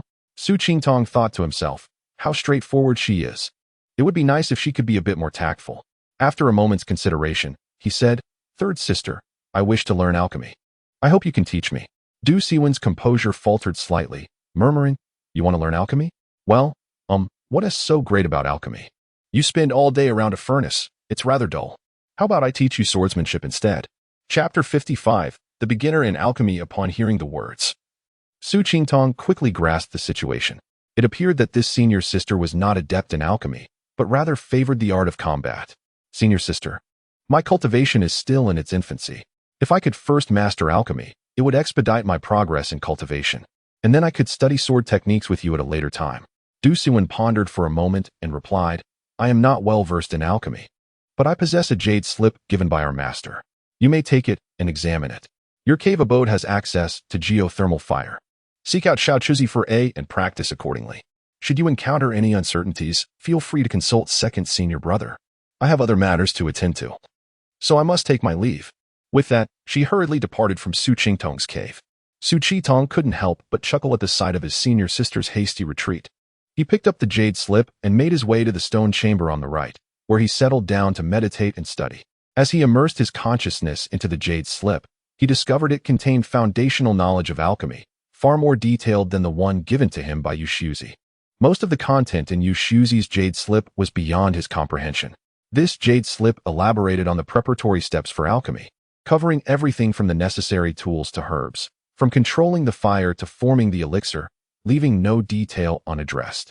Through this slip, Su Qingtong realized that alchemy was an intricate process, not merely something one could master overnight as depicted in certain fantastical tales. Firstly, the alchemical furnace and geothermal fire were essential prerequisites. Secondly, the formulation and herbs were discussed. The formulation was relatively straightforward, detailing the types, quantities, and order of the herbs required. Furthermore, one must not only be familiar with the properties of the herbs, but also understand the methods of extraction, purification, and impurity removal. The process of forming the elixir demanded rigorous control over one's consciousness, requiring precise manipulation of flame size and temperature, along with the harmonious integration and refinement of the herbs. The successful creation of an elixir also necessitated a strong consciousness and adept techniques. Having absorbed the contents of the jade slip, Su Qingtong was acutely aware of the formidable challenges in alchemy, which far surpassed the rudimentary skills of his uncle's diagnostic methods. After stowing the jade slip away, he closed his eyes, gradually digesting the knowledge he had acquired. Slowly, the entire alchemical process began to crystallize in his mind, forming a clear sequence of actions: what to do first, what to follow up with, and what to pay attention to at each stage. The theoretical knowledge of alchemy was now within his grasp. Yet, he understood the adage that knowledge is easy to acquire, but application is often challenging. It takes time and perseverance to master such a skill. Having grasped the foundational knowledge of alchemy, Su Qingtong felt an irresistible urge to experiment and discover whether he possessed any innate talent for alchemy. He sought out fourth senior brother to express his intentions. Upon hearing that Su Qingtong wished to practice alchemy, Gong Chu hesitated slightly. "Junior brother, have you studied alchemy before?" "Yes, I have just completed my initial studies," Su Qingtong replied. Gong Chu's expression darkened upon hearing this. Regaining his composure, Gong Chu asked, "What elixir do you intend to concoct?" Su Qingtong pondered for a moment before responding. "As I am just beginning my journey in alchemy, I should start with the easiest elixir to practice. Senior brother, could you advise me on which one would be more likely to succeed?" After some contemplation, Gong Chu suggested, "Why not start with the Bigodan? This elixir can be utilized by disciples in the qi refining stage, requires fewer materials, and is relatively easy to obtain." "Very well, I shall heed fourth senior brother's advice. I kindly request your assistance in procuring a furnace and the necessary herbs," Su Qingtong said. Gong Chu led Su Qingtong to a stone chamber beside the main hall, where they found a low-grade alchemical furnace alongside a pile of Chuanlian and Huangjing herbs. They then returned to Su Qingtong's cave. In the left stone chamber, Gong Chu placed the furnace atop a stone platform. He instructed Su Qingtong, "Junior brother, there is an array eye on this platform. In a moment, place a spirit stone upon it, and the geothermal fire will ignite. Follow the formulation for the Bigodan to proceed with the alchemy. My assistance ends here. I must take my leave." After bidding farewell to Gong Chu, Su Qingtong returned to his cave.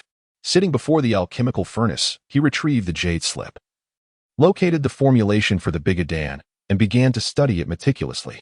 An hour later, feeling confident that he had grasped all necessary details, he put away the jade slip, took a spirit stone, and placed it at the array eye, commencing his first attempt at alchemy. However, disappointment struck immediately. As he placed the herbs into the furnace, they turned to ash before he could even begin the extraction process. The temperature of the furnace must have been too high. "They burned before I could refine them," Su Qingtong mused, extinguishing the geothermal fire. After allowing the furnace to cool, he prepared for a second attempt.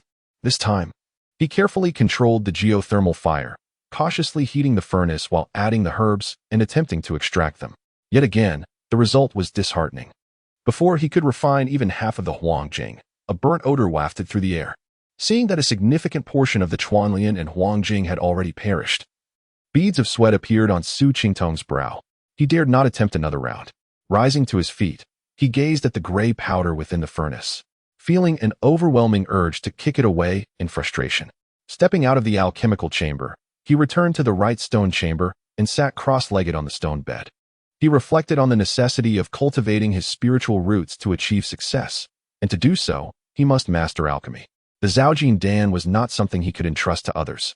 With a deep sigh, he lamented, "This is truly challenging. What should I do next?" Suddenly, he thought of someone, second senior brother. This elusive figure, a fervent alchemist, could be the person to consult. With this thought, he could no longer remain seated. He sprang to his feet and exited the cave, seeking out fourth senior brother to request an introduction to second senior brother. Gong Chu escorted Su Qingtong to find second senior brother, all the while providing details about him. Second senior brother possesses remarkable talent, but he is obsessed with alchemy. Had he focused solely on cultivation, he could have rivaled first senior brother by now. He tends to be reclusive and is not one for conversation, only expressing enthusiasm when discussing alchemy. After a while, the two arrived at a cliffside on the west side of the main hall, where they discovered an inconspicuous cave. Gong Chu stood before the cave entrance and called out, "Second senior brother, this is junior brother Gong Chu seeking an audience." After calling out for some time, a figure emerged from within. Su Qitong was struck by the man's appearance, which resembled that of Yu Tuanqing, disheveled, unkempt, yet with a leaner physique and deeply set eyes that sparkled with intelligence. "Junior brother, what brings you here?" the man inquired. Gong Chu quickly corrected him, "Second senior brother. I am no longer a junior brother. This one here is the true junior brother." With that, he pulled Su Qingtong forward. Su Qingtong quickly bowed and said, "I am Su Qingtong, here to pay my respects to second senior brother." Guan Yu nodded and replied, "No need for formalities." He then scrutinized Su Qingtong. Su Qingtong continued, "Second senior brother, I have heard of your exceptional skills in alchemy. Coincidentally, I share a passion for it as well. I wish to observe your techniques. If it would not be too much trouble." Guan Yu contemplated briefly before responding, "As fellow disciples, there is no inconvenience. However, while I am alchemizing, you may only observe and refrain from asking questions. Once I have a moment to spare, you may point out any areas of confusion, and I will gladly clarify." Su Qingtong was overjoyed to hear this and quickly expressed his gratitude. In the 56th chapter, Refining the Fasting Pill, Su Qingtong spent half a month in Guan Yu's alchemy chamber, observing Guan Yu's alchemic practices. After his senior apprentice brother concluded his refinements, he would voice his inquiries, seeking guidance from his elder. These 2 weeks proved immensely fruitful for Su Qingtong. He not only absorbed a wealth of alchemic knowledge from his senior apprentice brother, but also witnessed the actual process of concocting elixirs. Upon bidding farewell to his senior apprentice brother and returning to his own abode, Su Qingtong did not rush into refining elixirs. Instead, he meticulously organized and reviewed all that he had learned and observed during the preceding fortnight. Endowed with innate talent and exceptional comprehension, coupled with his senior apprentice brother's explanations and demonstrations, he swiftly achieved a thorough understanding. As a precautionary measure, Su Qidong resolved to simulate the alchemy process within his Naiwan palace. Employing the divine sense transformation technique to emulate alchemy was a novel endeavor for Su Qingdong. He needed a profound understanding of the terrestrial fire, the alchemy furnace, and the medicinal herbs to achieve a perfect fusion of form and spirit. Su Qingdong retrieved a low-grade alchemy furnace, placing it upon the stone platform, and extracted a spirit stone to ignite the terrestrial fire. He carefully regulated the fire, warming the furnace while meticulously observing and sensing its transformations. After a full hour, Su Qingdong finally grasped the characteristics of the terrestrial fire and the alchemy furnace. He commenced simulating the terrestrial fire and the furnace within his Naiwan palace. 2 days later, Su Qingdong exhaled a long sigh, rose from his meditative posture, stretched his limbs, and emerged from his abode with a satisfied expression. For the past 2 days, he had tirelessly simulated the terrestrial fire and the alchemy furnace within his mind, ultimately succeeding in materializing their forms. Su Qingdong exited his own abode, sought out his 4th senior apprentice brother, procured some sustenance, engaged in light-hearted banter with his elder, and then returned to his own dwelling. If he could successfully refine the fasting pill this time, he would no longer need to catch meals from his 4th senior apprentice brother. Entering the alchemy chamber, he sat cross-legged before the furnace, commencing a period of meditation to harmonize his state. An hour later, he opened his eyes, extracted a spirit stone, ignited the terrestrial fire, and methodically began to warm the furnace, introduce the ingredients, extract their essence, and purify them. At this moment, Su Qingdong's formidable divine sense came into full play. He simultaneously controlled the terrestrial fire and extracted the essence from the medicinal substances. Observing that the 2 herbs had been completely purified, transforming into medicinal liquids, he proceeded to the fusion and embryo formation stage. He cautiously manipulated the 2 medicinal liquids, initiating a gradual fusion, ultimately merging them into a single entity. Su Qidong regulated the terrestrial fire, increasing its intensity, causing the fused liquid to boil, contract, and then congeal into an embryo.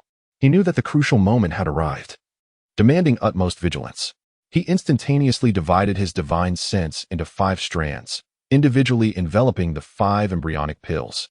With a surge of divine sense, the terrestrial fire intensified once more, causing the 5 embryonic pills to condense, becoming increasingly rounded. Su Qingdong focused all his attention, concentrating his entire divine sense upon the alchemy furnace. After a quarter of an hour, the terrestrial fire gradually subsided, and the furnace temperature slowly decreased.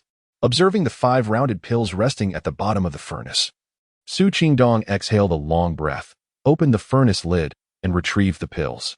Gazing at the 5 cyan-colored fasting pills in his hand, Su Qingdong emitted a resounding cry.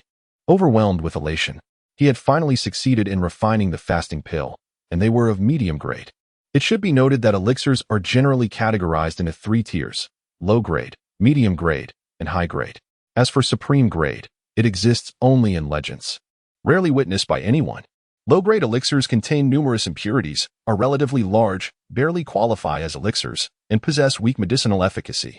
Medium-grade elixirs, on the other hand, contain fewer impurities, are more compact, have a rounded shape, are smaller than low-grade elixirs, and exhibit significantly superior medicinal efficacy.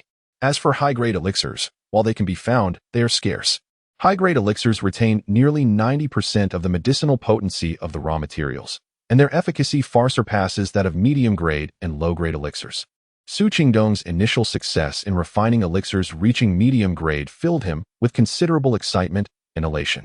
After the exhilaration subsided, Su Qingdong began to reflect upon this alchemy endeavor. Overall, he felt it had gone well, but his proficiency required further honing. Following a brief respite, Su Qingdong resolved to strike while the iron was hot, continuing to refine the remaining medicinal herbs into elixirs, thereby consolidating his newly acquired alchemic experience. 2 days elapsed, and Su Qingdong exhausted his entire supply of polygonatum and coptis chinensis. He had refined 45 fasting pills, 8 of which were low grade, with the remainder being medium-grade elixirs. Carrying the newly refined fasting pills, Su Qingdong sought out his 4th senior apprentice brother, presenting him with the elixirs. Gongchu received the still-warm fasting pills, utterly dumbfounded, staring blankly at Su Qingdong. His usually articulate mouth stammered a few times, ultimately uttering only a few words. "What's going on here?" Su Qingdong replied with a hint of embarrassment. 4th senior apprentice brother, I only managed to refine this many from the herbs you provided. The rest were wasted. Gongchu was inwardly exasperated, thinking, how can anyone be so smugly self-satisfied? He held the elixirs, glanced at Su Qingdong once more, confirmed what he saw, and then turned and dashed towards the back of the hall. Reaching the entrance of his master's abode, Gongchu bellowed, "Old man, come out quickly. We have a monster on Swallowtail Peak." A moment later, Yu Tianqing appeared before Gongchu, his face filled with indignation. "Are you itching for a beating again, you little rascal? What's with all the shouting? Have you no decorum? Old man, you don't know, do you? Your newly accepted disciple is actually an alchemy prodigy." Gongchu exclaimed, his eyes wide. "He's been on Swallowtail Peak for less than 20 days, right? He couldn't refine elixirs before he came, right? The kid watched 2nd senior apprentice brother refine elixirs there for half a month, right?" Yu Tianqing waved his hand, saying, "Stop. Enough with the nonsense. Get to the point." He used 10 portions of materials to refine 45 fasting pills, and 37 of them are medium grade, Gongchu declared. Yu Tianqing narrowed his eyes and said, "Where are the elixirs? Bring them to me so I can take a look." Gongchu quickly handed over the fasting pills refined by Su Qingdong to Yu Tianqing. Yu Tianqing picked up one, examined it, and then held it to his nose to smell it. Then, he popped the elixir into his mouth. Instantly, a sensation of comfort spread from his abdomen. Yu Tianqing nodded and said, not bad. Go and fetch that kid for me." Upon hearing this, Gongchu scurried off with alacrity. In a short while, Gongchu returned with Su Qingdong. Upon seeing Yu Tianqing, Su Qingdong bowed respectfully and said, "Disciple greets Peak Lord." Yu Tianqing grunted in acknowledgement, then extended his hand and asked, "Did you refine these elixirs?" Su Qingdong glanced at Yu Tianqing's hand, seeing that he was holding the fasting pills he had just refined, and nodded, saying, "Indeed, they were refined by this disciple." Yu Tianqing, still unconvinced, said, "Come with me." Su Qingdong followed Yu Tianqing into the abode, which was remarkably spacious, resembling a grand hall.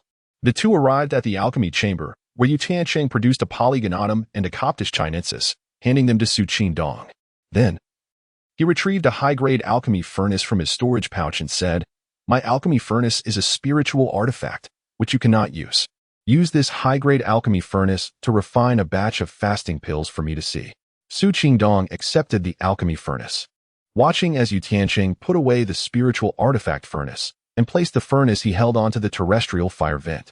He extracted a spirit stone, ignited the terrestrial fire, and carefully controlled the fire, commencing to warm the furnace. At the same time, his divine sense meticulously examined the changes in the furnace. Shortly, the furnace temperature rose, and he began to introduce the ingredients, extract their essence, and purify them. Everything was methodical, and everything was meticulous.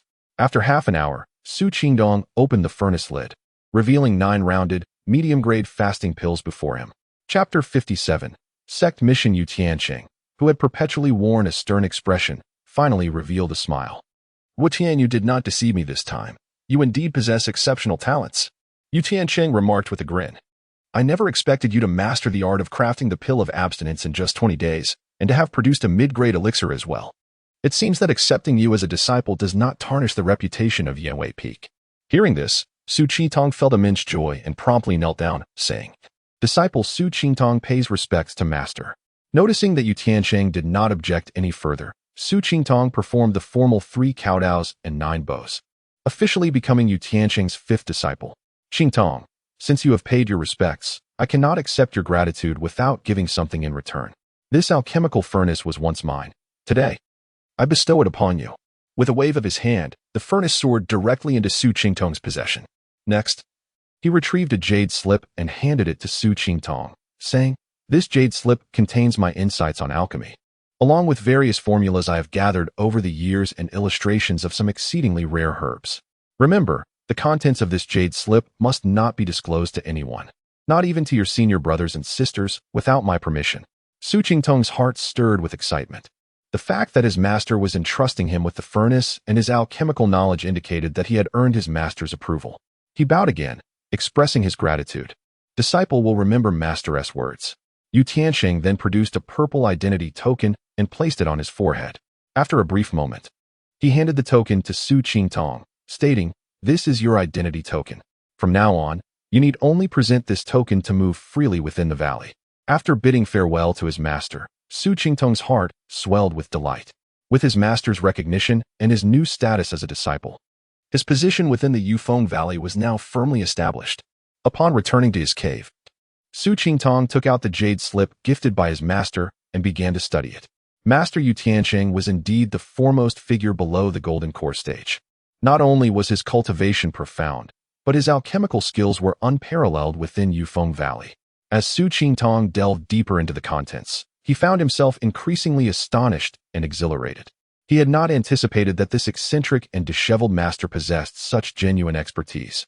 His mastery of pharmacology was exquisite, and his techniques in alchemy were nothing short of divine. Su Qingtong became so engrossed in his studies that he lost track of time. Previously, while crafting the pill of abstinence, he had felt confident in his abilities. However, now he realized how far he still had to go. Truly, one does not comprehend the vastness of the sky without ascending a mountain. One does not grasp the depth of the earth without approaching an abyss. After an entire day and night, Su Qingtong finally finished reading the jade slip, committing its teachings to memory. However, memorization did not equate to understanding, nor did it imply integration. He still had a long journey ahead of him. He then began to plan the path of his cultivation going forward. 2 options lay before him. One was to emulate his second senior brother, obsessively crafting pills and trading them for materials, allowing him to continue this cycle of relentless alchemy. The other was to follow the formulas provided by his master, utilizing the method of spiritual manifestation in the Mud Pill Palace for practice, and only engaging in practical application once he had mastered the techniques. Su Qingtong chose the latter path, as he was still uncertain where to procure the necessary herbs, and his supply of spirit stones was dwindling. While he did possess a fair number of high-grade spirit stones, he was reluctant to part with them, fearing their use. Within his master's jade slip, there were numerous formulas suitable for the qi refinement stage. After careful consideration, he selected 2. One was the essence cultivation pill, known for its gentle properties and enduring effects, ideal for daily practice by qi refinement practitioners. The other was the Ziyang pill, characterized by its potent effects and rapid efficacy, suitable for breakthroughs into minor realms or as a quick replenishment of spiritual energy. Familiarizing himself with the herbs required for these formulas, Su Qingtong commenced his practice within the Mud Pill Palace. Over the course of 2 months, he diligently practiced crafting both elixirs, completing over 1,000 attempts, and finally felt ready to commence actual production. He exited his cave and sought out his fourth senior brother. Alas, little junior brother, after these 2 months, I have not seen you come to visit. Have you forgotten me? I was hoping you would come by to lend a hand, yet here you are. Just like second senior brother, Gongchu began to ramble upon seeing Su Qi-tong, and that uncouth one, running about and challenging anyone to a duel. Day in and day out, only causing trouble. He paused, glancing around before exhaling deeply. Seeing his senior brother's endless chatter, Su Qi-tong seized the opportunity to interrupt. Fourth senior brother, I wish to craft the essence cultivation pill and the Ziyang pill. Where can I obtain the necessary herbs? Gongchu regarded Su Qi-tong and inquired. How confident are you in your ability to produce these 2 elixirs? After pondering for a moment, Su Qi-tong replied, I estimate I have a 50% chance. He refrained from boasting further. Although his success rate in the Mud Pill Palace had been over 90%, he had yet to perform the actual operation. Thus he chose to be modest. Upon hearing Su Qingtong's confidence, Gongchu's eyes lit up. Little junior brother, if you possess a 50% chance, then we can proceed. I will take you to the commuting hall to undertake some sect missions. This way, not only will you acquire the materials needed for alchemy, but you will also earn contributions to the sect upon completion, under the guidance of his fourth senior brother. The two arrived at a grand hall where disciples were bustling in and out. As Gongchu greeted familiar faces, they made their way inside. Upon entering, they were met by a large counter, behind which sat a slightly plump middle-aged man. Su Qingtong noticed that this man differed from those he had previously encountered in the sect. He was not clad in the valley's robes, but rather dressed in the attire of a gentleman. Gongchu approached the counter, offering a respectful bow to the middle-aged man. Elder Duan, are there any tasks available for crafting the essence cultivation pill and the Ziyang pill? The gentleman, Elder Duan, looked up and scrutinized Gongchu. What is this? Even the disciples of Yanwei Peak have begun to undertake sect missions? Gongchu chuckled. This is my master's newly accepted disciple, Su Qingtong. He has just begun his journey and lacks contributions to the sect, so I brought him here to see if there are any tasks available. Elder Duan appraised Su Qingtong and stated, there are indeed tasks for crafting the essence cultivation pill and the Ziyang pill, but let me be clear. For each task, you will need to produce 5 elixirs from a single set of materials. If you fail, you are still obligated to submit the elixirs, or else you may find yourself in trouble with the Eastern Ancestor. Gongchu replied, there is no need for your concern, Elder Duan. Elder Duan fell silent, retrieving a jade slip and handing it to Gongchu. Gongchu accepted it and promptly passed it to Su Qingtong, saying, little junior brother, this contains the details of the tasks. Review it, and if there are no issues, simply leave your spiritual imprint. Su Qingtong received the jade slip. Probing it with his consciousness, he read the contents, which detailed 10 sets of materials, with a requirement to produce 50 essence cultivation pills within a month. Earning 5 points of sect contribution, he was uncertain whether 5 points were substantial or what they could be used for. But the prospect of acquiring materials for practice sufficed for him. Noting that there were no additional requirements, he left his spiritual imprint within the jade slip and returned it to Elder Duan. Elder Duan accepted the slip, scanned it with his consciousness, nodded, and then turned to retrieve a storage bag from behind the counter, handing it to Su Qingtong. Return with this storage bag in a month to submit your task.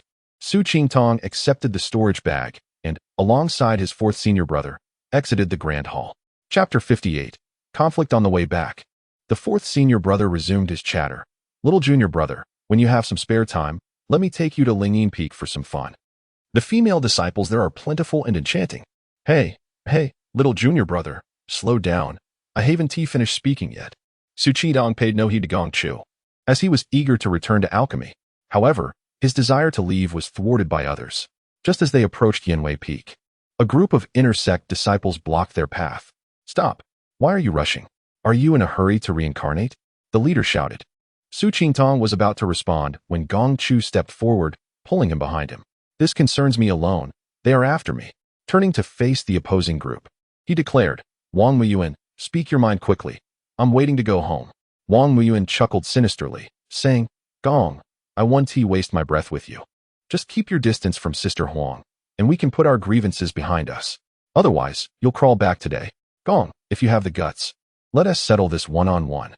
If I lose, do as you wish. If I win, you better get as far away as you can. Gong Chu retorted angrily. Wang Muyuan laughed heartily, saying, at this point, don't play these petty tricks with me. One-on-one. How Navi? Su Qingtong sensed the brewing trouble and quickly drew out the Qiyong sword. Seeing Su Qingtong brandish his weapon, Gong Chu hastily warned, little junior brother. The sect has rules against using magical artifacts in disputes between disciples, unless it's on the competition grounds. This does not concern you. You should leave while you can, even if it means taking a beating from these rascals. Su Qingtong softly inquired, fourth senior brother, can we use other means besides magical artifacts? Gong Chu replied, poison is also off limits. What about talismans? Can we use those? Gong Chu pondered briefly before responding. There is no specific rule against talismans. However, aside from high-level talismans, the usual ones 1T do much against this lot. Su Qingtong produced a stack of talismans and handed them to Gong Chu, whispering, better to have them than not. We can't just endure without striking back. Even if we get beaten, we should at least make them look foolish. Gong Chu accepted the talismans, glanced at them, and suddenly threw a fireball talisman directly at Wang Muyuan. Wang Muyuan, seeing the fireball, couldn't even be bothered to dodge. With a hand gesture, a protective barrier enveloped him. The others quickly shielded themselves as well. With a loud explosion, Wang Muyuan was thrown back, crashing heavily to the ground.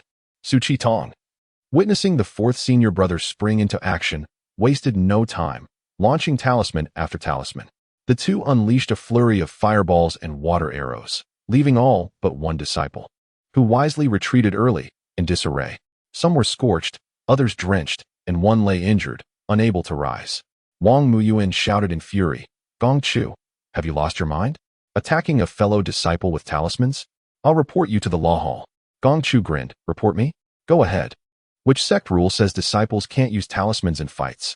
Wang Muyuan paused, realizing there was indeed no such rule. Resolutely, he rallied his companions, brothers. Let us use talismans too. He pulled out his own talismans. Su Qingtong quickly handed Gong Chu a few shield talismans while activating one for himself to protect his entire being. Encouraged by Wang Muyuan, the others also produced various talismans and launched them at the duo. Su Qingtong's shield talismans were quite potent, capable of withstanding ordinary flying swords, let alone mid to low-level talismans and spells. A cacophony of sounds ensued as the attacks clashed, leaving Su Qingtong and Gong Chu only slightly shaken, their shields dimming but otherwise unharmed. The opposing group was left dumbfounded.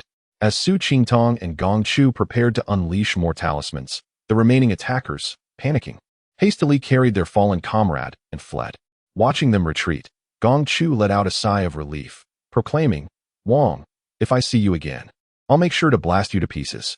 With that, he dared not linger and hurriedly pulled Su Qingtong towards Yanwei Peak. On the way, Su Qingtong asked, fourth senior brother, what were those guys up to? Gong Chu slowed his pace, explaining, Wang Muyuan is the 8th disciple of Chu Tianyi, the master of Tianzhu Peak. He is frivolous and scheming, daring to set his sights on Sister Huang. Who is Sister Huang?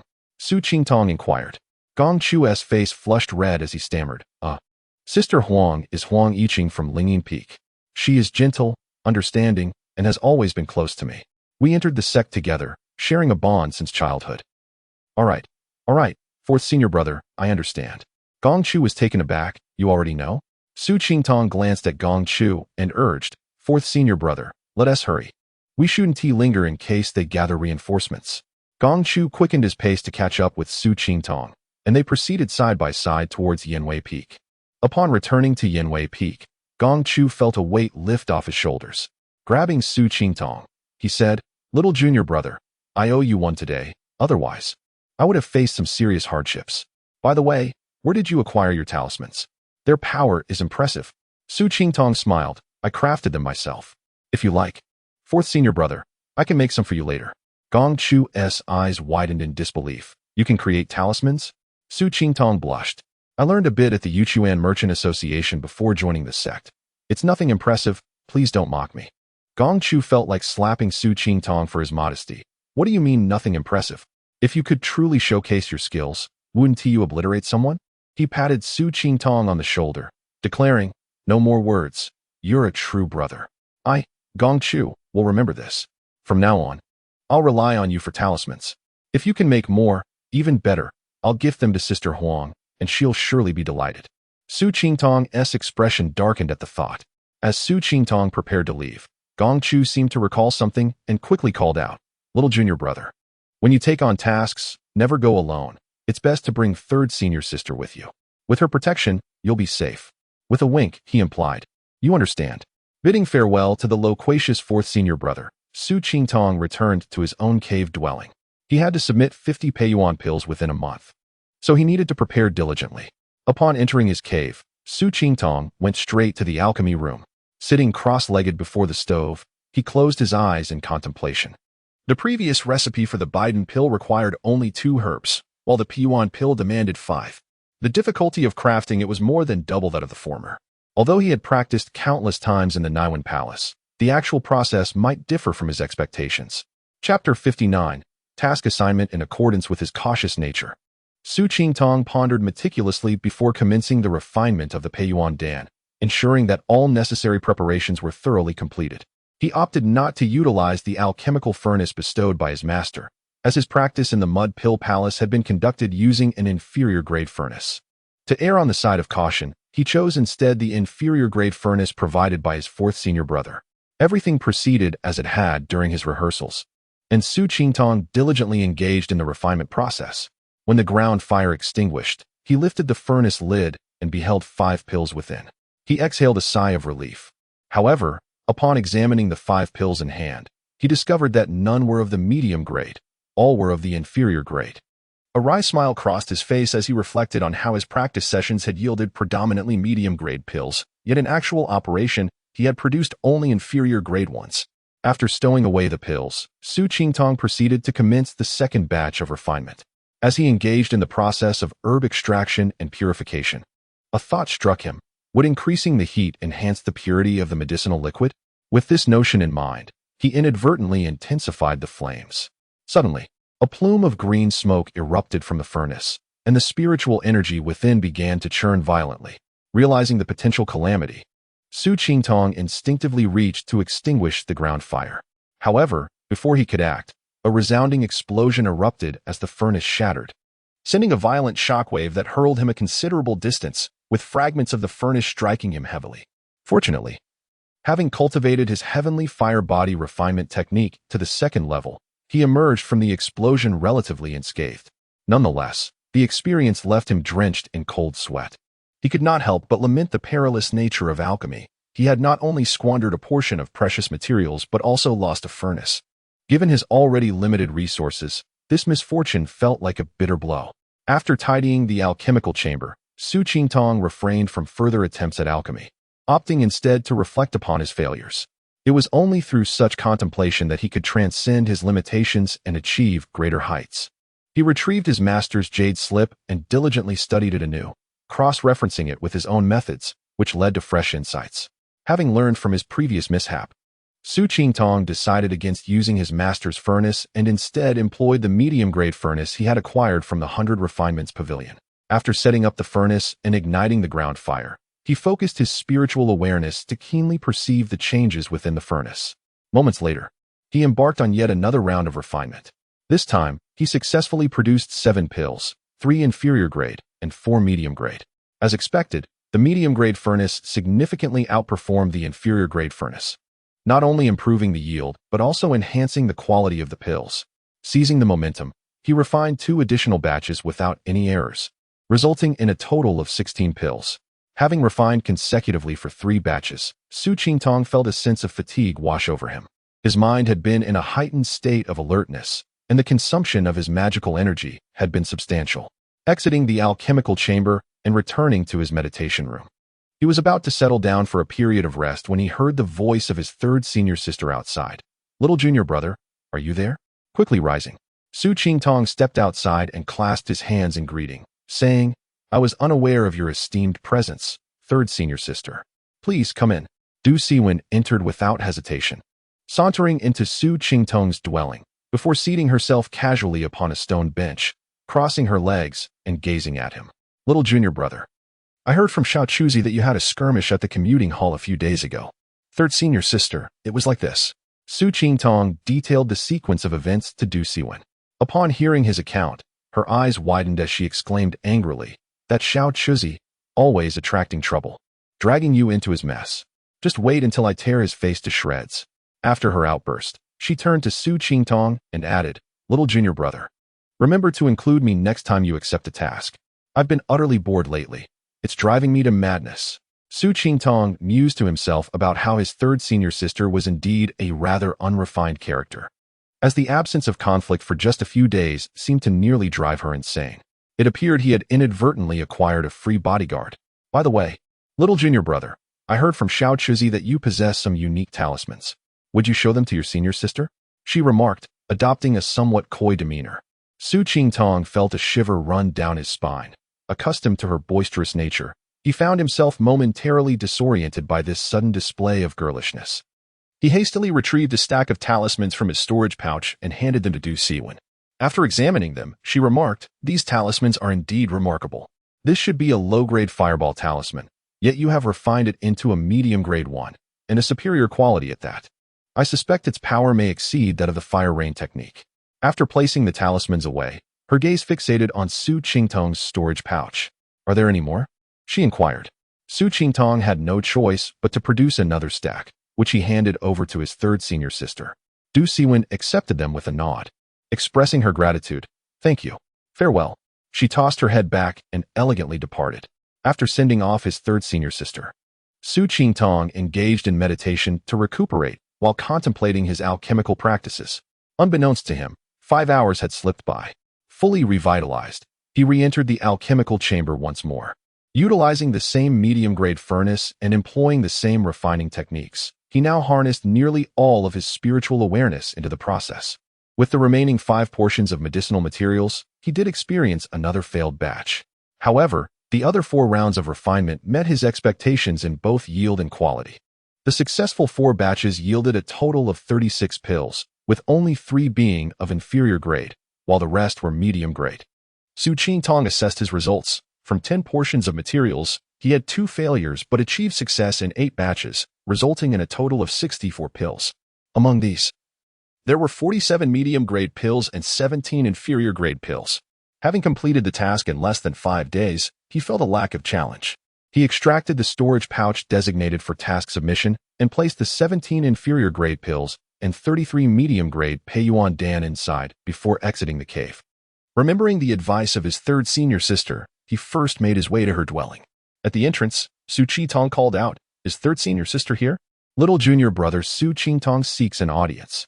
Shortly after, Du Siwen's voice rang out, "Come in." Upon entering, Su Qingtong greeted her, "Senior sister, I'm about to submit my task and thought to pay you a visit, recalling your previous instructions." "Oh, you have completed the task?" Du Siwen inquired. "Indeed. I have successfully refined the pills," Su Qingtong replied. "Show them to me." Su Qingtong handed over his storage pouch. Du Siwen received it, and, after scanning with her spiritual awareness, exclaimed in astonishment, "Little junior brother, did you truly refine all these?" "Yes, is there a problem?" Su Qingtong asked. Du Siwen remarked, "Your task was to refine 50 Peiyuan Dan, and it was not specified that they must include medium-grade pills. Why did you submit medium-grade pills, and in such abundance? Are you not aware of the vast price disparity between inferior and medium-grade?" Su Qingtong offered a wry smile, responding, "Of the pills I refined, only 17 are inferior grade. The rest are all medium grade.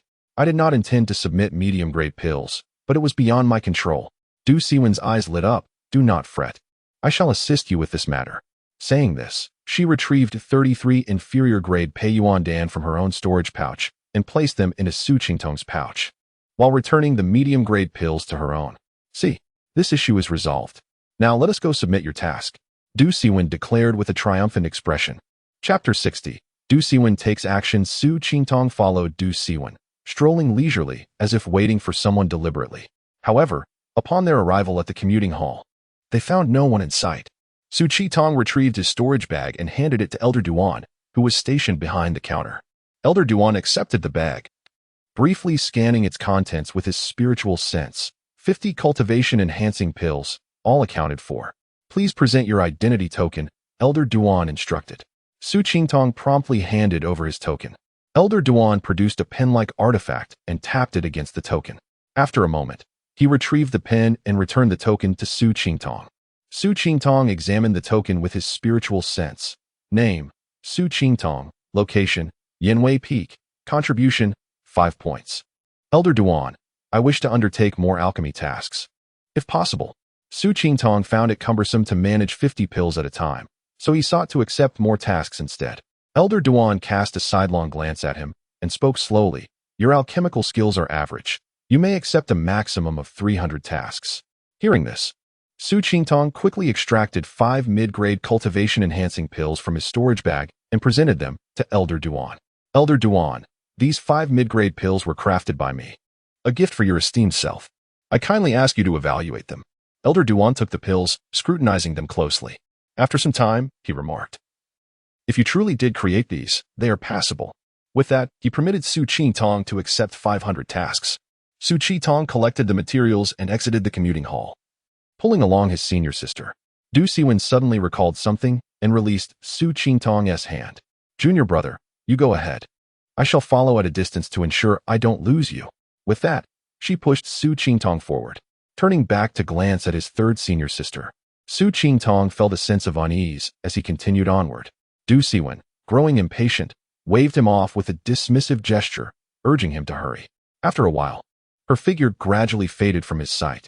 Su Qingtong steeled himself and pressed on, clutching a protective talisman in his hand. As the Yanwei Peak drew nearer, Su Qingtong quickened his pace, believing that once he crossed into its territory, he would be free from trouble. However, as the saying goes, what one fears will come to pass. Just as he pondered this, the figures of Wang Muyuan and his companions appeared before him. Haha, kid. Didn't he expect me to be waiting for you, did you? You're quite fortunate. I just arrived and ran into you.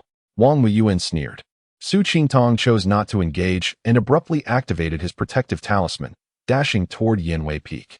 Wang Muyuan and his group were not about to let him escape. One of them swiftly blocked his path, unleashing various spells and talismans upon him. With no choice, Su Qingtong halted, retreating while loudly calling, third senior sister, please come to my aid. At this, the group exchanged alarmed glances, then burst into mocking laughter. Third senior sister, come and give me a beating. I'm so scared. Just as the laughter faded, a crimson figure darted past, and one of them collapsed to the ground. Only then did they realize it was the enchantress from Yanwei Peak. Du Siwen smiled brightly. You all heard him. He asked me to strike him. It's not my fault. She feigned shyness, striking a pose. The group's hair stood on end as they quickly bowed. Elder sister Du, it's a misunderstanding. We merely wish to consult this junior brother about talismans, nothing more. Du Siwen pointed at Wang Muyuan. You must be Wang Muyuan, right? Come here. I have something to clarify. Wang Muyuan hesitated but dared not approach. Du Siwen shot him a flirtatious glance and chided, oh, what are you afraid of? Am I going to eat you? Seeing Du Siwen's demeanor, Wang Muyuan felt a rush of emotions and stumbled forward, but before he could speak, he was met with a flurry of punches. In a panic, he formed a protective barrier around himself. However, with a loud pop, the barrier shattered, and Du Siwen's delicate fists landed squarely on his face. Wang Muyuan's head rang, his vision filled with stars, as half his face swelled like a steamed bun, accompanied by intense pain radiating from his chest, back, arms, and legs. After being thoroughly beaten by Du Siwen, he lay on the ground, gasping for breath, utterly defeated. The others stood frozen, none daring to move. One who attempted to flee only made it a few steps before collapsing, still unconscious. Wang Muyuan, I have no interest in your petty squabbles with Gong Chu. However, if you dare to target my junior brother again, I assure you, even your master 1T recognize you. With that, she kicked Wang Muyuan far away and smiled sweetly. Would you gentlemen care to join me for tea at Yanwei Peak? The group, thoroughly intimidated by the charming yet fierce enchantress, stammered, we wouldn't want to trouble you. Elder sister, we have urgent matters to attend to. Farewell. With that, they hastily departed, dragging the incapacitated Wang Muyuan and another unfortunate soul along with them. Du Siwen called after them, let Wang Muyuan know, if he is unsatisfied, he should definitely come find me again, preferably with more people. Su Qingtong, astonished by his sister's fierce yet alluring demeanor, timidly suggested, senior sister, let us go. Du Siwen seemed somewhat reluctant, sighing. This bunch of cowards really can't take a hit. Upon returning to Yanwei Peak, Du Siwen instructed Su Qingtong to call on her if he needed anything before retreating to her cave dwelling. After parting ways with his third senior sister, Su Qingtong visited his second senior brother's cave, where they exchanged insights on alchemy and he sought clarification on several questions before bidding farewell. Back in his own cave, Su Qingtong emulated his second senior brother, entering a frenzied alchemy mode. For 7 consecutive days, he remained indoors, exhausting 30 portions of materials to produce 245 cultivation-enhancing pills, of which only 50 were of inferior grade. Throughout the relentless alchemy process, Su Qingtong's mastery of spiritual control grew increasingly adept. He felt he had reached the pinnacle of his current abilities, unable to further advance. His deficiency in spiritual energy became glaringly apparent, often leaving him feeling overwhelmed during the alchemical process. This was an unavoidable circumstance, until he refined his spiritual roots. Su Qingtong intended to focus primarily on improving his alchemical skills. He aspired to elevate his level to that of a second-tier alchemist, which meant he needed to be capable of producing the condensing pills utilized by foundation-building practitioners. After pondering for a while, Su Qingtong recalled Shaoqi. Having been in the Yufeng Valley for nearly 20 days, he had been so engrossed in alchemical studies that he had neglected Shaoqi. He immersed his thoughts into the 7-star bracelet, discovering Shaoqi still lazily sprawled on the hillside, unchanged. Communicating with Shaoqi through his thoughts, he inquired about its well-being before withdrawing his spiritual sense from the bracelet. Chapter 61. A Visit from a Beauty After a Day's Respite. Su Qingtong returned to the alchemy chamber, having replaced his furnace with the exquisite one gifted by his master. Familiarizing himself with the equipment, he commenced the second round of alchemical refinement. With the guidance of his second senior brother and the superior furnace, Su Qingtong's alchemical endeavors proceeded remarkably well. Out of 10 batches of herbs, he encountered only 1 failure, producing a total of 80 elixirs. Half a month later, Su Qingtong emerged from the chamber. During this period, aside from meditating to restore his spiritual energy and consciousness, he dedicated all his time to alchemy. He had amassed over 600 Peiyuan pills, 5 of which were of superior grade, filling him with elation. It was known that the ability to concoct a first-tier superior elixir signified his readiness to challenge the rank of second-tier alchemist. His exit from seclusion was not due to having exhausted all his herbs. Several batches remained. However, the arrival of his fourth senior brother interrupted his plans for further alchemical work. Upon stepping out of his cave, Su Qingtong noticed a woman standing behind his senior brother. The woman was tall and graceful, with an oval face, willow-shaped eyebrows, and clad in a delicate lilac gown. It was Dongfang Hui, whom he had not seen for nearly half a year. Gong Chu, seeing Su Qingtong emerge, exclaimed, "Little junior brother, this is Sister Dongfang, an old acquaintance of yours, who has come to visit today. You two enjoy your conversation. I have matters to attend to." With that, he winked at Su Qingtong, implying he understood the opportunity presented. Su Qingtong clasped his hands in gratitude, replying, "Thank you, fourth senior brother. Please take care. I shan't see you off." Gong Chu muttered with a hint of sarcasm. "The world is fickle, forgetting loyalty for beauty," and turned to leave. With a gentle smile, Su Qingtong addressed Dongfang Hui, "Sister Dongfang. It is a pleasure to see you again. Please, come inside and let us converse." Dongfang Hui followed him into the cave, taking a seat on a stone bench and glancing around before saying, "Qingtong, your dwelling is indeed tranquil and exquisite. It appears you have been well during this time. Sister, since my arrival at Yinwei Peak, I have been preoccupied with alchemy and have not had the chance to visit you. I hope you can forgive me," Su Qingtong replied. Dongfang Hui's expression shifted slightly, her displeasure evident as she remarked, "Qingtong, we faced trials together in the Mist Valley, sharing life and death. I have never regarded you as a stranger, yet you address me as Sister Dongfang in such a detached manner. It is quite disheartening." Su Qingtong was taken aback, momentarily perplexed by her words. Seeing his bewildered expression, Dongfang Hui chuckled softly, saying, "Qingtong, we are already fellow disciples. I am 2 years your senior.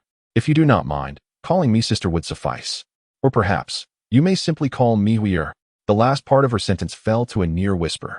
Upon hearing the name Huier, Su Qingtong, even if somewhat dense, instantly grasped her feelings. Such an intimate address was reserved for those close to her, aside from her parents. Few in the world would dare to call her that. The impact of her boldness left Su Qingtong momentarily stunned, unsure of how to respond. Noticing his silence, Dongfang Hui grew restless, stamping her foot in frustration and rising to leave. In a panic, Su Qingtong grasped her delicate wrist, urgently imploring, "Sister Dongfang, please stay." She halted, glaring at him with her almond-shaped eyes, which made him feel uneasy.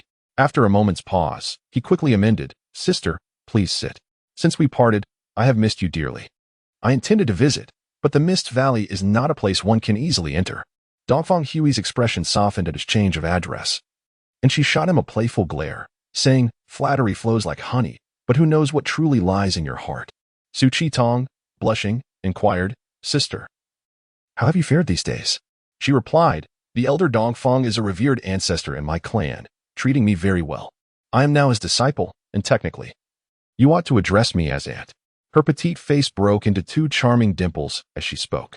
The two exchanged a comfortable silence for a moment before Dongfang Hui inquired, "Qingtong, are you content at Yanwei Peak? If not, I can ask the elder to transfer you to the Mist Valley." Su Qingtong felt warmth in his heart and reassured her, "Sister, rest assured, I am doing quite well here. My master, senior brothers, and you have all treated me kindly." Dongfang Hui continued, "I have heard that the third senior sister at Yanwei Peak is formidable. Have you faced any challenges from her?" "The third senior sister is straightforward and righteous, often looking out for me, so I have not encountered any hardships," Su Qingtong replied. The two enjoyed each other's company for over 2 hours, with Dongfang Hui showing no signs of leaving and Su Qingtong relishing her presence.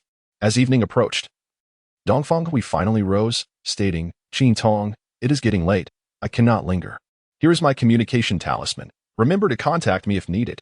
"I shall return now." Su Qingtong accepted the talisman and instinctively grasped her hand, saying, "Take care, sister. You possess a kind heart. Be mindful and look after yourself." He found it difficult to release her hand.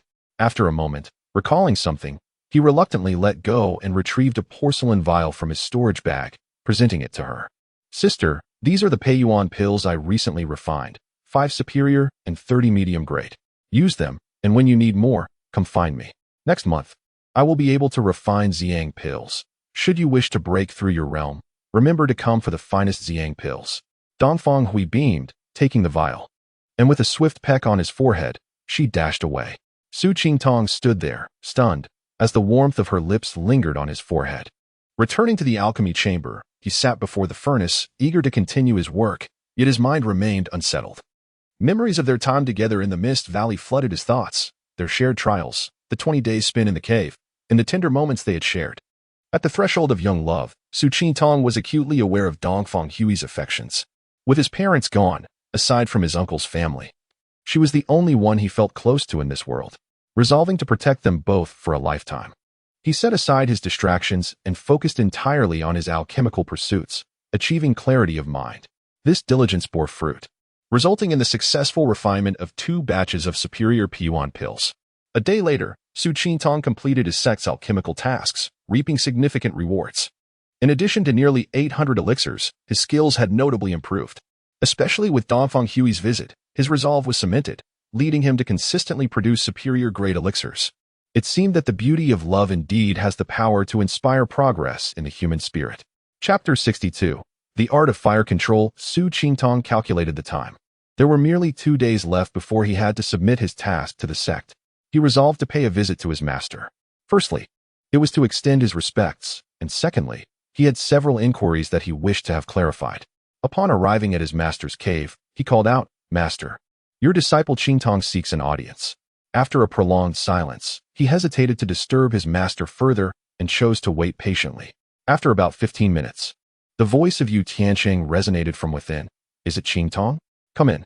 Su Qingtong entered the cave and bowed respectfully to his master, saying, "Master, I have concocted some nourishing pills and wish to request your esteemed guidance on any imperfections they may have." "Let me see the pills you have refined," Yu Tianqing replied. Su Qingtong promptly produced a porcelain vial and handed it to his master. Yu Tianqing poured out the pills, holding one in his hand, his expression shifting to one of surprise and doubt. "These are top-quality nourishing pills, crafted by you?" Su Qingtong nodded affirmatively. "Well done, my boy. I never anticipated that after merely a month of practice, you would be able to produce such high-grade pills. Even in my prime, I was not as proficient." He scrutinized the pill closely and then inhaled its aroma. Suddenly, with a firm pinch, he crushed the perfectly intact pill. Observing the shattered remnants, Yu Tianqing furrowed his brow. After a moment of contemplation, he spoke slowly, Qingtong. Although this pill is of high quality, it still possesses flaws. The shattered pill reveals that the fire control during its formation was unstable, causing slight fluctuations in the furnace temperature. Upon hearing this, Su Qingtong pondered for a moment, realizing the truth in his master's words, and nodded in acknowledgement, appreciating his master's keen insight. Master, do you have any effective methods to stabilize the flames? Su Qingtong inquired, troubled by this conundrum. Alas, I have no particular methods to offer. The only solution lies in diligent practice. Skill is honed through experience. Ancient texts do mention a fire control technique that adeptly regulates flames, but this knowledge has been lost since the departure of the Jade Spring Master a millennium ago. Su Qingtong further sought guidance on the crafting skills for the Xiang pill before returning to his own cave. Lying on the stone bed, Su Qingtong suddenly realized he had nothing to occupy his time with. His vital essence had reached a plateau, and further practice would be futile. He did not intend to pursue the 5-Dan refining technique until his spiritual roots were fully restored. He wished to craft some talismans but lacked the talisman paper. With nothing pressing to attend to, he decided to indulge in a restful sleep. He reclined on the bed, closed his eyes, and soon drifted into slumber. In his dreams, Su Qingtong found himself once again at the bottom of the Misty Valley's lake. He dreamt of his master, Yu Shuzi, who had taught him for less than a day. His aged voice echoing in Su Qingtong's ears, "After my death, bring my remains back to the Yin-Yang sect in Zhongzhou." Gradually, Yu Shuzi's visage transformed into his current master, Yu Tianqing, who sternly instructed him, "There are no secrets in pill crafting. Practice makes perfect." Suddenly, Su Qingtong awoke with a start, realizing he was still in his bed and that it had all been a dream. He felt a pang of guilt for having somewhat forgotten his roots. Although Yu Shuzi had only been his master for a brief moment and had imparted no teachings, he had nonetheless passed on his legacy to Su Qingtong. He had inadvertently neglected this fact during this time. With this realization, Su Qingtong swiftly rose, his spirit entering the 7-star bracelet, and he knelt before Yu Shuzi's grave, stating, "Master, I have been remiss. I have forgotten your instructions in the past days." After paying his respects to Yu Shuzi, Su Qingtong retrieved a top-quality nourishing pill and placed it into the 7-star bracelet. Summoning Shao Qi, he remarked, "Shao Qi, this is a pill I have refined. Please consume it and see if it serves you any purpose." Shao Qi nibbled on the nourishing pill and swallowed it in a few bites. A thought resonated back. "Master, this pill tastes delightful, yet it holds little value for me. I would prefer the wildflowers and herbs over there." Su Qingtong glanced at the wild grasses nearby, noticing they bore no significant difference from those in the Misty Valley.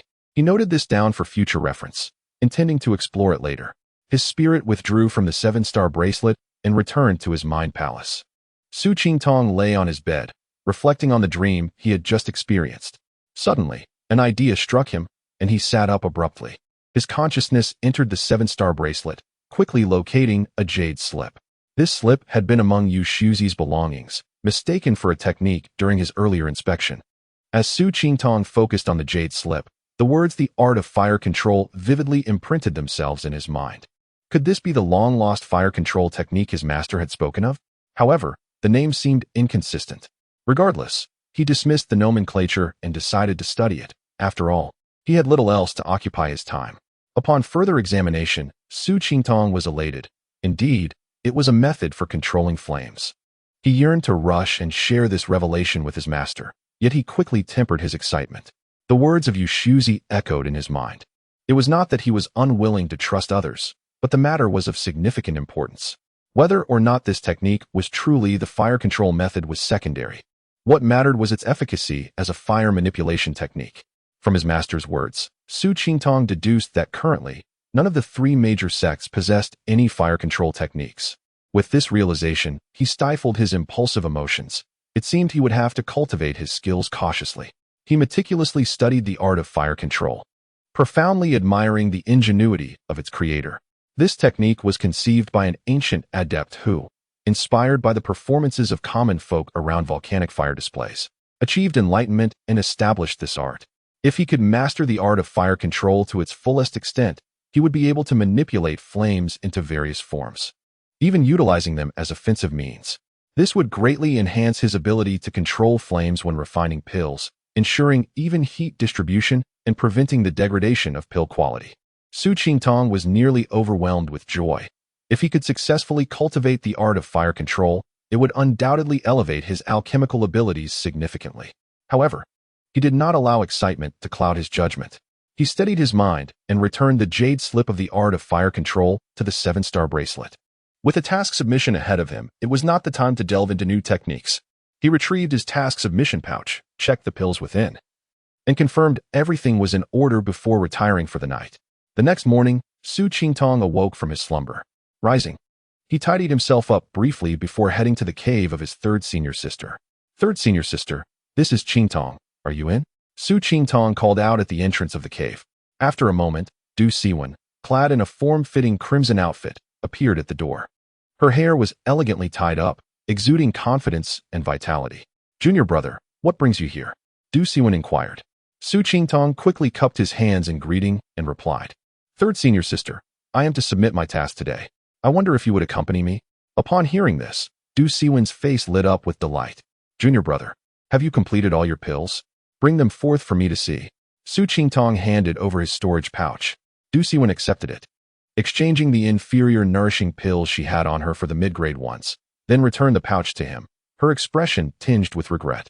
What a pity I do not have more inferior nourishing pills. This will benefit that old man Duan. Su Qingtong accepted the storage pouch, beaming as he retrieved a porcelain vial, presenting it to Du Siwen. Third senior sister, this is a new batch I have recently refined. I hope you do not find it lacking. Du Siwen opened the vial, her eyes widening in astonishment. Top-quality nourishing pills. Not lacking at all. Chapter 63. The 4 Pavilion. The two individuals arrived at the commuting hall and submitted their tasks. Elder Duan was overjoyed, his eyes narrowing into slits as he gazed at the storage bag filled with nearly half of the medium-grade elixirs.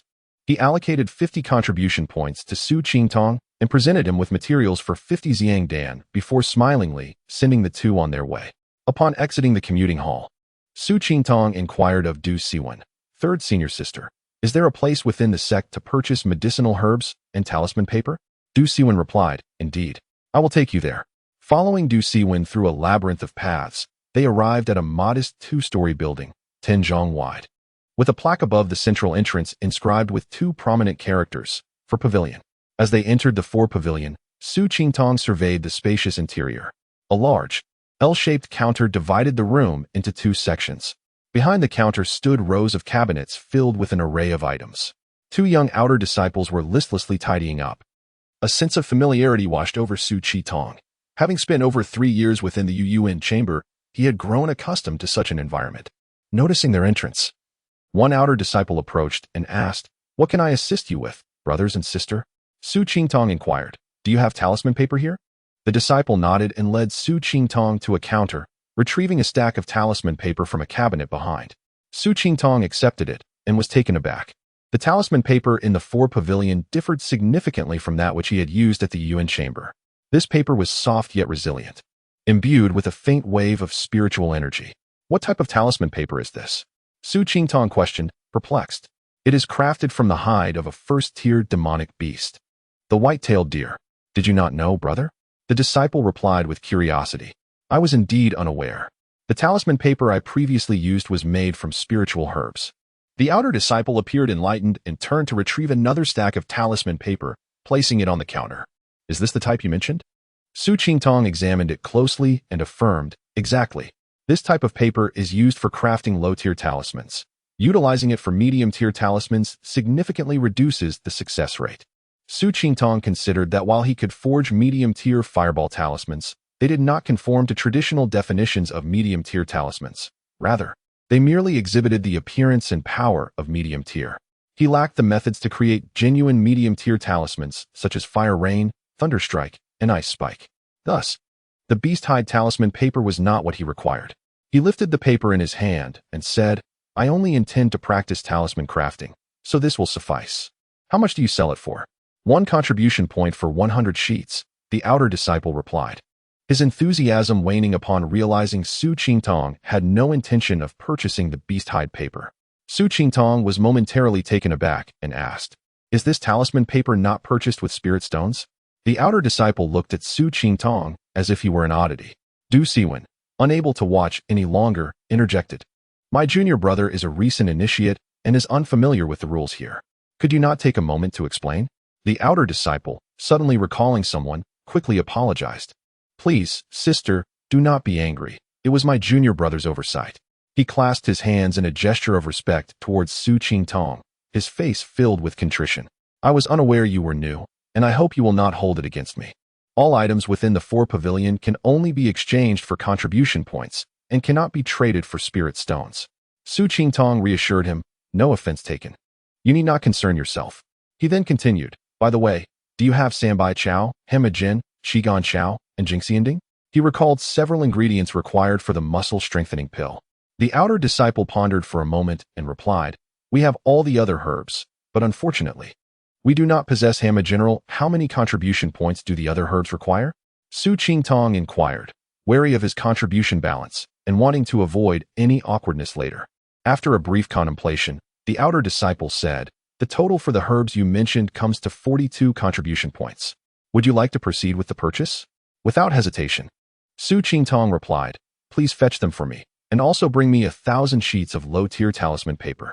The outer disciple hurriedly complied, swiftly gathering the herbs and talisman paper and placing them on the counter. Su Qingtong produced his identity jade token and handed it to him. The outer disciple accepted it, deducting 52 contribution points. After securing his jade token and a pile of items, Su Qingtong called for his third senior sister, and together they exited the 4 pavilion. As they walked, Su Qingtong contemplated the value of contribution points. The items he purchased, especially the herbs, would have cost at least 1,500 spirit stones in the market. If he could find them at all, it was evident he needed to earn more contribution points in the future.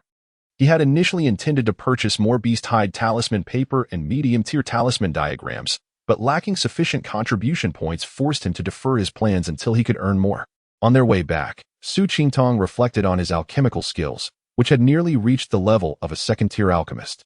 If he could master the fire control technique, advancing to a second-tier alchemist should not pose much of a challenge. He was only missing the Hema Jin ingredient to create the muscle-strengthening pill and needed to find a way to acquire it swiftly. Turning to Du Siwen, Su Qingtong asked, third senior sister, do you know where I might procure Hema Jin? After a moment of thought, Du Siwen responded, I am not well versed in herbs. But there are currently 2 options to consider. One is to venture into the Qianyun mountain range to the south of the sect, and the other is to post a task within the sect.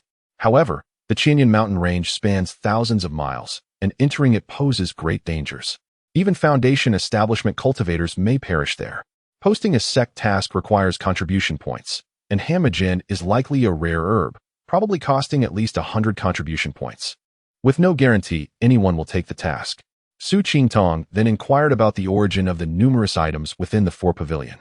The 4 pavilion is established by the sect for disciples to exchange items. Some of the items come from tasks issued by the commuting hall, collected by disciples, while others are tributes from various second- and third-rate sects. Du Siwen explained. Su Qingtong expressed his regret. It is a pity that so many good items cannot be traded for spirit stones. It feels a bit unreasonable. Du Siwen clarified. The purpose of the 4 pavilion is to encourage disciples to contribute more to the sect. To purchase items from the 4 pavilion, one must possess contribution points. To earn contribution points, one should frequently visit the commuting hall. Finally, Su Qingtong understood the sect's operational principle. He realized that crafting 10 Peiyuan Dan would earn him 1 contribution point, while the sect could turn around and sell those 10 pills in the 4 pavilion for 3 contribution points. It was a clever maneuver, purely a business operation, yielding profit. Chapter 64. A surge in alchemical proficiency, whether it was due to the protection of the third senior sister or the fright that had gripped Wang Miyuan. The two returned to Yanwei Peak without incident. As they parted ways, Du Siwen boisterously remarked, Junior brother, should such fortuitous events arise again, do remember to summon your senior sister. Clearly, she was immensely intrigued by Su Qingtong's elixirs, having tasted the sweetness of her 2 protective ventures. Su Qingtong, fully aware of her intentions, chuckled and replied, I shall certainly trouble senior sister again. Upon returning to his cave dwelling, Su Qingtong did not rush into alchemical pursuits. The task at hand was to concoct 250 Xiang pills. Although he had never previously crafted Xiang pills, he had simulated the process multiple times within the Mud Pill Palace. Thus, the endeavor of producing 250 Xiang pills seemed manageable to him. Seated in the meditation chamber, Su Qingtong retrieved the jade slip containing the fire control technique and began to prepare for his practice. The fire control technique was a method devised by an ancient sage who observed mortals performing rituals over volcanic fire. This rite involved an ancient practice where participants smeared their feet with a sacred water, a mixture of cinnabar and borax, before stepping onto hot coals. The borax would absorb heat, vaporizing to form a protective barrier, safeguarding the performer from harm. The fire control technique bore resemblance to this ritual, as practitioners would channel their spiritual energy through their consciousness, manipulating the flames without suffering from their heat. Understanding this principle, Su Qingtong wasted no time and proceeded directly to the alchemical chamber. Initially, he intended to practice within the mud pill palace, but considering the pressing timeline and the considerable quantity of Xiang pills required, he opted not to rehearse. Entering the alchemical chamber, Su Qingtong seated himself cross-legged by the geothermal fire pit, placing a spirit stone at the core of the formation to ignite the earth fire. As he watched the flames erupt, he attempted to draw near with his consciousness. However, as he approached, he was met with an intense heat that caused a disorienting sensation, akin to the drowsiness one feels after prolonged exposure to a winter hearth. Clearly, attempting to control the flames directly with his consciousness was unwise. Following the incantations of the fire control technique, he extended his spiritual energy and gradually approached the flames once more. This time, while still somewhat uncomfortable, the experience was markedly improved.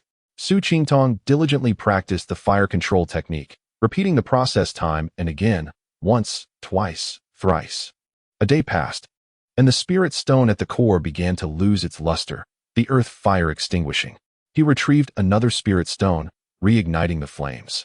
On the 5th day, while immersed in his training, Su Qingtong suddenly experienced a profound sense of transcendence, achieving a state where thoughts manifested effortlessly, allowing him to manipulate the earth fire with ease.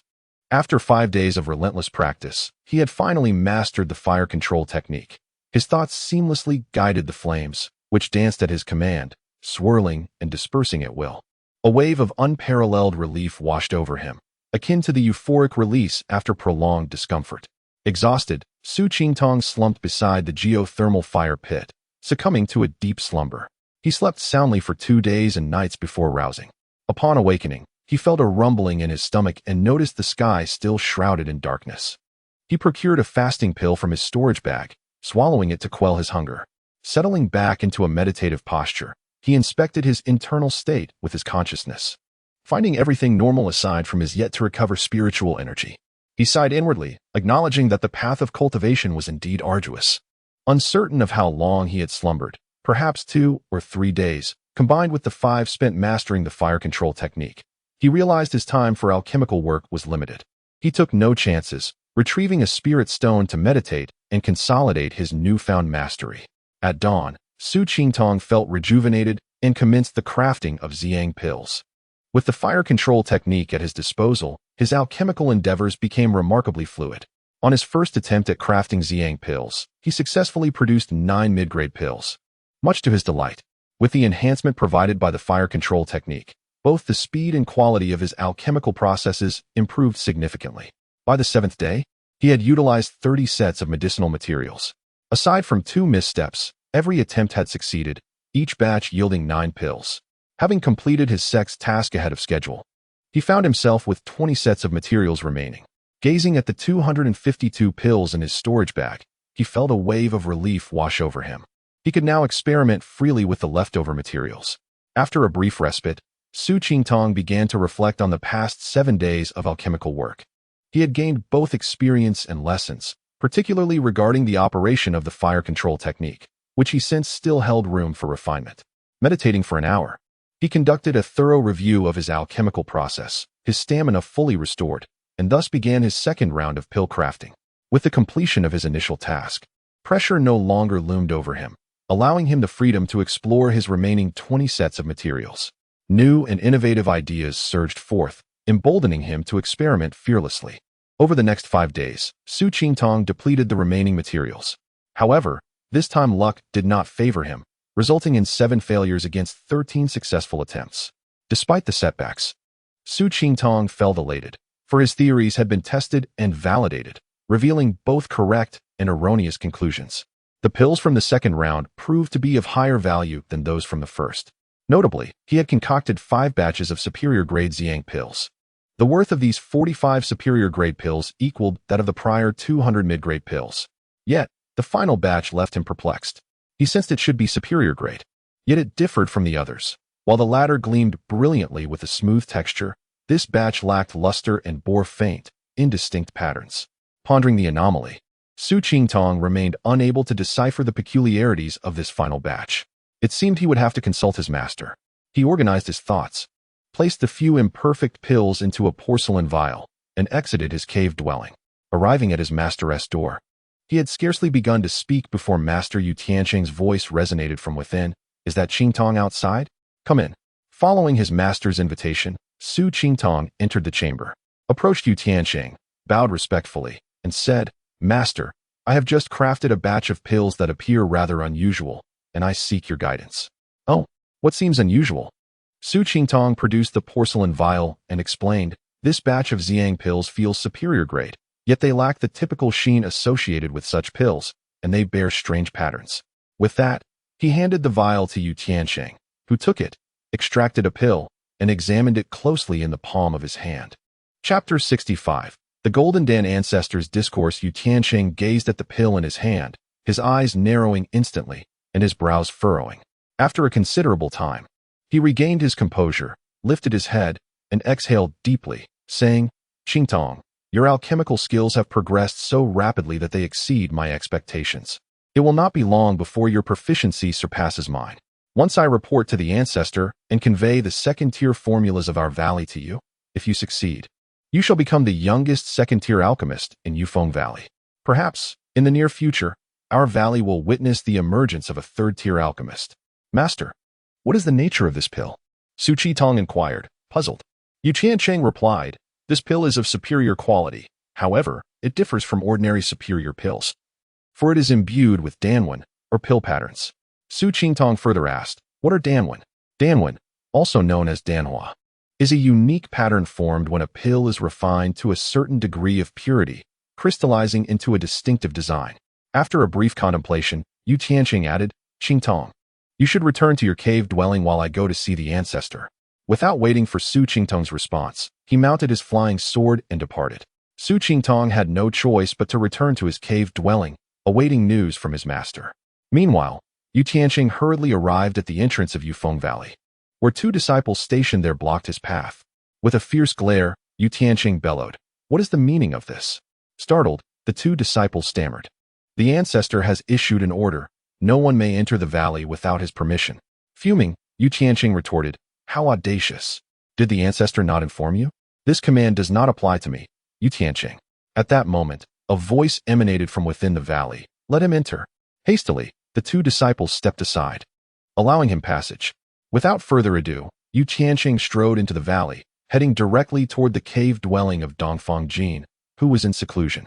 Upon arriving at the entrance, before he could speak, Dongfang Jin addressed him, "Tianqing, come in and speak." Yu Tianqing entered and plopped down beside Dongfang Jin, irate, and said, "Uncle Master, I have a matter of great importance to discuss with you."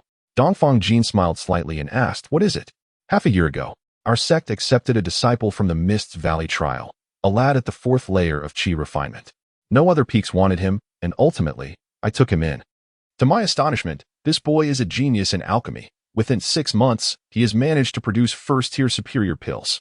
Even more astonishingly, he has refined pills that possess Danhua." As he spoke, Yu Tianqing handed the pill to Dongfang Jin.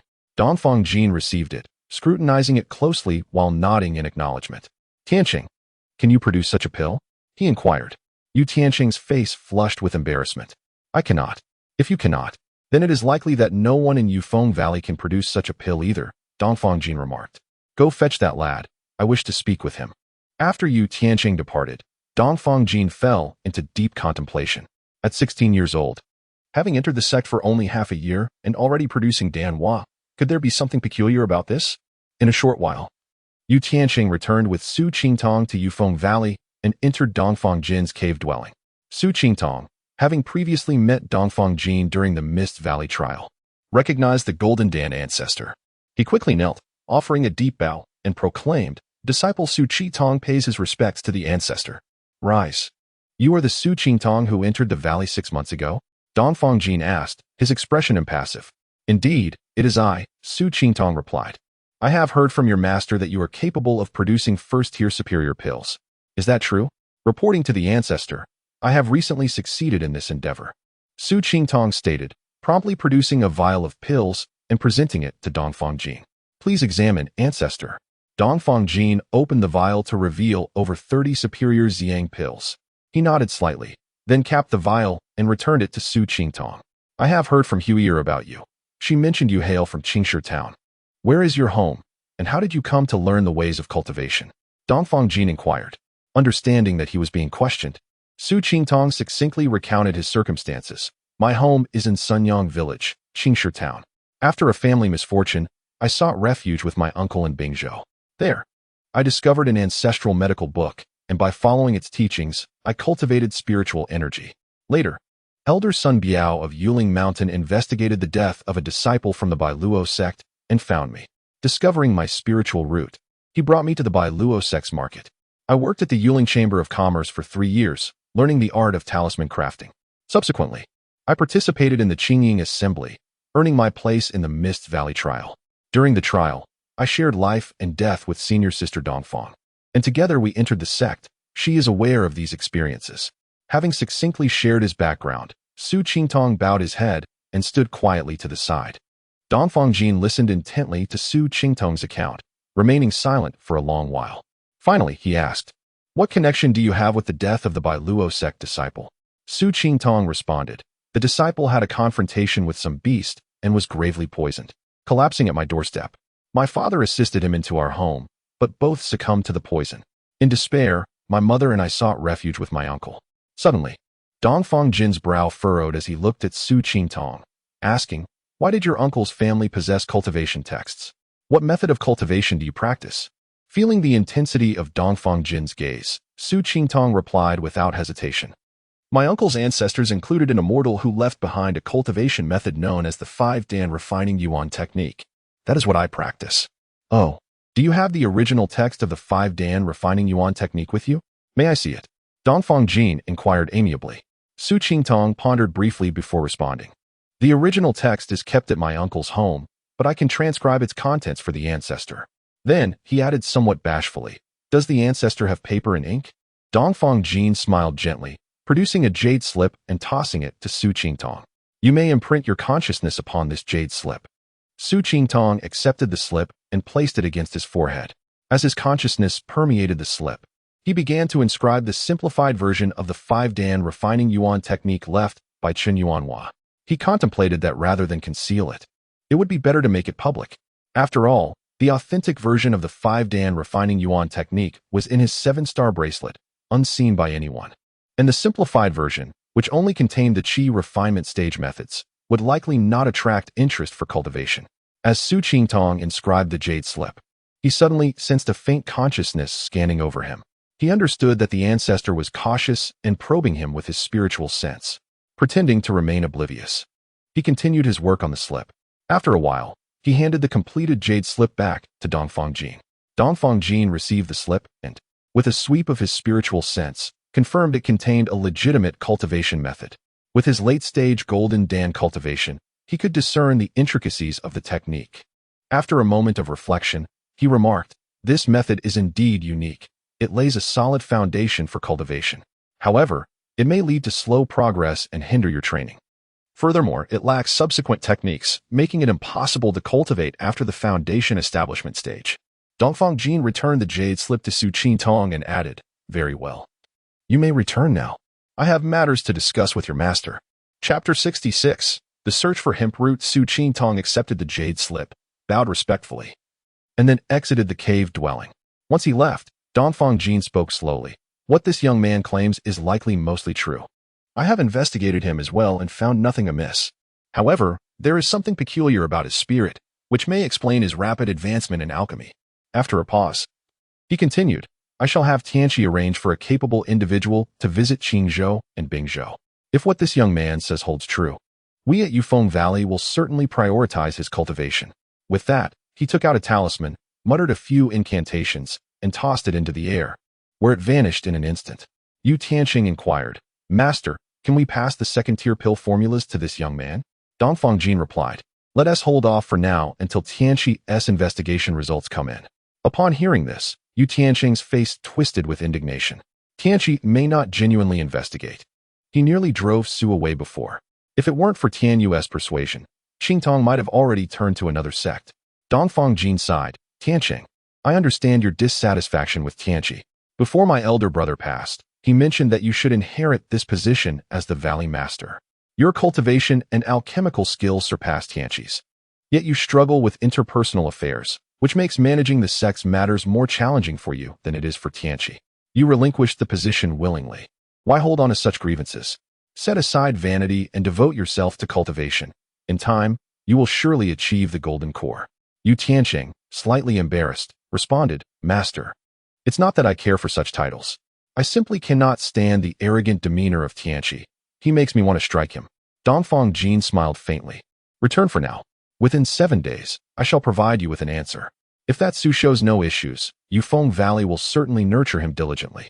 Yu Tianqing stood and bowed to Dongfang Jin, saying, "Then I shall take my leave." Su Qingtong sat cross-legged on the stone bed, contemplating his recent encounter with the Golden Core ancestor. Dongfang Jin had inquired about his experiences and even used his spiritual sense to probe, indicating that he harbored doubts about Su's origins. Having committed no wrongful acts, Su felt no fear of scrutiny. Yet, he was anxious about whether the 7-star bracelet would be discovered. Should the ancestor find it, his secret would undoubtedly be exposed. From the present circumstances, it seemed that Ancestor Dongfang had not noticed the existence of the bracelet. Otherwise, Su would not have returned. He wondered if his master had returned and what his attitude towards him might be, leaving Su in a state of unease. After a prolonged wait without any developments, he decided that whatever fortune or misfortune awaited him was inevitable. He would simply follow his original plan and continue his cultivation. With a task to submit the next day, he did not wish to trouble his senior sister again. This time, he resolved to go alone. He retrieved talisman paper and a talisman brush, beginning to craft talismans. Since arriving at Yufeng Valley 6 months ago, he had not produced any talismans. The talismans he had promised to his 3rd senior sister and 4th senior brother remained unfulfilled. As he attempted to create talismans, he seemed to have hit a bottleneck, making no progress despite his efforts. The reasons were twofold. His spiritual sense had yet to expand, and he lacked the methods to forge higher-tier talismans. After submitting this task, he intended to visit the 4 Pavilion again to seek methods for crafting mid-tier talismans. Unbeknownst to him, the sky outside the cave brightened, prompting Su Qingtong to put away his talisman brush and stretch. After a night of crafting talismans, he had achieved a commendable yield, producing nearly 200 fireball and shield talismans. Collecting the talismans and donning his storage bag for task submission, Su Qingtong exited the cave. Inside the commute hall, Elder Duan regarded the storage bag Su presented with a richly expressive demeanor. He had not anticipated that Su Qingtong would produce over 200 mid-grade purple sun pills, with very few low-grade pills. "Well done, young man. You have executed this task exceptionally well."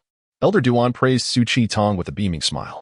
Noticing Elder Duan's delight, Su Qingtong approached and inquired, "Elder Duan, how do I go about issuing a task?" Elder Duan, somewhat surprised, looked at Su Qingtong and asked, "What task do you wish to issue?" After a moment's thought, Su replied, "I seek to find 2 types of medicinal herbs. How should I publish this task?" "Best to publish each herb separately. This will increase your chances of success. Issuing a task incurs no fees, but should someone accept and complete it, you must pay 10% of the reward as a fee," Elder Duan explained. Upon hearing this, Su Qingtong was overjoyed and quickly said, "Elder Duan, I wish to find Gungjin stone and hemproot. I would appreciate your assistance in publishing this task." Elder Duan shot him a sidelong glance, as if regarding a fool, and remarked, "Young man, the herbs you seek are quite rare. If you publish this task, your contribution points may dwindle, and you might find few willing to accept it. Yet if you offer too many points, you may not afford it. Are you certain you wish to proceed?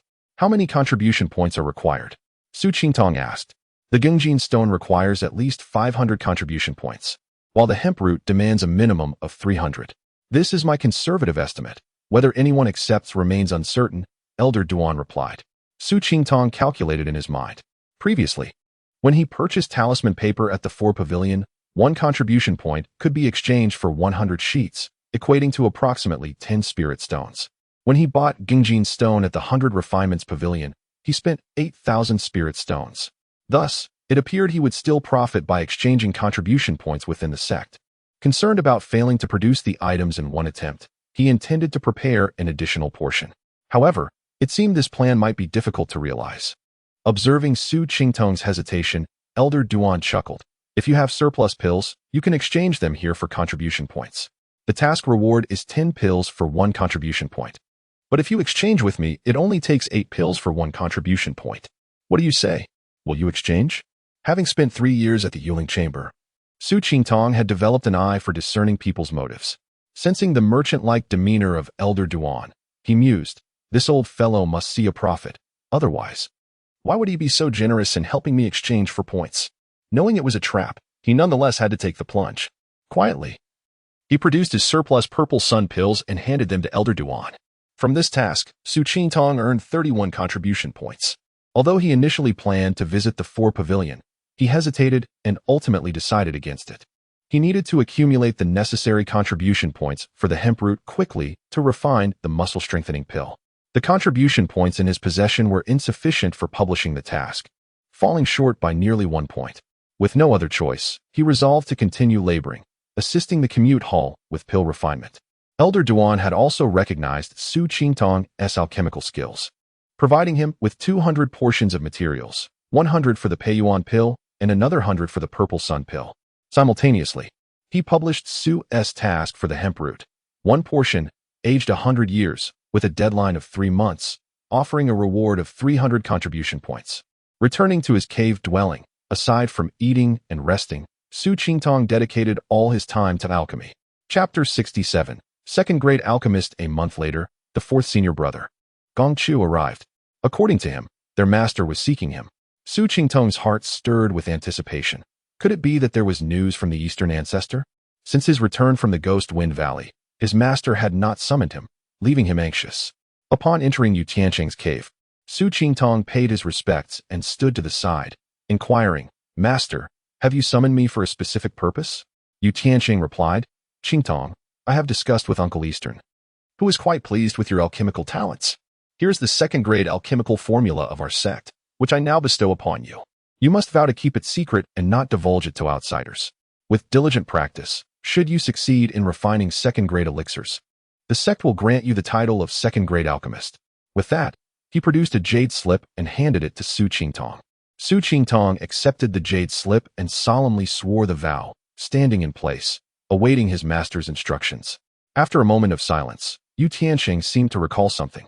Qingtong, he said, the few Xiang pills you refined last time still have their uses for me. Why don't you speak with Gong Chu and ask him to procure 10 sets of materials for the Ningyuan pill? Consider it compensation for those Xiang pills. Su Qingtong's face flushed at this, and he replied, Master, those pills were a token of respect for you. I will find a way to gather the materials for the Ningyuan pill. Yu Tianqing waved his hand, dismissing further conversation, signaling for him to leave. Bowing respectfully, Su Qingtong exited the cave and found Gong Chu in the main hall. Upon hearing Su Qingtong's words, Gong Chu was momentarily taken aback. What has gotten into that old man? He usually values those herbs more than his own face, yet this time he is so generous. Su Qingtong received the 10 sets of Ningyuan pill materials from Gong Chu and handed him a porcelain vial containing 10 superior Xiang pills. Gong Chu, overjoyed, tucked the vial away, exclaiming, Look at you. We are like brothers. There's no need to be so formal. Su Qingtong rolled his eyes and said, 4th senior brother, I need to visit the commute hall. Are you coming with me? Gong Chu shook his head vigorously. You know I am quite busy, with no time to accompany you. You know the way to the commute hall. You don't need me to guide you. If you're concerned about safety on the road, you might invite 3rd senior sister to accompany you. Su Qingtong smiled slightly, understanding his intentions, and said nothing further as he made his way to the commute hall. Including the contributions exchanged from Elder Duan, Su Qingtong had accumulated over 140 contribution points in the past month. Inquiring with Elder Duan, he learned that no one had yet accepted his task. Su Qingtong felt a twinge of anxiety. Could it be that his contributions were too meager for anyone to notice? He decided to set that aside and focus on accumulating more contributions. Su Qingtong collected another 200 sets of materials and returned to Yanwei Peak. Another month passed, and his proficiency in refining the Peiyuan pill and Xiang pill reached an extraordinary level, with an exceptionally high success rate and quality.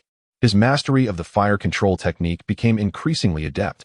However, his low cultivation level limited his ability to sustain it for extended periods. Upon returning to the commute hall, Su Qingtong received exhilarating news. Someone had completed the task he had posted. According to Elder Duan, he had already helped Su Qingtong settle the contribution, awaiting his return to repay the debt. Su Qingtong expressed his gratitude profusely, submitted the task, and handed over 400 Peiyuan pills and Xiang pills, along with his identity jade plate, to Elder Duan. Elder Duan, calculating with an abacus, remarked, "There's still a slight shortfall. However, considering your diligent efforts in alchemy over these past 2 months, we shall consider it settled." With that, he produced a jade box and handed it to Su Qingtong. Upon opening the box, Su Qingtong found the hammer root he had been desperately seeking. He accepted the box with gratitude and left the commute hall, returning to Yanwei Peak. Su Qingtong found himself once more destitute, having exhausted all his contribution points, and still owing Elder Duan a favor. He chuckled to himself, shaking his head as he made his way to his cave. As he passed the main hall, he suddenly recalled that he hadn't seen second senior brother in quite a while. This alchemy enthusiast possessed unique insights into the craft. Perhaps he could discuss the refining of the Ningyuan pill with him. His conversation with second senior brother proved fruitful. The latter shared his thoughts on controlling the heat during refining, the extraction, and purification of herbs. Indeed, as the saying goes, the stone from another mountain can serve to sharpen one's own jade. After bidding farewell to second senior brother, Su Qingtong returned to his cave, determined to practice refining the Ningyuan pill. He had only one set of materials for the Zhuijian pill, so he approached it with utmost caution. If he could manage to refine the Ningyuan pill, he would then turn his attention to the Zhuijian pill. Moreover, his master had mentioned that achieving success in refining the Ningyuan pill would earn him the title of second-grade alchemist, possibly entailing additional rewards. Seated cross-legged within his alchemical chamber, Su Qingtong retrieved the jade slip provided by his master and diligently studied the formula for the Ningyuan pill. Unlike the Peiyuan pill, the Ningyuan pill was a medicinal concoction for foundational cultivators, requiring nearly double the materials, totaling 9 different herbs. Among these 9 herbs, each possessed unique properties, with complex interactions of mutual enhancement and inhibition. Su Qingtong, well versed in the principles of the 5 elements, drew upon the 5 pillars refining technique he practiced, which emphasized the interplay of the elements. After thoroughly examining the formula, he took out the herbal compendium left to him by Yuxuzi and meticulously studied the pharmacological properties and characteristics of each of the 9 herbs. Combining this knowledge with insights from second senior brother, he began to practice in the Mud Pill Palace. A month passed wherein Su Qingtong barely stepped outside his cave. When hunger struck, he consumed a fasting pill, and when fatigue set in, he rested in his alchemical chamber. During this month, he refined the Ningyuan pill no fewer than 400 times. In the first 10 days, he succeeded once or twice out of 10 attempts. Gradually, his skills improved, and his success rate rose to 50 or 60%. By the final days, he had nearly perfected the process, failing only once or twice in 10 attempts. Feeling that the time was ripe, Su Qingtong adjusted his mindset, prepared his superior alchemical furnace, ignited the ground fire, and earnestly began the refining process. 5 days later, Su Qingtong emerged from his cave. After collecting the 10 sets of herbs from fourth senior brother, he successfully refined 65 Ningyuan pills, of which 42 were of inferior grade. 23 were of medium grade, and he did not produce any superior grade pills. Upon analyzing his refining process, Su Qingtong concluded that it was not a matter of insufficient skill, but rather a lack of sufficient spiritual energy to implement the techniques discussed by second senior brother. With the refined Ningyuan pills in hand, he approached his master's cave. Yu Tiansheng was greatly pleased to see that Su Qingtong had managed to refine the Ningyuan pill in just over a month. He took Su Qingtong with him to the Ghost Wind Valley, where they sought out Dongfang Jin and presented the Ningyuan pills that Su Qingtong had refined. Yu Tiansheng remarked, "Uncle, Qingtong has refined the Ningyuan pill in just a month. Such alchemical talent is unparalleled in our Ghost Wind Valley. I certainly could not reach this level during my qi refinement stage." Dongfang Jin examined the Ningyuan pills in his hand, pondering for a moment, then replied, "This boy indeed possesses exceptional alchemical talent. However, his aptitude is regrettably lacking, and his cultivation level is insufficient. Upon hearing this, Yu Qiansheng became agitated, exclaiming, "Uncle, what do you mean? Wasn't he previously agreed that as long as Qi Tong could refine a second-grade pill, he would be granted the title of second-grade alchemist?" Dongfang Jin smiled slightly and replied, "Why are you so anxious?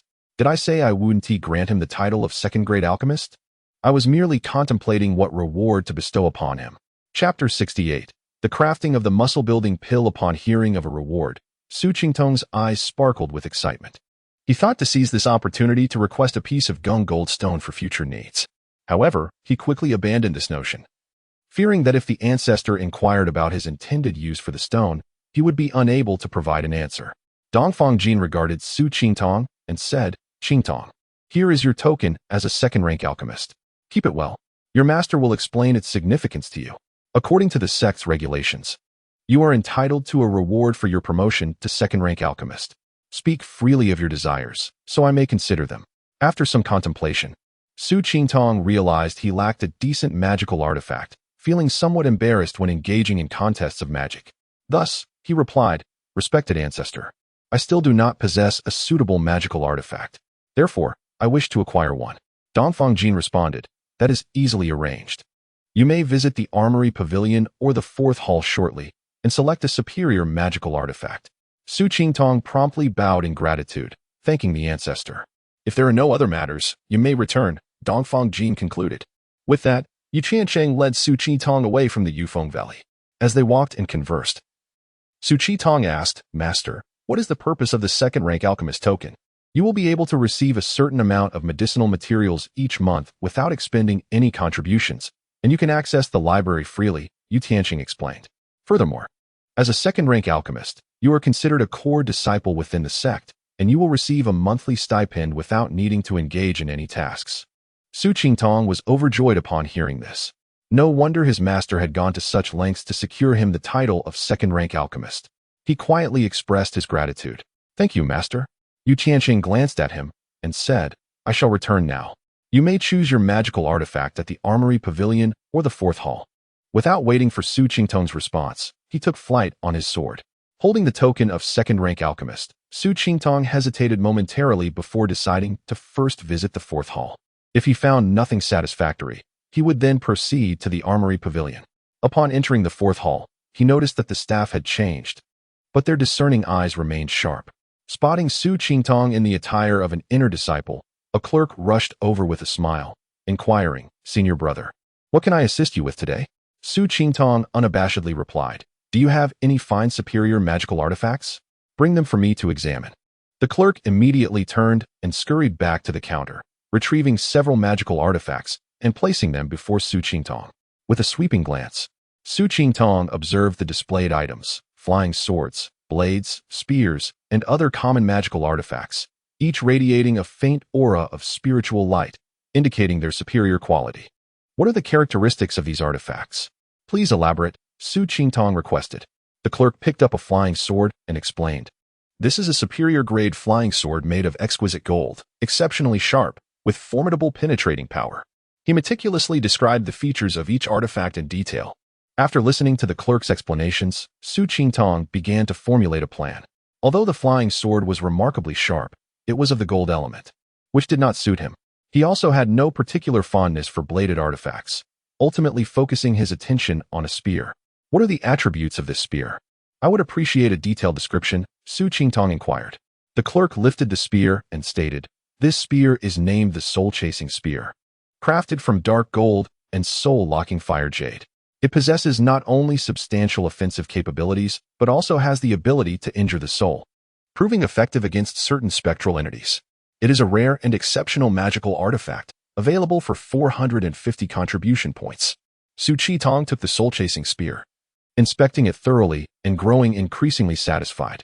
He then looked up at the clerk and declared, "I shall take this spear. However, I currently lack contribution points. Here is my token as a second-rank alchemist." When Elder Dongfang presented it to me, he mentioned I could select a superior magical artifact from this establishment. As he spoke, he handed the clerk his second-rank alchemist token. The clerk accepted the token and asked Su Qingtong to wait, rushing to the back. Before long, the clerk returned accompanied by a middle-aged man. As they approached, he pointed at Su Qingtong and said, "Elderly, this is the owner of the token." Elderly arrived at the counter, his face beaming with a smile. "You must be Su Qingtong, right? The ancestor has already informed me.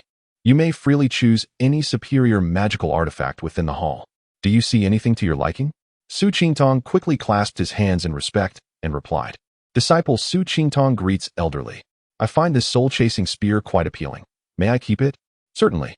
This spear can attack both the corporeal and the spiritual, making it an excellent choice. You possess truly discerning taste," Elderly affirmed. Su Qingtong accepted the artifact, took back his alchemist token, and bowed in gratitude before leaving the fourth hall. He had initially intended to select additional items, but with his pockets empty and eager to commence the crafting of the muscle-building pill, he hurried back. Upon returning to Yanwei Peak, Su Qingtong resolved to enter seclusion for a month to diligently prepare for the crafting of the muscle-building pill. This endeavor was of utmost importance to his upcoming cultivation, leaving no room for carelessness. Before closing himself off, he felt it necessary to inform his master and senior brothers and sisters, lest he be disturbed at a critical moment, which would leave him with no solace for his disappointment. He visited his master's cave and informed Yu Tiansheng of his intention to enter seclusion to advance his cultivation. After receiving his master's approval, he proceeded to the cave of his third senior sister. After a brief conversation with third senior sister Du Siwen, who playfully chided him for not inviting her on his previous outings, Su Qingtong appeased her with 10 superior-grade Xiang pills. He then made a round to visit Gong Chu before finally returning to his own cave. Closing the door to his cave, Su Qingtong entered the alchemy chamber, seated himself beside the alchemical furnace, and began preparations for the crafting of the muscle-building pill. As a second-rank elixir, the muscle-building pill posed a similar level of difficulty to the Xiang pill. However, it differed in that it required the inclusion of the soul blood of the individual consuming the pill, as it altered the body's structure to forge a golden spiritual root. The crafting of the muscle-building pill would employ a blood-refining method he had never practiced before, leaving him feeling uncertain.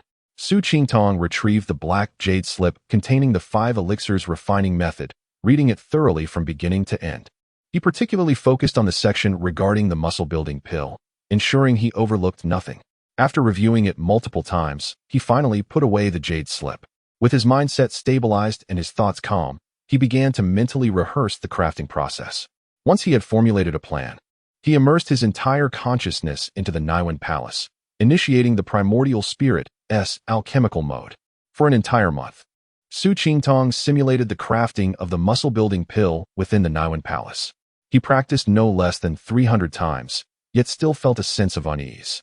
The significance of the muscle-building pill to him was paramount. He could not afford failure. Another month passed, and Su Qingtong slowly opened his eyes, exhaling a long sigh of relief as he rose to stretch his limbs. The continuous 2 months of simulated practice had left him feeling mentally and physically drained. Returning to his meditation chamber, he fell asleep on the stone bed while still clothed, resting for 2 days. Fully rejuvenated, Su Qingtong returned to the alchemical chamber once more. As he prepared to craft the muscle-building pill, excitement stirred within him. He understood that at this moment, even the slightest emotional fluctuation could jeopardize his success. Suppressing his excitement and adjusting his mindset, he placed a spirit stone at the array's focal point. After igniting the earth fire, he began to meticulously warm the furnace and add the herbs. Su Qingtong summoned all his spiritual awareness, employing the fire control technique to regulate the flame's intensity, continuously refining the medicinal herbs. A misty aura rose from within the alchemical furnace, transforming into wisps of green smoke that wafted from the furnace's exhaust vent as impurities within the herbs gradually diminished. Once the green smoke dissipated, the herbs morphed into a medicinal liquid. Su Qingtong then added another herb, using his spiritual awareness to control the medicinal liquid, ensuring it did not come into contact with the newly added herb as he commenced the refinement of the second herb. This presents a tremendous trial for his consciousness, as he now needs to partition his awareness into 3 segments. In addition to controlling the flames, he must also refine the medicinal herbs, ensuring that none of the various potions intermingle before the entire distillation process is complete. Time slips away, moment by moment, and beads of sweat begin to form on Su Qingtong's forehead. Finally, as the last piece of Gingjin stone transforms into a pool of liquid, his consciousness has been divided into 10 streams, each diligently fulfilling its designated task. At this pivotal juncture of alchemy, he must extract his soul blood for fusion. The act of drawing out the soul blood significantly impacts his consciousness. Should it sustain damage, a lapse in control could render all previous efforts utterly futile. Su Qingtong steadies his mind, gradually coaxing forth the soul blood and allowing it to drip into the alchemical furnace. A wave of dizziness washes over him, accompanied by intense pain, as if his consciousness teeters on the brink of collapse. Enduring the discomfort, Su Qingtong mobilizes both of his primordial spirits, summoning all his awareness to commence the embryonic formation. The 9 potions slowly converge, merging gradually, while the soul blood is evenly infused within.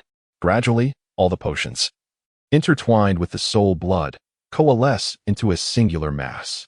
Remarkably, Su Qingtong experiences a peculiar connection with this amalgam, as though it has become an intrinsic part of his being. After a brief interval, the potions meld seamlessly, solidifying into a viscous medicinal embryo. Observing the transformation of the liquid within the furnace into a Dan embryo, Su Qingtong finally exhales a sigh of relief. His consciousness governs the earth fire, gently roasting the base of the furnace. Suddenly, he senses that his magical energy has been depleted, rendering him incapable of sustaining the fire control technique. With the loss of control over the earth fire, it surges wildly. Su Qingtong is taken aback, yet without hesitation, he retrieves a high-grade spirit stone. Clenching it in his hand, and channels the 5-Dan refining yuan technique to replenish his spiritual power. Fortunately, he restores his energy in time to regain control over the earth fire, preventing any drastic alterations within the furnace. After half an hour, a perfectly round pill, radiating a white luminescence, emerges at the furnace's base. The tension that had gripped Su Qingtong's heart dissipates entirely. He exhales deeply, wiping the sweat from his brow, and smiles knowingly. The muscle-building pill has finally been successfully refined, paving the way for the smooth implementation of his cultivation plan. Chapter 69. The True 5-Dan Refining Essence Technique. Gazing at the Zhaojin Dan in his hand, Su Qingtong could not help but let out a long, jubilant howl. Thankfully, the number of people on Yanwei Peak was sparse, and the cave was protected by certain formations. Otherwise, it would surely have attracted a multitude of curious onlookers. After stowing away the Zhaojin Dan, Su Qingtong felt a profound sense of relaxation wash over him. He reclined on the stone bed, his mind blank, and soon drifted into slumber. In his dreams, he encountered his parents, Yu Shuzi, Dongfang Hui, Manager Gu, Brother Wu Zhong, and even Lu Mo and Lin Qian. They appeared just as they always had, the scene so vivid that it felt as though he could reach out and touch them. After some time, these figures gradually began to fade.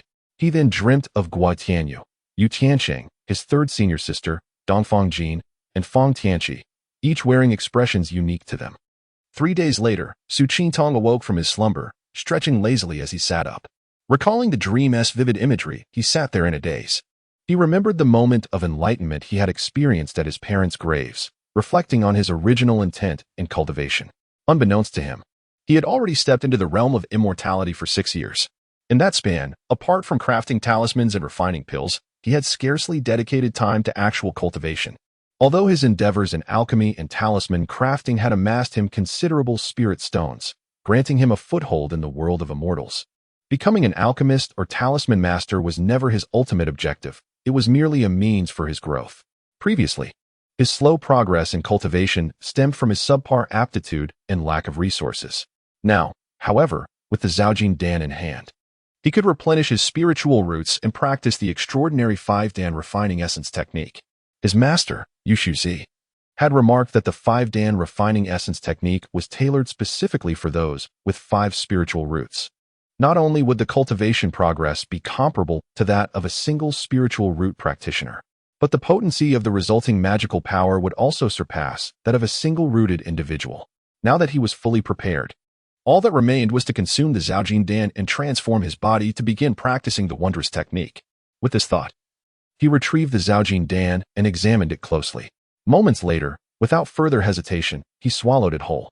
Instantaneously, a surge of warmth rose from his dantian, swiftly enveloping his entire being.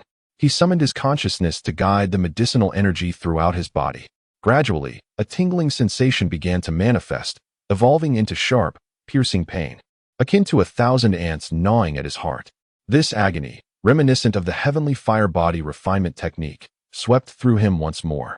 Fortunately, having trained in the heavenly fire body refinement technique and being mentally prepared, this pain did not significantly affect him. For a full 2 days, Su Qingtong continuously stimulated the medicinal power to transform his body. On the 3rd day, as the medicinal effects began to dissipate, he experienced a peculiar metamorphosis. His once bronze skin had turned fair, his physique became leaner, and even his bones appeared as translucent as jade. Su Qingtong performed a hand gesture, unleashing a water arrow that washed away the grime from his body. After changing into clean attire, he once again settled onto the stone bed, retrieving the 5-Dan refining essence technique to peruse.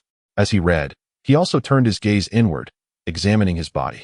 After some time, he put away the jade slip and began to operate the 5-Dan refining essence technique. This time, the experience was markedly different. Su Qingtong sensed the surrounding spiritual energy rapidly converging towards him. The 5 types of spiritual energy flowed through his limbs and into his body. Su Qingtong felt a profound sense of discomfort. Previously, he had to guide the spiritual energy into his body. Now, as he activated the technique, the energy surged in without his guidance. He remained vigilant, diligently operating the technique according to the principles of the 5 elements.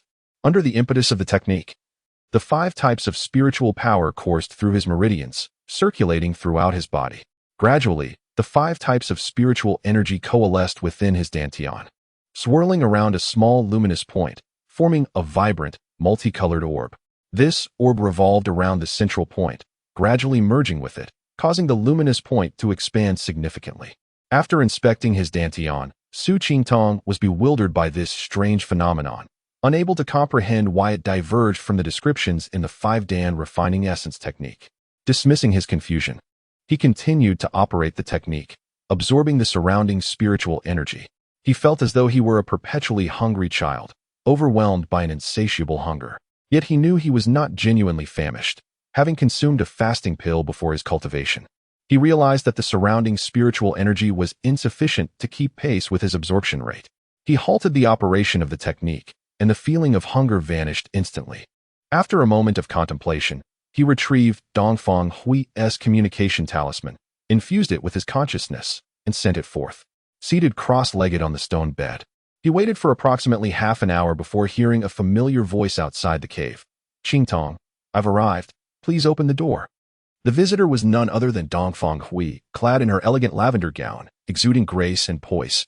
Su Qingtong's heart fluttered, and he hurried to welcome her. Once they were seated inside, Su Qingtong found himself captivated by Dongfang Hui's presence, momentarily forgetting to speak, his gaze betraying an infatuated expression. Feigning annoyance, Dongfang Hui shot him a glance and said, "What are you staring at? Do I have flowers on my face?" Truly, a beauty's meeting with a young man evokes a playful pout. You wouldn't believe that dead flowers surpass the living. Su Qingtong's cheeks flushed crimson as he stammered, "Hui'er, you've lost weight."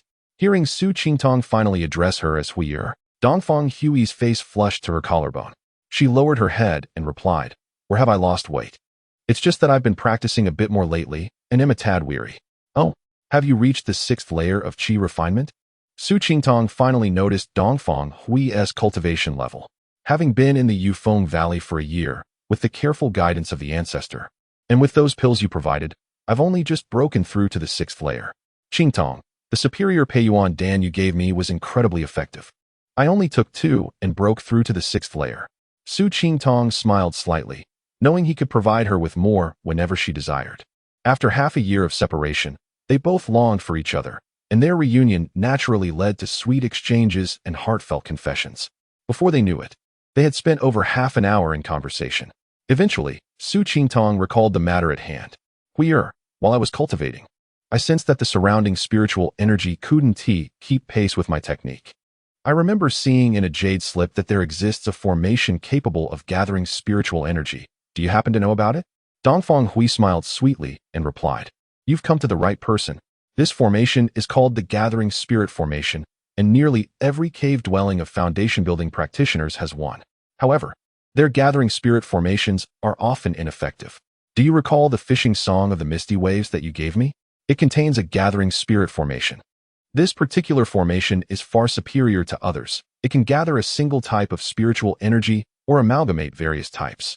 However, setting up this formation is quite challenging.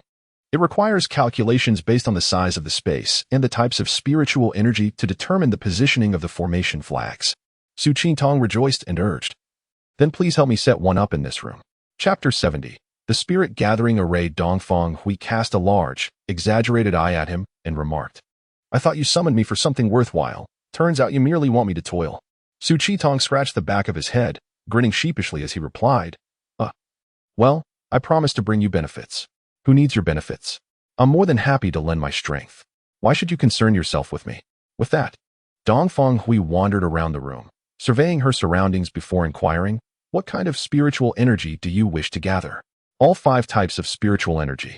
Dongfang Hui gave Su Qingtong a surprised glance, but did not press further. She took out an assortment of peculiar tools to measure and calculate. Eventually, she produced 5 small flags and began to arrange them at 5 predetermined positions within the room. Su Qingtong stood by, watching Dongfang Hui flit about, frowning at times and smiling at others, akin to a young bride engaged in household chores. He felt a wave of warmth and sweetness wash over him, wishing this moment could last indefinitely. In his heart, he vowed never to let Dongfang Hui suffer the same fate as his parents. He would diligently cultivate his abilities to protect himself and his beloved. After about a quarter of an hour, Dongfang Hui handed a formation plate to Su Qingtong. "This is the formation plate. Simply place a spirit stone upon it, and the array will activate. I have also left spaces for spirit stones at the bases of the 5 flags.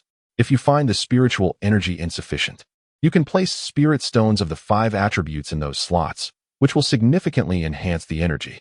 Su Qingtong gazed at Dongfang Hui with admiration and suddenly embraced her, murmuring, "Huier, you are truly beautiful." Dongfang Hui struggled momentarily but, unable to break free, ceased her resistance, allowing Su Qingtong to hold her. Her delicate face flushed crimson. The young man's intoxicating aura made her feel slightly dizzy, and she instinctively wrapped her arms around his waist. It was unclear how long they remained in that embrace, but they suddenly jolted apart as if struck by a current. Su Qingtong's face was aflame as he stammered, "Huiya, I'm sorry. I didn't mean to offend you. I genuinely like you." Dongfang Hui understood Su Qingtong's feelings, but being a modest young woman, she felt slightly embarrassed and turned to leave the cave. Su Qingtong quickly grasped her hand, pleading, "Sister Dongfang, I was wrong. I won't dare again." Dongfang Hui halted and turned her head. "What do you call me?" Huier." Su Qingtong awkwardly clutched her hand, unsure whether to pull her closer or let go, wearing an expression of helplessness. "Silly." Dongfang Hui gently withdrew her hand, smoothing a stray lock of hair as she said, "It's getting late. I must return." Su Qingtong glanced outside, internally lamenting how swiftly time had passed. "Huier, please wait a moment." He then retrieved a porcelain vial from his storage bag and handed it to Dongfang Hui. "This is the Xiang Dan I concocted. I intended to bring it to you after visiting Elder Dongfang, but I couldn't meet you as I was with my master. This vial of elixir will be immensely beneficial for you, whether to break through a bottleneck or replenish your mana during a duel." After bidding farewell to Dongfang Hui, Su Qingtong placed a spirit stone on the formation plate. Immediately, the spiritual energy in the stone chamber surged. He sat cross-legged on the stone bed, employing the 5-Dan refining technique, and the surrounding spiritual energy began to flow towards him like a tide. Soon, 5 colored energy orbs appeared in his dantian, swirling around a white light before merging into it. After a night of cultivation, Su Qingtong ceased his practice, examining his dantian. He noticed the 5 colored orbs had vanished, yet the white light had grown larger. Despite absorbing such a substantial amount of spiritual energy throughout the night, why was there no visible mana in his dantian? Where had the absorbed energy gone? Was there a flaw in his cultivation technique? Had the 5 elements countered one another? With a flurry of questions in his mind, he exited the training chamber. Su Qingtong settled onto a stone bench in the living room, closing his eyes in contemplation, yet he remained perplexed. What exactly was that point of light in his dantian? Why had it absorbed his 5-colored spiritual energy? He scratched his head, continuing to ponder. Suddenly, he recalled the origin of the light. Before joining the sect, he had sat in silence at his parents' grave for an entire night, and after achieving a moment of enlightenment, that peculiar point of light had seemingly appeared in his dantian. Since he could not decipher it himself, perhaps he should consult his master. He might possess the knowledge to shed light on the matter. With this thought, Su Qingtong rose and exited the cave, seeking out his master, Yu Tianqing. "Master, I have encountered a minor issue in my cultivation. Oh, what is it? Well, there is a white point of light in my dantian, and the spiritual energy revolves around it, but then it disappears. Su Qingtong explained. Come here, let me take a look. Yu Tianqing expressed concern, fearing his disciple had made a mistake in his practice. Su Qingtong approached his master and extended his hand. Yu Tianqing examined it for a while, his brows knitting together. But he could not discern an explanation. He shook his head, saying, I am unsure what to make of your situation, but I observe that your mana remains unaffected, perhaps even stronger than before. You may wish to visit the library. It holds numerous ancient texts, and you might just find the answer you seek. After taking his leave from his master, Su Qingtong descended Yanwei Peak and headed towards the library. Upon arriving, he explained his purpose and presented his alchemist token to the elderly gatekeeper. The gatekeeper inspected the token and said, the ancient texts are located in the eastern section of the second floor. To examine a text, simply place your token in the slot before it. If it does not open, it means you lack the necessary permissions. Su Qingtong accepted his token, thanked the gatekeeper, and ascended to the second floor. Looking around, he saw rows of display cases, each adorned with a faint light barrier that obstructed mental probing. He approached one of the cases and placed his token upon it. Sure enough, the light barrier flickered, revealing a jade slip before him. He picked it up and found it to be a history of cultivation in the Shilling Kingdom. Regardless of its usefulness, he decided to read it nonetheless. Su Qingtong began with the first book, progressing from one to the next. However, midway through, he encountered a case that would not open. After several attempts, he reluctantly moved on. For an entire morning, Su Qingtong perused nearly every accessible display case. While he gained considerable knowledge, he did not find what he sought. If the ancient texts did not hold the answer, he might as well explore other materials, given that he had come this far. With that thought in mind, Su Qingtong turned towards a row of shelves to the west. Chapter 71. The Seed of the Tao Heart within the cabinet on the western side. The books primarily comprised the chronicles of the sages of the Whispering Wind Valley, captivating Su Qingtong's interest. One account, attributed to a predecessor from the Whispering Wind Valley, who called himself the Taoist of Xihua, recounted his travels through the Central Plains, vividly depicting the local customs, the distribution of various immortal cultivation sects, and their influence. Another narrative, from the fourth-generation leader of the Whispering Wind Valley, detailed his adventurous expedition to the Qianyun mountain range to the south, where he ventured deep into the mountains for over 1,000 miles, only to become trapped for 3 years. He ultimately escaped thanks to a golden-furred weasel that guided him out of peril. Additionally, one jade slip recounted the tale of a tree that could speak. Upon the approach of a person, the tree transformed into a gust of gentle wind and vanished. Such stories were abundant, each more enthralling than the last. Su Qingtong was swept away in a wave of exhilaration, exclaiming in delight, the ancients spoke truly. Within books, there are golden houses. Within books, there are beauties like jade. Previously, he had not fully understood this saying, but after perusing these chronicles, he realized that the ancients did not deceive him. It was only when the elderly gatekeeper summoned him, announcing that night had fallen and he would be closing the library, that Su Qingtong reluctantly departed from the repository of knowledge.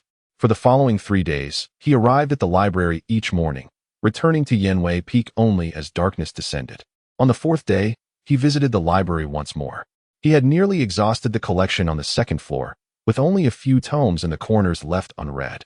Completely absorbed in the ocean of knowledge, he seemed to have forgotten his original purpose for coming. At that moment, a jade slip titled Enhancing Wisdom and Expanding Knowledge captured his attention. This slip contained a wealth of intricate information, covering a vast range of topics from astronomy and geography to local customs and traditions. Remarkably, it echoed some of the phrases found in his father's collection. Though it appeared chaotic at first glance, its significance was profound. Su Qingtong surmised that the individual who preserved this jade slip must have been a great scholar. One particular phrase within the slip illuminated Su Qingtong's thoughts, leading him to a bold conjecture about the luminous point within his dantian. The Tao is understood through the heart. The heart is illuminated by the Tao. When the heart is clear, the Tao descends, and the seed is born. He recalled that Dong Zhuangzizi had also stated, when the heart is clear, the Tao descends, yet he had not elaborated on the implications of this descent. However, the jade slip clarified that once the Tao descends, the seed is born. Could it be that the luminous point within him was indeed the seed of the Tao heart? The subsequent content appeared to affirm his hypothesis. The seed of the Tao heart is the origin of the Tao. By diligently cultivating it, the Tao heart will flourish, leading to enlightenment. Su Qingtong pondered the words within the jade slip repeatedly, gradually gaining clarity. The seed within his dantian must surely be the Tao heart seed. If he could cultivate it successfully, he would become the source of myriad paths. Suddenly, he felt a tremor throughout his body, as though the dantian was stirring. He promptly focused his mind inward, discovering that the luminous point within his dantian had expanded and grown brighter.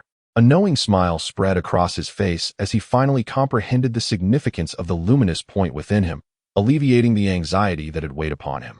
While it is commonly said that cultivating immortality is difficult, few understand that the true essence lies in contemplation. Merely sitting in meditation to enhance one's cultivation and power is but a minor path. Without understanding the foundation of immortality, one cannot achieve the great Tao. It seemed that henceforth, alongside enhancing his cultivation, he must also strengthen the cultivation of his Tao heart.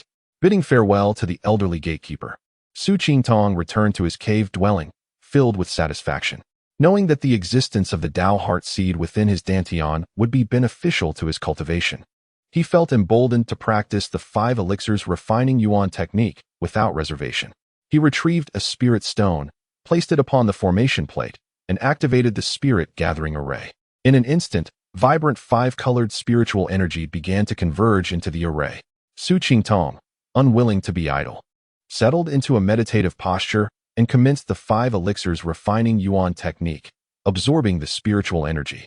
In the Misty Valley, he had previously employed the method of the 5 elements mutual generation and restraint to forcibly suppress the water and wood attributes of spiritual power, thereby breaking through to the 4th level of qi refining.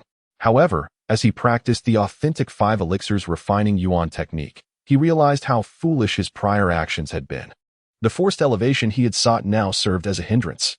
The essence of the 5 elixirs refining yuan technique lies in the balance of the 5 elements, their mutual generation and restraint. By forcibly altering this balance for the sake of a breakthrough, he had been akin to pulling up seedlings to help them grow or killing the goose that laid the golden eggs.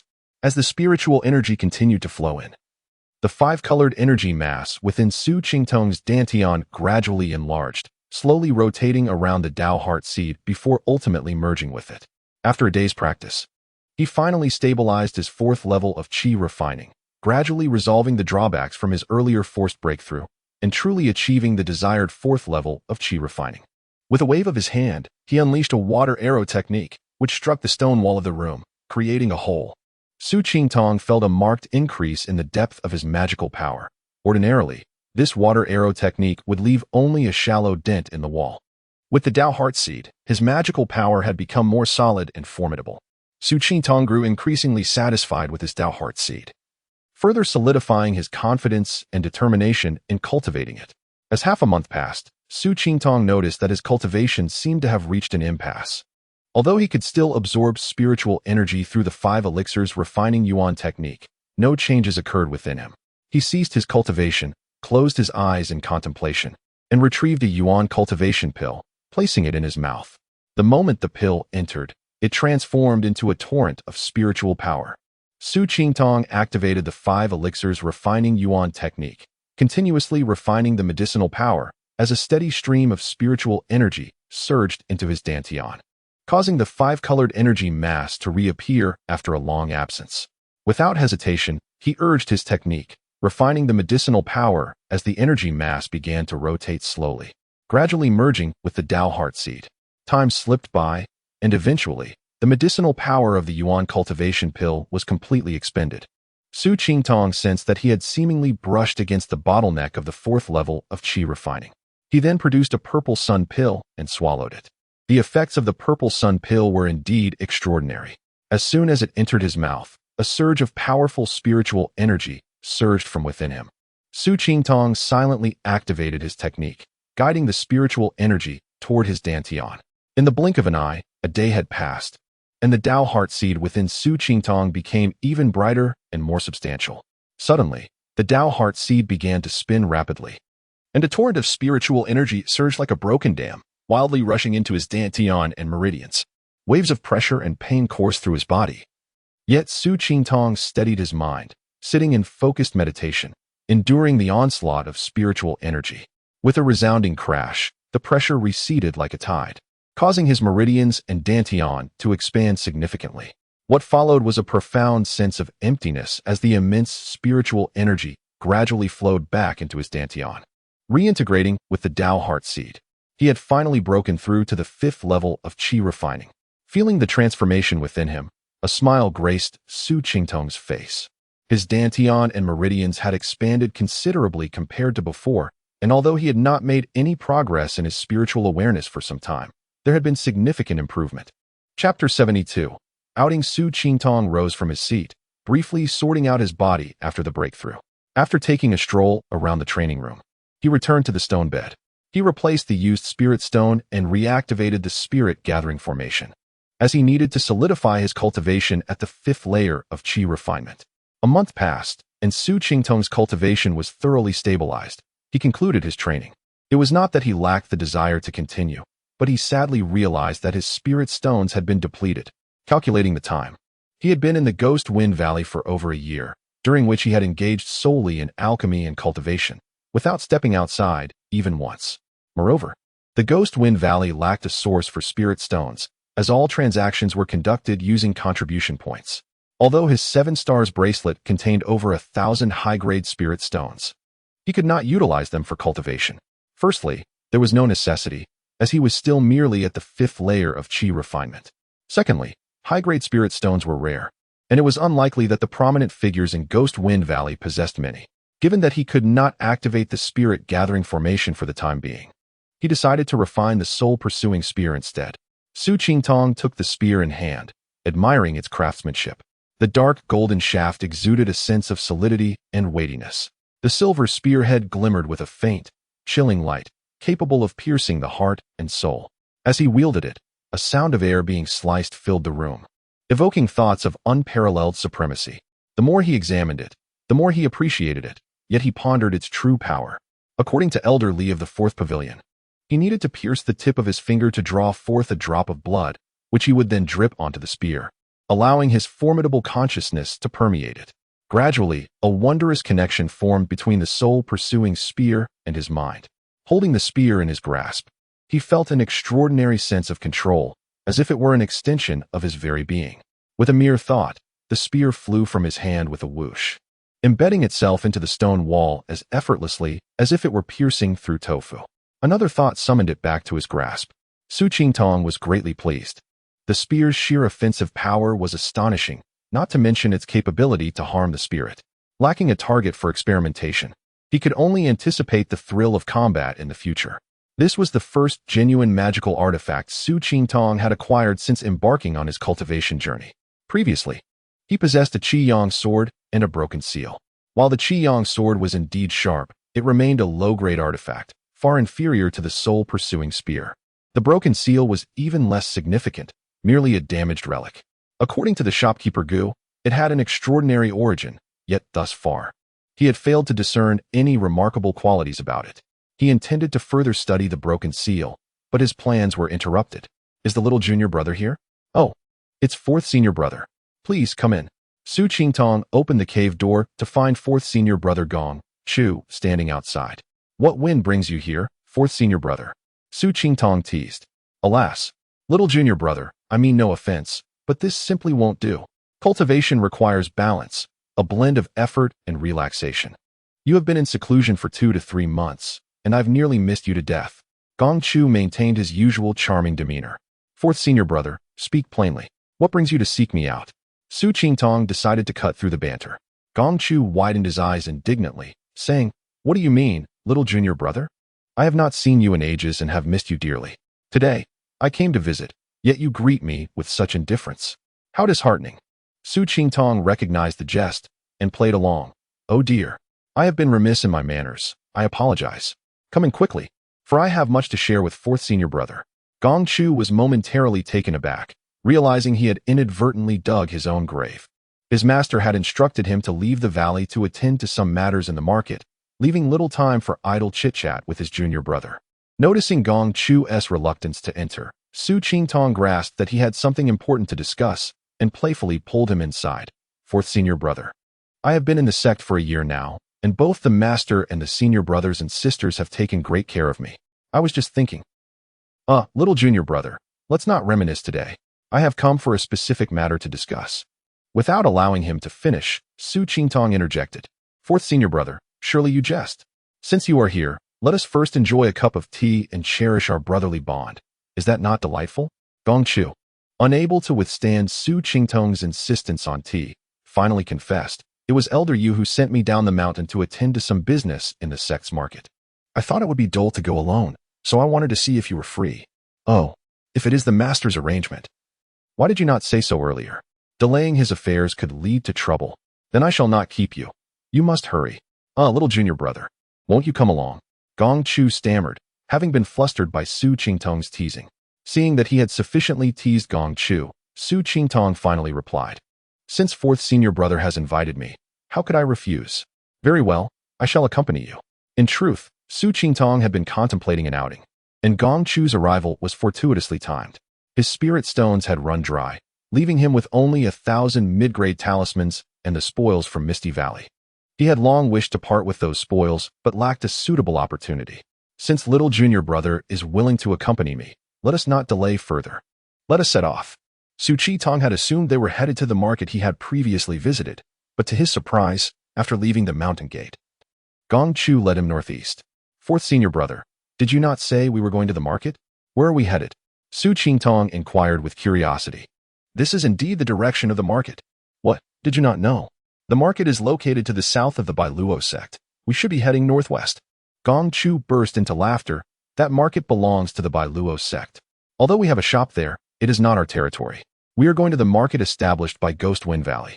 It dawned on Su Qingtong that the three major sects had indeed established markets on their own territories, serving as venues for exchanges among the sect, various second-rate sects, cultivating families, and wandering cultivators.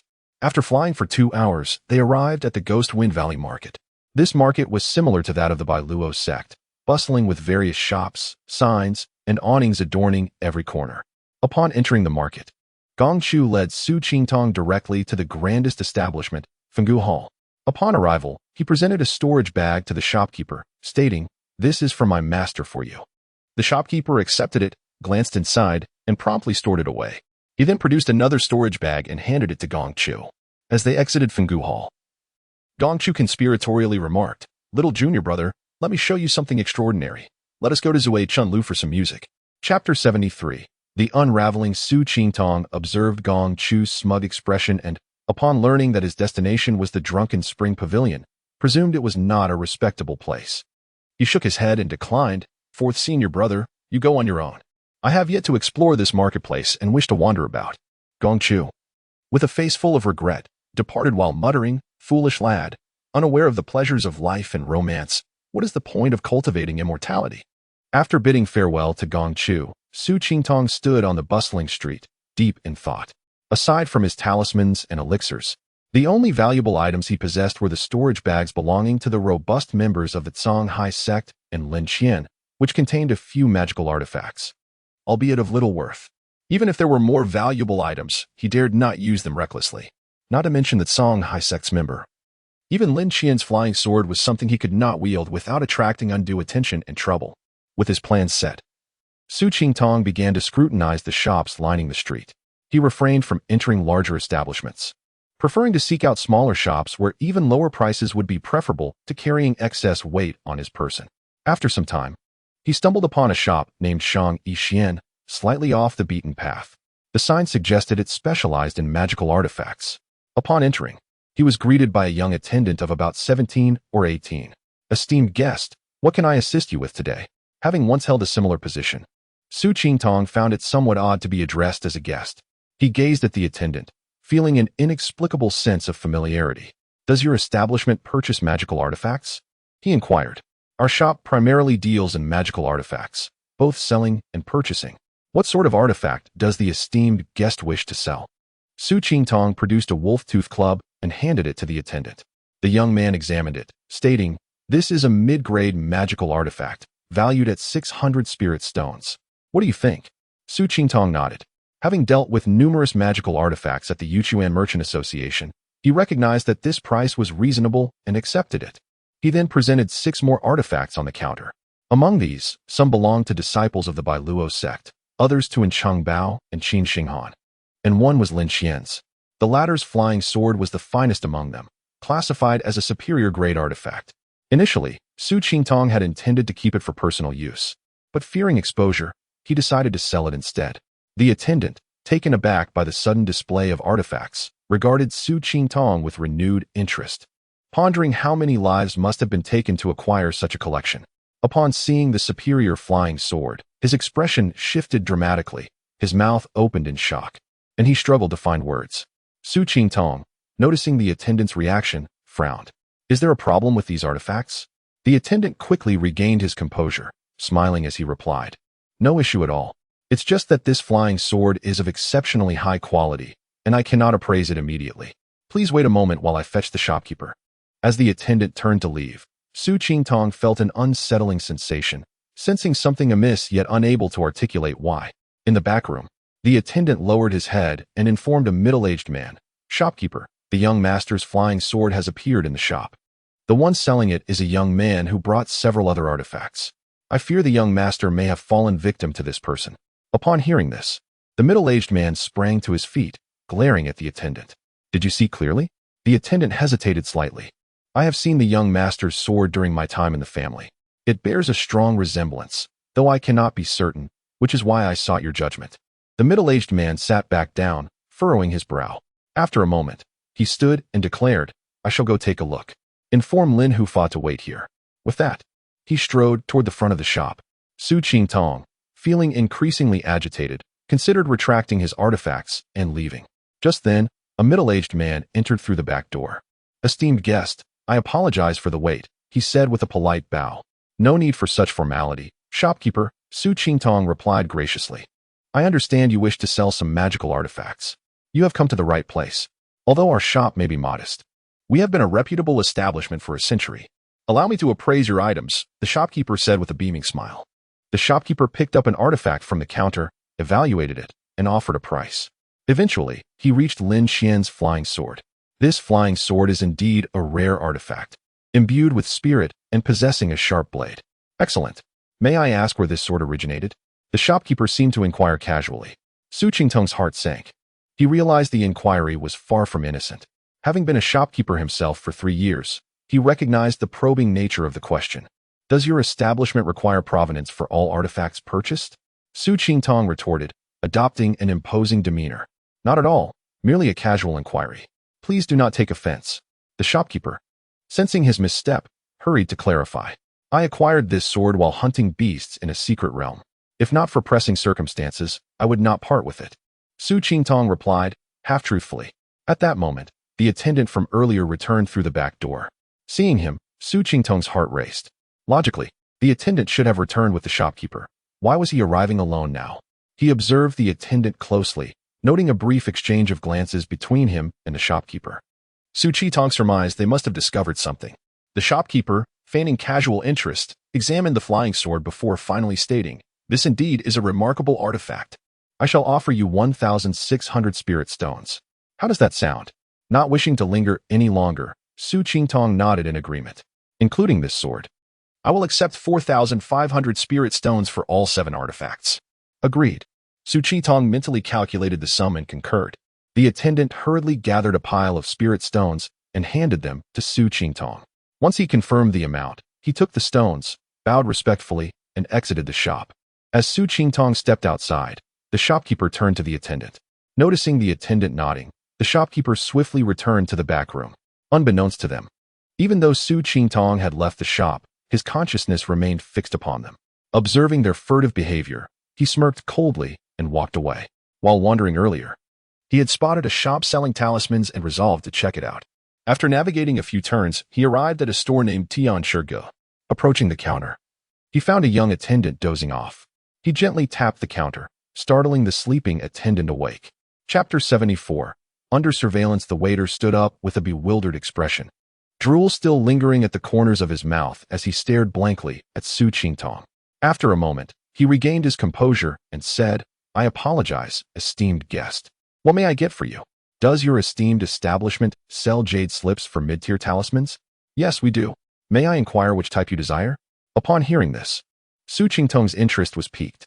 He had been unable to locate the crafting methods for mid-tier talismans at the Biluo-Sex marketplace, but it seemed that the market in Yufeng Valley had what he sought.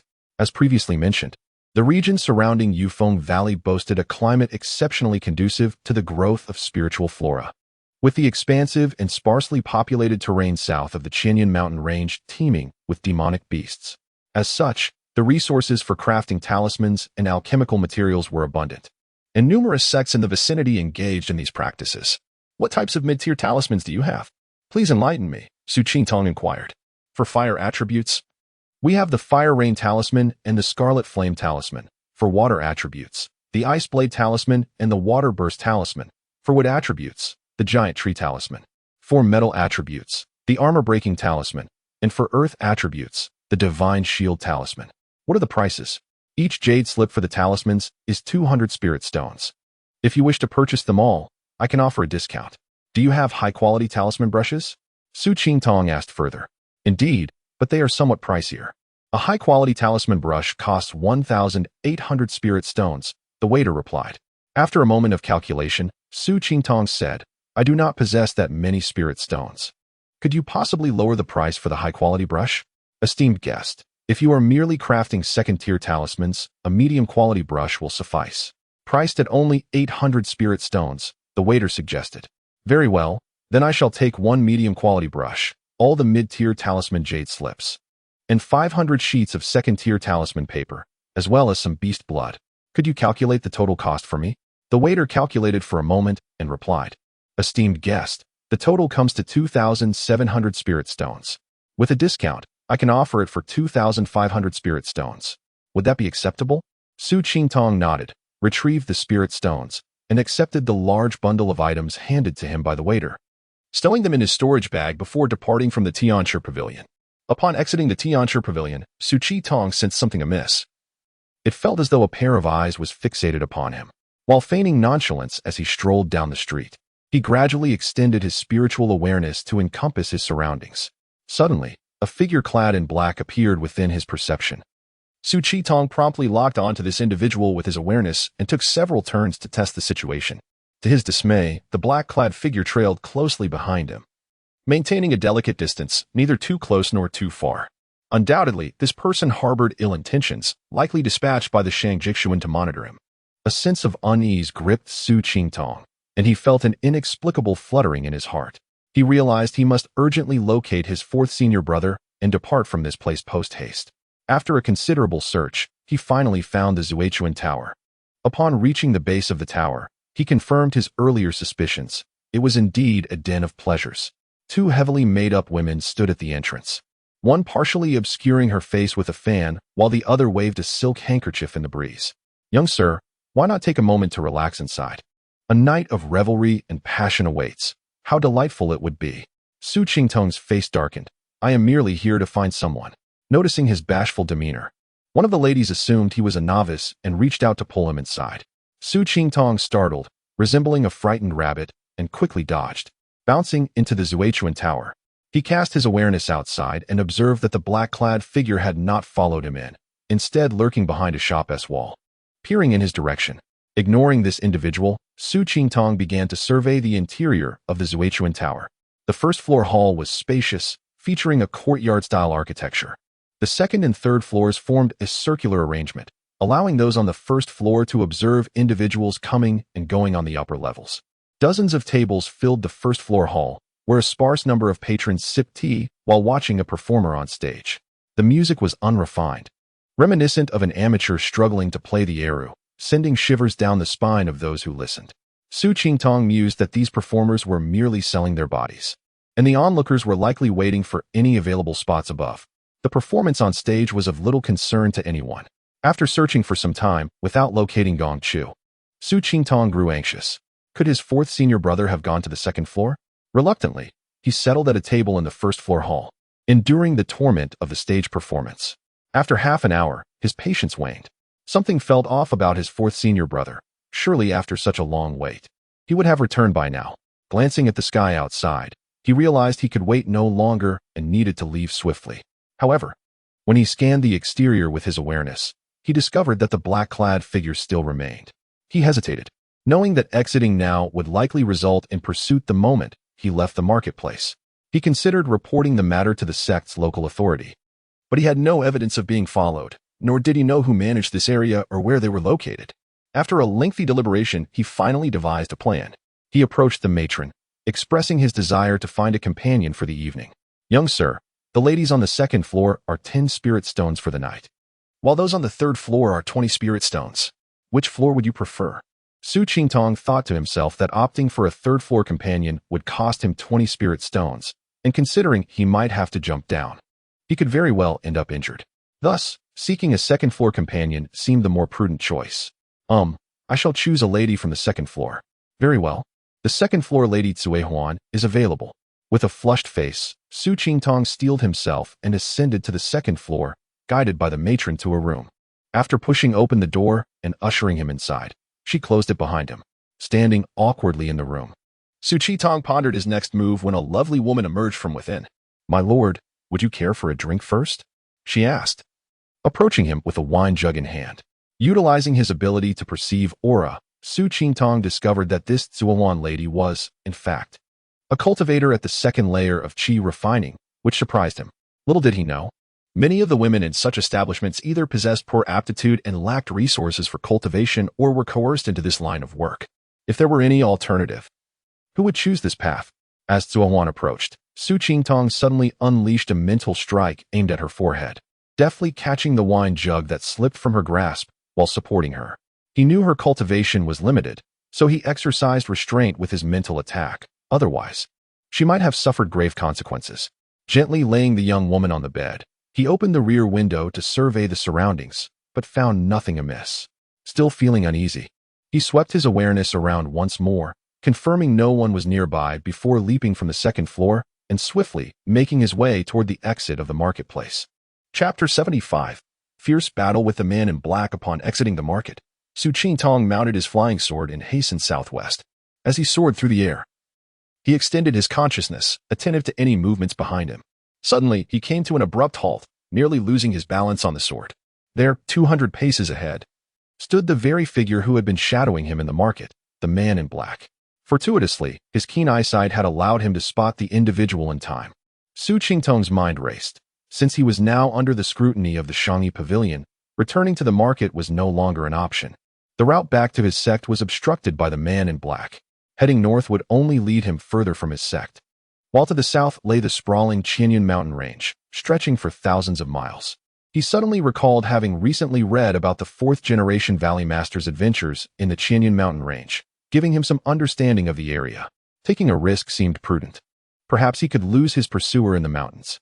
With a plan in mind, Su Qingtong wasted no time in changing direction, setting a course straight for the Qianyan mountain range. As he flew, he remained vigilant of the man in black.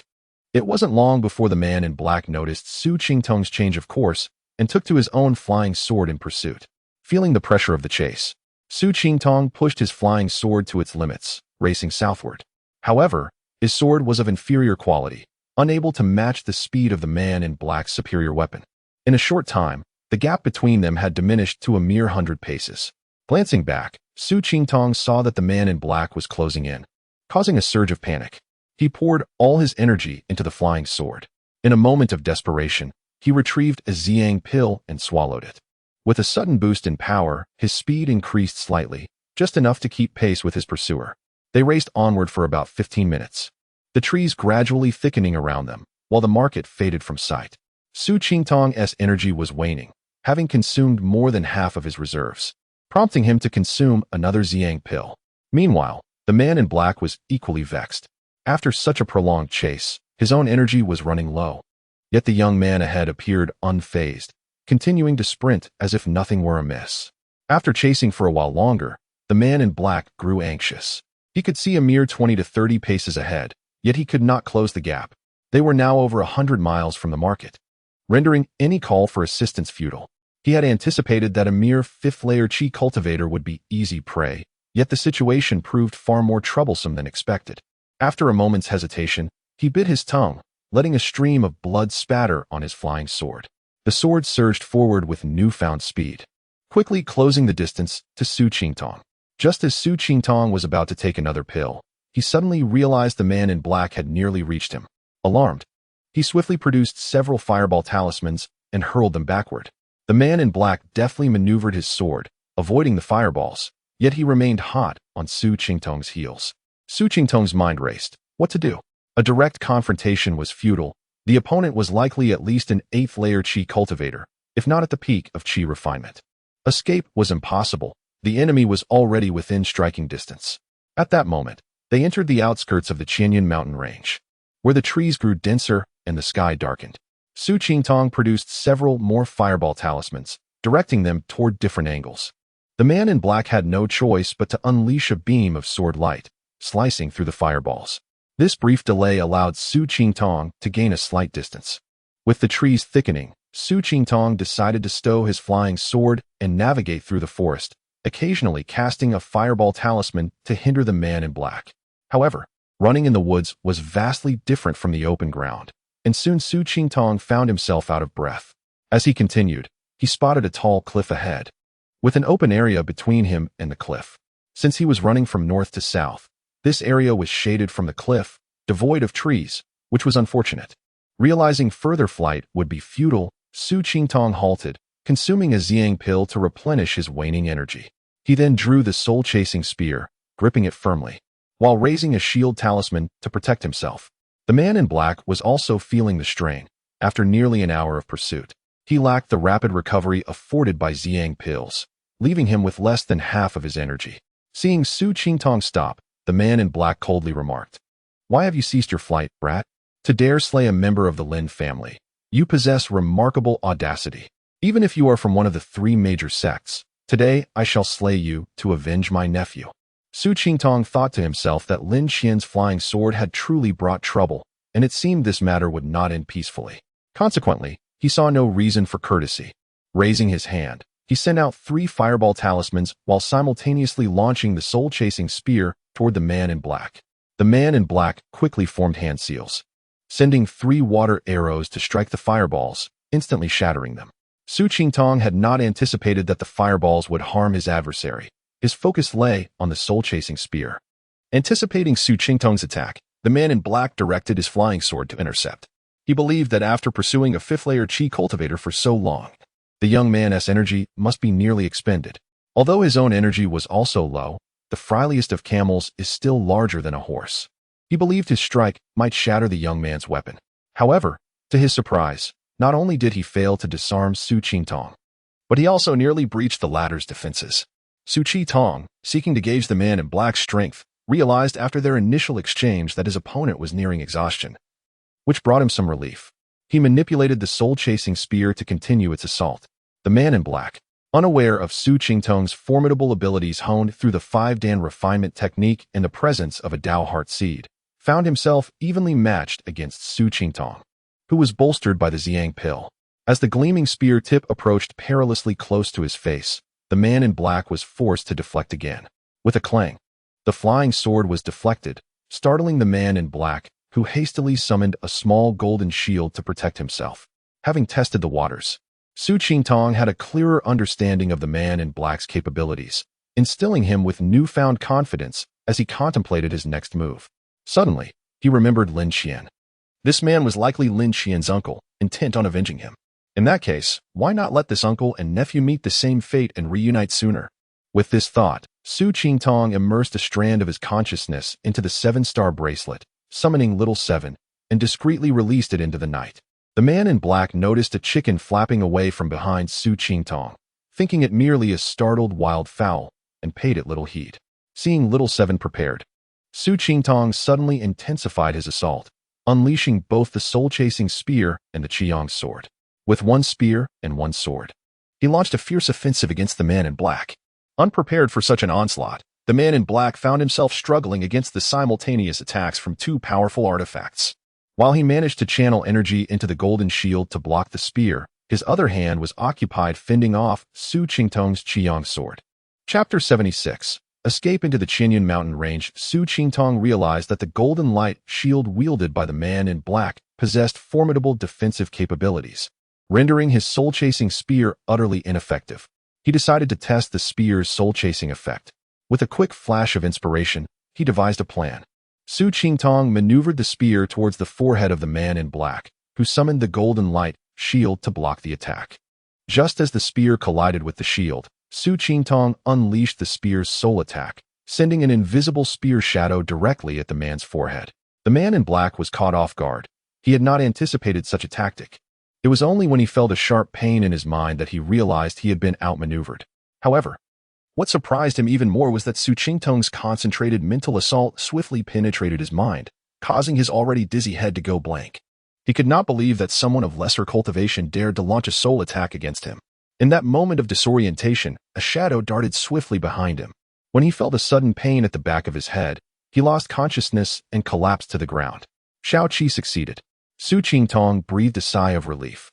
He quickly stowed away the soul-chasing spear and the Qiang sword, collected the golden light shield and flying sword that had fallen from the man in black, and tore off his storage bag. Just as he was about to set the body ablaze to erase all traces, he heard rustling noises emanating from the northern woods. Before cultivating, Su Qingtong's hearing was already superior to that of ordinary people, and after cultivation, he could sense movements from 3 miles away. He sensed that something was amiss. And upon straining to listen, he discovered that 2 individuals were approaching him from the due north. He did not dare to be careless and promptly activated the turtle breathing technique to conceal his presence, hastily making his way up the slope towards the cliff. After a strenuous run up the slope, he dove into the woods and finally paused, straining his ears to listen. The third elder and Lin Protector had likely just perished, their heads pierced in a single blow, indicating that the perpetrator had not strayed far. The southern direction led into the heart of the Qianyun mountain range, which was perilous. Thus, the likelihood of the assailant heading there was slim. Let us split up. I will head east while you go west. If you encounter any suspicious individuals, signal immediately. Do not act recklessly. Someone who can easily kill Linda must possess formidable cultivation. Su Qingtong felt a cold sweat break out on his back. Thankfully, he had sensed the danger early on. Had he set fire to the man in black, he would likely have met his end. It was imperative not to linger in this place. After contemplating, he resolved to take the risk and venture further south. He had studied the 4th-generation sect master's account of the Qianyun mountain range and believed that as long as he remained cautious, it would be far better than facing those 2. Su Qingtong exerted all his effort into the turtle breathing technique, suppressing his aura as he cautiously ventured deeper into the southern woods. By now, darkness had fully enveloped the sky, and he had been walking in the forest for almost half an hour. As he traversed the terrain, Su Qingtong sensed something was amiss. A thick fog had enveloped his surroundings, rendering him unable to discern directions, as if he had stumbled into a maze, having already turned in circles twice. This realization sent a chill down his spine. He might have unwittingly entered a natural illusion array. According to the 4th-generation sect master, certain rare flowers and herbs within the Qianyun mountain range emitted scents capable of influencing the human mind. If combined with suitable terrain, they could form a natural illusion array. While such arrays might not inflict harm, they could ensnare individuals, leading to a tragic predicament. Su Qingtong had no choice but to sit down and contemplate a strategy. Suddenly, he thought of Shao Qi. Could it possibly see through this illusion array? With this thought in mind, he quickly summoned Shao Qi. Shao Qi, can you perceive any anomalies in this place? Shao Qi blinked for a moment and then shook its head. Even Shao Qi could not penetrate this illusion array, which meant he would have to spend the night resting here and wait until dawn to reassess his situation. With a plan forming in his mind, Su Qingtong ceased his futile speculations, allowing Shao Qi to stand guard beside him as he began to meditate and recuperate. Despite the eerie and perilous surroundings, the spiritual energy was exceptionally abundant, rivaling that of the Yanwei Peak. Su Qingtong activated the 5-Dan refining yuan technique, drawing in the surrounding spiritual energy.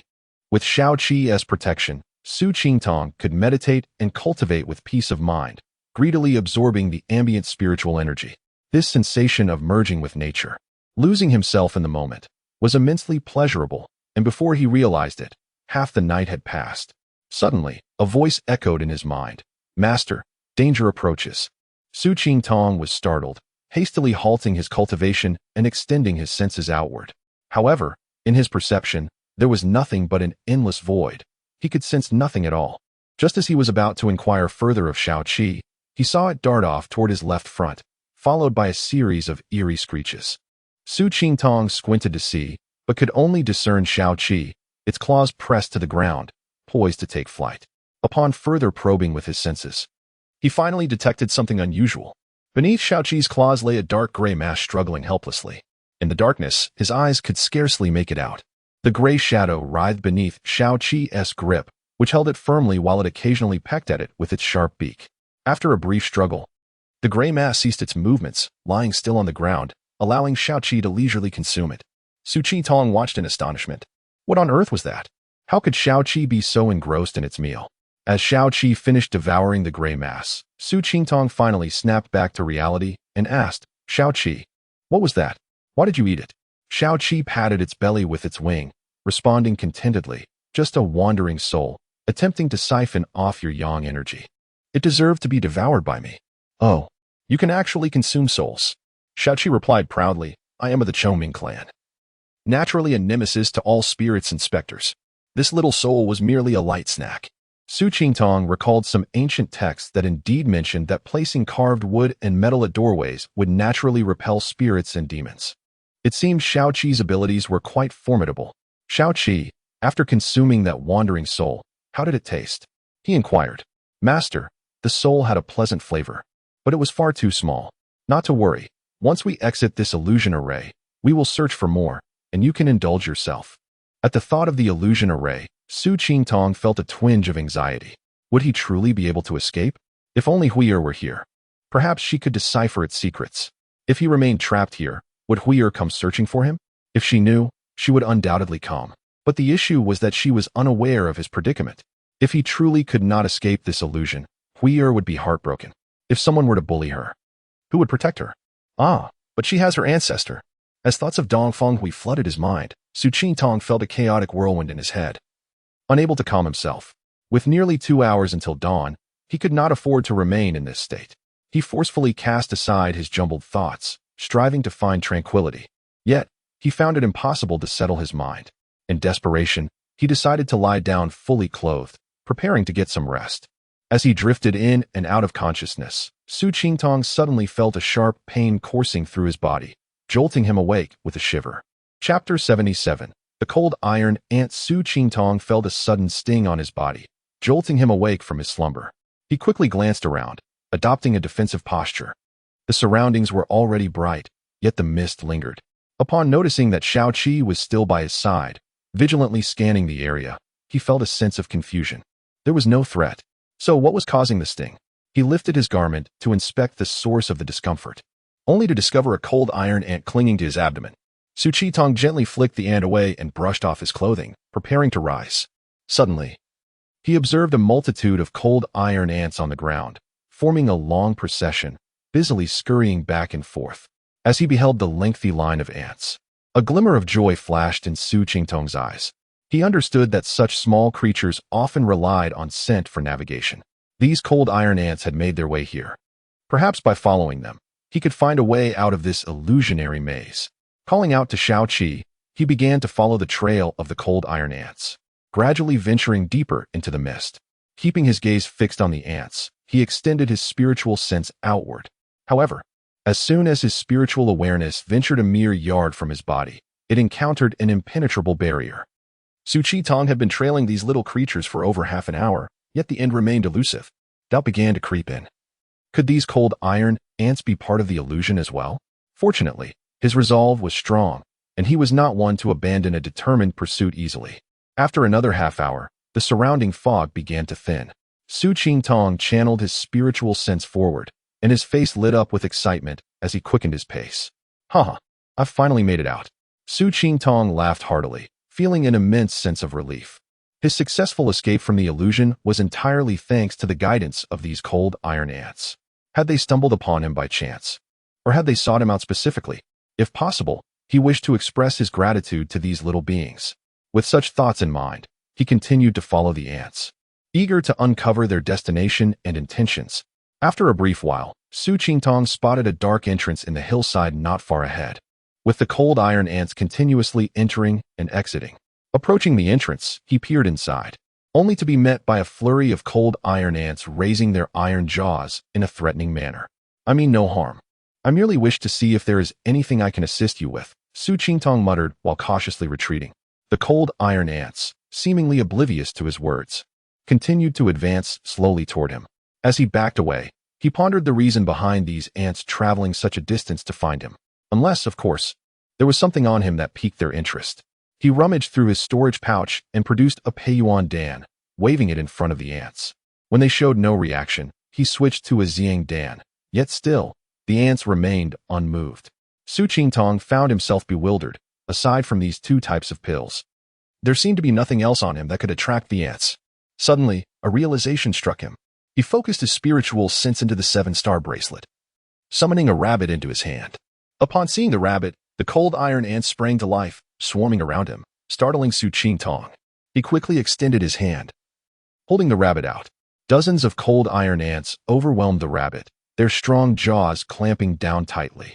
Within moments, the rabbit ceased its struggles, lifted by the swarm, and carried back into the tunnel. Master, there is an ant queen inside. It seems to be in distress. Oh, Xiaoqi, can you sense what is happening within the tunnel? I can detect the ant queen's presence. Su Qingtong was puzzled. The cold iron ants had brought the rabbit back to their lair, evidently for the queen to consume. If they were merely searching for food, they wouldn't have traveled so far. Surely they could find sustenance nearby? After a brief moment, the cold iron ants returned, once again surrounding Su Qingtong. The more he pondered, the more he sensed an underlying reason he did not yet grasp. After a moment of contemplation, he instructed Xiaoqi, scout the area for any mountain chickens or wild beasts, and bring back one or two.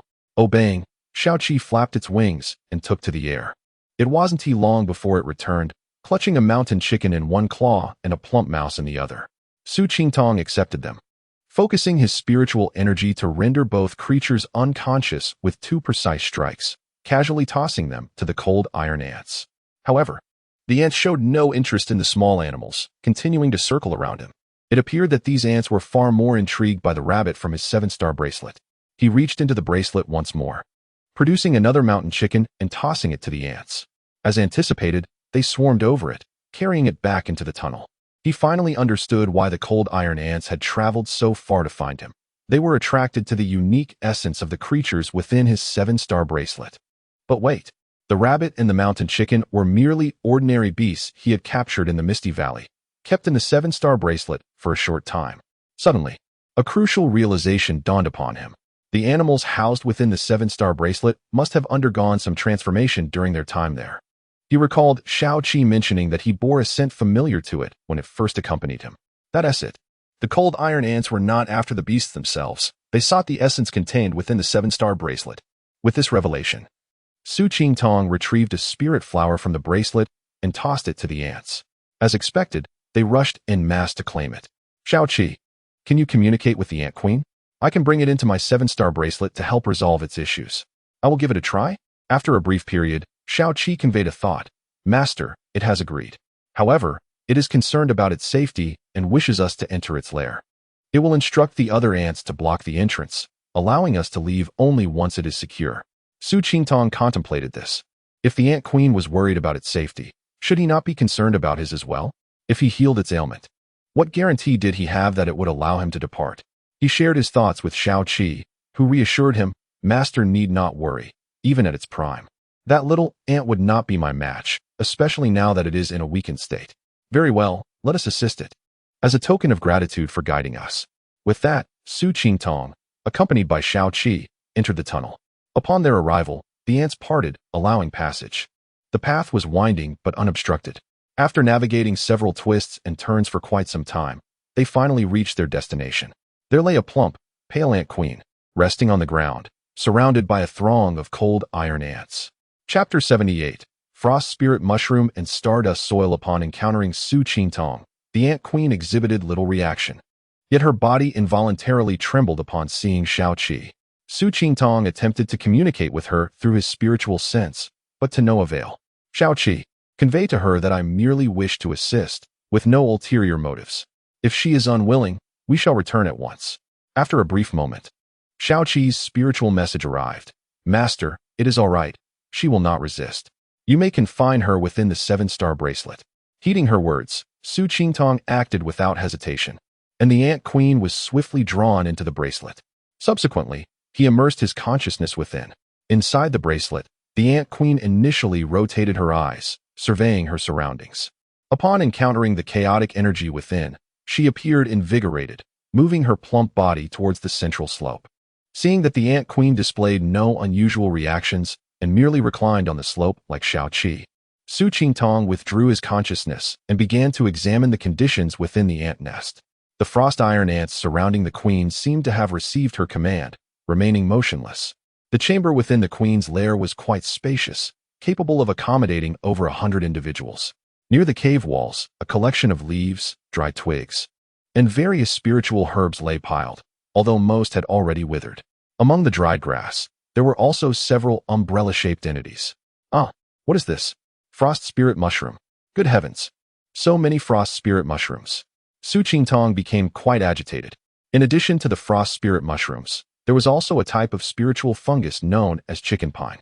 After pondering for a moment, Su Qingtong deduced that these spiritual herbs were likely cultivated by the frost iron ants, serving as sustenance for the queen or for medicinal purposes. Frost spirit mushrooms were the primary ingredient for refining ice spirit pills, which were exceptional elixirs that assisted foundational cultivators in breaking through to the golden core stage, and golden core cultivators in transitioning to the nascent soul stage. They aided in stabilizing the mind, preventing demonic deviation, and significantly increased the success rates of forming cores and nascent souls. However, frost spirit mushrooms were not easily obtained, primarily due to their specific growth conditions requiring a cold atmosphere without excessive moisture, alongside the presence of other spiritual herbs. Otherwise, their appearance was exceedingly rare. To his astonishment, these diminutive frost iron ants had managed to cultivate frost spirit mushrooms themselves. Truly, the world was filled with wonders. He refrained from acting rashly and sent a message to Shao-Chi, instructing her to check on the Ant Queen's condition within the 7-star bracelet. Upon entering, Shao-Chi found the queen resting in her previous spot and flew over to her. After some communication, Shao-Chi relayed the message. Master, it appears the Ant Queen has ingested a certain spiritual entity that produced a peculiar energy, causing her body to weaken continuously. By the time she realized it, she was already too weak to expel it. Once she entered the 7-star bracelet, the chaotic energy replenished her lost vitality, enabling her to expel the spiritual entity. Her condition has since improved. Hearing this, Su Qingtong acted with intent, releasing the Ant Queen. Shao-Chi, ask her if she could spare us some of those frost spirit mushrooms. After another exchange, Shao-Chi responded, Master, she wishes to remain in the 7-star bracelet for a while longer to recuperate. Once she is fully restored, she will allow us to gather the spiritual herbs within her lair, and she will also provide us with the remaining portion of the spiritual entity she consumed. Have her bring that spiritual entity to me. I wish to see what it is.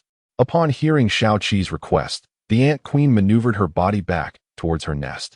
After a brief moment, she returned, cradling a yellow-gray object resembling a clump of mud in her front legs. Su Qingtong's eyes widened in astonishment. Could this be Stardust soil? He hesitated, wanting to observe it more closely. Suppressing his excitement, he approached to scrutinize the yellow soil. After what felt like an eternity, he finally confirmed that this indeed was Stardust soil. Su Qingtong's heart surged with joy. Today was a remarkable windfall. Stardust soil was a celestial anomaly, originating from the cosmos and not of this realm. It could only descend from the heavens during cosmic upheavals.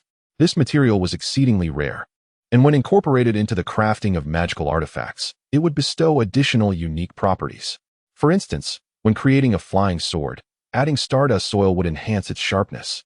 When forging armor, it would bolster its resilience. If utilized properly, the applications were boundless.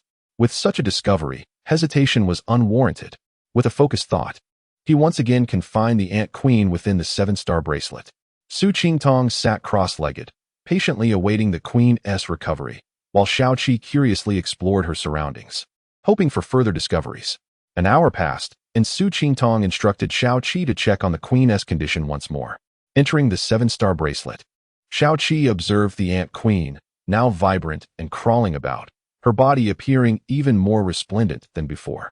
After conversing with the Queen, Shao-Chi returned, reporting, Master, the Ant Queen has fully recovered and wishes to remain within the 7-star bracelet.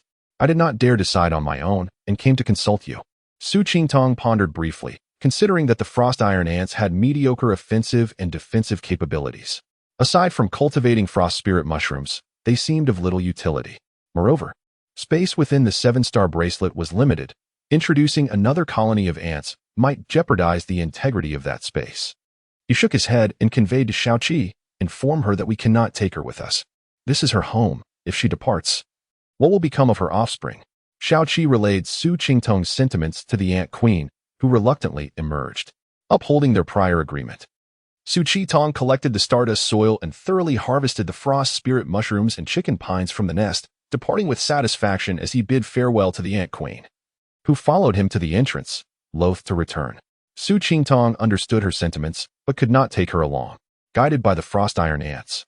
He exited the illusionary array, having acquired many treasures, while also saving the queen's life. This chapter of fate had concluded, and lingering further was unnecessary. After leaving the ant cave with Xiaoqi, Su Qingtong found himself in a state of perplexity. He was uncertain of his current location, whether to seek a path back or to continue exploring. He was momentarily indecisive.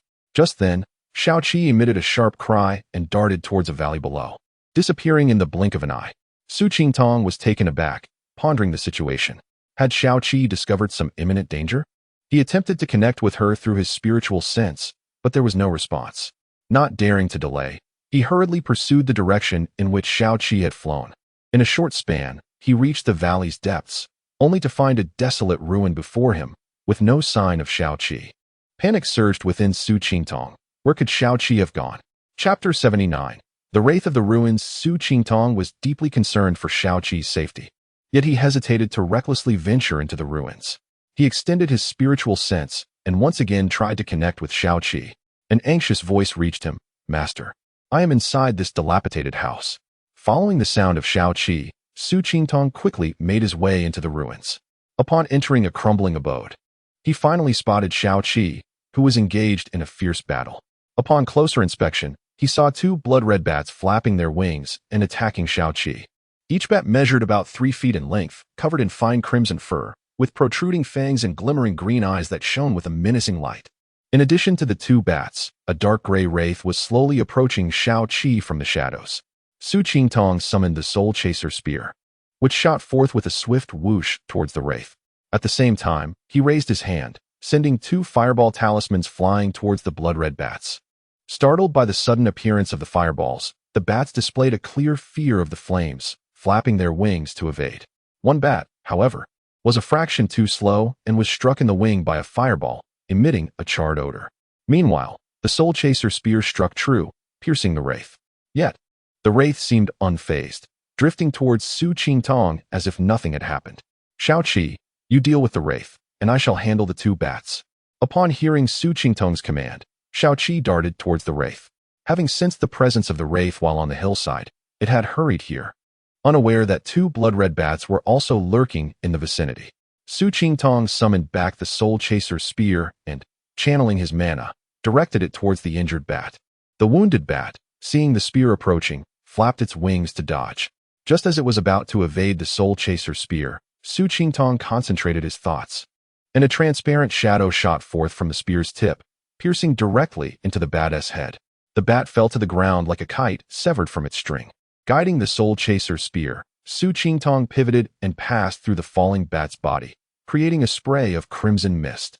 Having effortlessly dispatched one bat, Su Qingtong did not linger, transforming his spiritual sense into a piercing form that silently flew towards the remaining bat.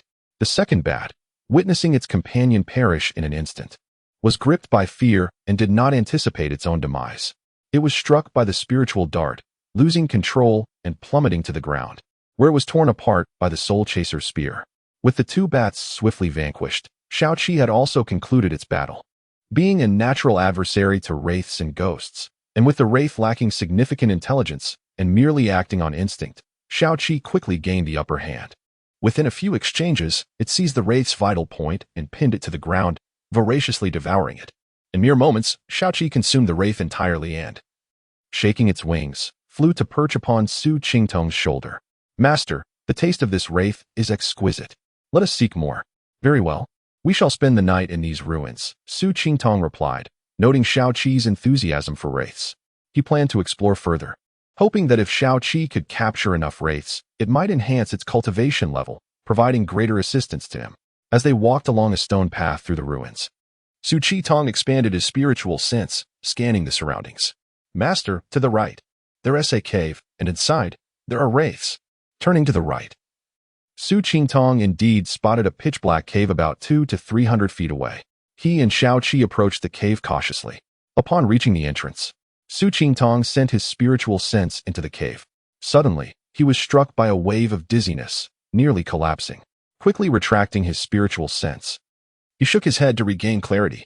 Xiao Qi, we must leave this place. There is a formidable presence within the cave that has attacked my spiritual sense. Do not fear, Master. It is merely an intermediate ghost spirit. You need only assist from the sidelines to restrain it. Su Chi-tong recalled reading in the library that ghosts also possessed rank. The wandering spirit they had encountered earlier was of the lowest level, devoid of consciousness and driven solely by instinct, known as a ghost. Once a ghost developed intelligence and autonomy, it evolved into a ghost spirit. Stronger ghost spirits could match the strength of a human in the foundation establishment stage, while weaker ones could rival those in the later stages of qi refinement. Through cultivation, a ghost spirit's ethereal form would gradually solidify, becoming corporeal, known as a ghost condensation. With strength comparable to the later stages of foundation establishment and the initial stages of the golden core. Upon hearing that a ghost spirit resided within the cave, Su Chi-tong felt a slight sense of reassurance. He steadied his mind, gripping the soul chaser spear in his right hand and summoning several fireball talismans in his left. Inching closer to the cave entrance. As he approached the cave, a strange wind surged forth, and a dark, ghostly figure materialized at the entrance. Without hesitation, Su Chi-tong launched the fireball talismans toward the ghostly figure. Simultaneously, he directed the soul chaser spear towards the ghost spirit. Unfazed, Xiao Qi zipped out. Its sharp claws aimed directly at the ghost spirit's head.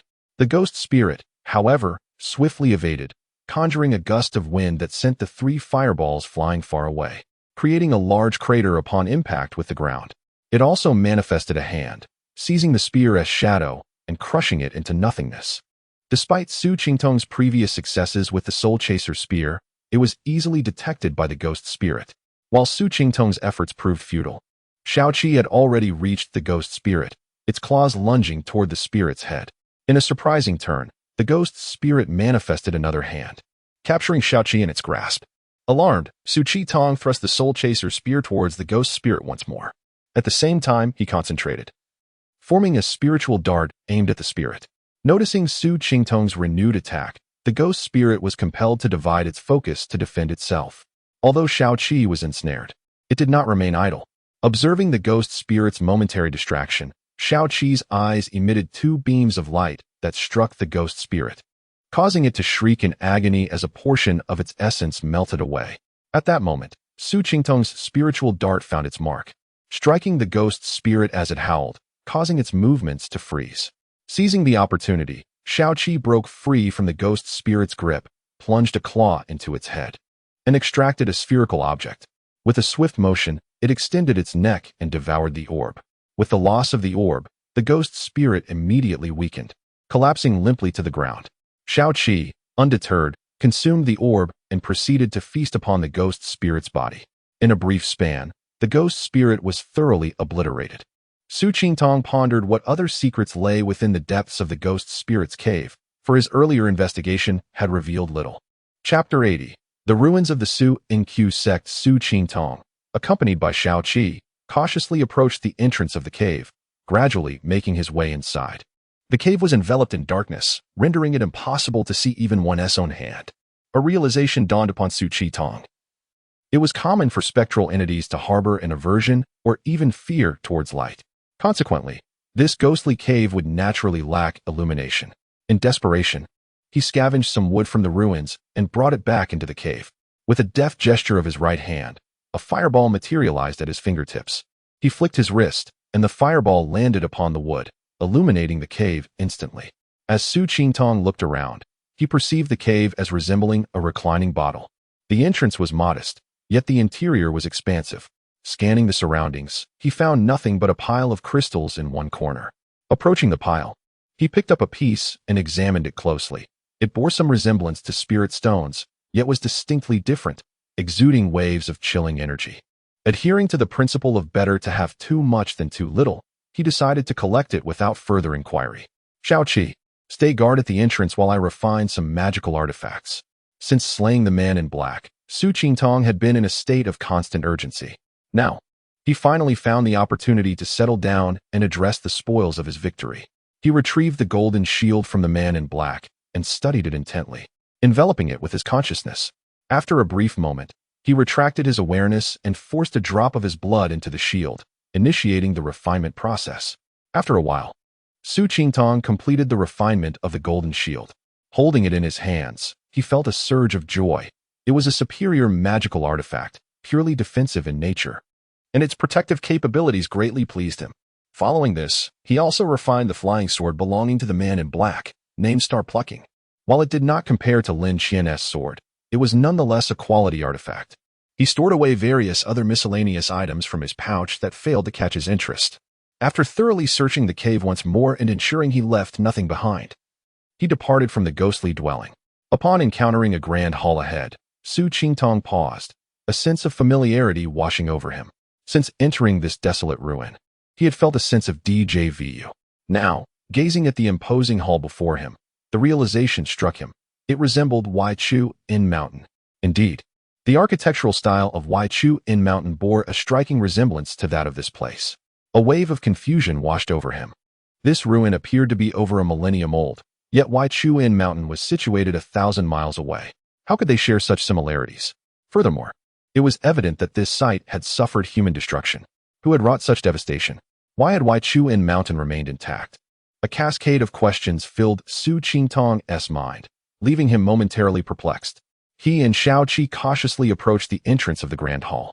Just as they reached the threshold, several blood-red bats emerged, flapping their wings aggressively. With a swift motion, Su Qingtong sent forth the freshly refined flying sword, which struck down one of the bats in a single blow. Meanwhile, Xiaoqi seemed to have gained considerable strength after consuming the ghostly spirit, managing to slay another bat alongside Su Qingtong. In mere moments, the two had dispatched the bats, leaving a pile of carcasses strewn across the ground. Upon entering the grand hall, they encountered several more blood-red bats, which Su Qingtong swiftly eliminated with decisive strikes. Surveying the surroundings, he noted the remnants of crumbling walls, dilapidated stone tables, and benches. Scattered across the floor were skeletal remains, obviously aged and stripped of their garments, reduced to dust. The condition of the bones suggested that a fierce battle had once taken place here. After thoroughly exploring the grand hall without uncovering any valuable leads, Su Qingtong and Xiaoqi moved towards the back of the hall. The rear of the hall typically housed the living quarters of significant sect figures. Upon arrival, they indeed discovered several scattered structures. The largest among them likely belonged to the sect leader or a high elder, while the remaining smaller rooms were certainly not meant for ordinary disciples. Su Qingtong made his way directly to the central building.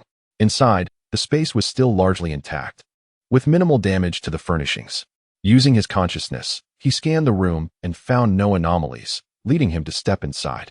The interior was simply arranged, with a reception area in the center flanked by a few chairs made from an unknown material that had not decayed over the millennia.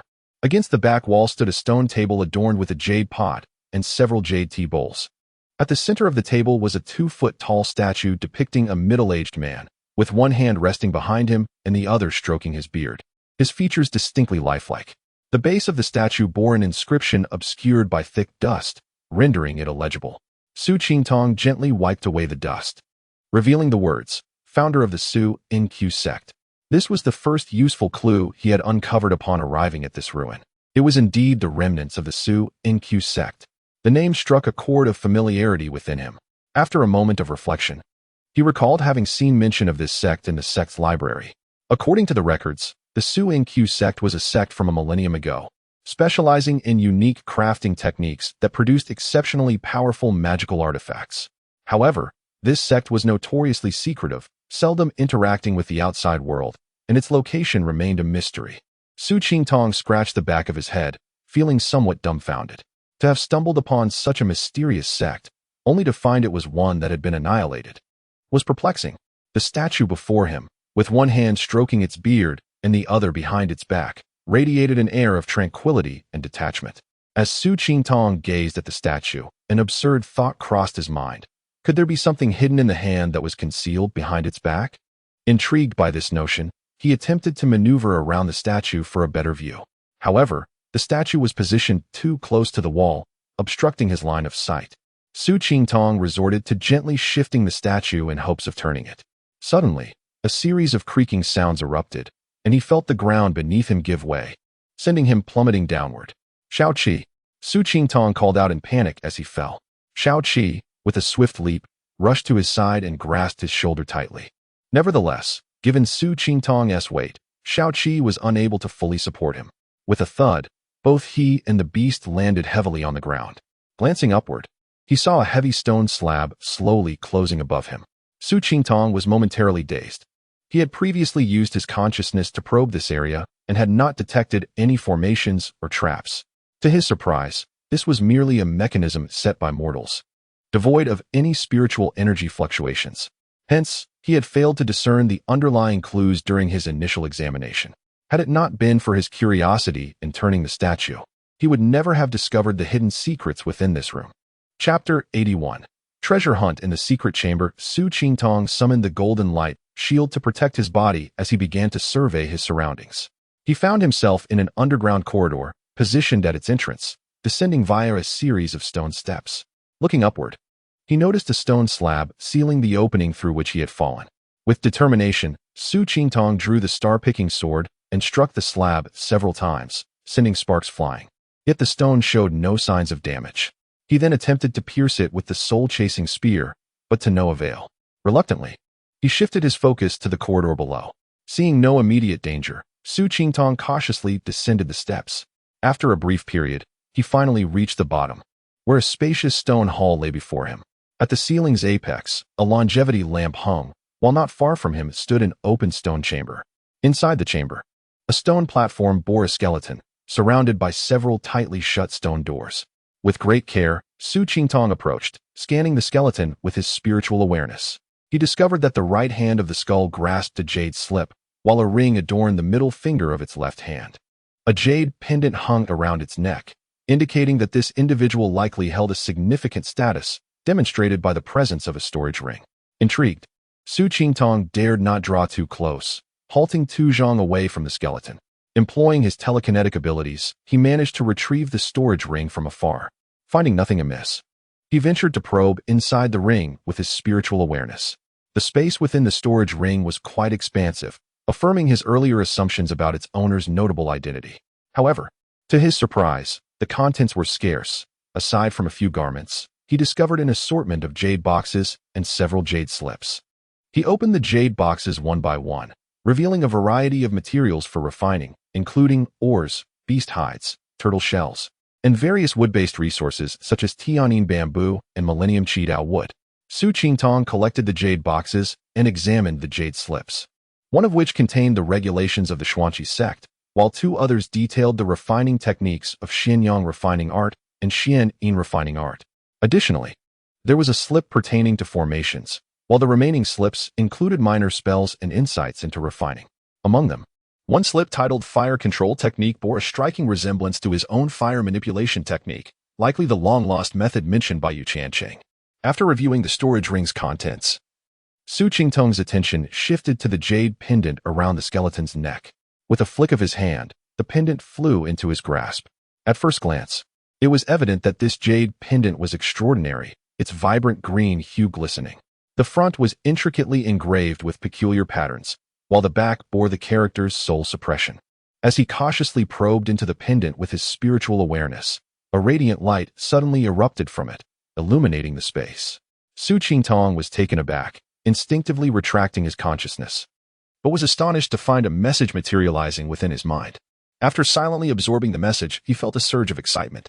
The pendant was crafted from a rare spring jade, discovered by the founder of the Xuanqi sect at a volcanic site and refined using unique techniques, possessing the powers of soul nurturing and suppression. This spring jade pendant proved invaluable for those engaged in refining and alchemy. When carried, it could nourish and strengthen the soul, while during the processes of alchemy and refining, it could stabilize the mind and enhance success rates. Following the instructions provided in the message, Su Qingtong began the ritual of refining the pendant. After a quarter of an hour, the refinement was complete, and a profound sense of tranquility enveloped him. He secured the pendant and then grasped the jade slip from the skeleton's right hand, delving into it with his spiritual awareness. After considerable time, he finally stored the slip away, releasing a long sigh. This Yao Quan Jinren truly deserves condemnation for such deeds. His gaze returned to the skeleton, and he thought, this Yanjiaxio fellow was indeed unfortunate, perishing from starvation in this desolate place. It turned out that the skeleton belonged to Yan Jiuxiao, the son of the last sect master of the Xuanqi sect. At the tender age of 13, he had been hastily placed here by his father during a crisis. With no foresight of the calamity that would befall their sect, he entered with a mere cultivation level of the 6th layer of qi refinement, but due to inadequate provisions, he ultimately succumbed to starvation after 3 years trapped within the chamber, despite breaking through to the 7th layer. As he beheld the skeleton, Su Qingtong couldn't help but think of his own master, Yu Shuzi. Their fates mirrored one another, both trapped in confinement, both falling victim to the machinations of Yao Quan Jinren. With a heavy heart, Su Qingtong withdrew his flying sword and excavated a pit in the ground. With a wave of his sleeve, he gathered the remains and interred them, covering the grave with soil. Standing before the mound, he was filled with a mix of emotions. Who would have imagined that this young man, the scion of a prominent sect, would meet such a tragic end due to a lack of sustenance? Suddenly, a chilling thought struck him, causing a cold sweat to break out. Yan Jiuxiao had reached the 7th layer of qi refinement and still could not escape the chamber. How could he, at merely the 5th layer, hope to avoid the same fate? Wiping the sweat from his brow, he began to ponder potential solutions. Then it dawned on him. He still possessed the 7-star bracelet. Within it lay a secluded space teeming with spiritual flowers and herbs, not to mention numerous mountain chickens and wild rabbits, ensuring he would not face starvation. With renewed determination, he resolved to investigate further before making any decisions. Approaching the stone platform, he closely examined it and discovered a formation inscribed upon its surface. He placed a spirit stone into the formation, which suddenly illuminated, releasing a wave of rich spiritual energy. However, upon sensing it, Su Qingtong's hopes were dashed. The spiritual energy contained only wood, fire, and earth attributes. Though it was clear this was a gathering formation, it was vastly different from the one set by Dongfang Hui, rendering it unusable for him.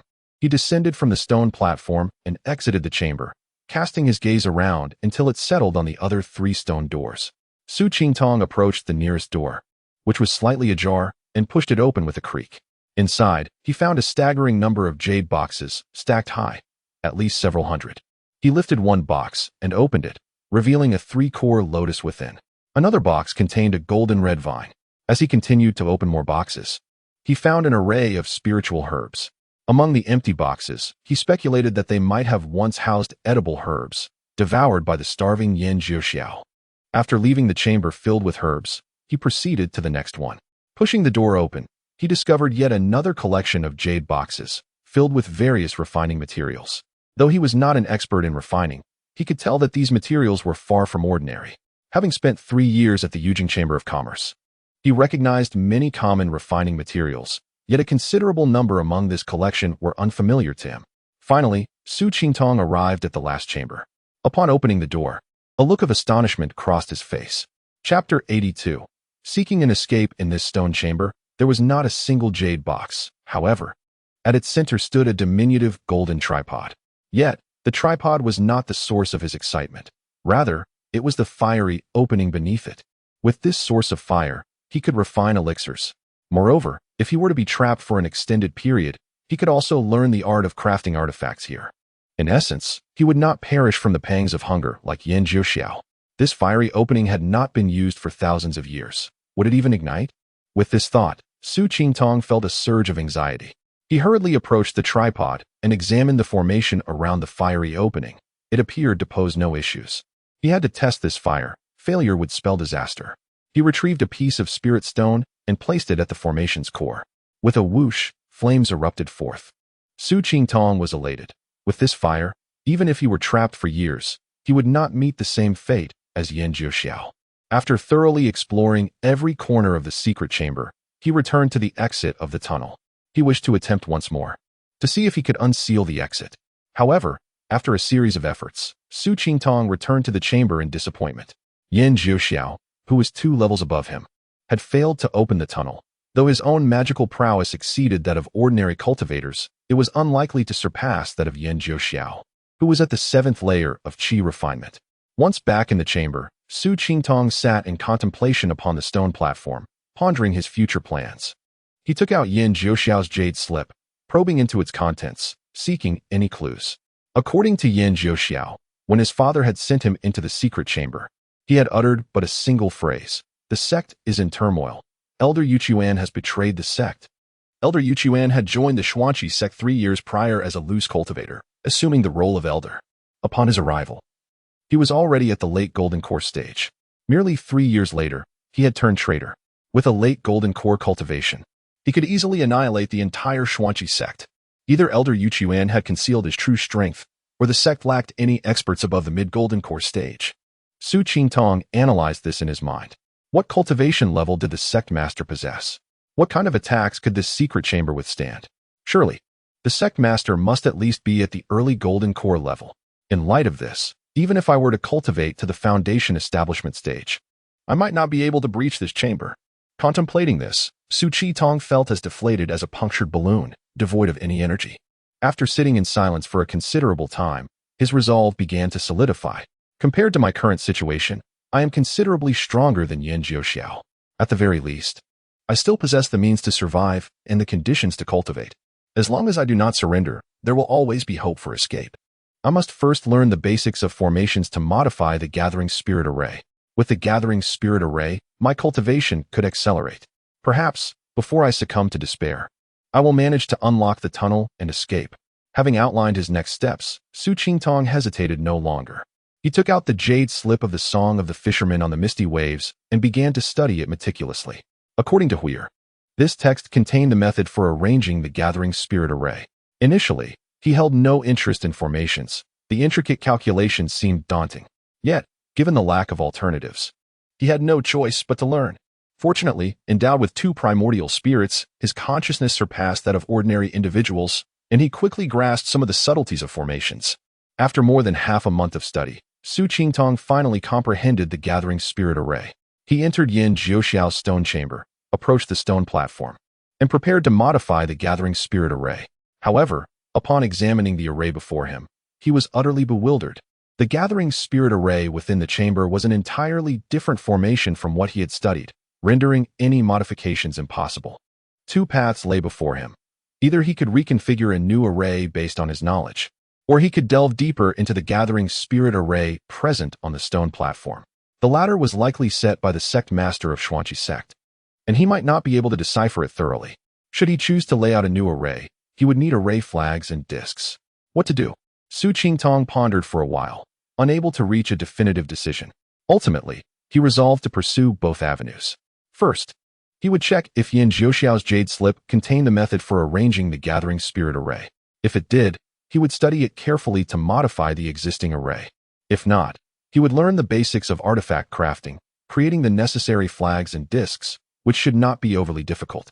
Recalling that Yan Jiuxiao's jade slip seemed to contain a formation-related text, Su Qingtong searched through Yan Jiuxiao's storage ring and found the slip.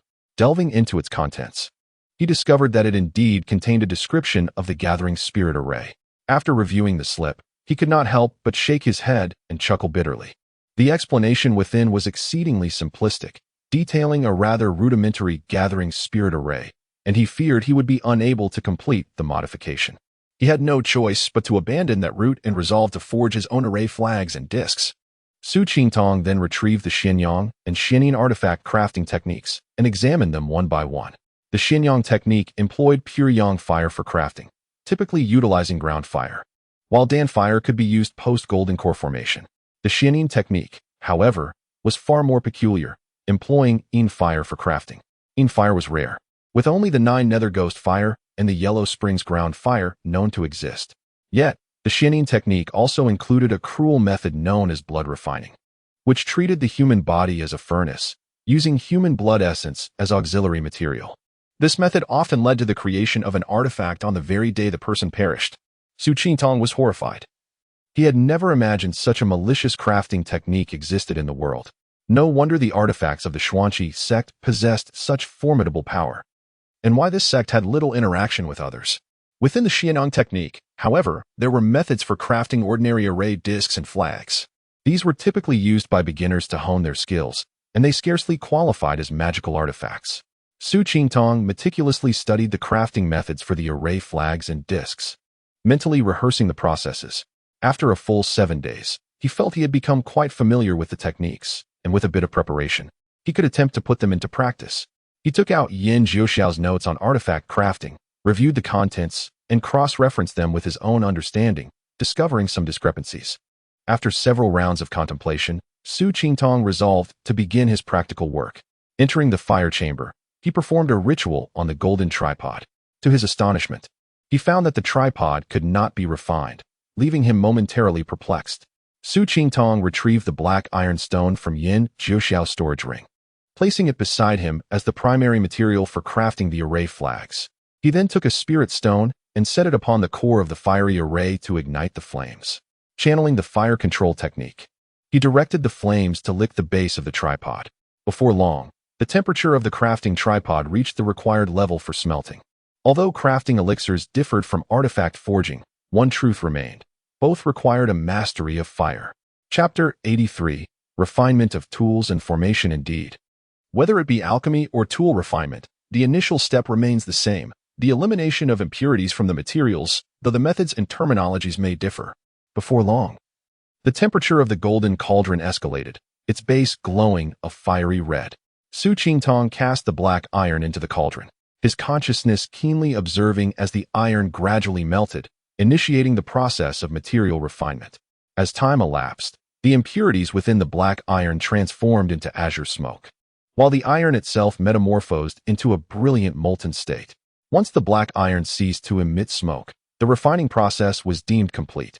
Refinement is, in truth, a skillful endeavor. The impurities inherent in various materials differ significantly.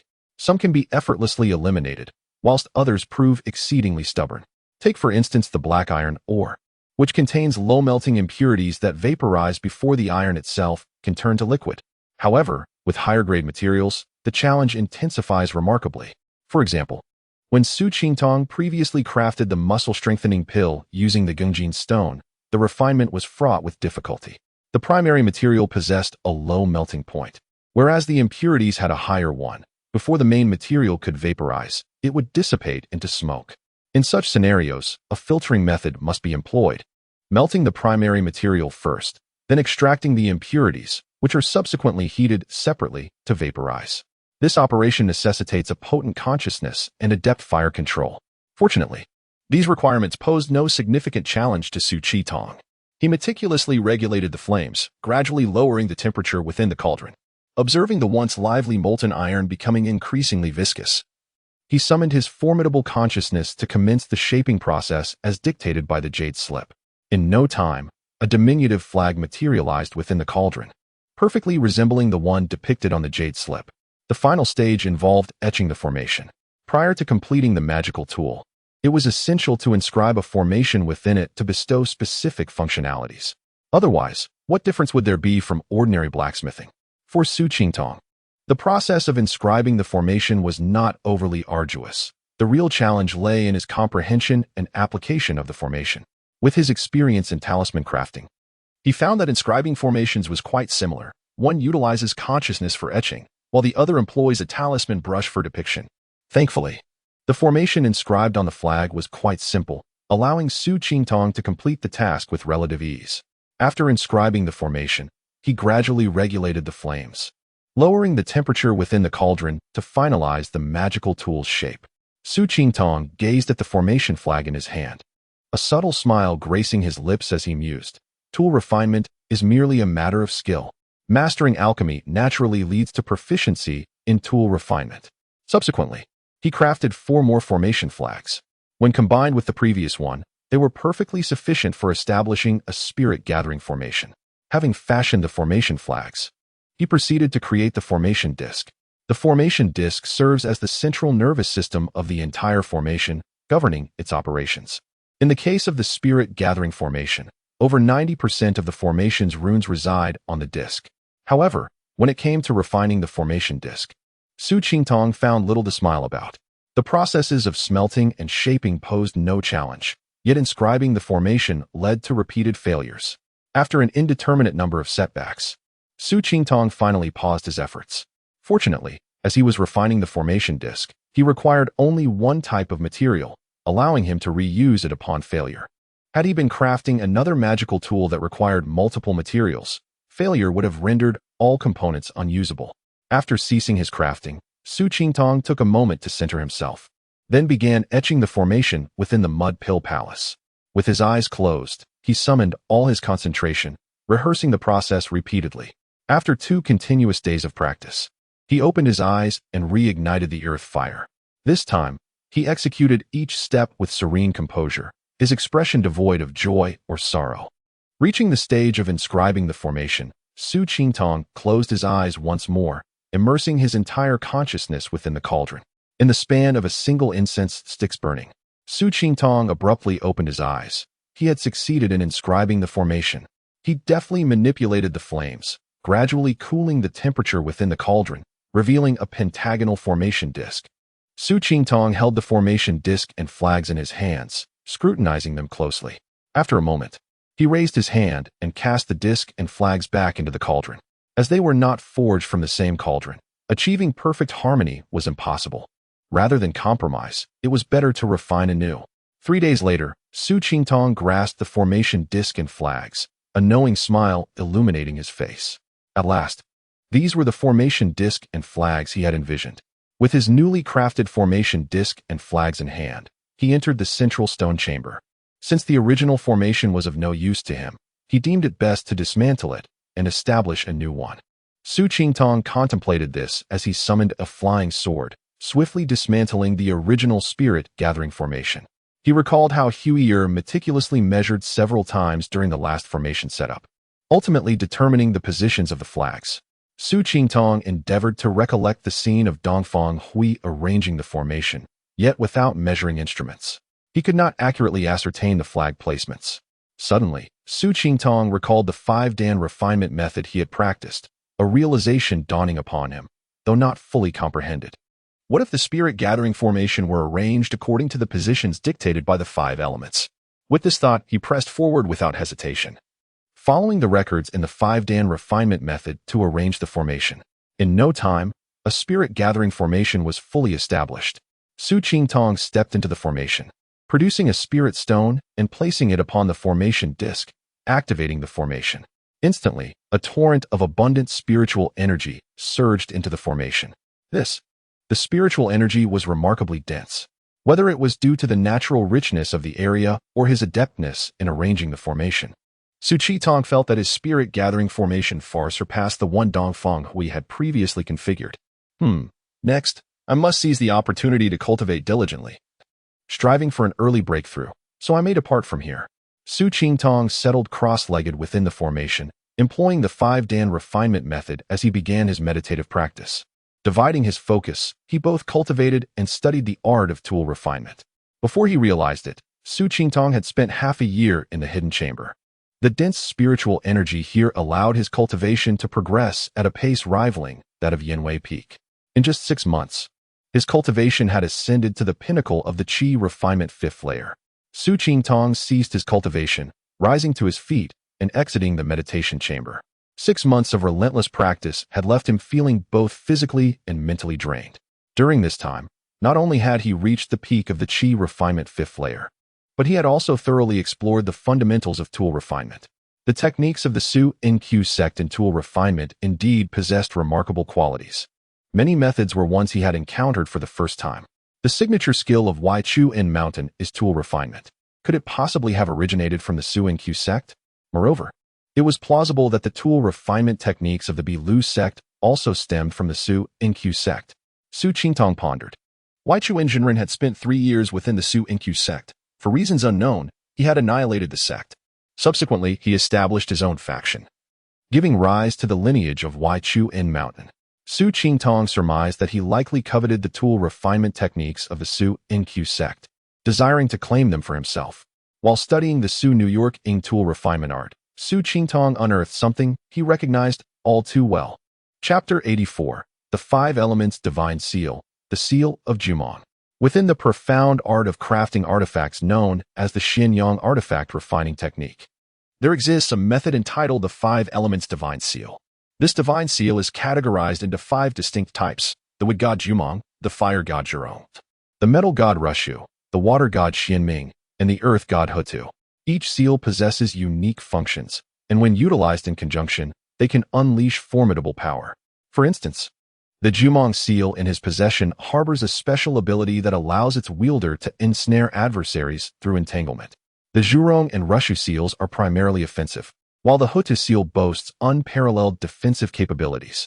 The Five Elements Divine Seal has 2 remarkable attributes, one being its capacity for growth. A spiritual artifact level 5 Elements Divine Seal can, through nurturing and tempering, ultimately evolve into a treasure. The other peculiarity is that when all 5 seals attain treasure status, they can be integrated within one's body using the Yin refinement method, culminating in a singular, immensely powerful 5 Elements Divine Seal. Given such extraordinary power, why has it not become widely known? Su Qingtong pondered silently.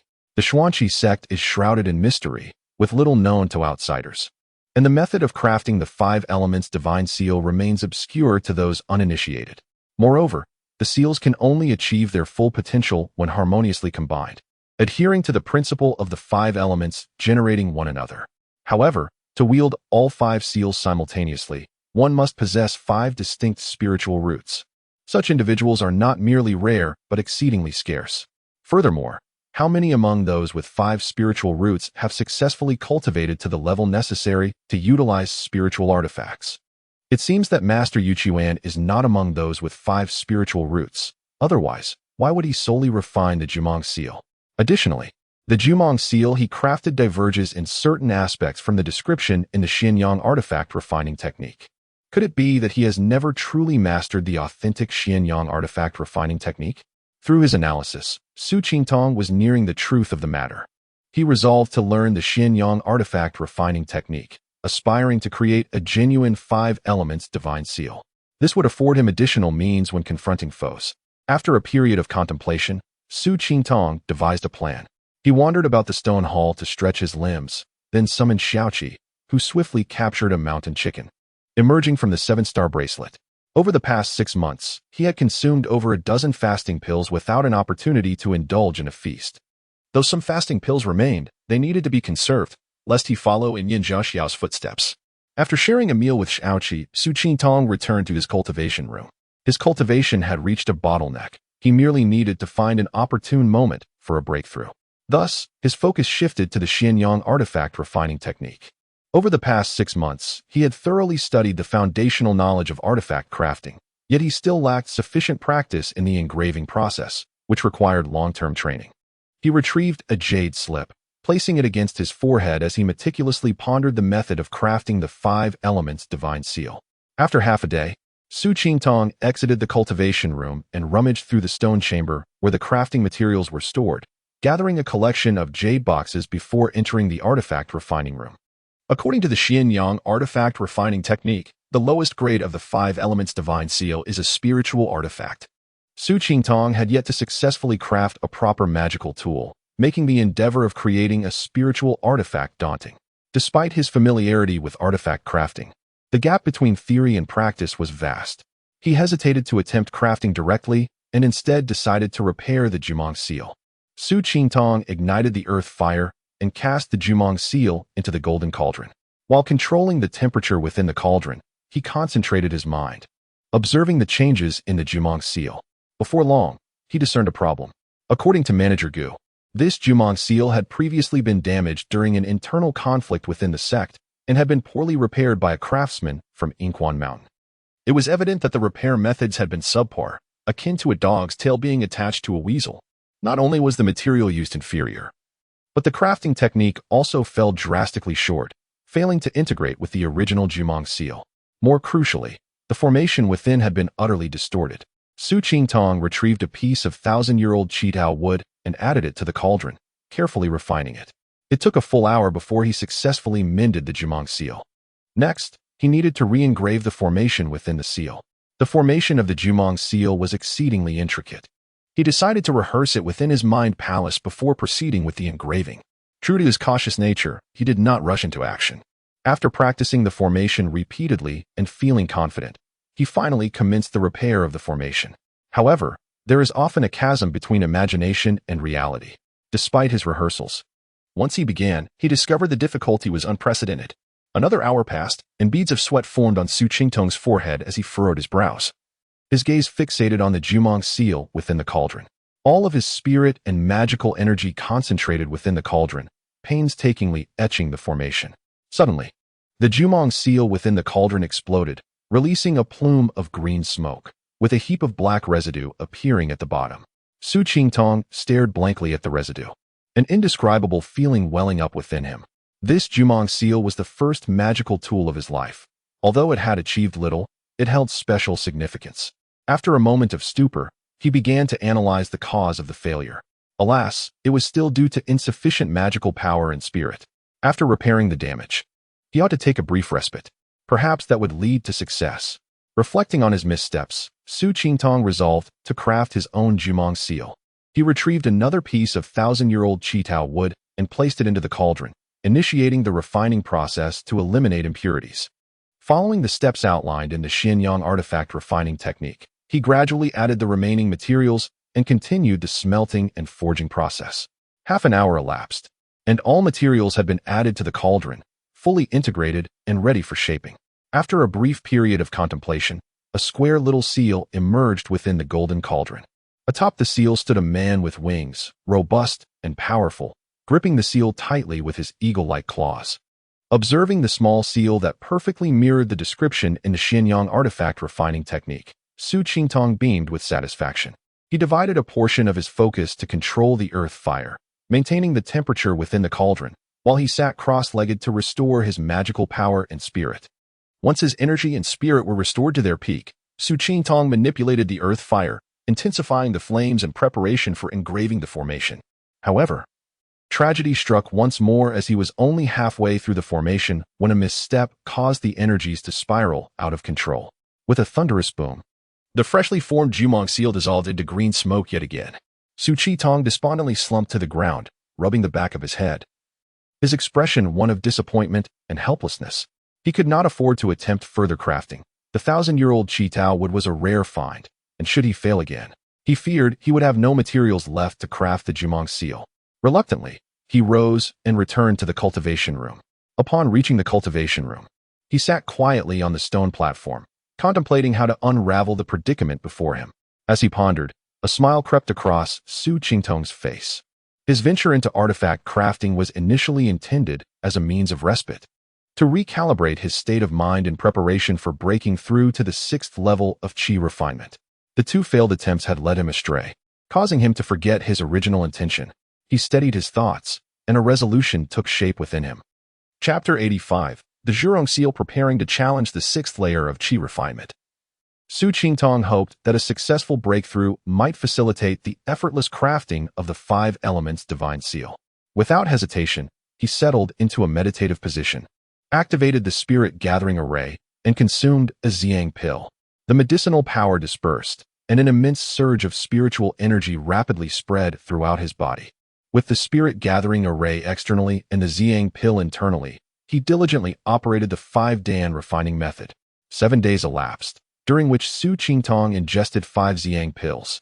His body could no longer accommodate any more spiritual energy, yet he continued to channel the 5-Dan refining method. On the 8th day, with a resounding boom, Su Qingtong broke through to the 6th layer of Qi refinement. Following the breakthrough, he remained unmoving, continuing his meditation for another half-month until his 6th layer cultivation was thoroughly stabilized. Upon introspecting his dantian, he noticed that the seed of his Tao heart had enlarged significantly. Surrounded by swirling 5-colored spiritual power, he sensed a considerable enhancement in his spiritual consciousness, estimating that it now rivaled that of a practitioner at the 9th layer of Qi refinement. With his cultivation heightened, Su Qingtong turned his thoughts to the 5 elements divine seal. He exited the spirit gathering array and made his way to the artifact refining room. Seated himself before a golden small cauldron, and began to contemplate the crafting of the 5 elements divine seal. With the millennium-old Qitao wood dwindling in supply, he could not afford to take risks with the creation of the Junmang seal. After a thorough search, he gathered the materials, 2 portions of the Xianming seal, 4 portions of the Zhurong seal, 3 portions of the Russia seal, and 2 portions of the Huda seal. As the materials for the Zhurong seal were the most abundant, he resolved to commence with its crafting. Su Qingtong meticulously contemplated the refining process in his mind, including the purification of various materials, the smelting sequence, and the method of fusion. Finally, he rehearsed the formation's inscription within his mind's eye, recognizing that this step was crucial. The success and potency of the Zhurong seal depended on the final inscription. Thus, he dared not be negligent. After preparing for over 20 days, he gathered his resolve and initiated the crafting of the Zhurong seal. Learning from the failure of the Junmang seal, combined with his elevated cultivation, this time the refining proceeded remarkably smoothly. Within less than 2 hours, a small, fiery red seal emerged in the cauldron. This seal was identical in size to the previous Junmang seal, but differed in color and design. The Zhurong seal featured a semi-nude man with flaming red eyebrows and hair, his hair billowing upward like flames, holding a lihua staff in his right hand. Su Qingtong steadied his mind, managing the flames to maintain the cauldron's temperature while taking a moment to rest and regain his strength. After an hour of rest, feeling revitalized, he summoned his spiritual consciousness and magical power to commence the inscription of the formation. He remained vigilant, as there was no immediate danger, immersing all his focus into the small cauldron. 1 hour passed, then 2, until 5 hours later, Su Qingtong finally completed the inscription of the Zhurong seal.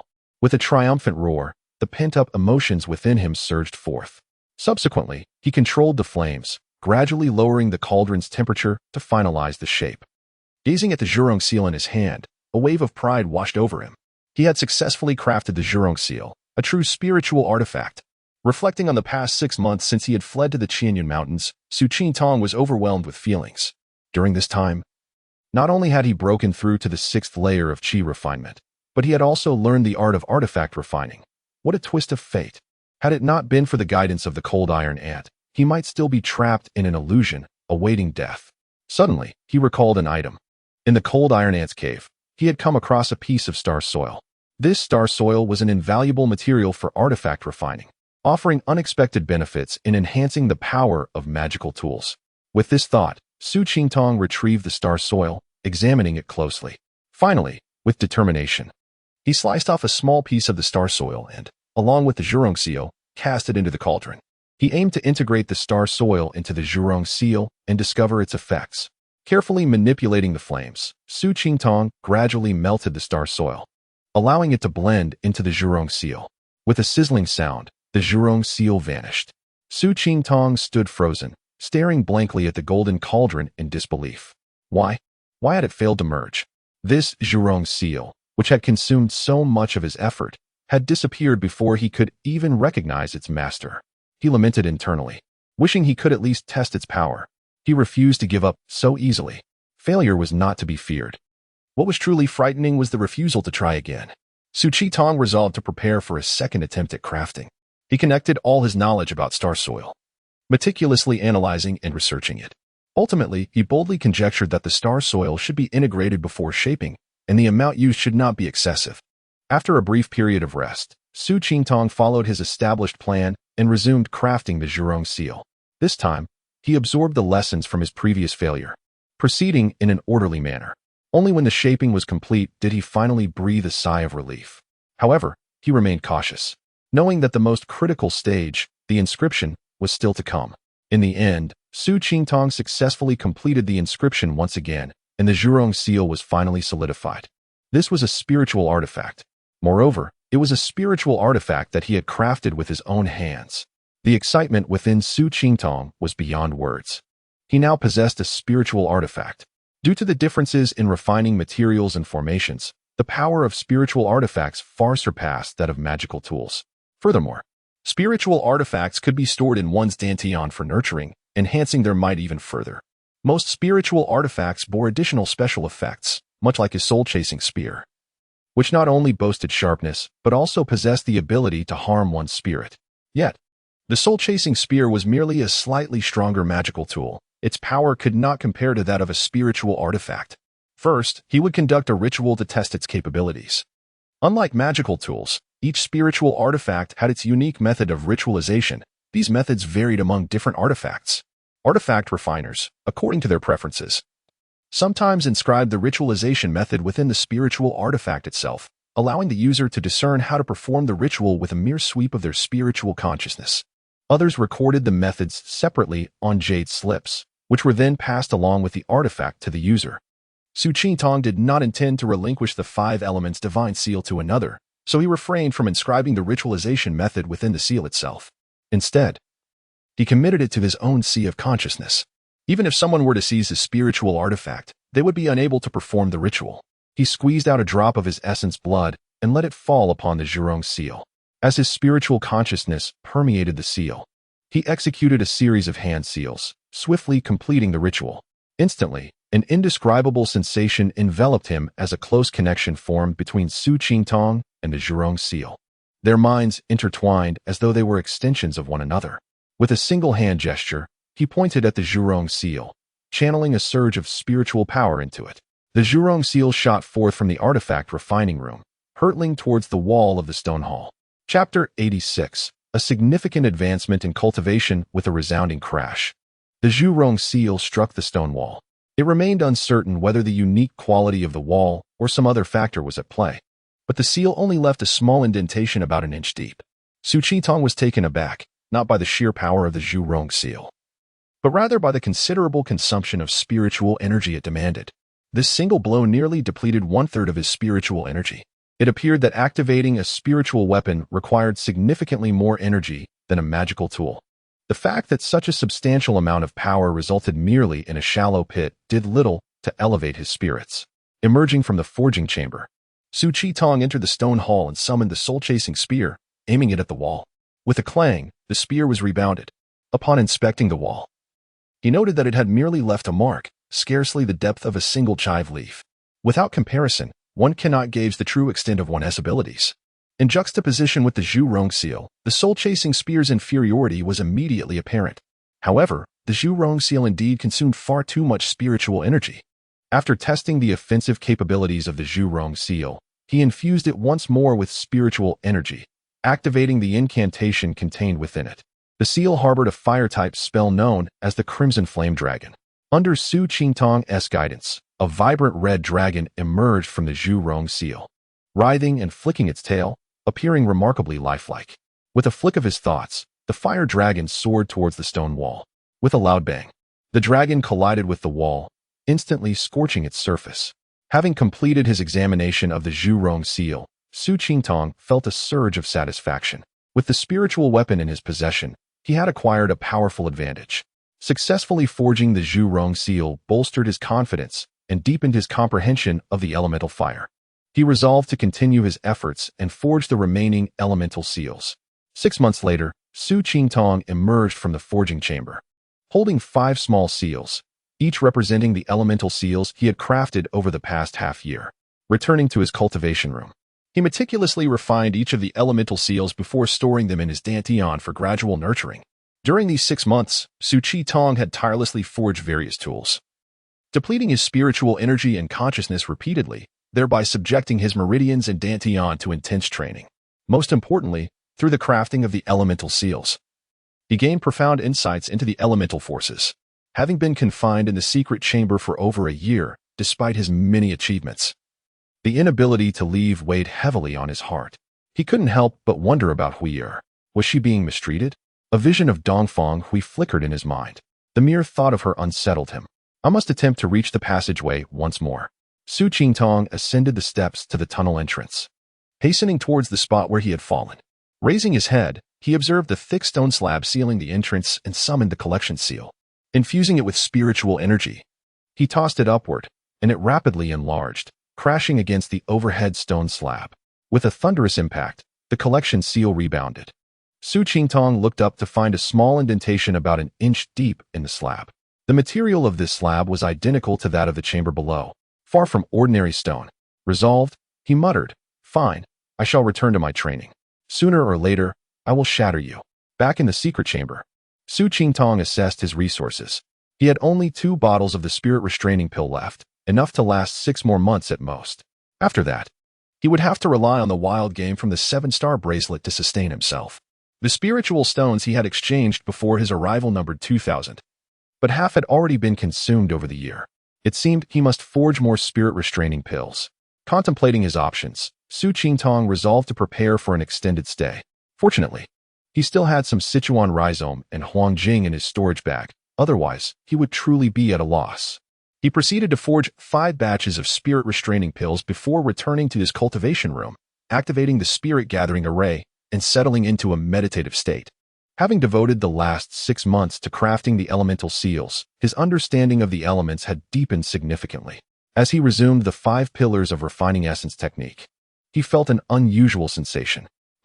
Why does the operation of the 5 pillars of refining essence feel much smoother now than before? Could it be that my understanding of the elements has progressed further? He attuned himself to the flow of spiritual energy within his body and confirmed his suspicions. The 5 types of energy were distinctly separate yet harmoniously coexisting. His consciousness drifted alongside the energy, ultimately reaching the Dantian. Suddenly, Su Qingtong noticed an intriguing phenomenon. The 5 colored energy spheres that had previously surrounded the seed of his Tao heart had completely separated. The red energy orb circled the Zhurong seal, while the white orb revolved around the collection seal. These 5 small seals orbited the Tao heart. Su Qingtong observed for quite some time as the energy spheres revolved around the seals, which in turn revolved around the Tao heart. This motion seemed to possess a certain rhythm, an ineffable mystery. Time flew by, and before long, a year had passed. Su Qingtong had been trapped in the secret chamber for 2.5 years. One day, as he sat in meditation, he opened his eyes. He had been in seclusion for a year, during which his cultivation had reached the pinnacle of the 6th layer of qi refinement, and his appearance had transformed. His physique had become more statuesque, with flowing hair cascading past his shoulders, and beneath his sharp brows, his eyes shone with clarity and wisdom.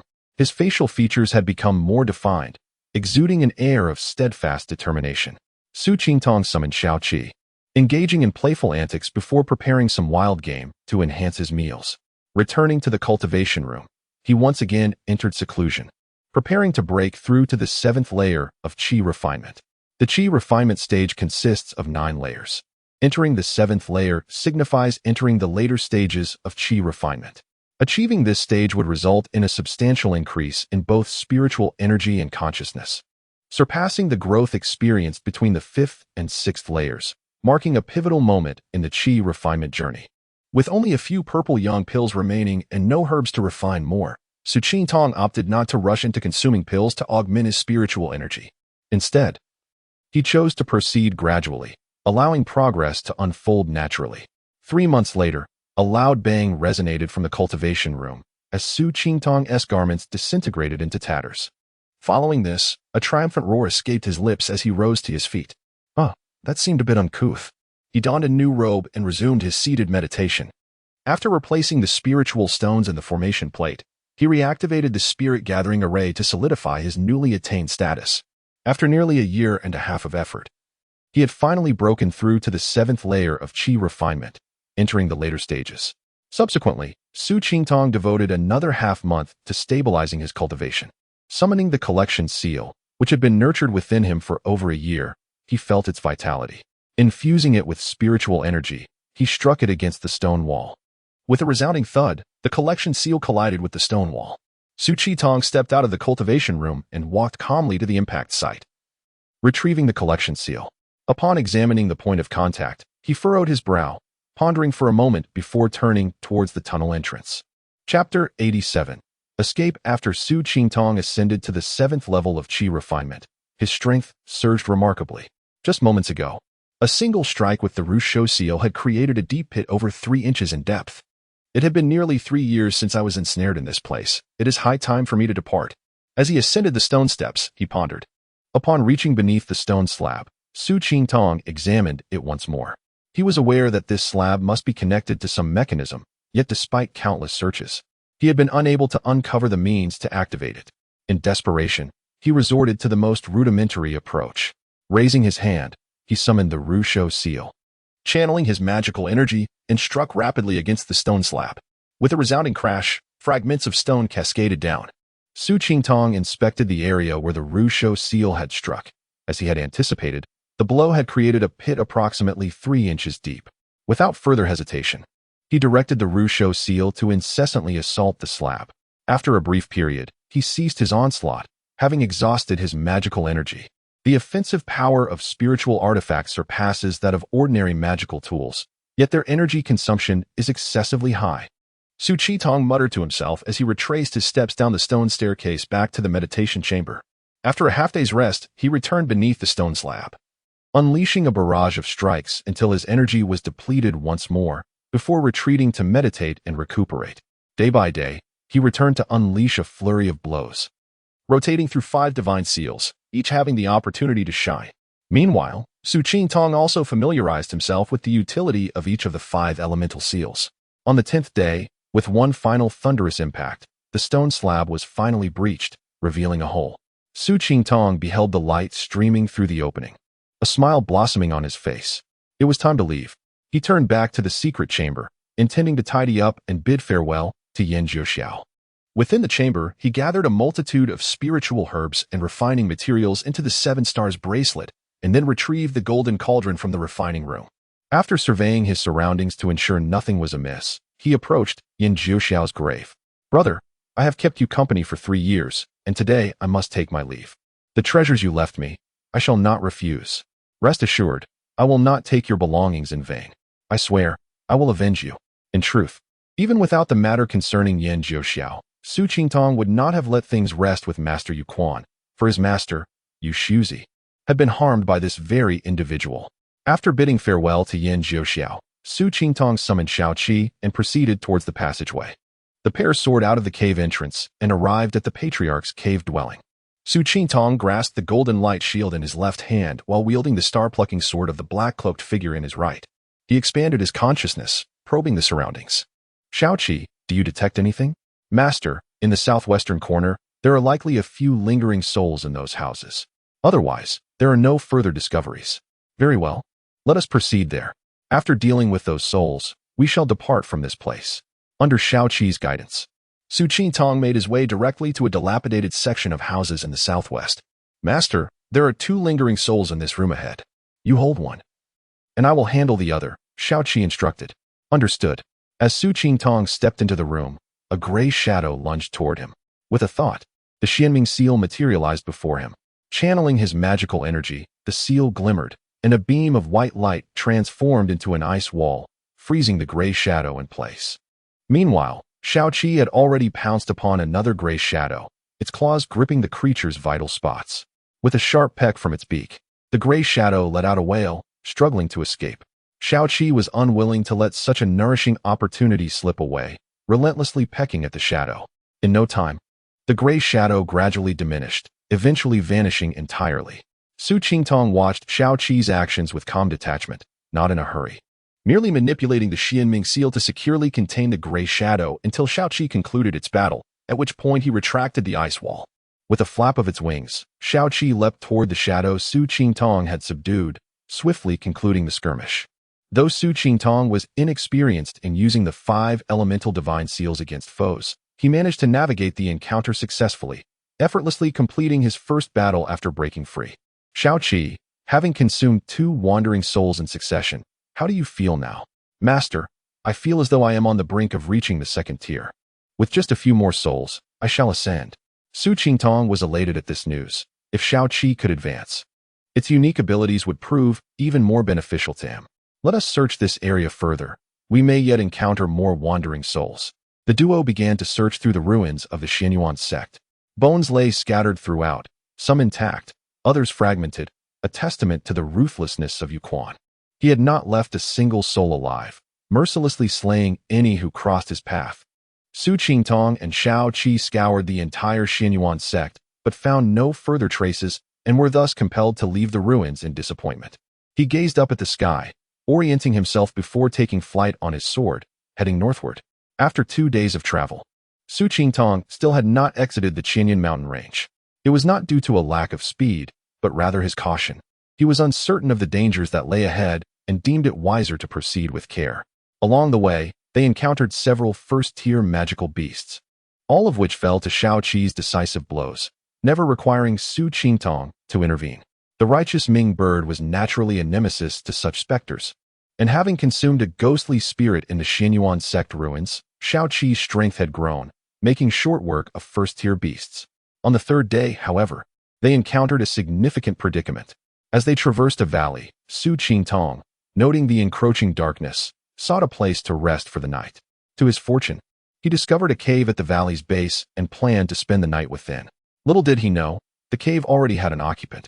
The cave's master was none other than a ghoul that had awakened its own intelligence. Similar to the corpse specters, ghouls are reanimated corpses that undergo a transformation, gaining sentience and the ability to move. The lowest tier of the corpse transformation clan is the corpse specter, followed by the ghoul. They cultivate using the energies of the underworld while favoring the consumption of young energy-laden substances, particularly the bodies of young boys. The ghoul Su Qingtong encountered was nearly as powerful as a foundational cultivator, comparable to the pinnacle of qi refinement at the 9th level. Initially, he had no intention of provoking the ghoul, yet his youthful essence drew the creature's attention, compelling it to pursue him relentlessly. My intentions were not to disturb the moon, yet it seems the moon illuminates the gutter. Since negotiation is impossible, I must take action. Su Qingtong summoned the golden light shield for protection and wielded his flying sword against the ghoul.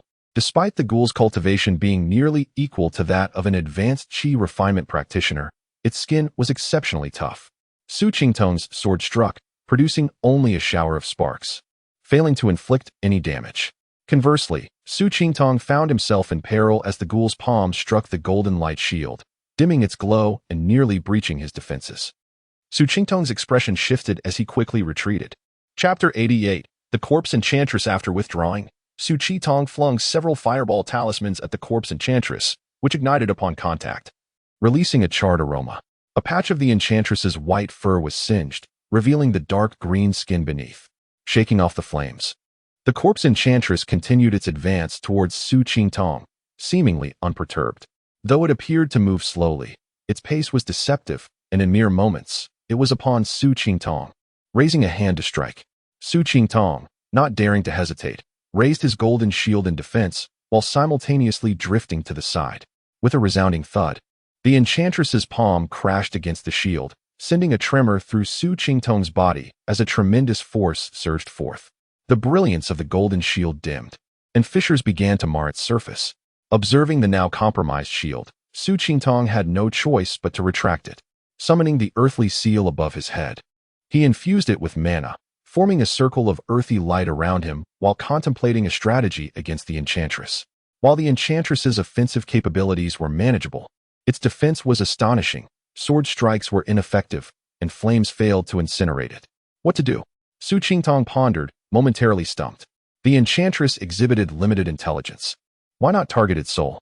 With this thought, he summoned the soul-chasing spear, directing its dark shaft, adorned with a hint of starlight, towards the Enchantress's head. Just as the spear was about to pierce, Su Qingtong willed forth a phantom spear tip that shot from the spearhead, plunging directly into the Enchantress's cranium. Having executed this maneuver, Su Qingtong concentrated his mental energy to prepare for a follow-up strike. However, contrary to his expectations, the Enchantress remained unchanged, relentlessly advancing towards him. Su Qingtong found himself bewildered. How could he proceed when all his attempts posed no threat to the Enchantress, leaving him in a state of vulnerability? Xiaoqi, do you have any suggestions for dealing with this Enchantress? Xiaoqi paused before replying. Master, the Enchantress lacks a soul. Striking its head is futile. Its consciousness resides within the corpse crystal in its chest. If you can shatter its chest, I may consume the crystal. All right, I shall attempt it. Remain prepared. With newfound knowledge of its weakness, Su Qingtong felt considerably reassured. He redirected the soul-chasing spear towards the Enchantress's chest. The spear struck with a clang, penetrating only half an inch before halting, seemingly obstructed by the Enchantress's formidable bones. Su Qingtong thrust several more times, each attempt only managing to break the surface skin without deeper penetration. At this juncture, Su Qingtong's mana had dwindled significantly, and the simultaneous management of the earthly seal and the spear left him somewhat drained. He rummaged through his storage pouch, discovering only 5 purple sun pills remaining. Given the urgency of the situation, he could not afford to be frugal and promptly consumed one, feeling his inner energy surge back. Without delay, he retracted the soul-chasing spear and summoned the gathering seal. This divine seal possessed exceptional penetrating abilities, having previously enabled him to clear the stone slab blocking an exit within a secret chamber. Infusing the gathering seal with mana, Su Qingtong swung it towards the enchantress's chest, conjuring a white, pointed phantom that embodied the seal's armor-breaking technique. With a decisive pop, a hole was ripped into the enchantress's chest, eliciting a shriek as it reached for the newly formed opening. Shao-Chi, strike now. Receiving the command, Shao-Chi darted forward with lightning speed, reaching the enchantress's chest just as it grasped the gathering seal. Before the enchantress could hurl it away, Shao-Chi extended its beak, plunging it into the wound. The enchantress emitted a piercing wail, attempting to swat Shao-Chi away. However, with a swift flap of its wings, Shao-Chi retreated to Su Qingtong's side, clutching a grayish crystal in its beak. The enchantress, having lost the crystal, staggered momentarily before collapsing to the ground. Su Qingtong stared at the fallen figure, momentarily dazed before recovering. Shao-Chi, is it dead? The crystal is in my possession. It cannot be more dead. Oh, what is this crystal? The corpse crystal is the essence of the enchantress, the birthplace of its consciousness. I am unaware of its specific uses, but master, it is a potent supplement for me. I humbly request that you grant it to me. Shao-Chi, there is no need for such formalities between us. If it benefits you, take it. Su Qingtong agreed without hesitation upon hearing the crystal's significance to Shao-Chi. Master, I shall refine this within the 7 stars bracelet. When you next see me, I shall likely be transformed. Su Qingtong was elated, eagerly anticipating Shao-Chi's evolution.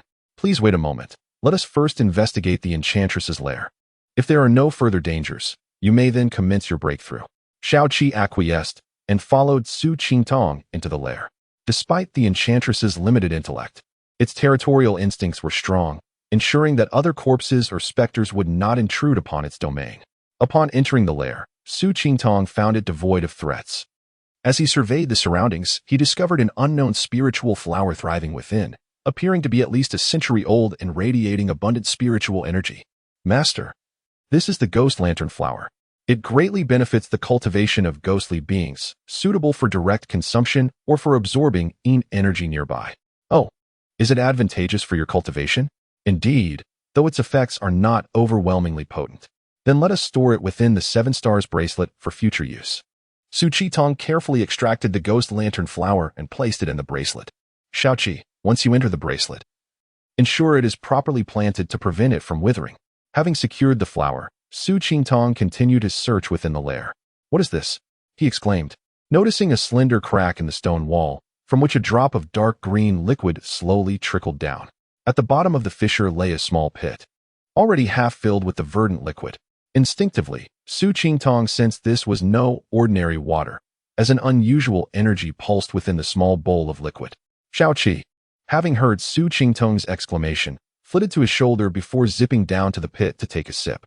Wow, master, this is the Yellow Springs Dew. Chapter 89, The Chai Brothers' Yellow Spring Jade Dew? Indeed, Yellow Spring Jade Dew is also known as jade nectar, found only in extremely lean places. It is my favorite sustenance. Upon hearing the words jade nectar, Su Qingtong comprehended its meaning. Records indicated that the Chongming bird relished jade nectar, but he was previously unaware of its nature. It turns out it was Yellow Spring Jade Dew. However, he had never heard of Yellow Spring Jade Dew either. Since Little Seven favors it, there's no need to hold back. Su Qingtong retrieved several jade bottles and collected all the Yellow Spring Jade Dew from the small pit, storing it within the 7 stars bracelet. He waited by the small pit for half a day, hoping to gather more, but not a single drop of Yellow Spring Jade Dew appeared. He had to give up. Little Seven, there is nothing of value here. Go into the 7 stars bracelet and refine that corpse crystal. If you still cannot advance, feel free to use the Yellow Spring Jade Dew and the Ghost Lamp Flower. Do not hesitate. After taking Little Seven into the 7 stars bracelet, Su Qingtong rested in the corpse demon's cave overnight. The next day, at the crack of dawn, he rose early, determined his direction, and flew toward Windy Valley. At midday, Su Qingtong finally emerged from the Thousand Cloud Mountains. He leisurely flew on his sword, contemplating how to recount his 3-year experience to his master upon returning to the sect. He was completely unaware that 2 yellow-clad figures nearby were conferring in hushed tones.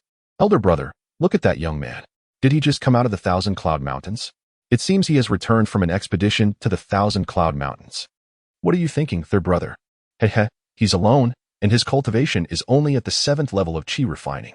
Yet, he dares to venture into the Thousand Cloud Mountains. He must possess some treasures. Now that he has arrived in the territory of our Chai family fortress, it is only right that he pays some protection fees. Chai-Hu, do not act rashly. This man exudes an extraordinary aura. I fear he is someone of importance. We should avoid provoking trouble. Elder brother, you are too timid. What kind of background could he have? Even if he is from Windy Valley, we have nothing to fear. Do not forget that second brother is a disciple of a Golden Core elder in Windy Valley. Besides, he may not even be a disciple of Windy Valley. As the two were still deliberating, Su Qingtong had already flown past them on his sword not far away. Upon seeing this, Chai-Hu, without waiting for his elder brother to speak, called out to Su Qingtong, "Greetings, fellow Taoist. Might I trouble you for a moment?" Hearing someone call him, Su Qingtong stopped and turned to look at Chai-Hu. Chai-Hu whispered to Chai-Yun, "Elder brother, watch for my signal and act accordingly." With that, he cupped his fist at Su Qingtong and said, "May I ask, fellow Taoist, are you coming from the Thousand Cloud Mountains?" As he spoke, he slowly approached Su Qingtong. Seeing this, Chai-Yun had no choice but to follow Chai-Hu towards Su Qingtong, but not alongside Chai-Hu. Instead, he positioned himself in a flanking formation. Observing the two men's peculiar behavior, Su Qingtong felt a sense of alarm and secretly prepared himself. He mentally connected with the Huta seal, ready to unleash it at any moment. He cupped his fist in return and said, "Indeed. May I ask what brings you two to stop me?" "Well, it is like this. My brother and I were wondering."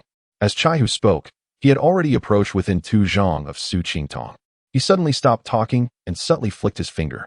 Suddenly, Su Qingtong sensed a hint of death. Without hesitation, he dodged to the side, and the Huta seal was instantly activated. Immediately, a yellow halo enveloped his entire body. After doing all this, he felt a sharp pain in his right ear. He reached out and touched it, and blood flowed down his cheek. Just as he was about to question them, a large axe descended from the sky, directly cleaving down. As if that were not enough, Chai-Yun, seeing Chai-Hu make his move, also summoned an octagonal purple-gold hammer and smashed it towards Su Qingtong. Su Qingtong fully activated the Huta seal, resisting the attacks of the axe and the hammer. With 2 loud bangs, the axe and hammer struck the Huta seal's light barrier. The light barrier only shook, but remained intact. A spiritual artifact. Elder brother, what did I tell you? This kid really does have good stuff. Enough nonsense.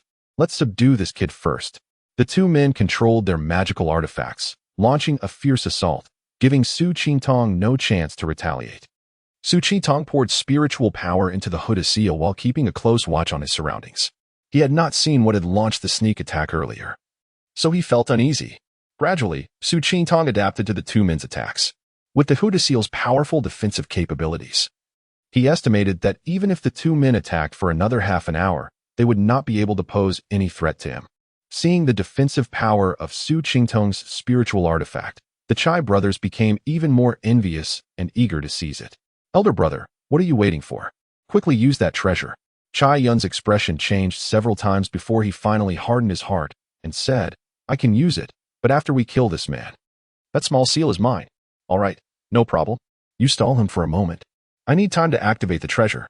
Su Qingtong, who had been watching the show, was taken aback by their conversation and thought, "Are you treating me like air? I have not retaliated because I wanted to see if you had any reinforcements. Just because I have not shown my might does not mean I am a pushover." Seeing the man wielding the hammer suddenly put it away and take out a talisman, Su Qingtong was greatly surprised. Was this the treasure they were talking about? However, when he took a closer look, he became uneasy. This talisman was unlike any he had seen before, with obvious fluctuations of spiritual power. Most importantly, ordinary talismans could be activated with a flick of the wrist. But this man was constantly forming hand seals and pouring mana into the talisman. Suddenly, Su Qingtong thought of something. A talisman treasure.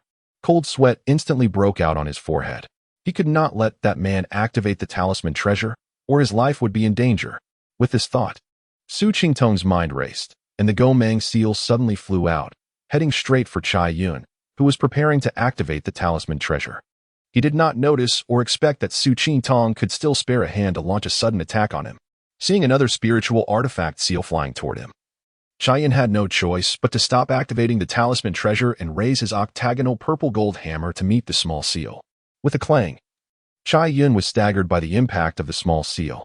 He was shocked that this man, who was already controlling one spiritual artifact, could still control another. However, what shocked him even more was that green vines emerged from the small seal, tightly entangling him. On the other side, Chai-Hu, seeing that his elder brother had been trapped by the opponent in a single exchange, panicked and hurriedly took out a jade token, said a few words, and crushed the jade token. As he was making these movements, Su Qingtong was not idle. A flying sword quietly arrived at Chai Yun's neck. "Fellow Taoist, please hold." Uft. Chai Yun's eyes widened as he watched the world begin to spin, and then he felt a thud before everything went black, and he knew nothing more. "Oh, no." Chai-Hu roared and turned to flee. Chapter 90. A life hanging by a thread. Having just taken 2 steps, Chai-Hu suddenly stood motionless. In an instant, a flying sword pierced through his back and emerged from his chest, unleashing a torrential spray of blood. His body slowly crumpled to the ground. Su Qingtong swiftly collected the storage bags of the 2 men, retrieved the fallen magical artifacts, and the talisman that had not been activated in time. Just as he was about to turn and leave, he noticed a glimmering light amongst the grass nearby. With a flick of his hand, a slender needle was drawn into his grasp. Without taking a moment to inspect it, he hastily stowed the needle away, casually casting 2 fireballs that reduced the 2 men to wisps of green smoke. He mounted his flying sword and departed in haste. Chai family fortress lay approximately 200 miles southwest of the Whispering Wind Valley, near the Qianyan mountain range. Within a large house in the fortress, the head of the family, Chai Jingde, sat meditating with his eyes closed. Suddenly, something fluttered before him like a butterfly. Chai Jingde extended his hand to catch it. A sweep of his divine sense caused his expression to shift dramatically. He sprang to his feet. "Who goes there?" A young man dressed as a servant hurriedly entered. "Master." "What are your instructions?" "None needed. I shall go myself," Chai Jingde declared, striding out of the room towards the Hall of Fate. Coincidentally, a blue-clad guard rushed forward, panic etched on his face. "Master, it's terrible. The life tokens of the eldest and 3rd young masters have shattered." Chai Jingde staggered, nearly falling. Steadying his mind, he clenched his teeth, his eyes wide with fury. Without hesitation, he drew a flying sword and soared eastward. Having killed the Chai brothers, Su Qingtong dared not linger in his flight, sensing an ominous presence drawing near. He urged his flying sword with all his might, hastening towards the Whispering Wind Valley. Meanwhile, Chai Jingde sped toward the site of the brothers' demise. Within half an hour, he arrived at the location of their fall, surveyed the area briefly, and pivoted northwest in pursuit. Su Qingtong had flown for over half an hour, entering the sphere of influence of the Whispering Wind Valley, and he felt a slight sense of relief. He slowed his pace, intending to replenish his spiritual energy. Suddenly, he sensed something amiss. Turning his head, he saw a shadow rapidly approaching him. This revelation filled him with dread. Without hesitation, he increased the flow of spiritual energy, propelling his flying sword to a meteoric speed as he sped towards the valley. "Stop. I have questions for you. I trust you not at all," Su Qingtong thought cynically, recognizing the familiar tone of the pursuer from earlier. Nevertheless, he did not slow his pace. Chai Jingde, observing that the figure ahead showed no signs of stopping, speculated that it was highly likely the individual responsible for the deaths of his sons. He quickened his pace, determined to close the distance. The 2 raced forward, one pursuing the other, until they could faintly see the Whispering Wind Valley ahead. "Just a bit longer and I can return to the sect. Then they will have no means to pursue me," Su Qingtong thought, yet he dared not slacken his speed. Chai Jingde, noting that the figure ahead was heading straight for the valley's entrance, began to harbor doubts.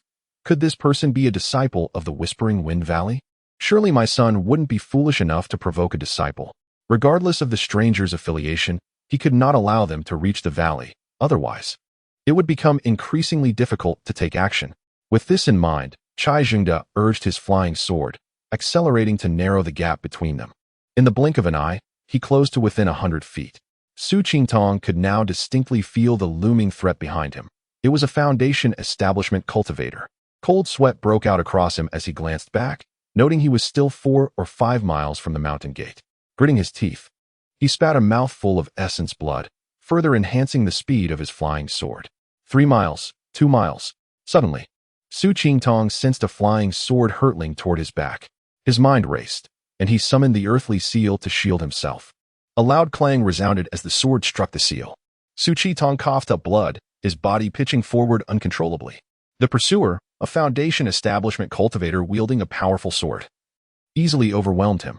Had he not practiced the heavenly fire body refinement technique, enhancing his physique beyond the ordinary, This blow would have incapacitated him, if not killed him. Unable to control his flying sword any longer, he stowed it away and sprinted towards the mountain gate on foot, the earthly seal hovering protectively above him, enveloping him in a yellowish light. Chai Jingda had not anticipated that the figure ahead possessed a remarkably potent defensive spirit artifact. His full-force attack had failed to subdue this chi-refining cultivator. He maneuvered his sword, continuing his pursuit of Su Qingtong. Su Qingtong harbored no thoughts of confronting him, focusing solely on his escape. With a sharp crack, the sword struck the light shield, dimming it momentarily before it began to dissipate. While it had not entirely thwarted the strike, it had absorbed much of its power. By the time the sword reached Su Qingtong, it was significantly weakened, yet it still left a 3-inch gash on his back, blood gushing forth and staining his pale robe crimson. My life is forfeit, Su Qingtong thought, agony surging through him as he gazed at the mountain gate, knowing he could flee no longer. Struggling to maintain his footing, he summoned the earthly seal back to shield himself, despair settling in as he trudged toward the gate. In his mind, the images of Dongfang Hui, his third senior sister, and his master, Yu Tianqing, flickered before him. With a resounding thud, the flying sword struck the earthly seal once more. Su Qingtong felt his insides churn as another mouthful of blood erupted from him, and he collapsed forward. Chai Jingda rushed to Su Qingtong's side, extending his hand toward him. Chai Fortress Master, do you not regard the Whispering Wind Valley at all? How dare you come to our gates and slay our disciples? A ghostly voice echoed from within the valley. Chai Jingda's outstretched hand froze midair, hesitating to descend. After a moment, Dongfang Jin emerged at the mountain gate, advancing slowly toward Chai Jingda with a frost-laden expression. Chai Fortress Master, what is your intention? Dongfang Elder, I did not know this person was a disciple of the Whispering Wind Valley. He has slain my 2 sons, and this grudge cannot go unavenged. How can you be certain he was the one who killed your sons? My son communicated with me, saying he encountered a powerful cultivator outside Qianyan Mountain who attacked him. Shortly after receiving the message, my son's life token shattered. I pursued him and only encountered this individual, who fled without a word, leading me to conclude he was responsible for my son's deaths. As Dongfang Jin pondered, another figure burst forth from the mountain gate, swiftly arriving at Su Qingtong's side. Chapter 91. The protective guardian. The individual who approached was none other than Su Qingtong's master, Yu Tianqing. Upon witnessing Su Qingtong injured and lying on the ground, bloodied and battered, Yu Tianqing wasted no time. With a swift motion, he summoned a dark golden staff and aimed it directly at Chai Jingda. Chai Jingda, taken aback, thought to himself, how can this person act without inquiry, attacking without hesitation? In a flurry, he conjured a spiritual energy shield to defend himself. Hold on, Tianqing. With a resounding thud, Chai Jingda's spiritual shield shattered like paper, and the dark golden staff struck him squarely in the chest. A mouthful of blood spewed forth as he was sent flying like a kite, with its strings severed. Dongfang Jin was caught off guard by Yu Tianqing's arrival, and even more so by his immediate aggression. Were it not for his timely intervention, Chai Jingda would have surely met a dire fate. Tianqing, this man is the head of the Chai family fortress and the father of your junior brother, Chai Long. Do not act rashly. Let us ascertain the truth before making any decisions. Yu Tianqing remained silent, fixing a furious glare upon Chai Jingda. He knelt beside Su Qingtong, tearing his clothing to provide rudimentary bandaging for his wounds, and then retrieved a medicinal pill, placing it in Su Qingtong's mouth. Meanwhile, Dongfang Jin aided Chai Jingda, tending to his injuries. After a brief moment, Su Qingtong slowly opened his eyes and, upon seeing his master Yu Tianqing, attempted to rise and bow in respect, only to be halted by Yu Tianqing. Qitong, what transpired? Su Qitong scanned the surroundings and noticed Dongfang Jin present. He managed a slight bow, saying, I pay my respects to the ancestor. He then glanced at Chai Jingda from afar, recognizing a resemblance to the 2 individuals he had slain, suspecting a familial connection. 3 years ago, I was pursued by assailants and fled to Qianyan Mountain, from which I finally escaped today. Upon leaving Qianyan Mountain, I encountered these 2 men. Su Qingtong recounted the events in full. Upon hearing this, Yu Tianqing's eyes widened in fury, pointing his dark golden staff at Chai Jingda. You, old man of the Chai family, not only condoned your son's murderous ways, but also dared to pursue my disciple and injure him at the entrance of my Yufeng Valley.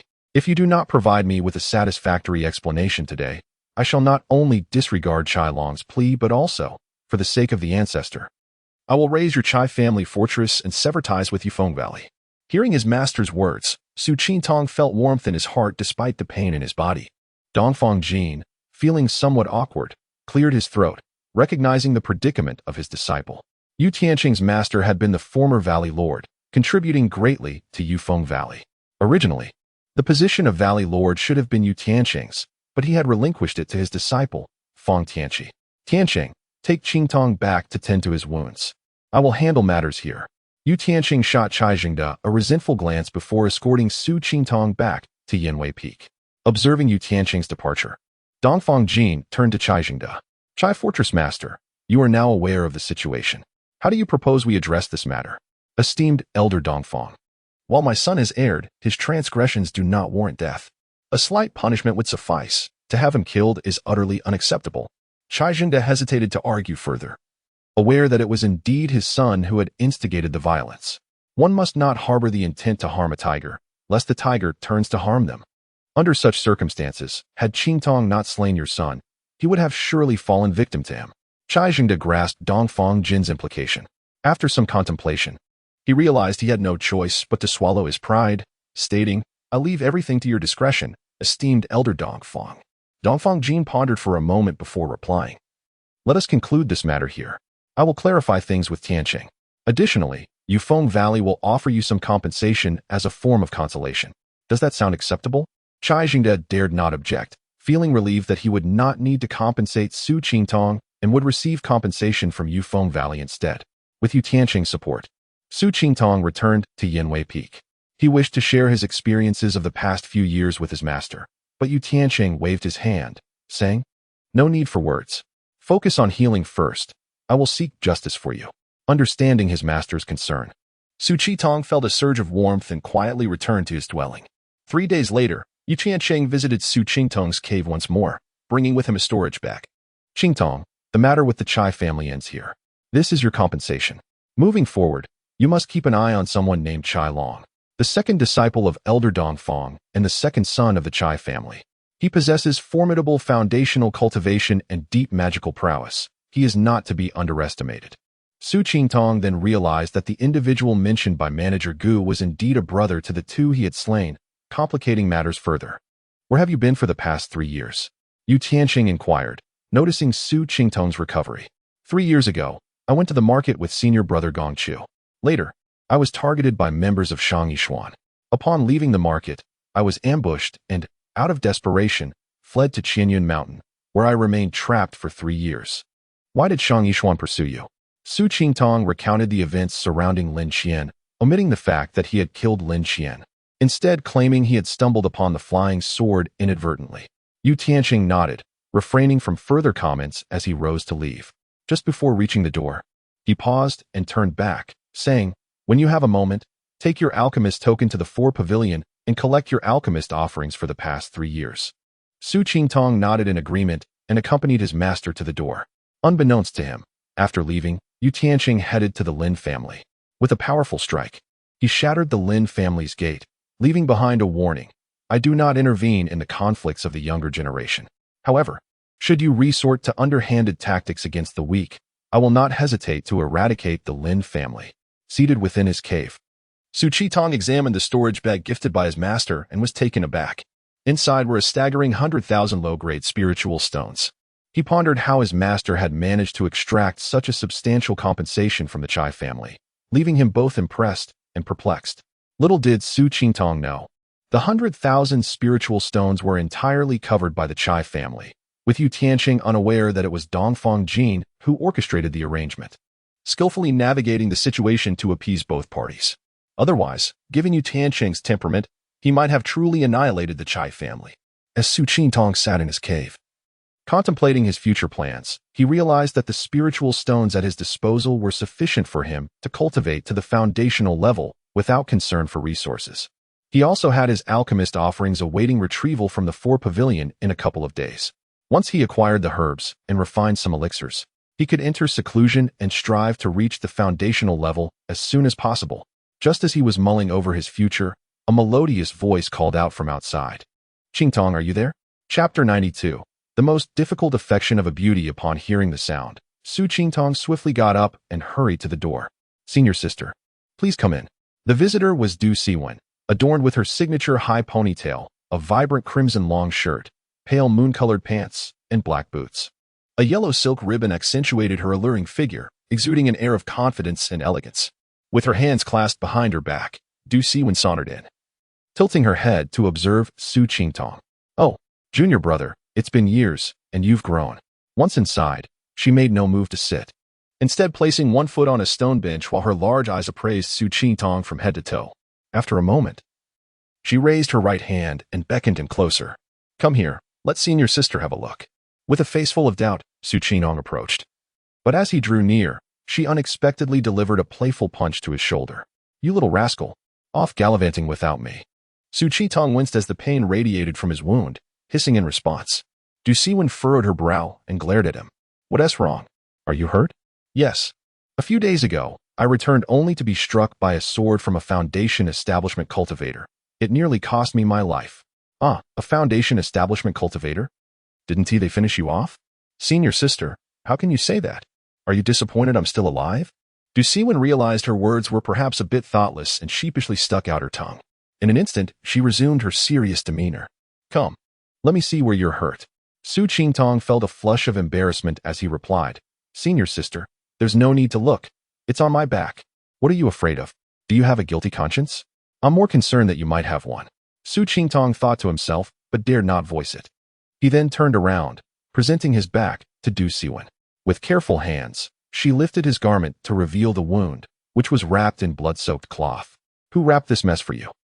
Senior sister, it was master who helped me bandage it. Su Qingtong hastily replied. Let us just forget this conversation, all right? Du Siwen carefully unwrapped the bandage, her eyes widening as she viewed the injury. Which old fool did this? I swear I'll give them a good beating.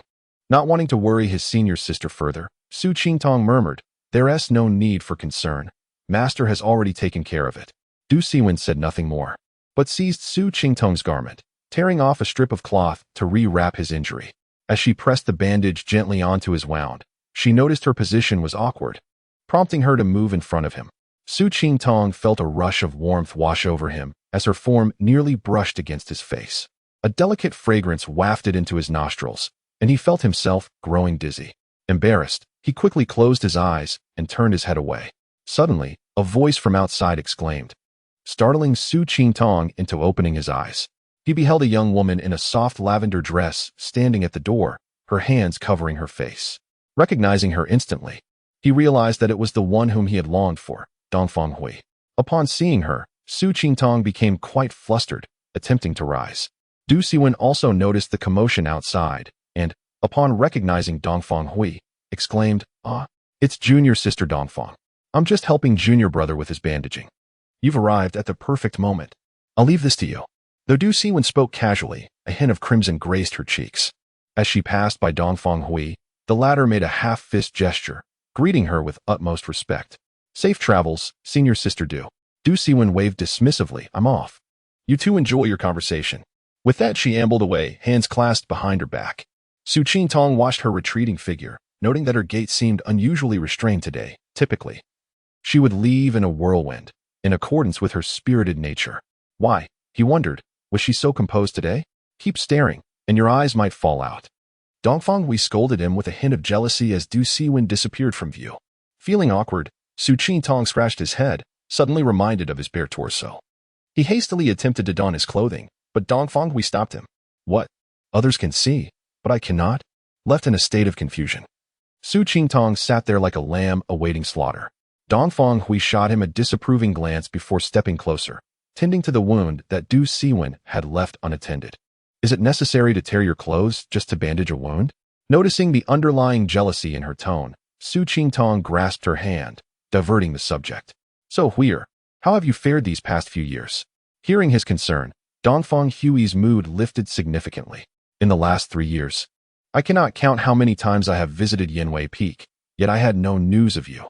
Meanwhile, you seem to be living carefree. Do you even know the agony of waiting? Seeing the gauntness in her face, Su Qingtong felt a pang of guilt and tightened his grip on her hand. Huier, I'm sorry. It was inconsiderate of me to leave without notifying you. After a moment of silence, she replied, This isn't entirely your fault. Blame your fourth senior brother for being so unreliable. He took you away and left you behind, returning by himself. I heard that senior brother Gongchu was severely reprimanded by your master and is now confined. Su Qingtong suddenly understood. No wonder he hadn't seen his fourth senior brother since returning. He had been grounded by their master. Your cultivation has reached the same level as mine. The 7th layer of qi refinement.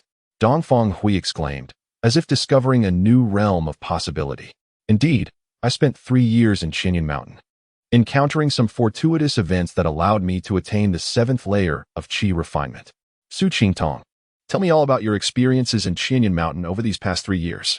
I was pursued by those from Shangyi and escaped into Qinyan Mountain, where I fell into an illusionary array. Thankfully, I encountered a swarm of cold iron ants. Su Qingtong recounted his 3 years in detail, describing the occasional thrilling encounters with ghostly spirits and corpse demons, but ultimately, his time had been relatively uneventful. Even so, Dongfang Hui reacted with gasps of surprise at his tales. After sharing his experiences, Su Qingtong turned the conversation back to her. Huier, how have you been during these 3 years? Have you faced any hardships? None. The ancestor treats me well, and my cultivation has also reached the 7th layer of qi refinement. I estimate that by next year's autumn examination for the sword discussion, I will reach the 8th layer. Dongfang Hui replied. Autumn examination for the sword discussion? Chapter 93. The gift of treasures. Suddenly, Dongfang Hui recalled that during the last autumn examination, Su Qingtong did not participate. And she explained, the autumn examination is a competition among the disciples within the sect, held once every 3 years, aimed at selecting inner disciples and elite disciples. The year after you left, the sect held an autumn examination. 20 outer disciples entered the inner sect, and 5 inner disciples became elite disciples within the sect. Oh, I see. Su Qingtong had no interest in such competitions. He was not worried about resources. Given ample time, he would break through to the foundation establishment stage within 10 years. However, seeing Dongfang Hui's excitement, he could not bear to dampen her enthusiasm. You must seize the time to cultivate diligently and strive for an early breakthrough. I will find time to help you forge 2 spirit tools. At that time, who could rival our Huier? Su Qingtong declared proudly. Who is your Huier? Dongfang Hui playfully retorted. Wait, you said you would forge spirit tools for me? You can forge spirit tools? Sort of. I'm not very confident, Su Qingtong admitted, feeling somewhat embarrassed. The two lingered for quite a while until dusk began to fall. And only then did Dongfang Hui reluctantly depart from Yanwei Peak. Su Qingtong watched her leave, his heart still brimming with sweetness. What are you staring at? Your beloved companion has already vanished. Du Siwen had somehow appeared at his side again. Su Qingtong felt his face flush at the remark and stammered, 3rd senior sister. Why have you come at this late hour? I wanted to hear about your experiences over the past 3 years, but that little girl interrupted. She exclaimed, Come on, let us go to your cave and tell me everything. 3rd senior sister, it's already so late. Let us talk tomorrow. Su Qingtong was somewhat intimidated by her fiery demeanor. No way. I want to hear it today. In the end, Su Qingtong could not refuse his 3rd senior sister and recounted his experiences over the past 3 years to her before she finally left. After resting in his cave for the night, Su Qingtong went to the market the next morning to collect his alchemist's stipend. Upon returning to his cave, he began seclusion.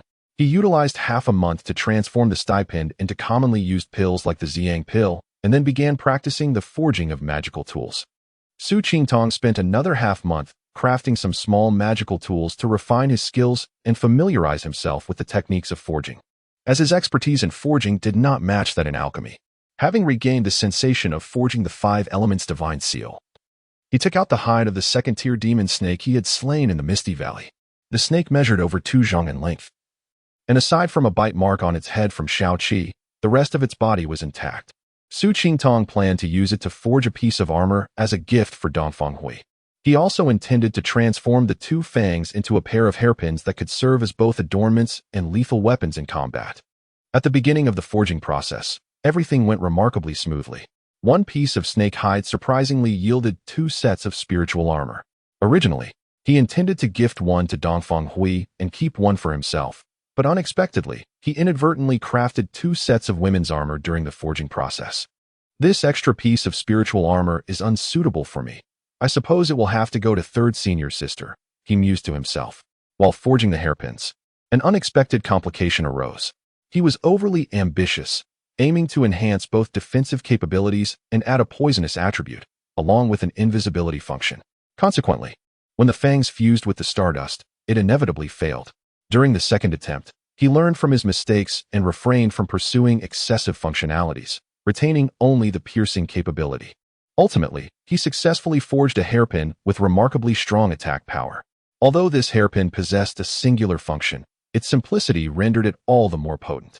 Testing it against his damaged golden light shield, Su Qingtong found that the shield was pierced effortlessly, akin to being made of paper.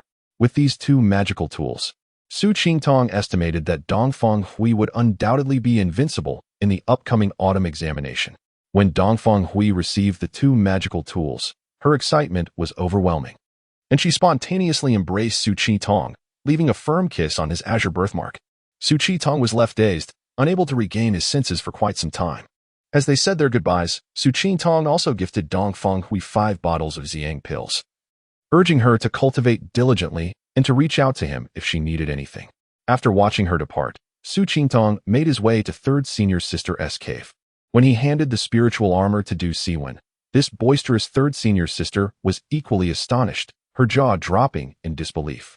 The typically fierce Du Siwen immediately expressed her desire to try it on, causing Su Qingtong to flee back to his own cave in a panic. Once back in his cave, Su Qingtong commenced his seclusion and cultivation. Now a second-tier alchemist and capable of forging, he lacked for resources. As long as he had sufficient time, he intended to reach at least the 9th layer of qi refinement before deciding whether to emerge from seclusion. However, often when one wishes for tranquility, trouble may arise. Less than 2 months into his seclusion, trouble found its way to him. One morning, while Su Qingtong was meditating and cultivating, a voice suddenly called out from outside, "May I ask if Su Qingtong is present?" Hearing his name, Su Qingtong reluctantly rose to open the door of his cave. Standing at the entrance was a man, appearing to be around 25 or 26, who introduced himself as a disciple from Tianju Peak. "I have long heard of your great name, Su Shidi, and today I am fortunate to finally meet you. My surname is Wang, and I am an inner disciple of Tianju Peak," the Wang disciple said, cupping his fists in greeting. "I have come today with a request. I have heard that you are adept at alchemy and would like to ask for your assistance in crafting 2 batches of Peiyuan pills. Of course, I will compensate you for your help, be it in spirit stones or contributions. It is entirely up to you." Su Qingtong was surprised to learn that he had gained such a reputation, and given the Wang disciple's courteousness, it felt inappropriate to refuse. Thus, he agreed to assist. After helping the Wang disciple forge the Peiyuan pills, it was not long before a female disciple from Lingyin Peak sought Su Qingtong's help to create a beauty pill. This female disciple, fearing rejection, not only brought ample materials, but also prepared the formula herself. Having never crafted a beauty pill before, Su Qingtong expended considerable effort researching the formula for several days before successfully completing it. However, he certainly reaped significant rewards from this endeavor, not only obtaining the formula for the beauty pill, but also accumulating a substantial number of contribution points. Over the following month, disciples frequently visited Su Qingtong to request alchemical assistance. Given the opportunity to earn contributions, Su Qingtong welcomed them all. By the end of the month, he had amassed over 200 contribution points, along with an assortment of additional refined pills, leading to considerable gains.